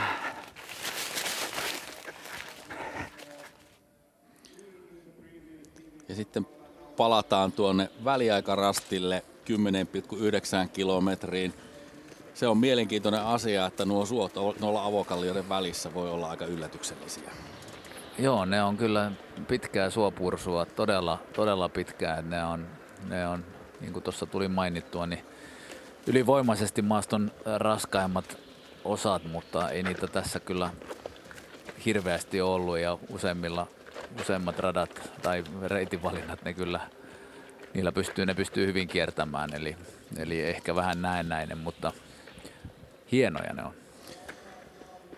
Ja kello käy ja se kertoo, että minuutti 50 sekuntia on mennyt Emil Svenskin ohituksesta. Pidetään mielessä se, että Svensk teki pummin ja me arvioimme sitä minuutin luokan virheeksi. Langedal Breivik oli sen 4.38 perässä. NTNUI väreissä numero 17. Pascal Buchs tippui omalla pummillaan NTNUin kyydistä, eli Tampereen Pyrintö on mitä ilmeisemmin kolmantena. Ja tietysti me jännitämme, että mikä tuo aikaero on, mutta kyllä näyttää siltä, että Svensk on kuitenkin kaikesta huolimatta huolehtinut sitten jälleen kerran jalalla sitä virheen korjaamista. On pistetty tossua toisen eteen sitten vähän ripeämmin. Ja matka joutuu siinä mielessä eteenpäin joutuisasti. Nyt on täynnä kohta se 3 minuuttia ja 3 minuuttia ja NTNUita ei näy.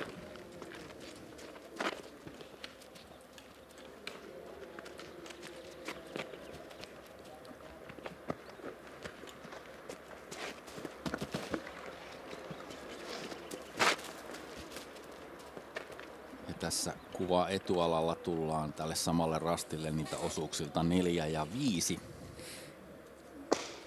Ja tuolta Kuutosrastin suunnalta, josta on tultu ne 3 ensimmäistä osuutta, on tällä hetkellä kovin hiljaista, mutta 3,5 minuuttia on nyt jo mennyt.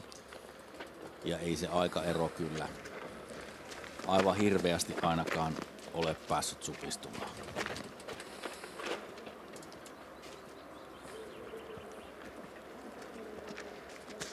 Ja sieltä näkyy kuvassa hieman vasemmalta tulee Breivik.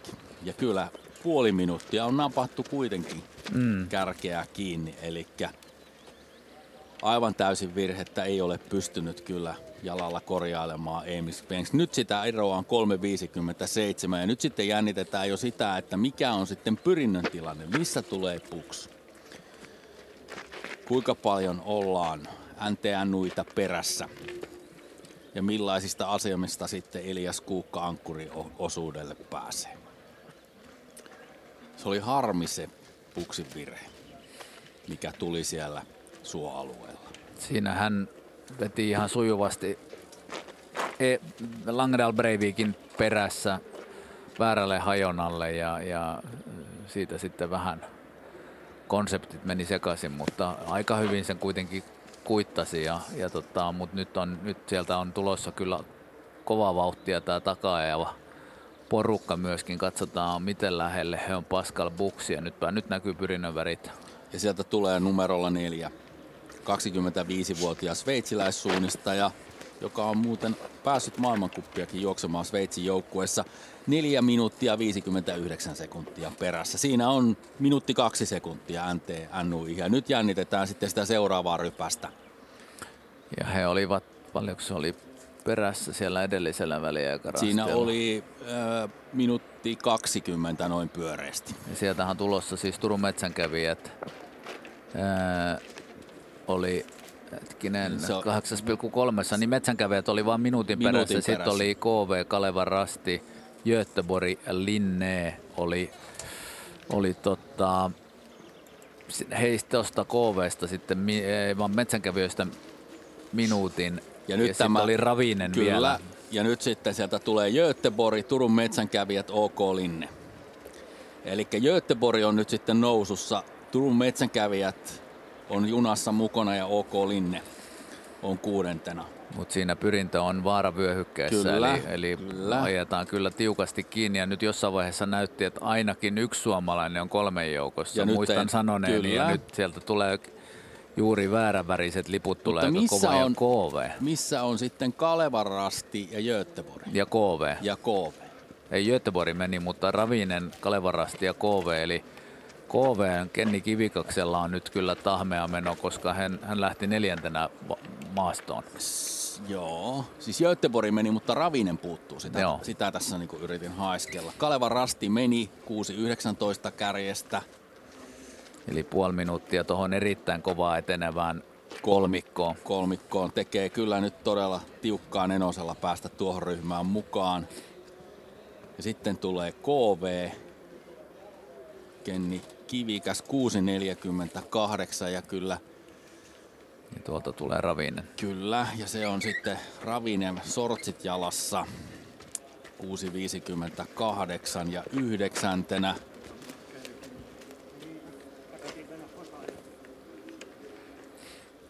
Ja sitten päästään tänne GPS ja nähdään kyllä sitä, että ei Svensk ole virheitä tuon väliaikarastin numero 20 jälkeen tehnyt. Aikaero tuonne NTNUihin on pysynyt kyllä samana. Siellä on Pyrintö, Göteborg, Linne ja Tume. Niin, se oli 4 minuuttia tuosta kun kattelee, niin näyttäisi, että se olisi jopa enemmän. Onkohan tuolle Breivikille tullut? Ei siinä kyllä näytä olevan mitään virhettä, mutta nyt on Svenskin vauhti taas vähän kiihtynyt. Tai sitten alkaa Erik Langendal Breivik vähän väsähtää. Ja nyt ollaan sitten alueella, jossa tietysti haetaan vähän, tehdään reitinvalintoja. Ja kun me jäämme ihmettelemään näitä GPS-pallukoita tänne, niin mennäänpä käymään jälleen Riikan pakeilla. Studio on nyt saapunut Arto Talvinen MS Parman suunnista ja täällä kotikonnuilla, ja Arto on täällä nyt loppuun asti sitten vähän kommentoimassa kisaa ja seuraamassa mitä tapahtuu. Mutta kerro ensin vähän, minkälaista seurata Jukolan viestiä täällä tavallaan omilla mailla. No kyllähän tämä on hyvin erilaista, mitä on tottunut aikaisempina vuosina, kun on päässyt yleensä alkupääosuuden juoksemaan ja sen jälkeen seuraamaan viestiä paikan päältä, mutta nyt pääsi hienosti naisten viesti seuraamaan ihan metsästä ja juoksukameran kanssa, ja nyt Jukola ajaa ollut vähän enemmän aikaa täältä kisakeskuksen ja television välityksellä seurata kisaa. Tosiaan tuota kuvaa nähtiin Venlojen viestissä. Minkälaista kameran kanssa oli juosta huippujen perässä? Kyllähän se oli hieno kokemus. Huomasin, että kyllä naisetkin siellä paikoitella aika tosi kovaa vauhtia menee.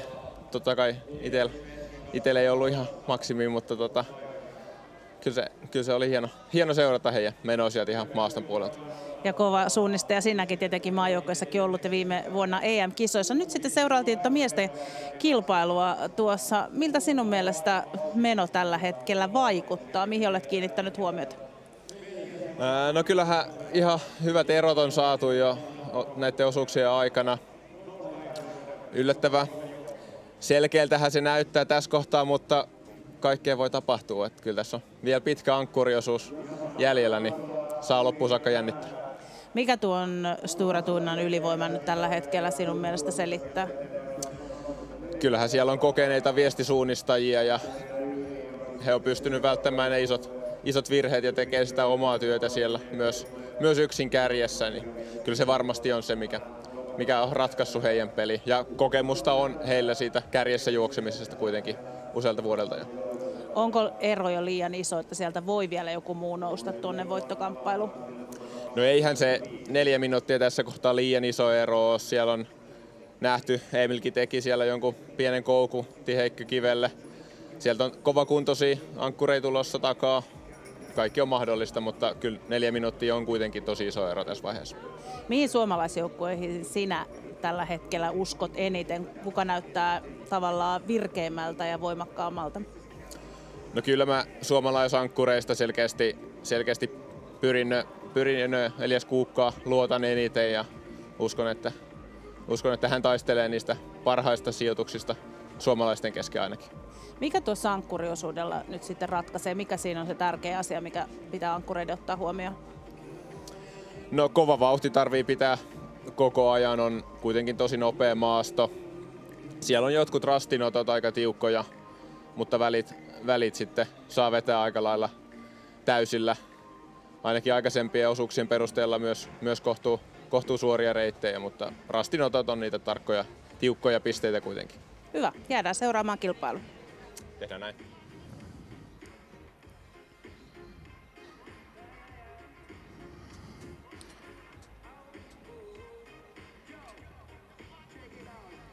Ja kilpailukeskuksessa aamuaurinko nousee yhä korkeammalle ja korkeammalle. 6. osuuden väliaikatilanne 10,9 kilometristä kertoo sen, että Stora Tuuna on siis kärjessä. NTNY toisena, Pyrintö kolmantena, Göteborg, Turun metsänkävijät, Linne, Kalevan Rasti, KV on 6 minuuttia 48 sekuntia kärjestä, OK Ravinen 6.59 ja 10. Lahden suunnistajat ja Petteri Huikko. Ja sitten päästään maastoon ja Emil Svenskin kyytiin. Ja nyt ollaan lähestymässä jo sitä viimeistä TV-rastia, tuttua kumpareiden väliä. Ja edelleen Emil Svenskin vauhti on kyllä todella huikean näköistä. Ja määrätietoisesti edetään tuolla kuusten keskellä. Melkein näyttää, että vauhti vaan kiihtyy. Kyllä, nyt aloitetaan ihan sitä viimeisen 5 minuutin vetoa. Ja ikään kuin tehdään työtä pikkuveliä varten, joka lähtee sitten ankkuriosuudelle. No ehdottomasti. Että kyllä ei nämä erot niin isoja. Täytyy muistaa, että on 17 kilsan osuus tiedossa. Toki Viktor Svensk just tuossa 2-3 viikkoa sitten voitti erikoispitkät. Että kyllä vauhtia ja kestävyyttä riittää, mutta kuitenkin esimerkiksi Gustav Bergman, niin jos paukusta lähdetään 17 kilometrin osuudelle, niin kyllähän saattaa 5 minuuttia Viktor Svenskia voittaa. 10,9 kilometrin kohdalla se ero on 6 minuuttia 58 sekuntia, samalla kun Emil Svensk tuli, leimasi ja katosi tuosta viimeisestä väliaikarastista. Ja tässä näemme tuon tilanteen, kyllähän se tietysti aika tyly on. 4 minuuttia 21 sekuntia on NTNY:n Erik Langedal Breivik perässä. Ja siellä on lähdössä toinen useamman kerran Junnu MM-kultaa Viestissä juhlinut urheilija liikkeelle, Elias Jonsson, joka on vuoden Viktor Svenskia vanhempi. Hän on odotas nyt 22. 99 vuosimalli. Joo. Ja Viktor taitaa olla itse asiassa 01, että siinä on 2 vuotta, mutta nuoria kavereita sinne on lähdössä kärkikaksikkona liikkeelle.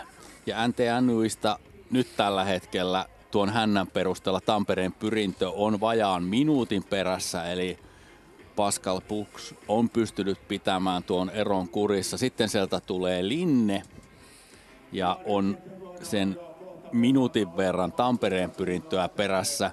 Ja kun Söperi vie Linnen värejä, niin siellä on sitten Albin Riinefeldt lähtemässä ankkuriksi. Ja sitten on Göteborg, Turun metsänkävijät, Kalevan Rasti ja sitten Ravine. Ja siellä ankkuriksi on lähtemässä Gustav Bergman, jota on täällä vähän nyt niin kuin möröksi oltu pukemassa. Ja Ravinevin perässä sitten KV ja KV-ankkurina Timo Siit. Ja niin tässä käy, että ennen kuin NTNY on tuolla rasti numero 26, joka on se viimeinen väliaikarasti, niin kyllä Emil Svensk tulee tänne maalialueelle ja suorittaa 6. vaihdon ja laskee joukkueen ankkurin nuoremman veljen Viktor Svenskin tuonne maaston kätköihin. Ja siinä kuvissa Viktor Svensk. On kyllä nuoren näköinen poika. On. Nuoren näköinen poika, mutta ehkä se meidän vinkkelistä katsottuna näyttää siltä, että aika moni muukin. Mitä tuossa liikkuu? Olet, Janne, itse ollut ankkurina. Mitä siinä mielessä liikkuu tuolla hetkellä, kun tietää, että kamppailu Jukolan voitosta on alkamassa? No muistan kyllä hyvin sen, kun ensimmäistä kertaa pääsin siihen taisteluun mukaan. Olin jo 25-vuotias kuitenkin, ei 24V, ja kyllä mä olin niin hermona, että en mä pystynyt mitään verryttelemään edes. Että tiesin, että P. Tuuresenin kanssa todennäköisesti lähdetään yhdessä liikkeelle, mutta kyllä se siitä sitten ihan hyvin lähti menemään. Hermostuneisuus katosi ja homma toimi ihan kohtalaisen hyvin. Mutta se oli erilainen tilanne, en joutunut yksin lähtemään kärjessä. Ja siinä Emil Svensk leimaa maalileimauksen ja sitten tullaan kohti vaihtopuomia. Ja ollaan tässä Jukolan viestissä, joka on järjestyksessään 73. päästy siihen vaiheeseen, että ensimmäinen ankkuri lähtee maaston kätköihin Kallavuoreen ja kamppailu Jukolan viestin voitosta lähtee ankkureiden keskuudesta näin liikkeelle. Stora Tuunan ankkuri on siis Viktor Svensk.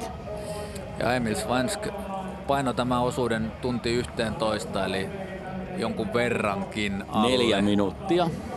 Alle 5 minuutin vauhtia ja otti 4 minuuttia ratamestari Ihanajasta louhi pois.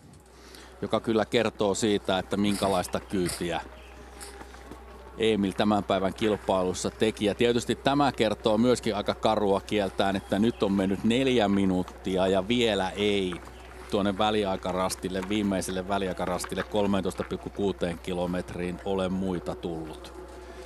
NTNUI oli sen 3.57 perässä tuolla edellisellä väliaikarastilla 10,9 kilometrissä. Eli se ero on edelleen kasvanut.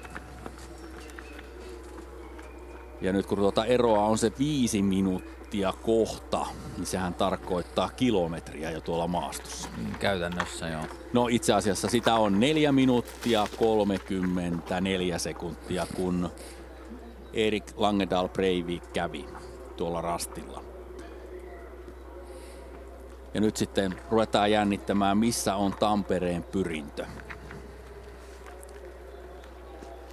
Onko pyrintö pystynyt pitämään sen eron minuutissa, niin kuin se hetki sitten tuolla, niin kuin se oli hetki sitten tuossa GPS-kuvissa. Mä katson tuonne taaksepäin vähän, että mitä siellä tapahtuu suomalaisjoukkueelle. 10. Lahden suunnistajat, nyt 10 minuuttia kärjestä, siellä 15 Navi, 15 kärjestä, siellä 17 Tampereen pyrinnön 2, 20 minuuttia kärjestä. Lapua Virkiä 20-22 kärkeä, Paimio siinä kintereillä. Turun suunnistajat siellä 23-25 minuuttia kärkeä, Ikalisten Osion Voima minuutin Turun suunnistajien perässä ja siellä myös Helsingin suunnistajan 2. Eli 25 joukkuettahan Jukolassa palkitaan, niin näillä suomalaisjoukkueilla näyttäisi nyt olevan siihen saumat, mutta lähestytään jo sitä, että ollaan puoli tuntia kärkeä perässä. Ja kyllä nämä erot aika suureksi on revennyt. Ja siinä tulee pyrintö ja Baskalbuks ja eroa on se runsas minuutti 20, lähes minuutti 20 sekuntia NTNUihin. Sitten tulee Göteborg ja siinä tulee Linne ja he ovat sen runsaan 10 sekuntia Tampereen pyrintöä perissä.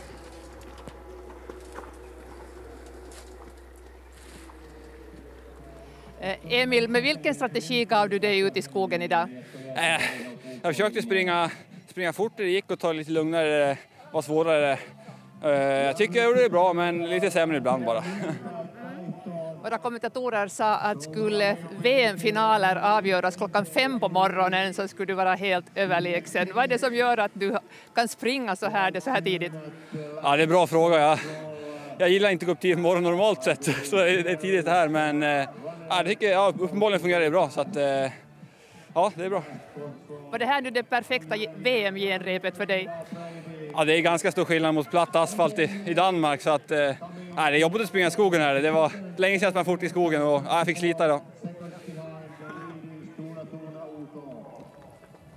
Jaha, nyt mitäs hän siinä sanoikaan, että yritti vetää täysillä ja vähän löysätä joissain paikoissa ja välillä se meni hyvin ja välillä se meni vähän huonommin. Ja sitten kysyttiin, että miten tämä kellonaika, että pitäisikö MM-kisat jostain tähän aikaan, kun hän tuntuu sopivan niin hyvin tämän aamuja, mutta hän sanoi, että hän kyllä yleensä nukkuu mieluummin vähän pidempään aamulla. Ja sitten vielä siitä, että MM-kisat on ensi viikolla, että olihan tämä totta kai ihan erilaista kuin juosta Tanskassa tasaista asfalttia, mutta ihan hyvin meni. Ja kyllähän tietysti toi Emilin suoritus on semmoinen, että eräänlaisen myrskyvaroituksen ainakin viestiä varten hän tässä antoi. Samalla kun NTNY tuo siinä kartan vaihtoa ja ankkuriksi lähtee Elias Jonsson. Ihan rauhassa. Lähdetään liikkeelle. Seurakaveri kävi antamassa läpsyt. Niin, 4 minuuttia 26 sekuntia on tuo ero. Ja NTNY:n kakkonenhan Oskar Störmen oli siinä lähdössä. Kyllä. Ja he on siellä 11, eli aika vahva suoritus myös. Ja sitten sieltä polkee Pyrintö, Göteborg ja Linne. Ja Pyrintö on kolmantena tässä Göteborg ja sitten Linne. Eli tuo kolmikko, nuo 3 seuraa lähtevät sitten yhdessä ankkuriosuudelle. Ja sieltä on sitten seuraavina tulossa Turun metsänkävijät Kalevan Rasti ja UK Ravinen. Ja he reilun minuutin näistä kyllä. perässä. Ja sieltä lähtee Suna, Krivda ja Bergman. Otetaan nyt ensin rauhassa Tampereen Pyrintövaihtoon. Pascal Bux tulee sieltä kolmantena. Ja kun hän tuon Emitin käyttää tuossa maalileimauksessa, niin ero kärkeen 5.52, Göteborgilla 5.53 ja OK Linnellä 5.54. Ja todellakin Elias Kuukka lähtee Tampereen Pyrinnön ankkuriksi Göteborgilta Felix Axelsson ja OK Linneltä Albin Riedefeld. Siinä lähtee todella kokenut viestimies Albin Riedefeld, tämän kevään Tiumilan voittaja. Vähän itseään nuorempien sekaan, eli Pyrinnön Kuukkaakin voi pitää tässä melkein konkarina tässä ankkuriosuudella, nimittäin IFK Göteborgin, eli toi Axelssonkaan ei ole 22V taitaa olla tai 23, eli siellä on nyt kärkiviisikossa 3 todella nuorta suunnistajaa. Ja Albin Riedefeld todellakin ankkuroi Linnen Tiumilla voittoon reilu kuukausi sitten. Ja nyt kärkeen matkaa 5.54. Ja sitten seuraavaksi tosiaan sieltä odotetaan metsänkävijöitä Kalevan Rastia ja OK Ravinen.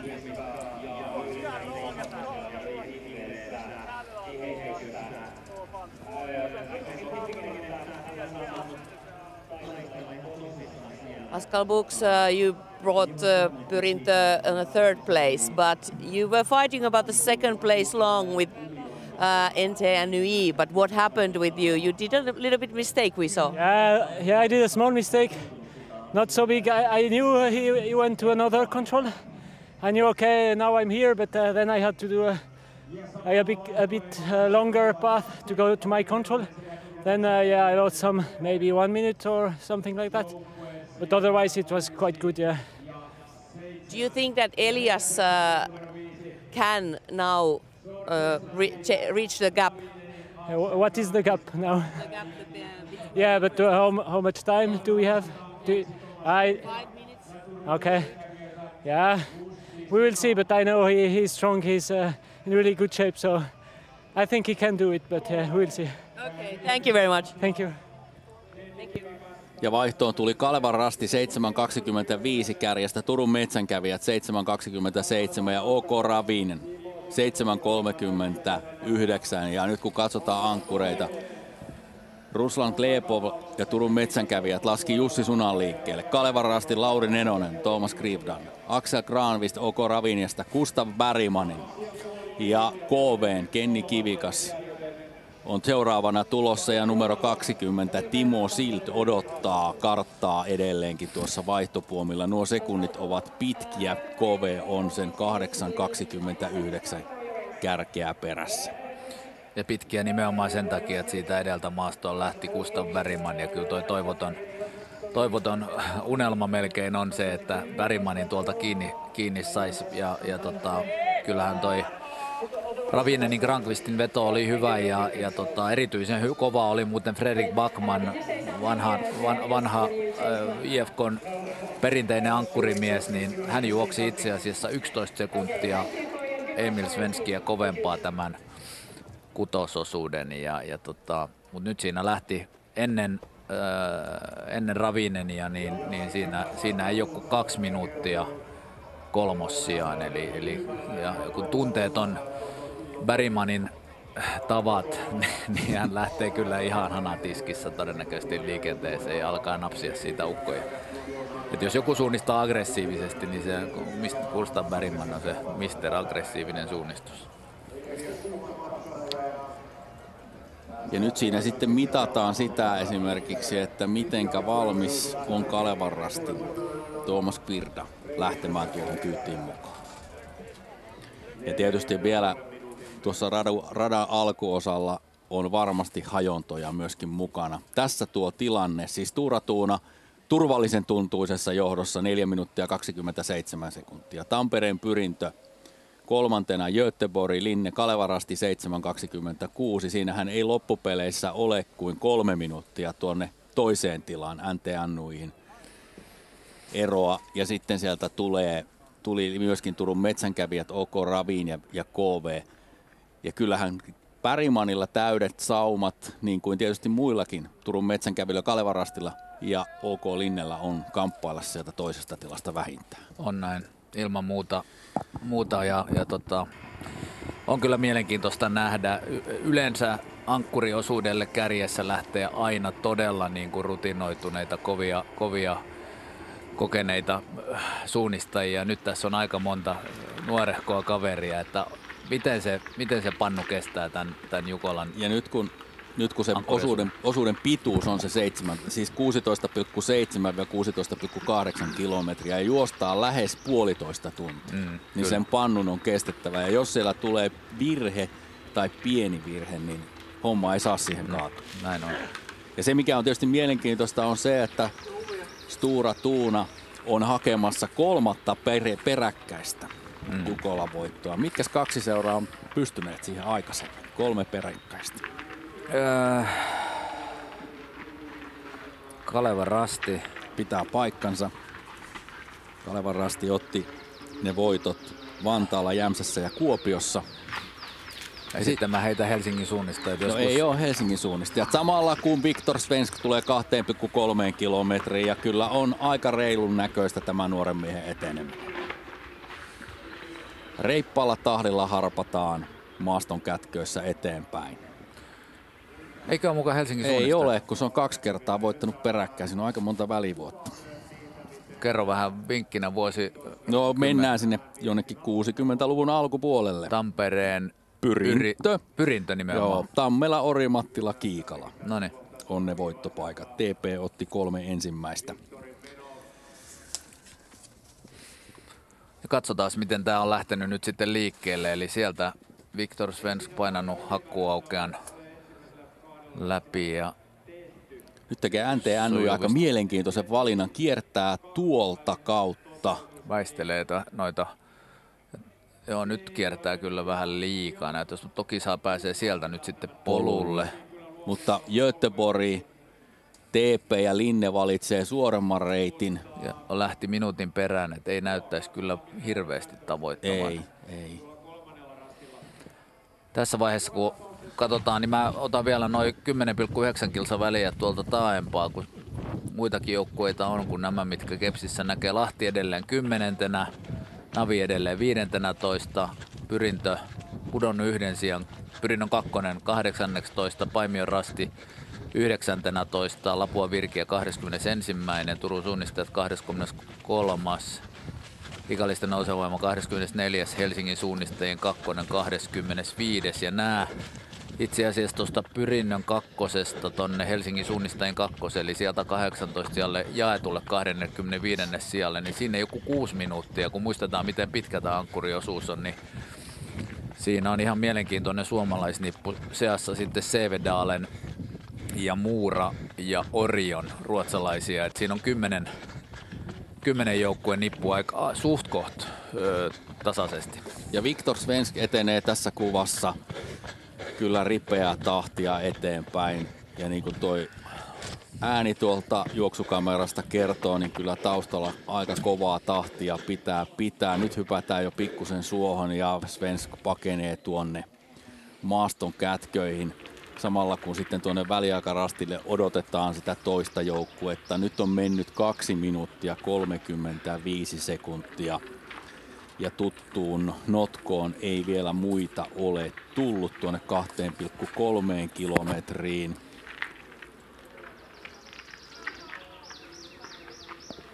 Ja nyt se jännitys on sitten se, että onko se NTNUI vai joko on Pyrintö, Göteborg ja Linne päässyt kiinni Elias Jonssonin alkutahteihin.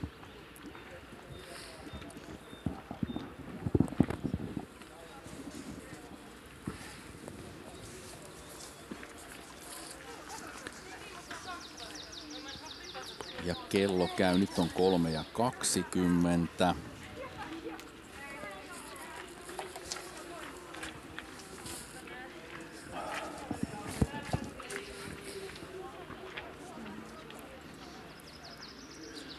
Ja sitä lähtiessä sitä eroa oli 4 minuuttia 26 sekuntia, eli siinä mielessä vielä mitään paniikkia ei NTNUin kannalta ole. Mutta kyllä tämä kuva kertoo sen, että Viktor Svensk on lähtenyt kyllä liikkeelle vähintäänkin vauhdikkaasti. Nyt muuten tuli juuri 4 joukkuetta suhtkot peräkanaa vaihtoon. NTNUin 2 10. noussut ja on 6 minuuttia KV:ta perässä, eli siinä on aika iso hajurako, mutta sitten heti perässä Södertelje ja sitten Lahden suunnistajat Huikon Petterillä vähän tässä lopussa monen yskinyt parisia joutunut antamaan periksi ja sitten Halden 13 siinä vajaan minuutti Huikon perässä. Ja 4,5 minuuttia mennyt ja vielä ei muita näy. Pidetään mielessä se, että Pyrintö lähti 5.52 Stura Tuunan perään, mutta joka tapauksessa Elias Jonssonin alku ei ole ollut mitenkään paras mahdollinen. Sieltä Jonsson tulee. 4 minuuttia 59 sekuntia on nyt ero kärkeen. Eli puoli minuuttia tullut lisää. Kyllä, ja se varmaan tuli siinä reitinvalinnassa, mikä hetki sitten nähtiin GPS:stä. Ja nyt sitten jännitetään, että kuka sieltä tulee, Kuukka, Axelsson vai Riederfeldt. Eli Pyrintö, Göteborg vai Linne. Seuraavana tuolle väliaikarastille. Elias Kuukkakin harvoin on päässyt juoksemaan ankkuriosuuksia. Yleensä taisi olla ensimmäinen kerta Tiumilassa tänä vuonna. Kyllä, yleensä näitä osuuksia on hoidellut Florian Hovald Pyrinnössä nyt viime vuosina, joo. Mutta ei ole takaajajat kyllä saanut sitten taas myöskään NTNYitä kiinni. Eli Viktor Svensk on pitänyt kovinta alkuvauhtia. Ja se ero oli Pyrintöön se 5.52 tuolla vaihdossa. Nyt sieltä tulee Göteborg 6.02 ja Felix Axelsson. Ja lähti muuten outoon suuntaan, eikö lähtenyt? No riippuu, kiertääkö tuota mäen reunaa pikkusen sieltä kalliolta. Niin, mutta tästä pitäisi mennä tuonne tien ylitykseen. Joo.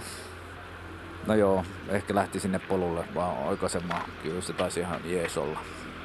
Ja nyt on sitten mennyt aikaa 6,5 minuuttia ja sieltä tulee Riederfeldt, OK Linne ja Elias Kuukka. 6.34 ja kyllä Svensk on aloittanut vaan aika lailla hurjalla kyydillä. Niin ja on myöskin Axelsson, eli on ollut puoli minuuttia nopeampi kuin mitä Kuukka ja toi Riederfeldt. Kyllä. Ja nyt sitten katsotaan mikä on tilanne. Gustav Bergman lähti 7.39 vaihdosta ja siinä edellä tuli siis vaihtoon Lauri Nenonen ja Kalevan Rasti eli Pirda ja myöskin Turun metsänkävijöiden Suna. Siinä on jo Bergman. Ja siinä on Bergman 7.09. Ehti vielä perässä. Ja edellä menee nyt Bergman. Eli Bergman on ottanut puoli minuuttia kärkeä kiinni. Kyllä. Ei yllättävää. Ja tuttuun tapaan hiukset lenkillä kiinni on Bergmanilla ja pää heiluu ja meno maittaa. Siitä on muuten Sunan Jussi nyt on kyllä pudotettu sitten heti kättelyssä. Kyllä.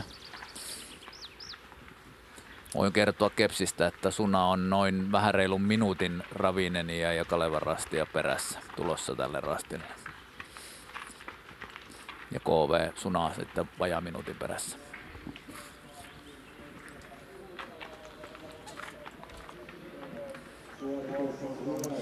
Arto seuraa silmäkovana täällä kilpailua ja tietenkin tuo Viktor Svenskin meno, se on tietysti hienoa katseltavaa. Miltä se sinun silmissä näyttää? Kyllähän se sujuvalta on näyttänyt ja kova vauhtiselta, että ero on tällä hetkellä kyllä iso ja oikeastaan vaatii jotain yksittäistä todella isoa virhettä, jos takaa tulevat aikovat kiinni saada.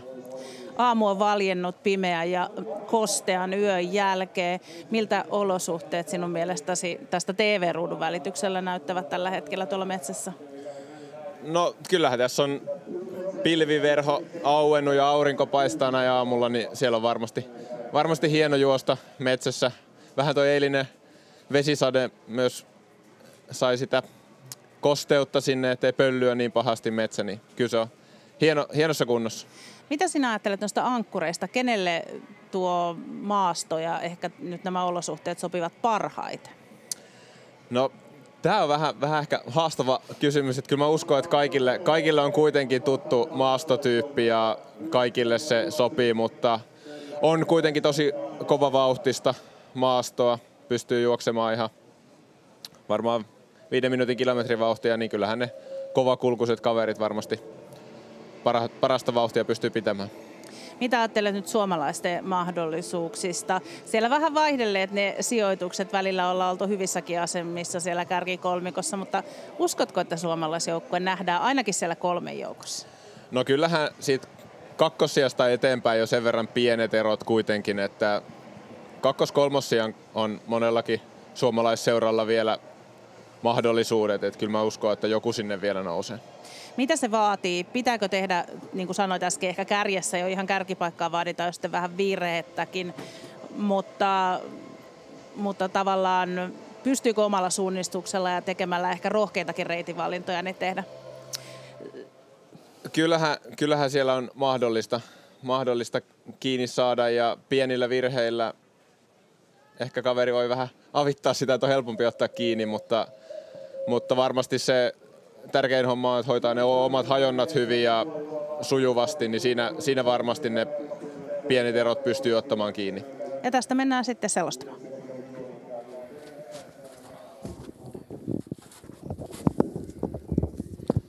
No niin, ja tässä odotellaan seuraavia joukkueita ja tämän haastattelun aikana selvisi sellainen asia, että kun Arto Talvinen tuossa sanoi, että varmasti joku suomalainen joukkue 3 sakkiin nousee, niin nyt on kyllä todella ikäviä uutisia, nimittäin se ei ainakaan ole Tampereen pyrintö. Ja tässä nähdään, mitä Pascal Buxille tapahtuu tässä ennen 10 kilometrin väliaikarastia. Kävi siinä kivirastilla ja olisi pitänyt jatkaa notkolle ja näin ollen Helsingin suunnistajat on hylätty ja myös Tampereen pyrintö on hylätty. Tämä on kyllä korutonta kertomaa. 2 suurta suomalaista on poissa. Nyt kuulosti vähän liian dramaattisesti. Kyllä, mutta kun miettii tavallaan tätä asetelmaa, mistä tähän kisaan lähdettiin. Niin. Ja sitten se menee siihen, että ei koodia tarkisteta. Älä muuta sano.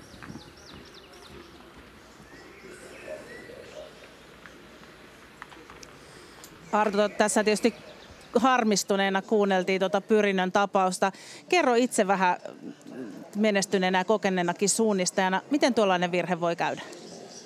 No siellä maastossa on 50-100 metrin välein niitä rasteja ja joskus se väärä rasti tulee just ennen omaa vastaan ja jos ei ole pistettä katsonut oikein ja koodia katon, niin siinä herkästi saattaa ottaa väärältä rastilta leima. Miksi sitä koodia ei katsota? Se on vaikea sanoa. Tässä viestissä se vielä yleensä on siinä rastinumeron perässä ja se on tosi helppo tsekata. Ja varmasti tänä vuonna on ihan sama tilanne. Nyt kävi vielä silleen, että oli Pyrinnöllä notkorasti, mistä piti ottaa leima ja otti kivestä, eli pisteetkin oli ihan erilaiset, mutta osuus alkaa olla loppupuolella ja alkaa väsyttämään, niin siinä helposti käy virheitä. Tilanne on tietenkin tosi ikävä. Joukkue taisteli ihan siellä kärkipäässä. Nyt sitten yksi näistä meidänkin ehdokkaista putosi sieltä taistelusta. Vieläkö uskotaan suomalaisiin kuitenkin?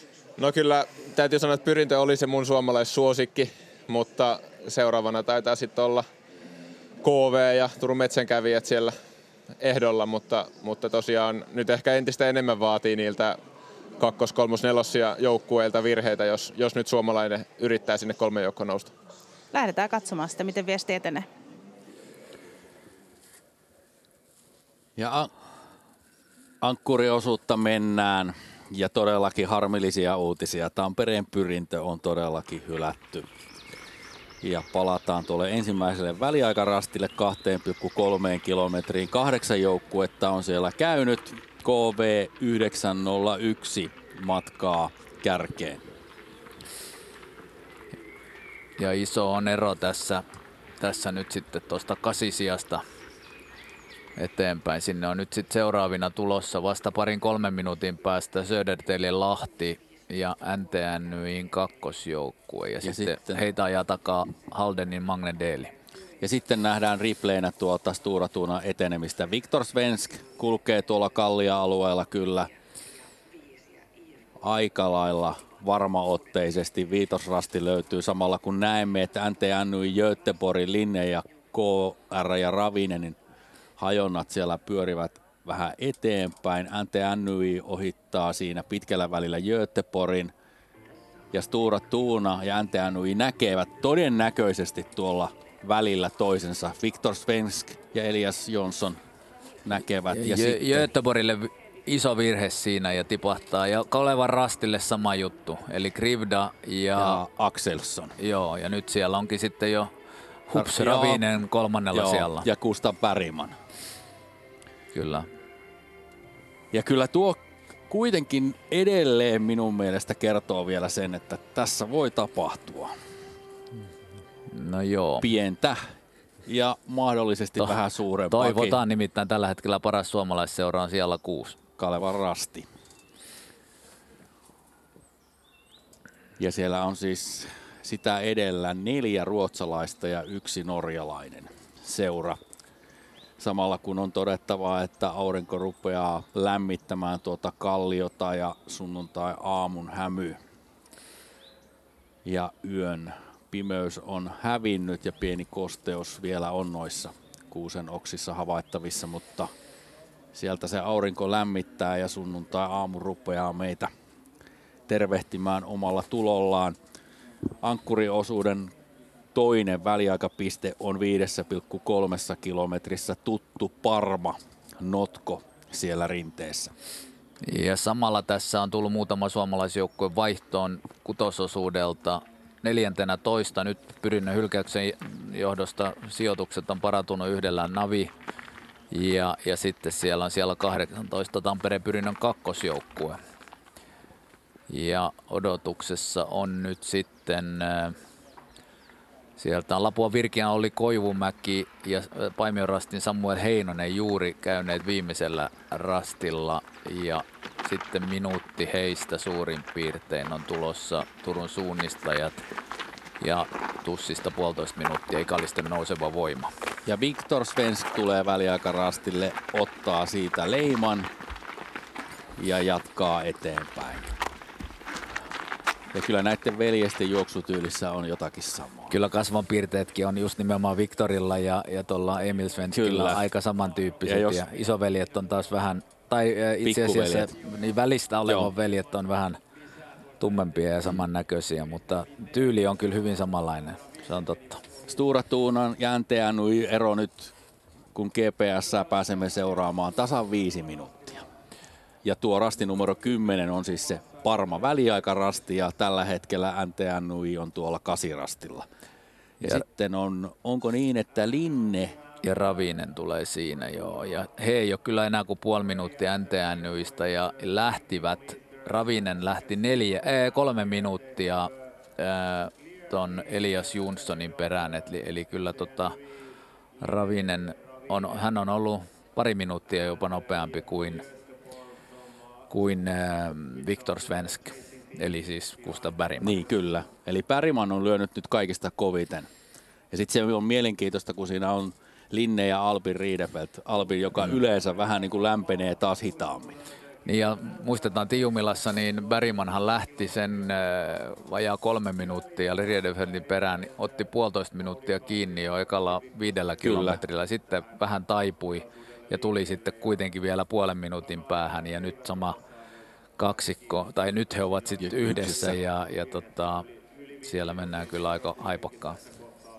Jotenkin on semmoinen kutina kyllä, että Elias Jonsson on aika tiukilla kohta. Tai ainakin saa seuraa. Kyllä varmasti saa seuraa.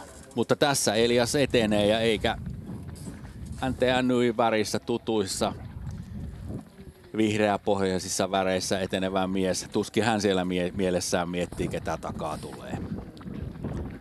Ei varmasti, Elias on kyllä hyvin kylmäpäinen, rauhallinen tyyppi, että vaikka sieltä Bergman tulisi, niin tuskin hänellä pasmat siitä sekaisin menee. NTNY on tehnyt hienon suorituksen, on 20 vuotta ollut tuolla sijojen 5 ja 20 välimaastossa ja nyt on tulossa pitkästä aikaa ensimmäinen top 3 sijoitus ainakin mun muistin mukaan, kyllä, niin siitä on paljon. Kyllä. Se oli viime vuosituhannen tai siis tämän vuosituhannen alkupuolella, kun he on viimeksi ollut 3 joukossa. Ja tietysti sitten mieleen tulee se aika, kun 80-90-luvun vaihteessa NTHI:n nimellä. Ja 95 vielä Sipoossa. Kyllä. Silloin 95 ankkurina oli Björnar Wallstad. Joo, ja sen jälkeen ei ole tullut menestystä. Joutsenossa ja Juvalla NTHI voitti. Ankkurina oli Howard Veitte molemmissa viesteissä ja siellä legendaarisia nimiä Kjetil Björlu, Björset ja näin poispäin. Oli kisassa mukana. Ja nyt sitten Bergman, Ravinen ja Riedefelt on yhdessä. Ja sitten siellä edellä todellakin Elias Jonsson pakenee. Ja Kalevan Rasti ja Göteborg kulkee siellä yhdessä. Kalevan Rastin ankkurina Tuomas Virda, tsekkisuunnistaja, joka oli viime vuonna mukana myöskin Tsekin MM-kilpailussa. Ja siinä on vielä mukana tietenkin Elias Kuukka tässä kolmikossa autuaan tietämättömänä siitä, mitä on tapahtunut, mutta Eliakselle tämä erittäin ikävä uutinen tullaan viimeisellä TV-rastilla kuulemma kertomaan, että hänen annetaan nyt kuitenkin nauttia tästä kyydistä. Ja se on tietysti aika karu tilanne, jos todellakin on niin, että hän saa juosta 15,9 kilometriä. Ja nyt voi kuvitella, että tuo parivalikko tuossa edellä kyllä pitää kyytiä melko kylmänä. Ja varmasti Kuukalla jonkunlainen ymmärrys on myöskin siitä, millä sijoilla hän etenee. Kyllä hän varmasti tiedostaa, että taistellaan kolmossijasta, tai luulee näin. Saa kyllä tästä hyvää mallia. Kyllähän Elias on yksi meidän parhaita pitkän matkan menijöitä, mutta kuitenkin se viimeinen askel sinne MM-kisojen top 6 on vielä ottamatta, ja siellä menee nyt edellä semmoinen kaveri, joka pitää semmoista vauhtia, että jos tuossa pysyy, niin tietää, että tässä se vauhti on. Kyllä. Pitäisi vielä itse pystyä suunnistamaan. Ja tarkoitat nimenomaan Gustav Bergman. Niin. Elias, joka oli siis vuosi sitten MM-kilpailussa Tsekeissä, kun Doksissa juostiin pitkällä matkalla 12. Joka antaa tietysti pohjan siitä, että Eliaksella on kyllä resursseja olemassa, mutta se viimeinen napsu tietysti on ottamatta maailman huipulta samalla kun NTNY tulee tuohon 5,3 kilometriin. Nyt aikaero kärkeen on 5.14 ja se oli tuolla edellisessä väliajassa 4.59. Eli pientä kasvua on tapahtunut edelleen. Ja lähtiessä se oli 4.27, että pikkuhiljaa tämmönen 5-10 sekuntia kilometri Viktor Svensk syöttää kovempaa vauhtia tuolta, mutta ei ole ihan nyt päässyt kuitenkaan. Tuntuu, että tässä on näitä aika vauhdikkaita helpohkoja välejä, niin Elias on pystynyt pitämään kyllä ton eron tähän taka-ajavaan ryhmään suurin piirtein samaan. Ja sitten tuli Gustav Bergman 5.48 kärjestä ja Albin Riedefelt 3 sekuntia myöhemmin. Ja sitten Pyrintö siinä kävi leimaamassa, vaikka sinne tulosgrafiikkaa ei nimeä tulekaan. Ja tuo ero on nyt 34 sekuntia NTNUihin tuolla rasti numero 10. Ja nyt Kalevan rastin Thomas Krivda on pystynyt ohittamaan sitten Göteborgin Axelssonin, eli on sijalla 4 nyt, ei vaan sijalla 5. Sijalla 5, kyllä. Ja Göteborgin sijalla 6. Sitten sieltä tulee KV ja KV-ankkurina Timo Sild ja Turun metsänkävijät ja Jussi Suna. Joo, ja hän oli KV:n Sild on kyllä vetänyt kova, Sild oli minuutin Sunaa perässä tuolla 2,3 kilometrissä ja nyt on jo reilusti edellä. Eli kyllä Jussi Suna, jota ei ole näillä ankkuriosuuksilla mielestäni kovin usein nähty, niin on nyt kyllä ollut vähän puhti pois, koska lähtötilanne oli kyllä ihan kohtalainen, mutta nyt sieltä on tullut sitten ohi Bergman ja KV. Ja sitten tuo, mikä on mielenkiintoista, on myöskin tuo, että Timo Silden reidinvalinta on tuossa rastivälillä 8-9. Muut on kertaneet polkua pitkin. Niin Sild on ladannut tuon mäen yli, ottanut vähän siinä peitteestä välillä. Ja kuulin kenttähaastattelussa, kun Sildiä haastateltiin, että mikä hänen taktiikkaansa on, niin hän sanoi, että hän yrittää muistuttaa itseään siitä, että ei tarvitse enää ottaa niitä kiertäviä reitinvalintoja, mistä hänet monesti tunnetaan. Kyllä. Ja nyt hän on päättänyt vetää suoraan sitten. Ja oli ainoa tähän mennessä, joka tuo välin on suoraan juossut.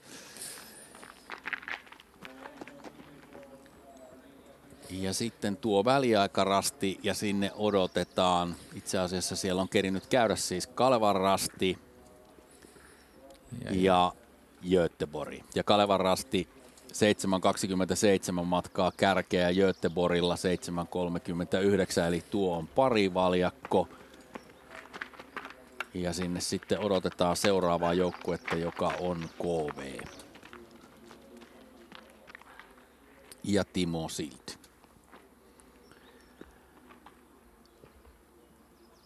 Ja nyt noita kun lippuja taas katselee, niin tilanne on hieman tyly. Siellä on 6 joukossa 1 suomalainen lippu. Ja osuusajoissa Bergman on täysin ylivoimainen, eli siellä on Riederfeldt, jonka hän on ottanut kiinni lähes 2 minuuttia hitaampi, sitten Krivda ja Svensk. Aika tarkkaan 2 minuuttia hitaampia kuin Riederfeldt. Jonsson sitten näistä minuutin perässä ja Felix Axelsson vielä Jonssonista minuutin perässä, eli kyllä siellä niin kuin arvojärjestys on suht koht selvä kisan tässä vaiheessa. Toi Stora Tuunan ero on vaan niin iso, että 5 kilometrin, jos ottaa 2 minuuttia kiinni, niin matkan pitäisi olla 25 kilometriä, kyllä, jotta Bergman voisi kiinni saada tasaisen vauhdin taulukolla. Mutta tietysti sitten kun mielessä käy se, että jos siihen pari koukeroa teet, niin kyllähän siitä sitten rupeaa tietysti aikaero sulamaan, mutta aika määrätietoisen näköistä tämän miehen eteneminen on. 7,2 kilometriin Stora Tuuna ja kyllä vauhtia riittää. Kyllä, ja on toi todella samannäköistä kuin isoveljen meno. Olisi todella hauska, jos tässä olisi vierellä Emilin kuva. Niin pystyisikö erottamaan, että kumpi noista miehistä harppasi tuon saman paikan, koska samalla tavalla. Ihan samalla tavalla. Lantio ylhäällä, kyllä, ja todella avonaisella, pitkällä, lennokkaalla askeleella. Sinne ei paljon jarrutella. Ja nyt on mielenkiintoista muuten se, että mitä tekee Ravinen, NTNU ja ajettu kiinni ja Linne. On siellä yhdessä ja he ovat pikkaisen siellä rastivälin vasemmalla puolella samalla, kun saamme ilmakuvaa siitä, että miltä näyttää Viktor Svenskin eteneminen suomalaisessa sunnuntai-aamussa. Ja kyllähän se vauhdikasta on. Ja äärettömän määrätietoisen näköisesti. Nuori mies pistää jalkaa toisen eteen ja matka taittuu. Nyt siellä on jo vähän valmiita urjakin tuolla hakkuuaukolla. Ja välillä pää nousee ylös ja katse hakee tuonne aukon toiselle reunalle sitä paikkaa, mistä sitten tuolta aukealta alueelta on hypättävä tielle ja kohti seuraavaa rastia.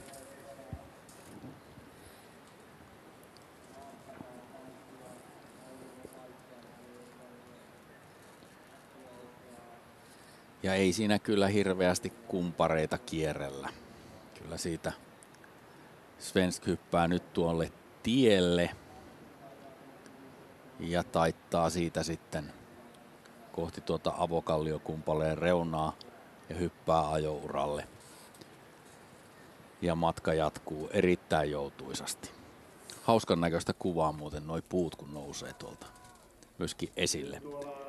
Ja edelleen kolmikko Ravinen, NTNUI ja Linne yhdessä. Niin, eli nyt NTNUI on ajettu kiinni. Kyllä. Ja kyllä toi, kun kartalta katsoo, miten kaukana nämä on tuosta Svenskistä, niin ei tälläkään sektorilla mitään ihmeellisiä ole tapahtunut. Ja sitten pääsemme kurkistamaan, mitä mielitään tällä hetkellä Tampereen Pyrinnön teltalla. Anton Kuukka, teillä sujui viesti aika mukavasti. Sano ensin jotain vähän siitä omasta osuudesta. No ihan semmoinen, tuntuu, että meni ihan ok. Et ei mikään loistava hyvä, mutta kuitenkin sai viestin eteenpäin.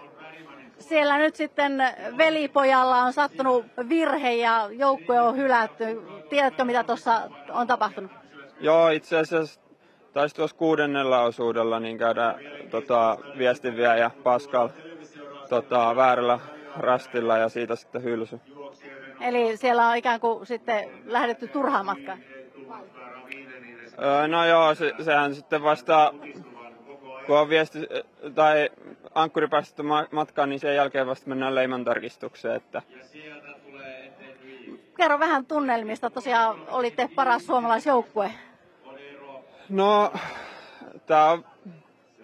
vasta äsken tuli toi tieto, että varmaan vähän semmoinen alkujärkitys on, että ei oikein niinku tajuakaan, mutta ei, siis karmea tilanne, varsinkin Pascalille, mutta toki kaikkia harmittaa, mutta se vaan on, että pitää käydä oikeilla rasteilla oikeassa järjestyksessä, että ei se ole sitten sen kummempaa. Lämmittääkö yhtään se, että muuten viesti sujui niin hyvin? No, joo, mutta ei, se on tuloslistalla sitten kuitenkin niinku, se on niinku viimeisenä. Ei muuta kuin parempaa onnea sitten seuraaviin kisoihin. Kiitos. Ja sitten lähestyy tuo 3 ryhmä, NTNUI, Linne ja OK Ravinen, tuota rasti numero 14, joka on väliaikarasti ja siellä todellakin Stora Tuuna kävi 4,5 minuuttia sitten. Joo, kyllä ero on edelleen kasvaa ja tässä nähdään itse asiassa, että NTNY ja Ravine ja Pyrintö vetää ihan heittämällä ton ajouran yli. Albin Riedefeld sen sijaan huomaa sen ja saa siinä nyt pienen ehkä etumatkan. Joka tapauksessa tuossa tulee 15 sekuntia vielä lisää. Ja siellä kumpareen juuressa se lippu on ja sinne tuota kolmikkoa nyt odotellaan. Edellisellä väliajan rastilla ero oli 5.14 NTNUihin. Bergman oli 5.48 kärjestä. Eli nyt ei kyllä Bergmankaan ole supistanut eroa tuonne Viktor Svenskiin. Joo, se oli ehkä se 11-12 reitivalinta juuri, minkä tuossa katsottiin, niin se ei näyttänyt ihan huippuhyvältä. Kun mentiin niiden aukkojen vihreitten poikki, niin se näyttää siltä, että Viktor Svensk on sen toteuttanut paremmin. Tai sitten kerta kaikkiaan vaan vauhti on hänellä kovempaa. Ja Bergmankin on kyllä tyypillisesti, hän aloittaa todella kovaa ja sitten tulee sellainen pieni suvantovaihe. Eli ei ole ehkä pystynyt pitämään ihan sitä vauhtia, vaikka tässä mennään kyllä alamäessähän toi Bergman on todella hurja. Aivan monsteri. Kyllä. Mitä, kun on vielä kivikkoa ja risukkoa, niin sitten muut kyllä putoaa kyydistä. Ei kukaan uskalla juosta niin kovaa. Mutta tuokin kuva on sillä lailla niin kuin karu, että siinä Elias Kuukka pysyy mukana todella mainiosti. Ja kaikki olisi ollut mahdollista, mutta se väärä leimaisella 6. osuudella nyt sitten murskaa tamperelaisten unelmat. Elikkä tilanne tuossa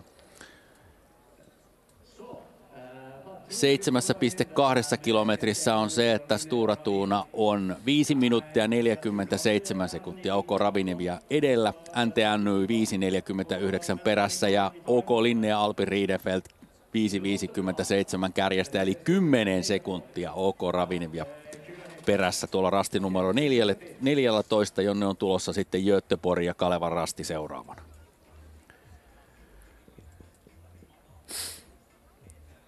Ja sitten kun nähdään GPS-pallukoita, kävikö niin, että nyt Ravinen ja Bergman teki pienen virheen tuossa heti rasti numero 14 jälkeen, ajautui liikaa vasemmalle? No ei oikeastaan, jos hänellä on toi vasemmanpuolimainen hajonta, niin katsonpas täältä, mutta hänellä on itse asiassa toi menosuuntaan oikeanpuolimainen, niin vähän turhaan lähti tonne oikealle, eli sille X:lle on menossa näistä siis Pyrintö, Ravinen ja sitten ja myös NTNY ja V:lle on menossa Linne. Ja täällä nyt korjataan, että Ravinevilla olisi toi W. Joo, niin hetkinen, mulla on vielä kutososuuden kartta. Okei, vaihdetaanpas karttaa. Eli siellä mennään Ravinen ja NTNYllä on sama hajonta ja Linne menee tuolle X:lle. Eli Riedefeldtillä on nyt tuossa itse asiassa tuolla rastilla numero 15 sisäkaari. Joo, mutta sitten se kyllä tasaantuu ja itse asiassa vähän kääntyy toisinpäin tuolla seuraavalla rastilla. Eli Riedefeldtillä on nyt, voi sanoa, että kaiken kaikkiaan pikkusen ulkorata. Ja Riedefeldt oli sen 10 sekuntia jo perässä. Kertooko se siitä, että Albin on nyt sitten aika tiukilla vai onko se niin, että vähän niin kuin vanhan miehen taktista pelisilmää on, että ei turhaa höyrytä vielä tässä vaiheessa? Se jää nähtäväksi. Mutta kyllä hän on nyt jäämässä ilman muuta, koska hän on vielä kaukana omasta rastista. Että vaikka Ravinen ja Pyrintö ja NTNY kurvaa ton W-rastin kautta, niin he on tuolla Riedefeldin X-rastilla jo ennen Riedefeldtiä ja sitten Riedefeldin pitää kiertää aika paljon pidempi lenkki tonne omalle X:lle ja hän tulee häviämään tässä nyt sitten ainakin puoli minuuttia, ellei enemmän, kun päästään tuonne rastille 17. Ja Kepsi kertoo myöskin sen, että rastilla 14 on käynyt IFK Göteborg, Felix Axelsson 8 minuuttia 13 sekuntia kärjestä 5. ja Kalevan rasti nyt parhaana suomalaisjoukkueena 6. 8.14 kärjessä ja viestiä vie Tuomas Kvirta.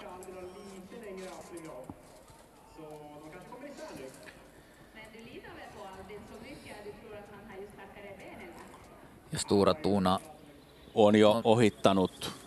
Menee tuolla alareunassa. Joo. Samalla kun sitten odotamme seuraavia joukkueita tuonne 7,2 kilometriin. Sieltä on tulossa KV seuraavana ja Sild oli 9 minuuttia kärjessä edellisellä rastilla. Ja nyt se on 9.55. Niin, ja Suna oli 8.16. Anteeksi, nyt mä katson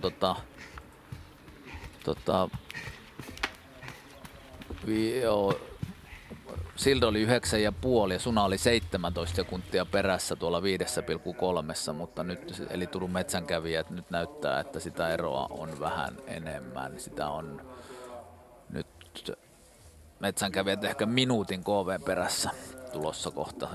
Ja metsänkävijät on tulossa sijaluvulle 8 sitten. Näin on. Ja sittenhän siinä on peräti 8 minuutin rako metsänkävijöistä kolmikkoon NTNY:n 2, Söderteli ja Halden, jotka taistelee sitten 9 ja 10 sijoista näillä näkymin.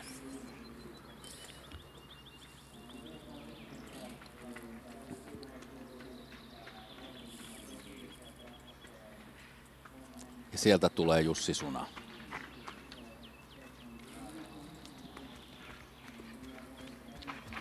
11 minuuttia 2 sekuntia on eroa Stura Tuunaan.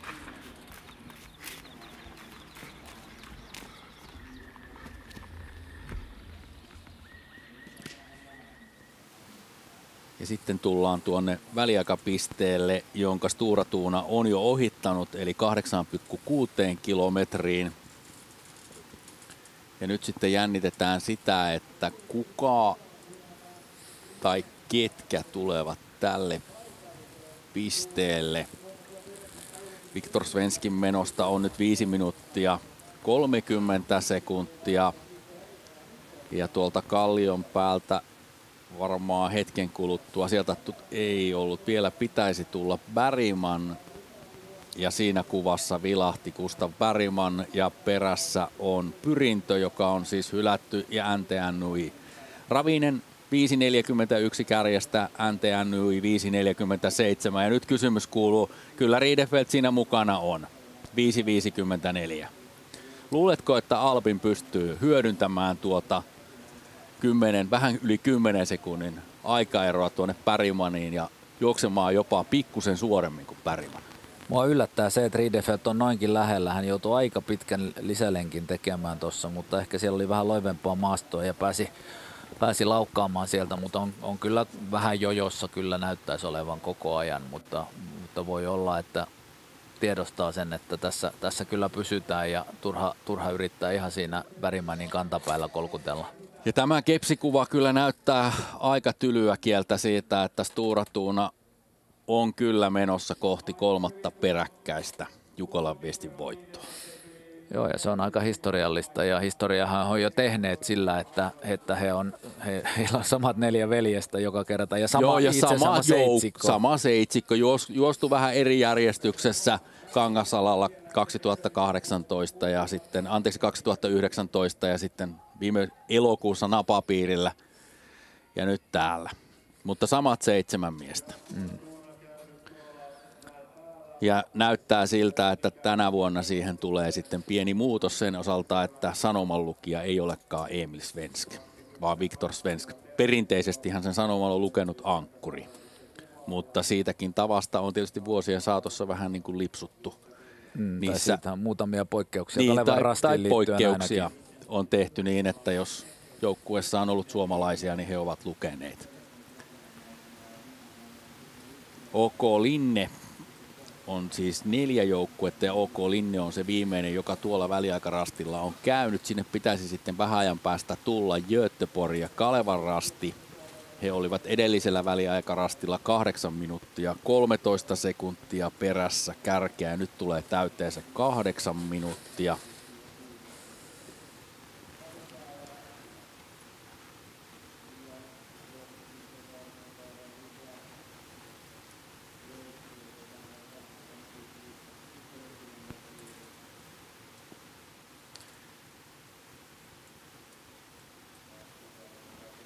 Ja siinä taisi vilahtaa, kyllä, Kalevan rasti 8.20 kärjestä ja Göteborg perässä 8.22. Sijaluvut 5 ja 6.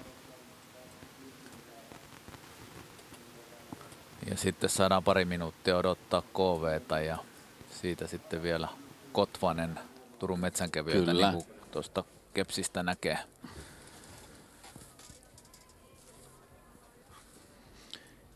Ja Stora Tuna on sitten hetken päästä jo tulossa tuolle väliaikarastille juuri tänne 10 kilometriin.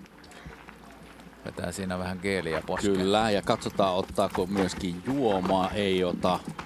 Ja nyt muuten lähdetään niille rasteille, missä edellisellä osuudella Emil Svensk teki virheen. Joo, näin on. Ja siellä on myöskin hajonta. Ja sitten kun katsotaan tuolta takaa tuota tilannetta, onko nyt niin, että Gustav Bergman rupeaa vaan lyömään vauhtia lisää ja siinä ei sitten enää Jonsson eikä myöskään Riedefeld pysy mukana? Saattaa vai olla onko näin, tämä vaan tilapäinen? Tuo 10 sekuntia on nyt Linneen, eli ei se nyt vielä mitenkään hälyttävä ole, mutta tietysti kun Bergmanin tuntee, niin eihän varmaan taaksepäin kyllä katsele ja kysyy, että odotanko. Ei, mutta se on just tommoset jyrkähköt alamäet, niin niissä kyllä toi Bergman on todella kovaa. Mutta kyllä en mä usko, että hän... No tossa on kyllä tommonen hyvä pusikko, että jos pääsee sieltä karkuun ja kyllähän noissa tiheiköissäkin ja risukoissa menee kyllä niin kovaa, että tossa on periaatteessa pieni sauma, jos muilta se näköyhteys katkeaa ja tulee pienikin suuntavirhe, maksaa 5 tai 10 sekuntia, niin sit hän voi olla kyllä kadonnut. Mutta siellähän on tietysti nyt muistettava, että siellä samalla suunnalla menee 3. osuuden uria samalla kun KV ja Timo Sild käy tuolla väliaikarastilla 10 minuuttia 18 sekuntia kärjen perässä 7. Mutta kyllä mielenkiintoista tietysti on, että miten tuo kolmikko välejään nyt selvittää. Onko tuo vaan tavallaan luonnollista tuo ero vai pyrkikö Bergman ihan oikeasti irti? No kyllähän varmasti pyrkii. Mutta se, että onko se lyönti nyt jo päällä? Niinpä. Mutta sinne kalliolle nyt lähdetään rasti numero 20 kohti kiipeämään. Ja kyllä siinä koko ajan semmoinen olotila on, että siinä NTNY ja Linne on vähän niin kuin jojossa. Mutta katsotaan, mitä Bergman tekee. Taittaako Bergman nyt sitten liikaa hieman vasemmalle vai tekeekö hän korjausliikkeen ja nousee tuonne kohti noita isoja kiviä ja tuota jyrkänne jonoa ja juoksee noiden rykelmien oikealta puolelta. Kyllä se siltä näyttää. Joo, kyllä mä kävin tuossa tosiaan vähän ulkoilemassa Venlojen viestin jälkeen ja juoksin juuri tuosta. Kyllä se on niin selkeä tämä Avokallio-maastoa, hyvä näkyvyys, että ei siinä tarvitse tuon tihekön jälkeen kun vilkaista pari kertaa karttaa ja tietää kyllä mihin on menossa. Tuossa ei kyllä virhettä saa tehtyä, että sitten tuolle seuraavalle rastille on pieni mahdollisuus, että tulee joku sivuna jo, kun mennään tuon harvennushakkuun yli. Sekään ei ole kyllä niin huonoa, mitä tuosta kartasta voisi päätellä, että ilman muuta se kannattaa ihan suoraan vaan tuosta painaa. Näkyykö tuo rasti numero 21 kielletty alue maastossa kuinka hyvin? Muistatko? En huomannut. Ei tainnut itse asiassa olla, en muista, että mun kartassa olisi sitä kyllä näkynyt. Onko se lisätty vähän tähän GPS-karttaan? Nämä näitä joitain löytyneitä linnunpesiä tai vastaavia. Kyllä mä luulen, että se on myöskin kilpailukartassa, mutta kaivetaan nyt niitä karttoja sitten esille, kun kerran ruvettiin puhumaan. On se siellä kilpailukartassa. Se on vaan sen verran pieni ympyrä, että... Joo, en kiinnittänyt huomiota ollenkaan. Tai sitten se suurennuslasi ei näyttänyt. Niin, joo, mä tulin kyllä täältä ihan viivan suunnasta, niin ei sitä, en tullut ajatelleeksi edes tähyli, vaan nenän kärkeä ja avokalia. Nyt kyllä Bergman itse asiassa vetää vähän vinoa. Ja nyt ollaan kuvissa tuolla seuraavalla väliaikarastilla 10 kilometrissä Kuopan kupeessa ja sinne tuota kolmikkoa nyt sitten odotetaan, johon pitäisi tulla Bergman, Jonsson ja Riedefelt. Ja siinä varmasti mukana on myöskin Elias Kuukka tietämättä yhtään siitä, että mikä se tilanne tällä hetkellä Tampereen pyrinnöllä on. Jotenkin tuntuu aika julmalta, että hänen annetaan juosta tuonne viimeiselle väliaikarastille. Se on vähän vaikea sanoa, että kumpi on kyllä suunnistajat monesti kilpailee ihan kilpailemisen riemusta ja suunnistamisen riemusta. Ja tässä on Eliakselle nyt erittäin hyvä paikka ottaa vähän tatsia tähän pitkän matkan suunnistukseen. Ja sieltä tulee Bergman 4.48 kärjestä. Ja sitten tulee Albin Riedefelt 4.54. Elias Kuukka tulee siinä.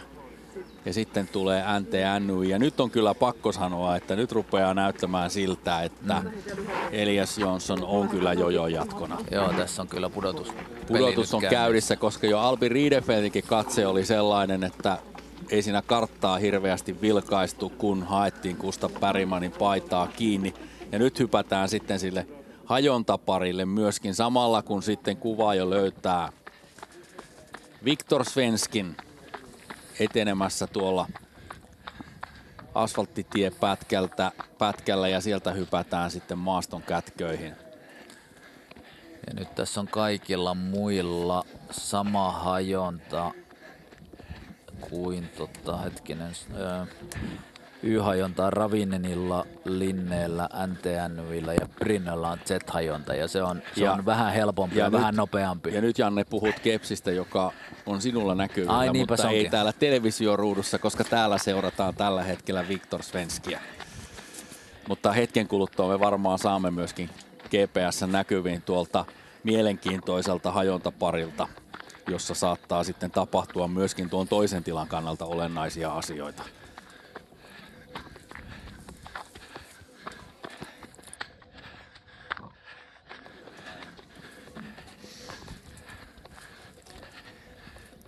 Ja kyllä Viktor Svenskin askel vie edelleen kyllä ripeästi sinne rastille.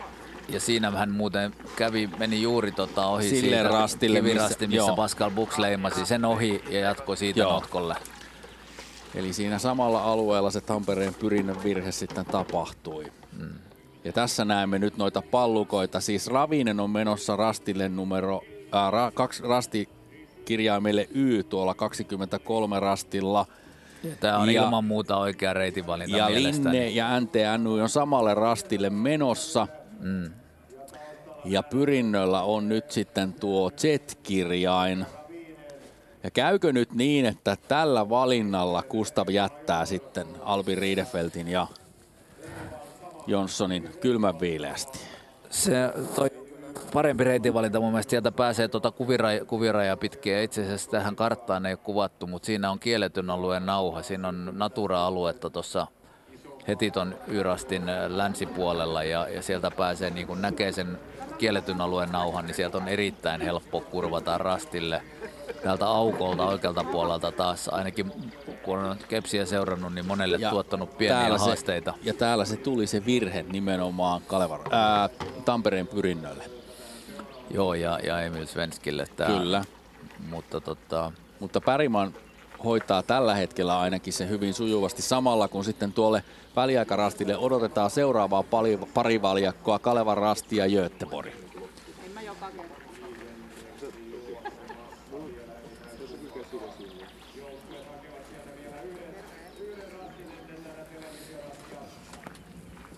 Ja katsotaan kumpi sieltä tulee, Thomas Virta vai Felix Axelsson ensin tuolle kuopparastille.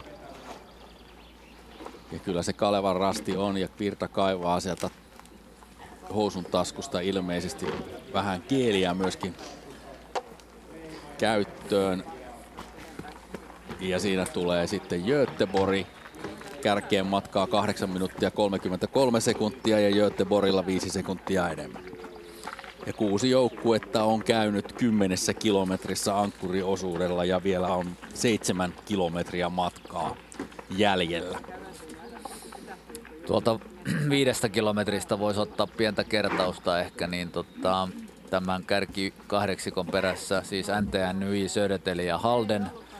17 minuuttia kärkeä jäljessä. Sitten seuraava kaksikko Lahden suunnisteet ja Tyrving sijoilla 12-13 ja sitten 3 minuutin väli suurin piirtein Navi. Ja sitten siitä 2 minuuttia UK Koore, siellä on Eskil Schinneberg. UK Orionilla Anton Johansson sijalla 16 ja samassa kimpassa siellä 17 Maalung. Ja sitten siellä 18 samalla ajalla Ikallisten nouseva voima Eetu Savolainen, joka on juossut muuten kärjen kanssa samaa vauhtia. Turun suunnistajien nuori Touko Seppä ja sitten Fredrik Tranchand, Paimion Rasti siellä 20, 15 sekuntia näiden perässä. Ja sitten siinä letkassa on myös mukana Anton Sankelo, Lapua Virki ja siellä 21 on toki puoli minuuttia Savolaista ja Seppää perässä. Siinä on suomalaiset. Ja Gustav Bergman on Alpi Riedefeltia sen 22 sekuntia GPS mukaan tällä hetkellä edellä. Eli kyllä siellä se pudotusleikki on käynnissä ja se reitinvalinta, minkä Bergman otti, niin on kyllä nopeampi tuolta vasemman kautta, mistä nyt Kalevan Rasti ja IFK Göteborg ovat menossa tuonne rasti numero 23.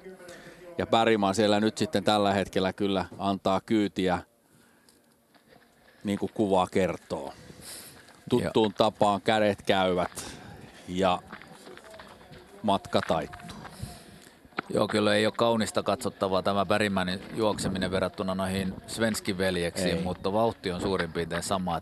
Tässä vedetään niin kuin aggressiivisuudella ja runtauksella ja kun taas Svenskit juoksee semmoisella lentävällä kauniilla askeleella. Ja sitten nyt siinä on se kivirasti, se Pahuksen kivirasti, niin. Mutta kyllä niin kuin tuossa todettiin aikaisemmin, niin se, että käy kivirastilla, kun pitäisi notkolla käydä, niin kyllä se on kohtalaisen suuri henkilökohtainen virhe. Kyllä. Ja tuo ero on nyt se 25 sekuntia jo Linneen. Eli Bergman on kyllä karistamassa nyt kannoiltaan sitten Linne ja NTNY:in Ja todettakoon, että tuolla väliajassa 10 kilometrissä 10 kilometrissä kävi myöskin KV 7. 10 minuuttia 27 sekuntia on matkaa kärkeen. Samalla kun tuo kepsi kertoo myöskin sen, että Stora Tuuna lähestyy tuota rastinumeroa 26, joka on seuraava väliaikarasti, kulkee nimellä 8. Ikään kuin vihjeenä siinä, että tuossa aivan rastin vieressä on se 8-tie. Ja nyt sitten se ero rupeaa kasvaa. On 29 sekuntia jo Bergmanista Albin Riedefeldtiin, eli Bergman on nyt karistamassa kyllä kannoiltaan Linnen ja ottamassa yhä vankempaa otetta tuosta kakkostilasta. Ja Viktor Svenskillä on toi takimainen Z-rasti, jota kohti hän on menossa. Pieni mutka tulee siihen GPS, joka on aina vähän jännää, että jos olisikin käynyt väärällä rastilla, mutta niin suurta virhettä en usko, että hän tekee. Tässä on kuitenkin sentään 150 metriä lähes rastien väliä ja täysin erilaiset pisteet. Jatkaa siitä kyllä määrätietoisesti suoraan kohti rastia. Nyt on mielenkiintoista se, että NTNUI ja Linne valitsee tuon välille 24-25 tuon ajouran tuolta vasemmalta ja Bergman Ravinen pallukka lähti sinne oikealle. Joo, toi Svensk teki ton saman reitinvalinnan, jonka Bergman ja tosiaan tämä kolmikko, siinä on myös pyrintö, niin kyllä lähti sitä ajouraa, jota on jo tuhannet suunnistajat talloneet. Eli se voi olla, että se on aika kurainen, vaikka siinä on koko ajan polku, se on suunnistuksellisesti helppoa, mutta se menee vähän ylös alas ja se on vähän pidempi ja se voi olla aika kurainen. Eli ei välttämättä voi hyvin olla, että tuo Ravinenin reitinvalinta on nopeampi. Ja siinä tulee Viktor Svensk sitten jo 12,6 kilometriin. Ja se tietää sitä, että 4 kilometriä on jäljellä enää tätä ankkuriosuutta. Ja edelleen Viktor Svenskin suunnistus ja fysiikka kyllä näyttää toimivan.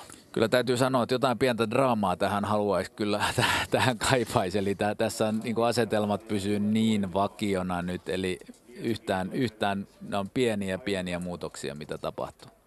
Toivotaan, että tämän studiovierailun aikana tulee joku mielenkiintoinen juttu. Täällä ainakin on mielenkiintoisia juttuja Arton kanssa.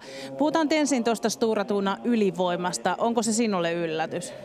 No totta kai se aina on pieni yllätys, että pääsee yli 5 minuutin karkumatkalle, mutta toki niin kuin aikaisemmin puhuttiin, että 2 voittoa on jo takana, niin totta kai odotettua oli, että se kärjessä on, mutta aina yllättävää, että yli 5 minuuttia ero. Entäs se, että nuo asetelmat ovat nyt pysyneet noin stabiileina tässä jo jonkin aikaa? Niin, kyllähän tässä siellä täällä on hajontoja ollut, mutta kaikki on onnistunut omat hajontansa kiertämään suurin piirtein yhtä nopeasti ja taas on palattu yhteen ja letkassa juostaa. Että aika vähän ollut tapahtumia tässä kärki-5-kossa, 6-kossa tämän ankkuriosuuden aikana. Ja miten häijyä sinun tekee katsoa, että Elias Kuukka tuolla edelleen juoksee ja kohta saa sitten ikävän murskaavan tiedon, että kisassa ei kuitenkaan enää olla mukana?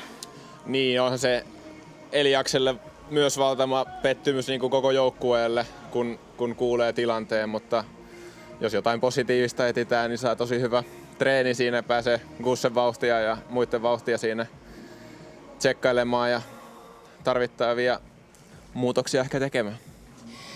Odotatko sinä, että vielä tuossa lopussa voisi joku käänne tulla niin kuin selostamosta toivottiin, tai vähän ehkä, ei nyt kenellekään toivota tietenkään huonoa, mutta voisiko siellä vielä jotain tapahtua? No kärki vahvasti näyttää siltä, että siellä ei mitään tapahdu, mutta kyllähän tuo 2-3 on vielä semmoinen, mistä käydään kova kamppailu, että siinä on kuitenkin nyt 4 joukkuetta tai 3 joukkuetta taistelee siitä 2-3, niin joku jää mitallisijojen ulkopuolelle. Hyvä, selostama.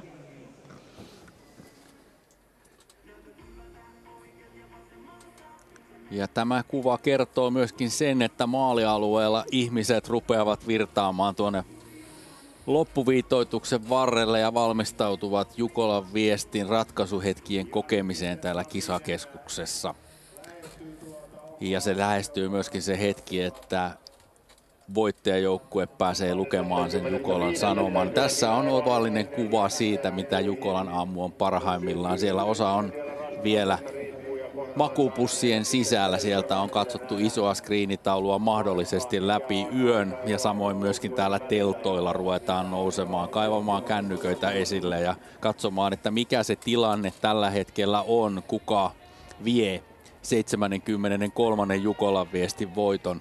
Ja kun tietysti katsoo noita joukkueita ja noita värejä, niin kovin kansainvälistä on tuo suunnistajien oleminen Jukolan viestissä. Siellä näkyy Norjan ja Ruotsin seura-asuja tuossa äskeisessä kuvassakin.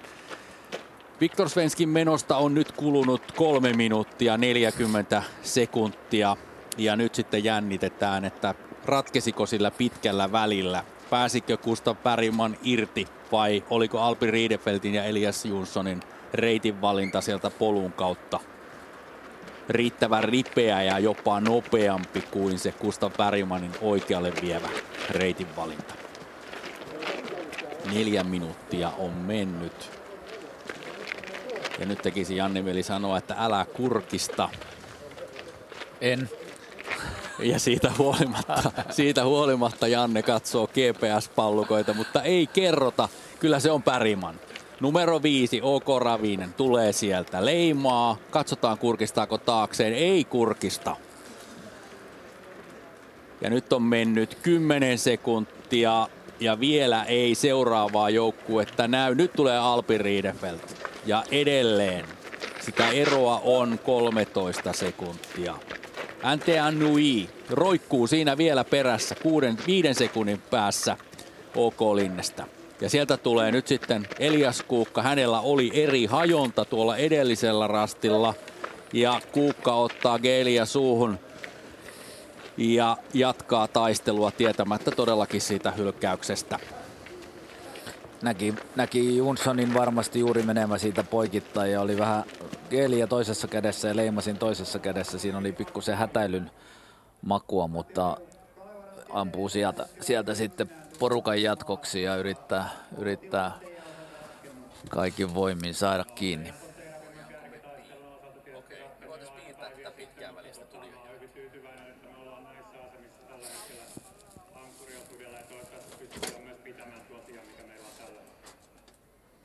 Missä kohtaa sä näet, että tämä viesti ratkesi ihan niin kuin voittotaistelun osalta? Turatuuna on viesti ja tiputtanut yksi kerrallaan. Erot on tosiaan aika suuret. Tuossa seuraavia joukkoita tuli tuonne väliaikapisteelle. Ei siellä muutoksia ainakaan vielä ole nähty ja matkaa ei ihan hirveästi enää ole jäljellä. Kyllä näin on. Muutama kilsa on matkaa maaliin ja nyt oikeastaan hajonnat loppu tähän. Kaikilla yhteinen loppu. Pikkuhiljaa alkaa näyttää, että siinä 2-3 siellä alkaa väsyä joillain painaa ja ehkä nekin alkaa pikkuhiljaa ratkaisuja tekemään tässä. Miten tarkasti nuo viimeiset kilometrit on kuitenkin otettava, ettei siellä sitten tule enää niin sanotusti tyhmiä virheitä? Totta kai siinä on vielä tiukkoja pisteitä ja niin kuin edellisillä osuuksilla on nähty, niin toi viimeinen entisen Sorakuopa-alue on tiukka ja siinä pitää tosi tarkkana olla, ettei tule sitä pientä virhettä ja sitten kaveri pääsee kuittaamaan siinä. Mitä sinä uskot tuosta 2-3 sijasta? Miten päin sijoitukset jaetaan? No tällä hetkellä kyllä vahvasti näyttää siltä, että Ravinen on karkaamassa siihen 2. ja itse vielä toivon, että NTA Nui pystyisi sinne 3. sijaan nousemaan. Siellä on muutamia kavereita mulla, niin kannustan heitä ehdottomasti 3. sijaan. Mikä sinun mielestäsi Venloissa jo ruotsalaisjoukkueet oli tosi vahvoja ja myös Jukolan viestissä? Mitä ajattelet, mikä ehkä siellä on taustalla? No itse olen huomannut, että Ruotsissa yleisesti ehkä toi viestikulttuuri ja sellaista pienten viestien juokseminen on selkeästi yleisempää ja etenkin noilla alun yöosuuksilla ruotsalaisten yösuunnistusviestitaito korostuu ja siellä on yleensä tosi paljon ruotsalaisia joukkueita, niin se on varmaan yksi tekijä tässä. Janne Salmi myös kommentoi, että Ruotsissa treenataan eri tavalla, esimerkiksi talvella yösuunnistusta. Mitä itse ajattelet, pitäisikö Suomessa enemmän treenata sitten yösuunnistusta? Niin totta kai. Etenkin Etelä-Ruotsissa talvella olosuhteet on vähän paremmat suunnistukselle, mutta ehkä täälläkin olisi skarppaamisen paikka siinä mielessä, että kyllä kuitenkin Etelä-Suomi on myös yleisesti aika pitkälle talvella kuitenkin OK-olosuhteet suunnistukselle. Huippujoukkueesta oli noita kirkkaimpia tähtiä pois MM-kisojen takia ja suomalaisilta odotettiin nyt sitten, että nyt on se paikka ottaa hyviä suorituksia ja sijoituksia. Onko suoritus vähän pettymys? No totta kai ehkä 2 semmoista vahvinta joukkuetta, Tampere ja Helsinki on nyt molemmat hylätty, niin se vaikuttaa tosi paljon ja Kalevarastiltakin Miika ja Ankkuri pois, niin on myös näitä poisjääntejä suomalaisilta, mutta kyllähän noi ruotsalaiset nyt odotetusti on ollut vahvoja. Kiitos Arto. Mennään seuraamaan, miten Viestissä lopulta käy.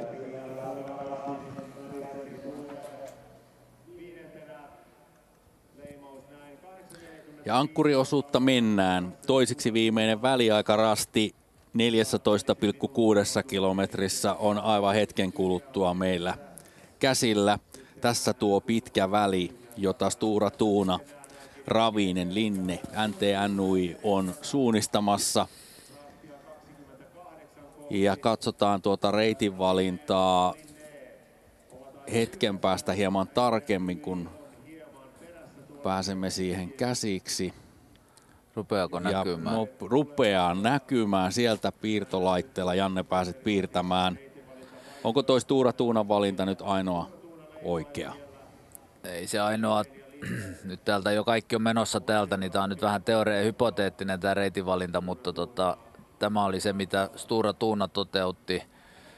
Ja toinen varmasti, mitä ratamestarit olivat toivoneet, että tässä kokeiltaisiin, oli sitten jotain tämän tyyppistä, vähän suoraviivaisempi, mutta vähemmän polkua. Mutta tuosta Stora Tuunan reitinvalinnasta voi kyllä niinku mielestäni tehdä parannetun version, eli itse kyllä lähtisin toteuttamaan tätä näin. Ja sitten me pääsemme tuonne väliaikarastille 14,6 kilometriin. Väliaikarasti, joka on tuttu naisten Venlojen Viesti ankkuriosuudelta, ja tuonne kumpareen juurelle odotellaan sitten Viktor Svenskiä.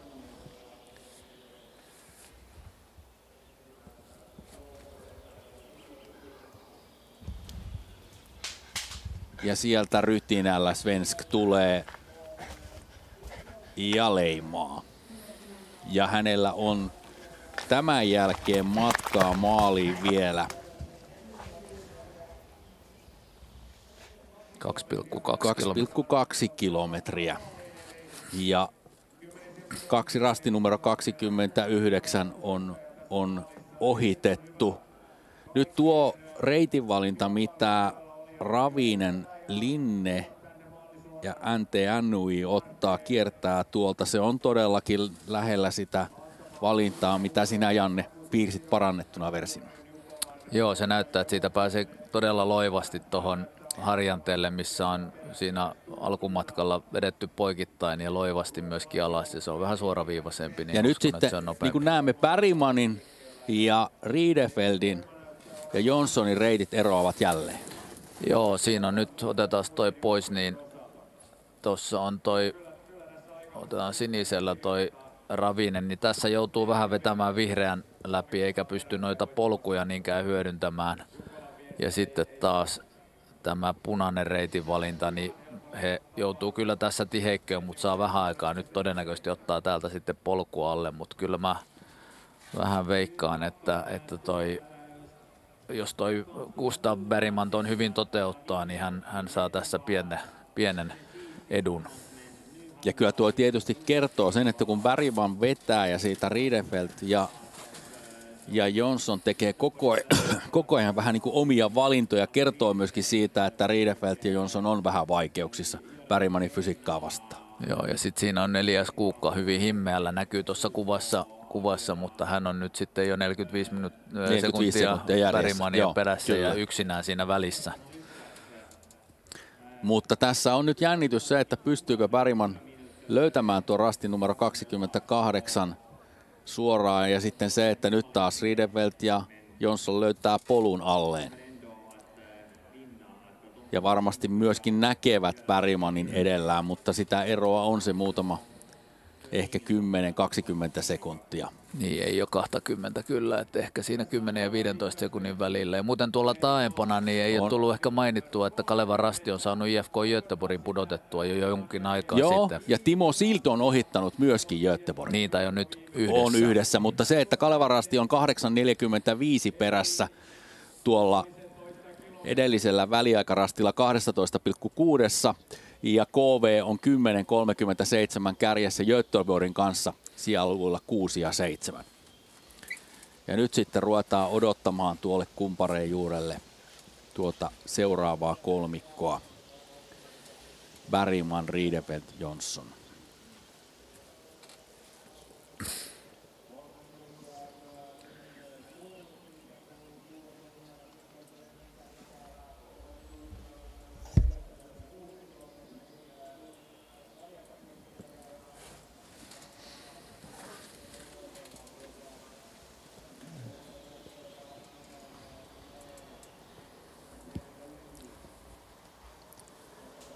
Ja sieltä kallion takaa kohta pitäisi ilmestyä sitten näiden suunnistajien.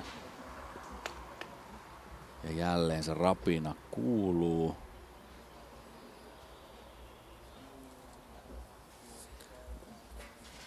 Ja kyllä sieltä Bergman tulee. Ja nyt on ero kyllä huomattavasti pienempi kuin mitä se oli.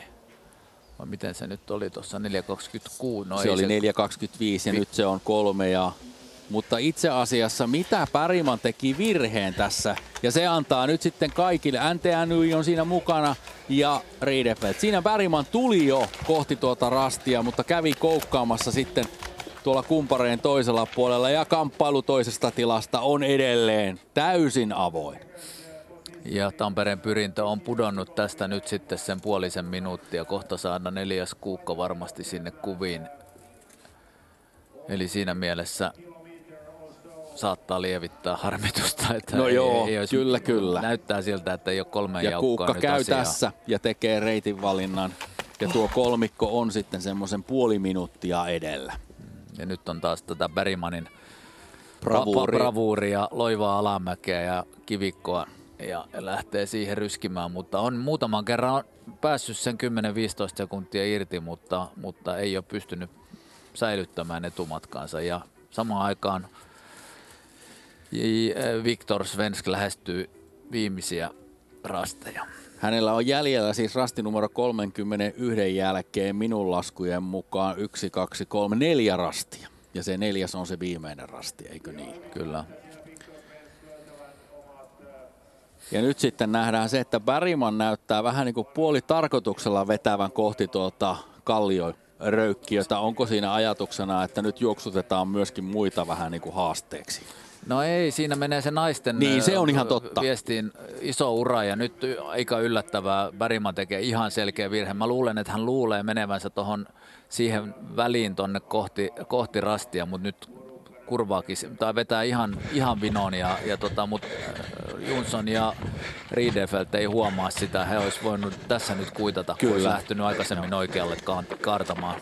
Ja sitten pääsemme tuonne tutulle hiekka-alueelle, vanhalle Soramonttu-alueelle ja sieltä Viktor Svensk ottaa leiman rasti numero 32 ja kulkee sitten siitä mäen yli kohti rasti numero 33, joka on tuo meidän viimeinen väliaikarastimme 15,9 kilometrissä ja siitä on sitten maaliin matkaa 800 metriä. Ja takana näyttää nyt siltä, että se oli Bergman, joka onnistui parhaiten kääntämään ton suoraan. Nyt Elias Kuukka tulee sieltä ihan oikeaoppisesti, mutta ei pääse kuitenkaan kantamaan. Mutta Bergman saa taas sen 10 sekunnin kaulan. Eli koko ajan Bergman pystyy kyllä juoksuttamaan, tai ainakin toisten on juostava huomattavasti kovemmin, jos he mielivät päästä siihen tilanteeseen, että he ajavat Bergmanin kiinni. Ilmaiseksi varmasti Gustav ei itseään kyllä kiinni anna juosta. Ja sieltä tulee Viktor Svensk, kumpareiden väli ja Stura Tuuna Ja yksi rasti ennen viimeistä rastia on tulossa. Ja kyllä tässä vaiheessa kai voidaan todeta, että Stora Tuna ottaa 3. perättäisen Jukolan Viestin voiton. Kangasalalta se alkoi. Viime vuonna Rovaniemellä putki jatkui ja 3. voitto tulee. Lukkari Jukolassa Mynämäessä. Ja kun joukkueen ikärakennetta katsoo, niin kaikki on mahdollista myöskin tulevissa Jukoloissa, Porvoossa ja sitten Kauhavalla. Kyllä se näin on. Kyllä heillä nyt on tämä voittamisen resepti näpeissään ja Viktor Svensk varsinkin on sellainen kaveri, joka saattaa tuosta isoveljensä Emilin ottaa pysyvästi valtaistuimelta tällä ankkuriosuudella. Hän on todella kova tulevaisuuden lupaus. Mutta muuten niin ei siellä taida kukaan olla vielä. Olisiko Ulle Kallerud saattaa olla yli 30. No Kallerud on kyllä niin, että kun lasken, että hänen paras sijoituksensa on Salon maailmankupista 2009 ja siitä on kuitenkin aikaa jo 13 vuotta, niin hän on pakko olla yli 30-vuotias. Joo. Ja sitten kakkostilasta kamppailussa Ravinen ja Bergman on nyt irtautumassa Riedefeldistä ja Jonssonista. Joo, mutta Elias Jonsson pistää kyllä Riedefeldin tässä vielä tiukille ja hänellä on kyllä kohtalaisen hyvä toi loppukiri. Saas nähdä, mennäänkö siihen asti vai tapahtuuko jotain vielä sitä ennen. Tuossa toisiksi viimeisellä rastilla Venloissa tapahtui vielä eilen iltapäivällä. Katsotaan, mitä se sitten tuo miesten kilpailuun mukaansa. Se voidaan kai todeta, että Stora Tuna ja Viktor Svensk löytää toiseksi viimeisen rastin ja kulkee sieltä sitten kohti Kuulutusta ja Mynämäen urheilukeskusta ja kohti viimeistä rastia. Ja aivan hetken kuluttua on tämänvuotisen Jukolan voittaja tuolla viimeisellä rastilla. Jukolan yleisön silmien edessä, joka valmistautuu ottamaan vastaan 73. Jukolan Viestin voiton. Samalla kun voimme kertoa jo kuvan ulkopuolelta sen, että Stora Tunan joukkue on myöskin siirtynyt tuonne viimeisen rastinmäen juurelle odottamaan Viktor Svenskiä. Ja sinne hakeutuu siihen samaan viimeisen rastin suuntaan monen katsojan silmät hakevat tätä hetkeä, kun Jukolan Viestin voittaja saapuu sieltä. Ja sieltä tulee, ei ollut vielä tämä suunnistaja, mutta aivan hetken kuluttua Stora Tuna lähti kilpailuun numerolla 1 ja myöskin tulevassa ensi vuoden Jukolassa Stora Tuna tulee kantamaan numeroa 1. Se on Stora Tunan numero ja sieltä tulee Viktor Svensk ja tämä ilme kertoo kaiken. Ja Petri Paukkunen antaa siitä sanoman käteen ja siitä alkaa Stora Tunan marssi kohti maalia. Joukkueen muodostivat tänään Jesper Svensk, Olle Kallerud, Joakim Svensk, Anton Sökvist, Henrik Johansson, Emil Svensk ja ankturina Viktor Svensk. Ja nyt ei ole mihinkään kiirettä, on aikaa tuuletella. Ja se on todellakin Stora Tunan historian 3. peräkkäinen Jukolan Viestin voitto.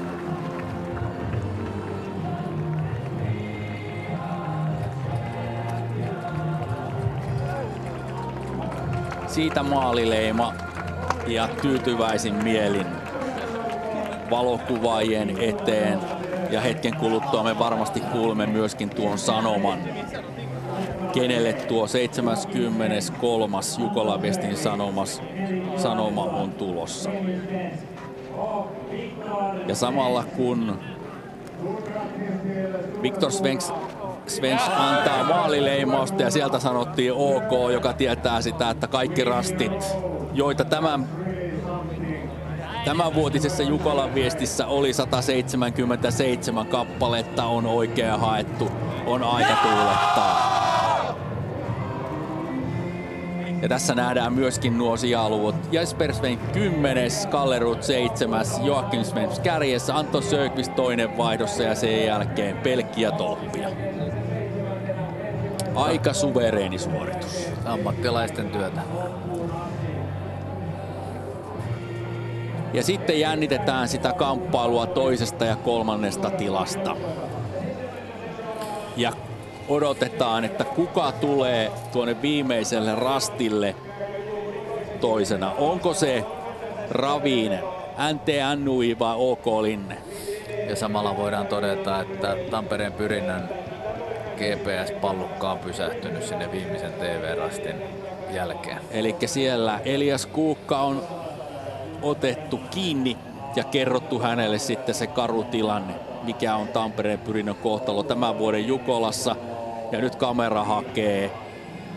Ja kuka on, joka tulee tämän vuoden viestissä kakkostilalle? Onko se Bergman, Riedefelt vai Jonsson, joka sieltä joukkueensa tuo toiselle tilalle? Vielä ei ketään näy, eikä vieläkään. Ei vielä. Voittajan maalin tulosta on mennyt se 2 minuuttia 20 sekuntia. Ja edelleen me odotamme. Onko se Bergman vai joku muu? Kyllä se on Gustav Bergman. OK Ravinen tulee tukholmalaisseura ja Bergman katselee taakseen. Ja OK Ravinen on tämän vuoden Jukolan viestin kakkonen. Quentin Rottier, Erik Herne, Emil Granqvist, Edvin Forsberg, Hannes Bugesen, Axel Granqvist ja Gustav Bergman on joukkue, joka on tämän vuoden Jukolassa toinen. Ja Bergman katselee taakseen ja myhäilee aika lailla tyytyväisen näköisesti. Ja heti perässä on nyt sitten tulossa todellinen loppukiritaistelu. Siellä on Linne ja NTNY joko ovat loppuviitoituksella. Kyllä. Kuva kerro. Ja kuva kertoo sen varmasti kohta. Sieltä he hyökkäävät tuonne portin alle ja sitten tullaan. Kumpi se on, joka tulee ensin? Ja se on NTNY. On kolmas. Ja sitten tulee Tiumila voittaja Linne 4. maaliin. Stura Tuuna, OK Ravinen, NTNUI ja OK Linne. 4 joukkuetta maalissa. Ja Albin Riedefeltin ilme kertoi kaiken. No en usko, että hän nyt niin pettynyt. Toi on NTNUille todella iso juttu, että hän nyt pääsee pallille. Ja oli varmaan odotettavissa. Albin ei kyllä niitä kirimiehiä ole, että arvas varmaan jo matkalla, että jos tullaan viimeisellä rastille yhtä aikaa, niin tässä voi käydä huonosti. Ja tässä on siis OK Ravinenin joukkue. Ja Gustav Bergman toi tämän joukkueen hienosti sijaluvulle 2.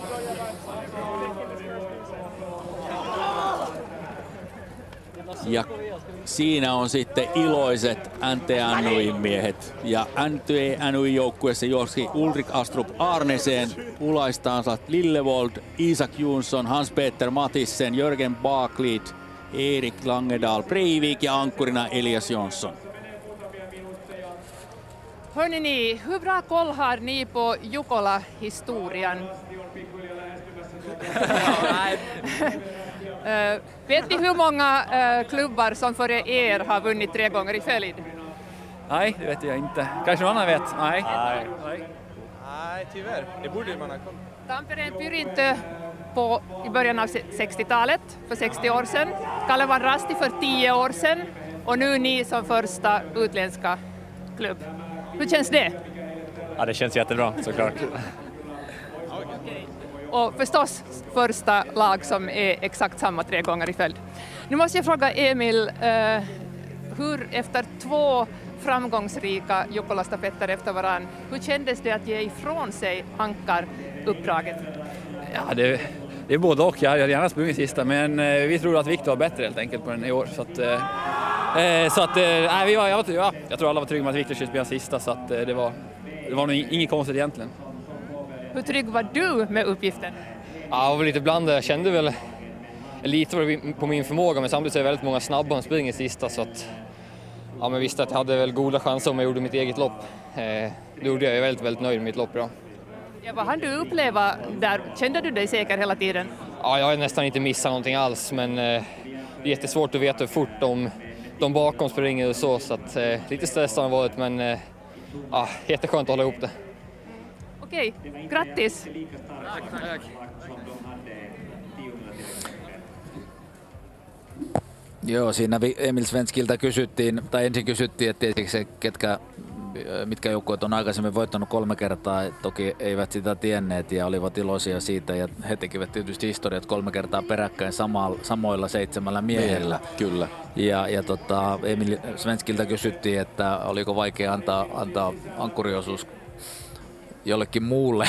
Hän ei kyllä sinänsä maininnut, että veljelle olisi helpompaa, mutta hän sanoi, että Viktor on yksinkertaisesti ollut parempi tänä vuonna metsässä. Ja Viktor sitten totesi, että kyllä hän luotti itseensä. Tiesi toki, että siellä on kovia miehiä, mutta lähtökohta oli aika turvallinen ja teki todella hyvän suorituksen, ei mitään virheitä ja ei suurempaa hämminkiä. Ja 8 minuuttia on mennyt siitä, kun Stura Tuuna tuli maaliin ja me odotamme sitten seuraavaa joukkuetta, joka on Kalevan Rasti tuonne viimeiselle rastille. Siinä näkyy tuo GPS-tilanne. KV ja Göteborg ovat tällä hetkellä tuolla viimeisellä väliaikarastilla yhtä aikaa. Kalevan Rasti on hetken päästä tulossa parhaana suomalaisjoukkueena kohti 5. sijaa.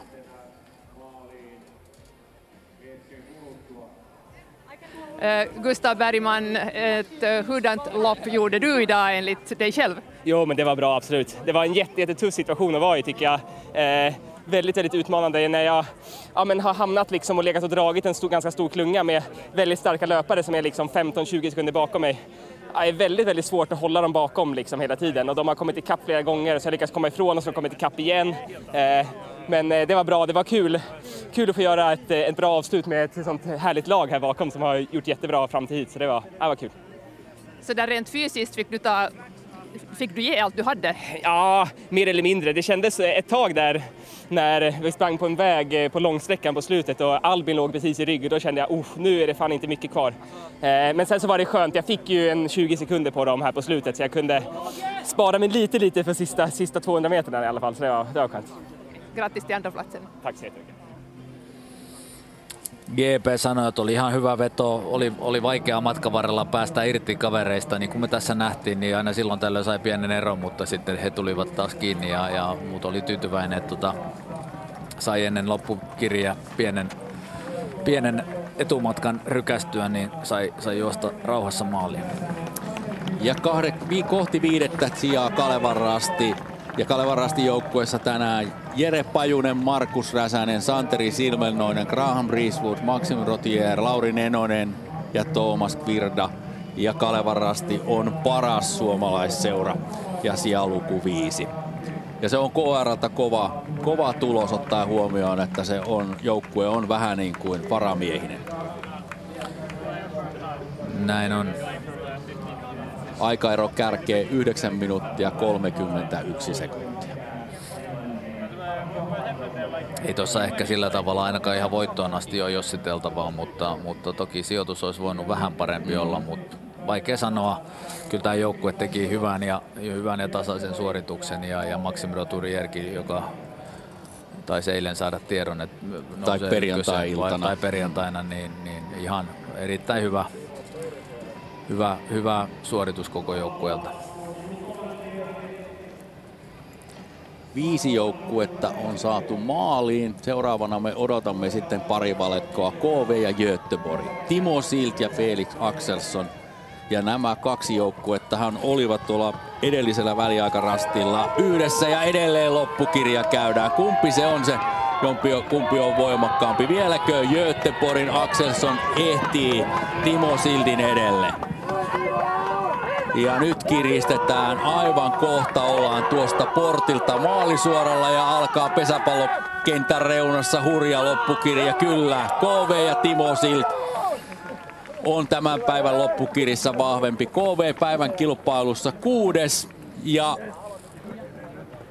IFK Göteborg on tämänvuotisen Jukolan viestin 7.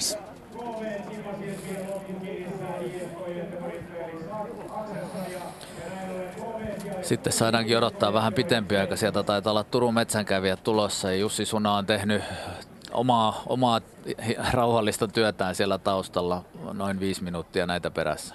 Ja me siirrymme kuuntelemaan Jukolan viestin sanoman tämänvuotisessa Jukolassa.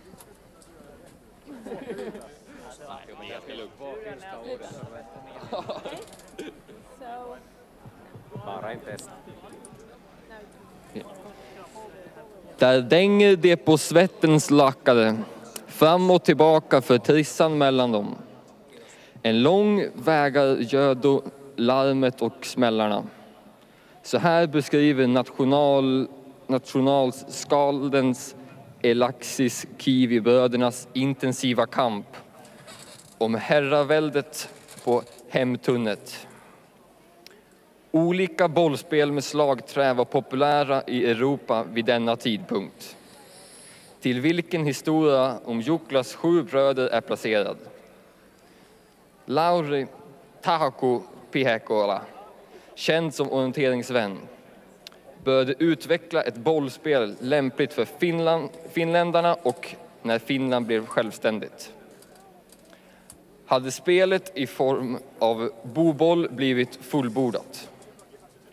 Spelet spred sig snabbt, speciellt inom skyddskåren, och var också genast ett populär del av skolans idrottstimmar. Under 100 år har bobollspelet utvecklats till en idrottsgren som alla finländare känner, både som motionär och också som elitidrott. Ett särdrag för grenen är att utövarna av den starka koncentrerat endast i Finland. Vi har burit budskapet genom sommarnatten i markerna vid Virmo och Nusi nära Kalovorme, grus, korniga bär och talldungar. För att gratulera 100-åriga Saumu Pässeläottilo, Finlands bobollsförbund, och vill önska fortsatt framgång för grenen, som har starka rötter i den finländska identiteten.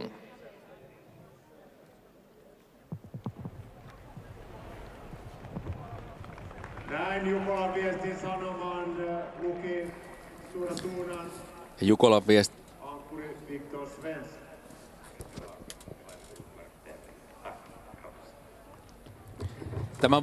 Tämänvuotinen Jukolan viestin sanoma oli siis omistettu Suomen pesäpalloliitolle, joka juhlii 100-vuotista pesäpallohistoriaa.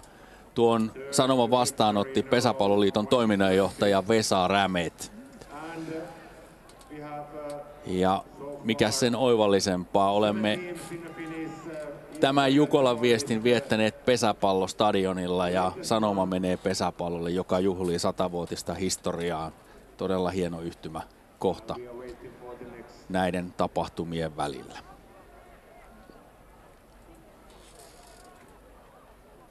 Ja siellä on Turun metsänkävijät nyt lähestymässä toiseksi viimeistä rastia, eli Jussi Suna. Ja siinä on vuoden 2022 Jukolan viestin lopputulokset.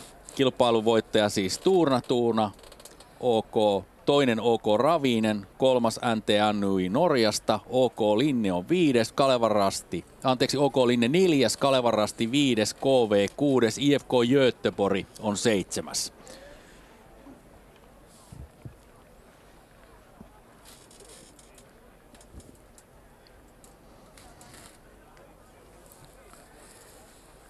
Ja tuohon lippurivistöön on hyvä suunnata katseet. Vuoden 2022 Jukolan viesti on nähty. Janne, kiitoksia tästä rupeamasta ja ei muuta kuin tsemppiä sitten tuleviin MM-kisoihin viikon päähän. Kiitos, kiitos. Ja sitten me siirrymme kuuntelemaan vielä, mitä Niina Vanhatalolla on meille kerrottavaa. Täällä on sitten tietysti tämän viestin se paras suomalaisjoukkue, Kalevan Rasti. First of all, Thomas Krivda, you now got the last leg. What did you think about when you heard that Mika can't run? Yeah, of course it was a little sad that Mika can't run, but I think it is what it is. Like it's no big deal. So I was really looking forward to it. Boys did a great job during the night. So yeah, I enjoyed running my last leg for the first time in Kalevan Rasti. That's a big honor, of course. So yeah, really happy. We finished 5th, and I think that's good, and we are happy. You can be happy with your own performance. Yeah, I mean it could be a little bit better. I made few mistakes, so I was a little bit scared also that some runners behind me will catch me, but I mean it wasn't that much. So overall a pretty decent performance, and yeah, good.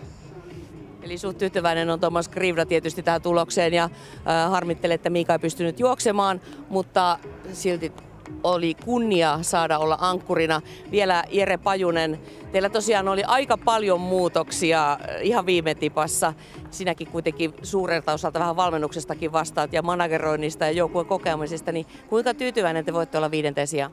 Kyllä tämä on niinku todella semmoinen voitto meille nyt tässä tilanteessa, että tosissaan niin alkuperäisesti joukkueesta niin 2 pisimmän osuuden viestinviejät on tällä viikolla tippunut pois rosterista ja silti pystyttiin parhaaseen tulokseen sitten tiedon lopettamisen kanssa. Että kyllä saa olla ylpeä näistä miehistä, jotka tänään oli juoksemassa ja se kertoo laajuudesta ja nyt saatiin sitten hyviä kokemuksia erilaisista osuuksista niin uusille kavereille. Niin hienoa, ei muuta kuin tästä ammentamaan myös sitten seuraaviin vuosiin, vaikkapa ensi vuonna Porvoossa, eikö niin? Juurikin näin. Kiitos. Hyvä. Kiitokset. No niin, eli tässä oli tämänvuotinen Jukolan viesti täällä Mynämäessä ja ensi vuonna sitten Jukolan viesti juostaan puolestaan Porvoossa, eli sinne Kalevan Rastikin lähtee tekemään ehkä vielä tästä hitusen parempaa tulosta ja tavoittelemaan vaikka niitä top 3 sijoituksia.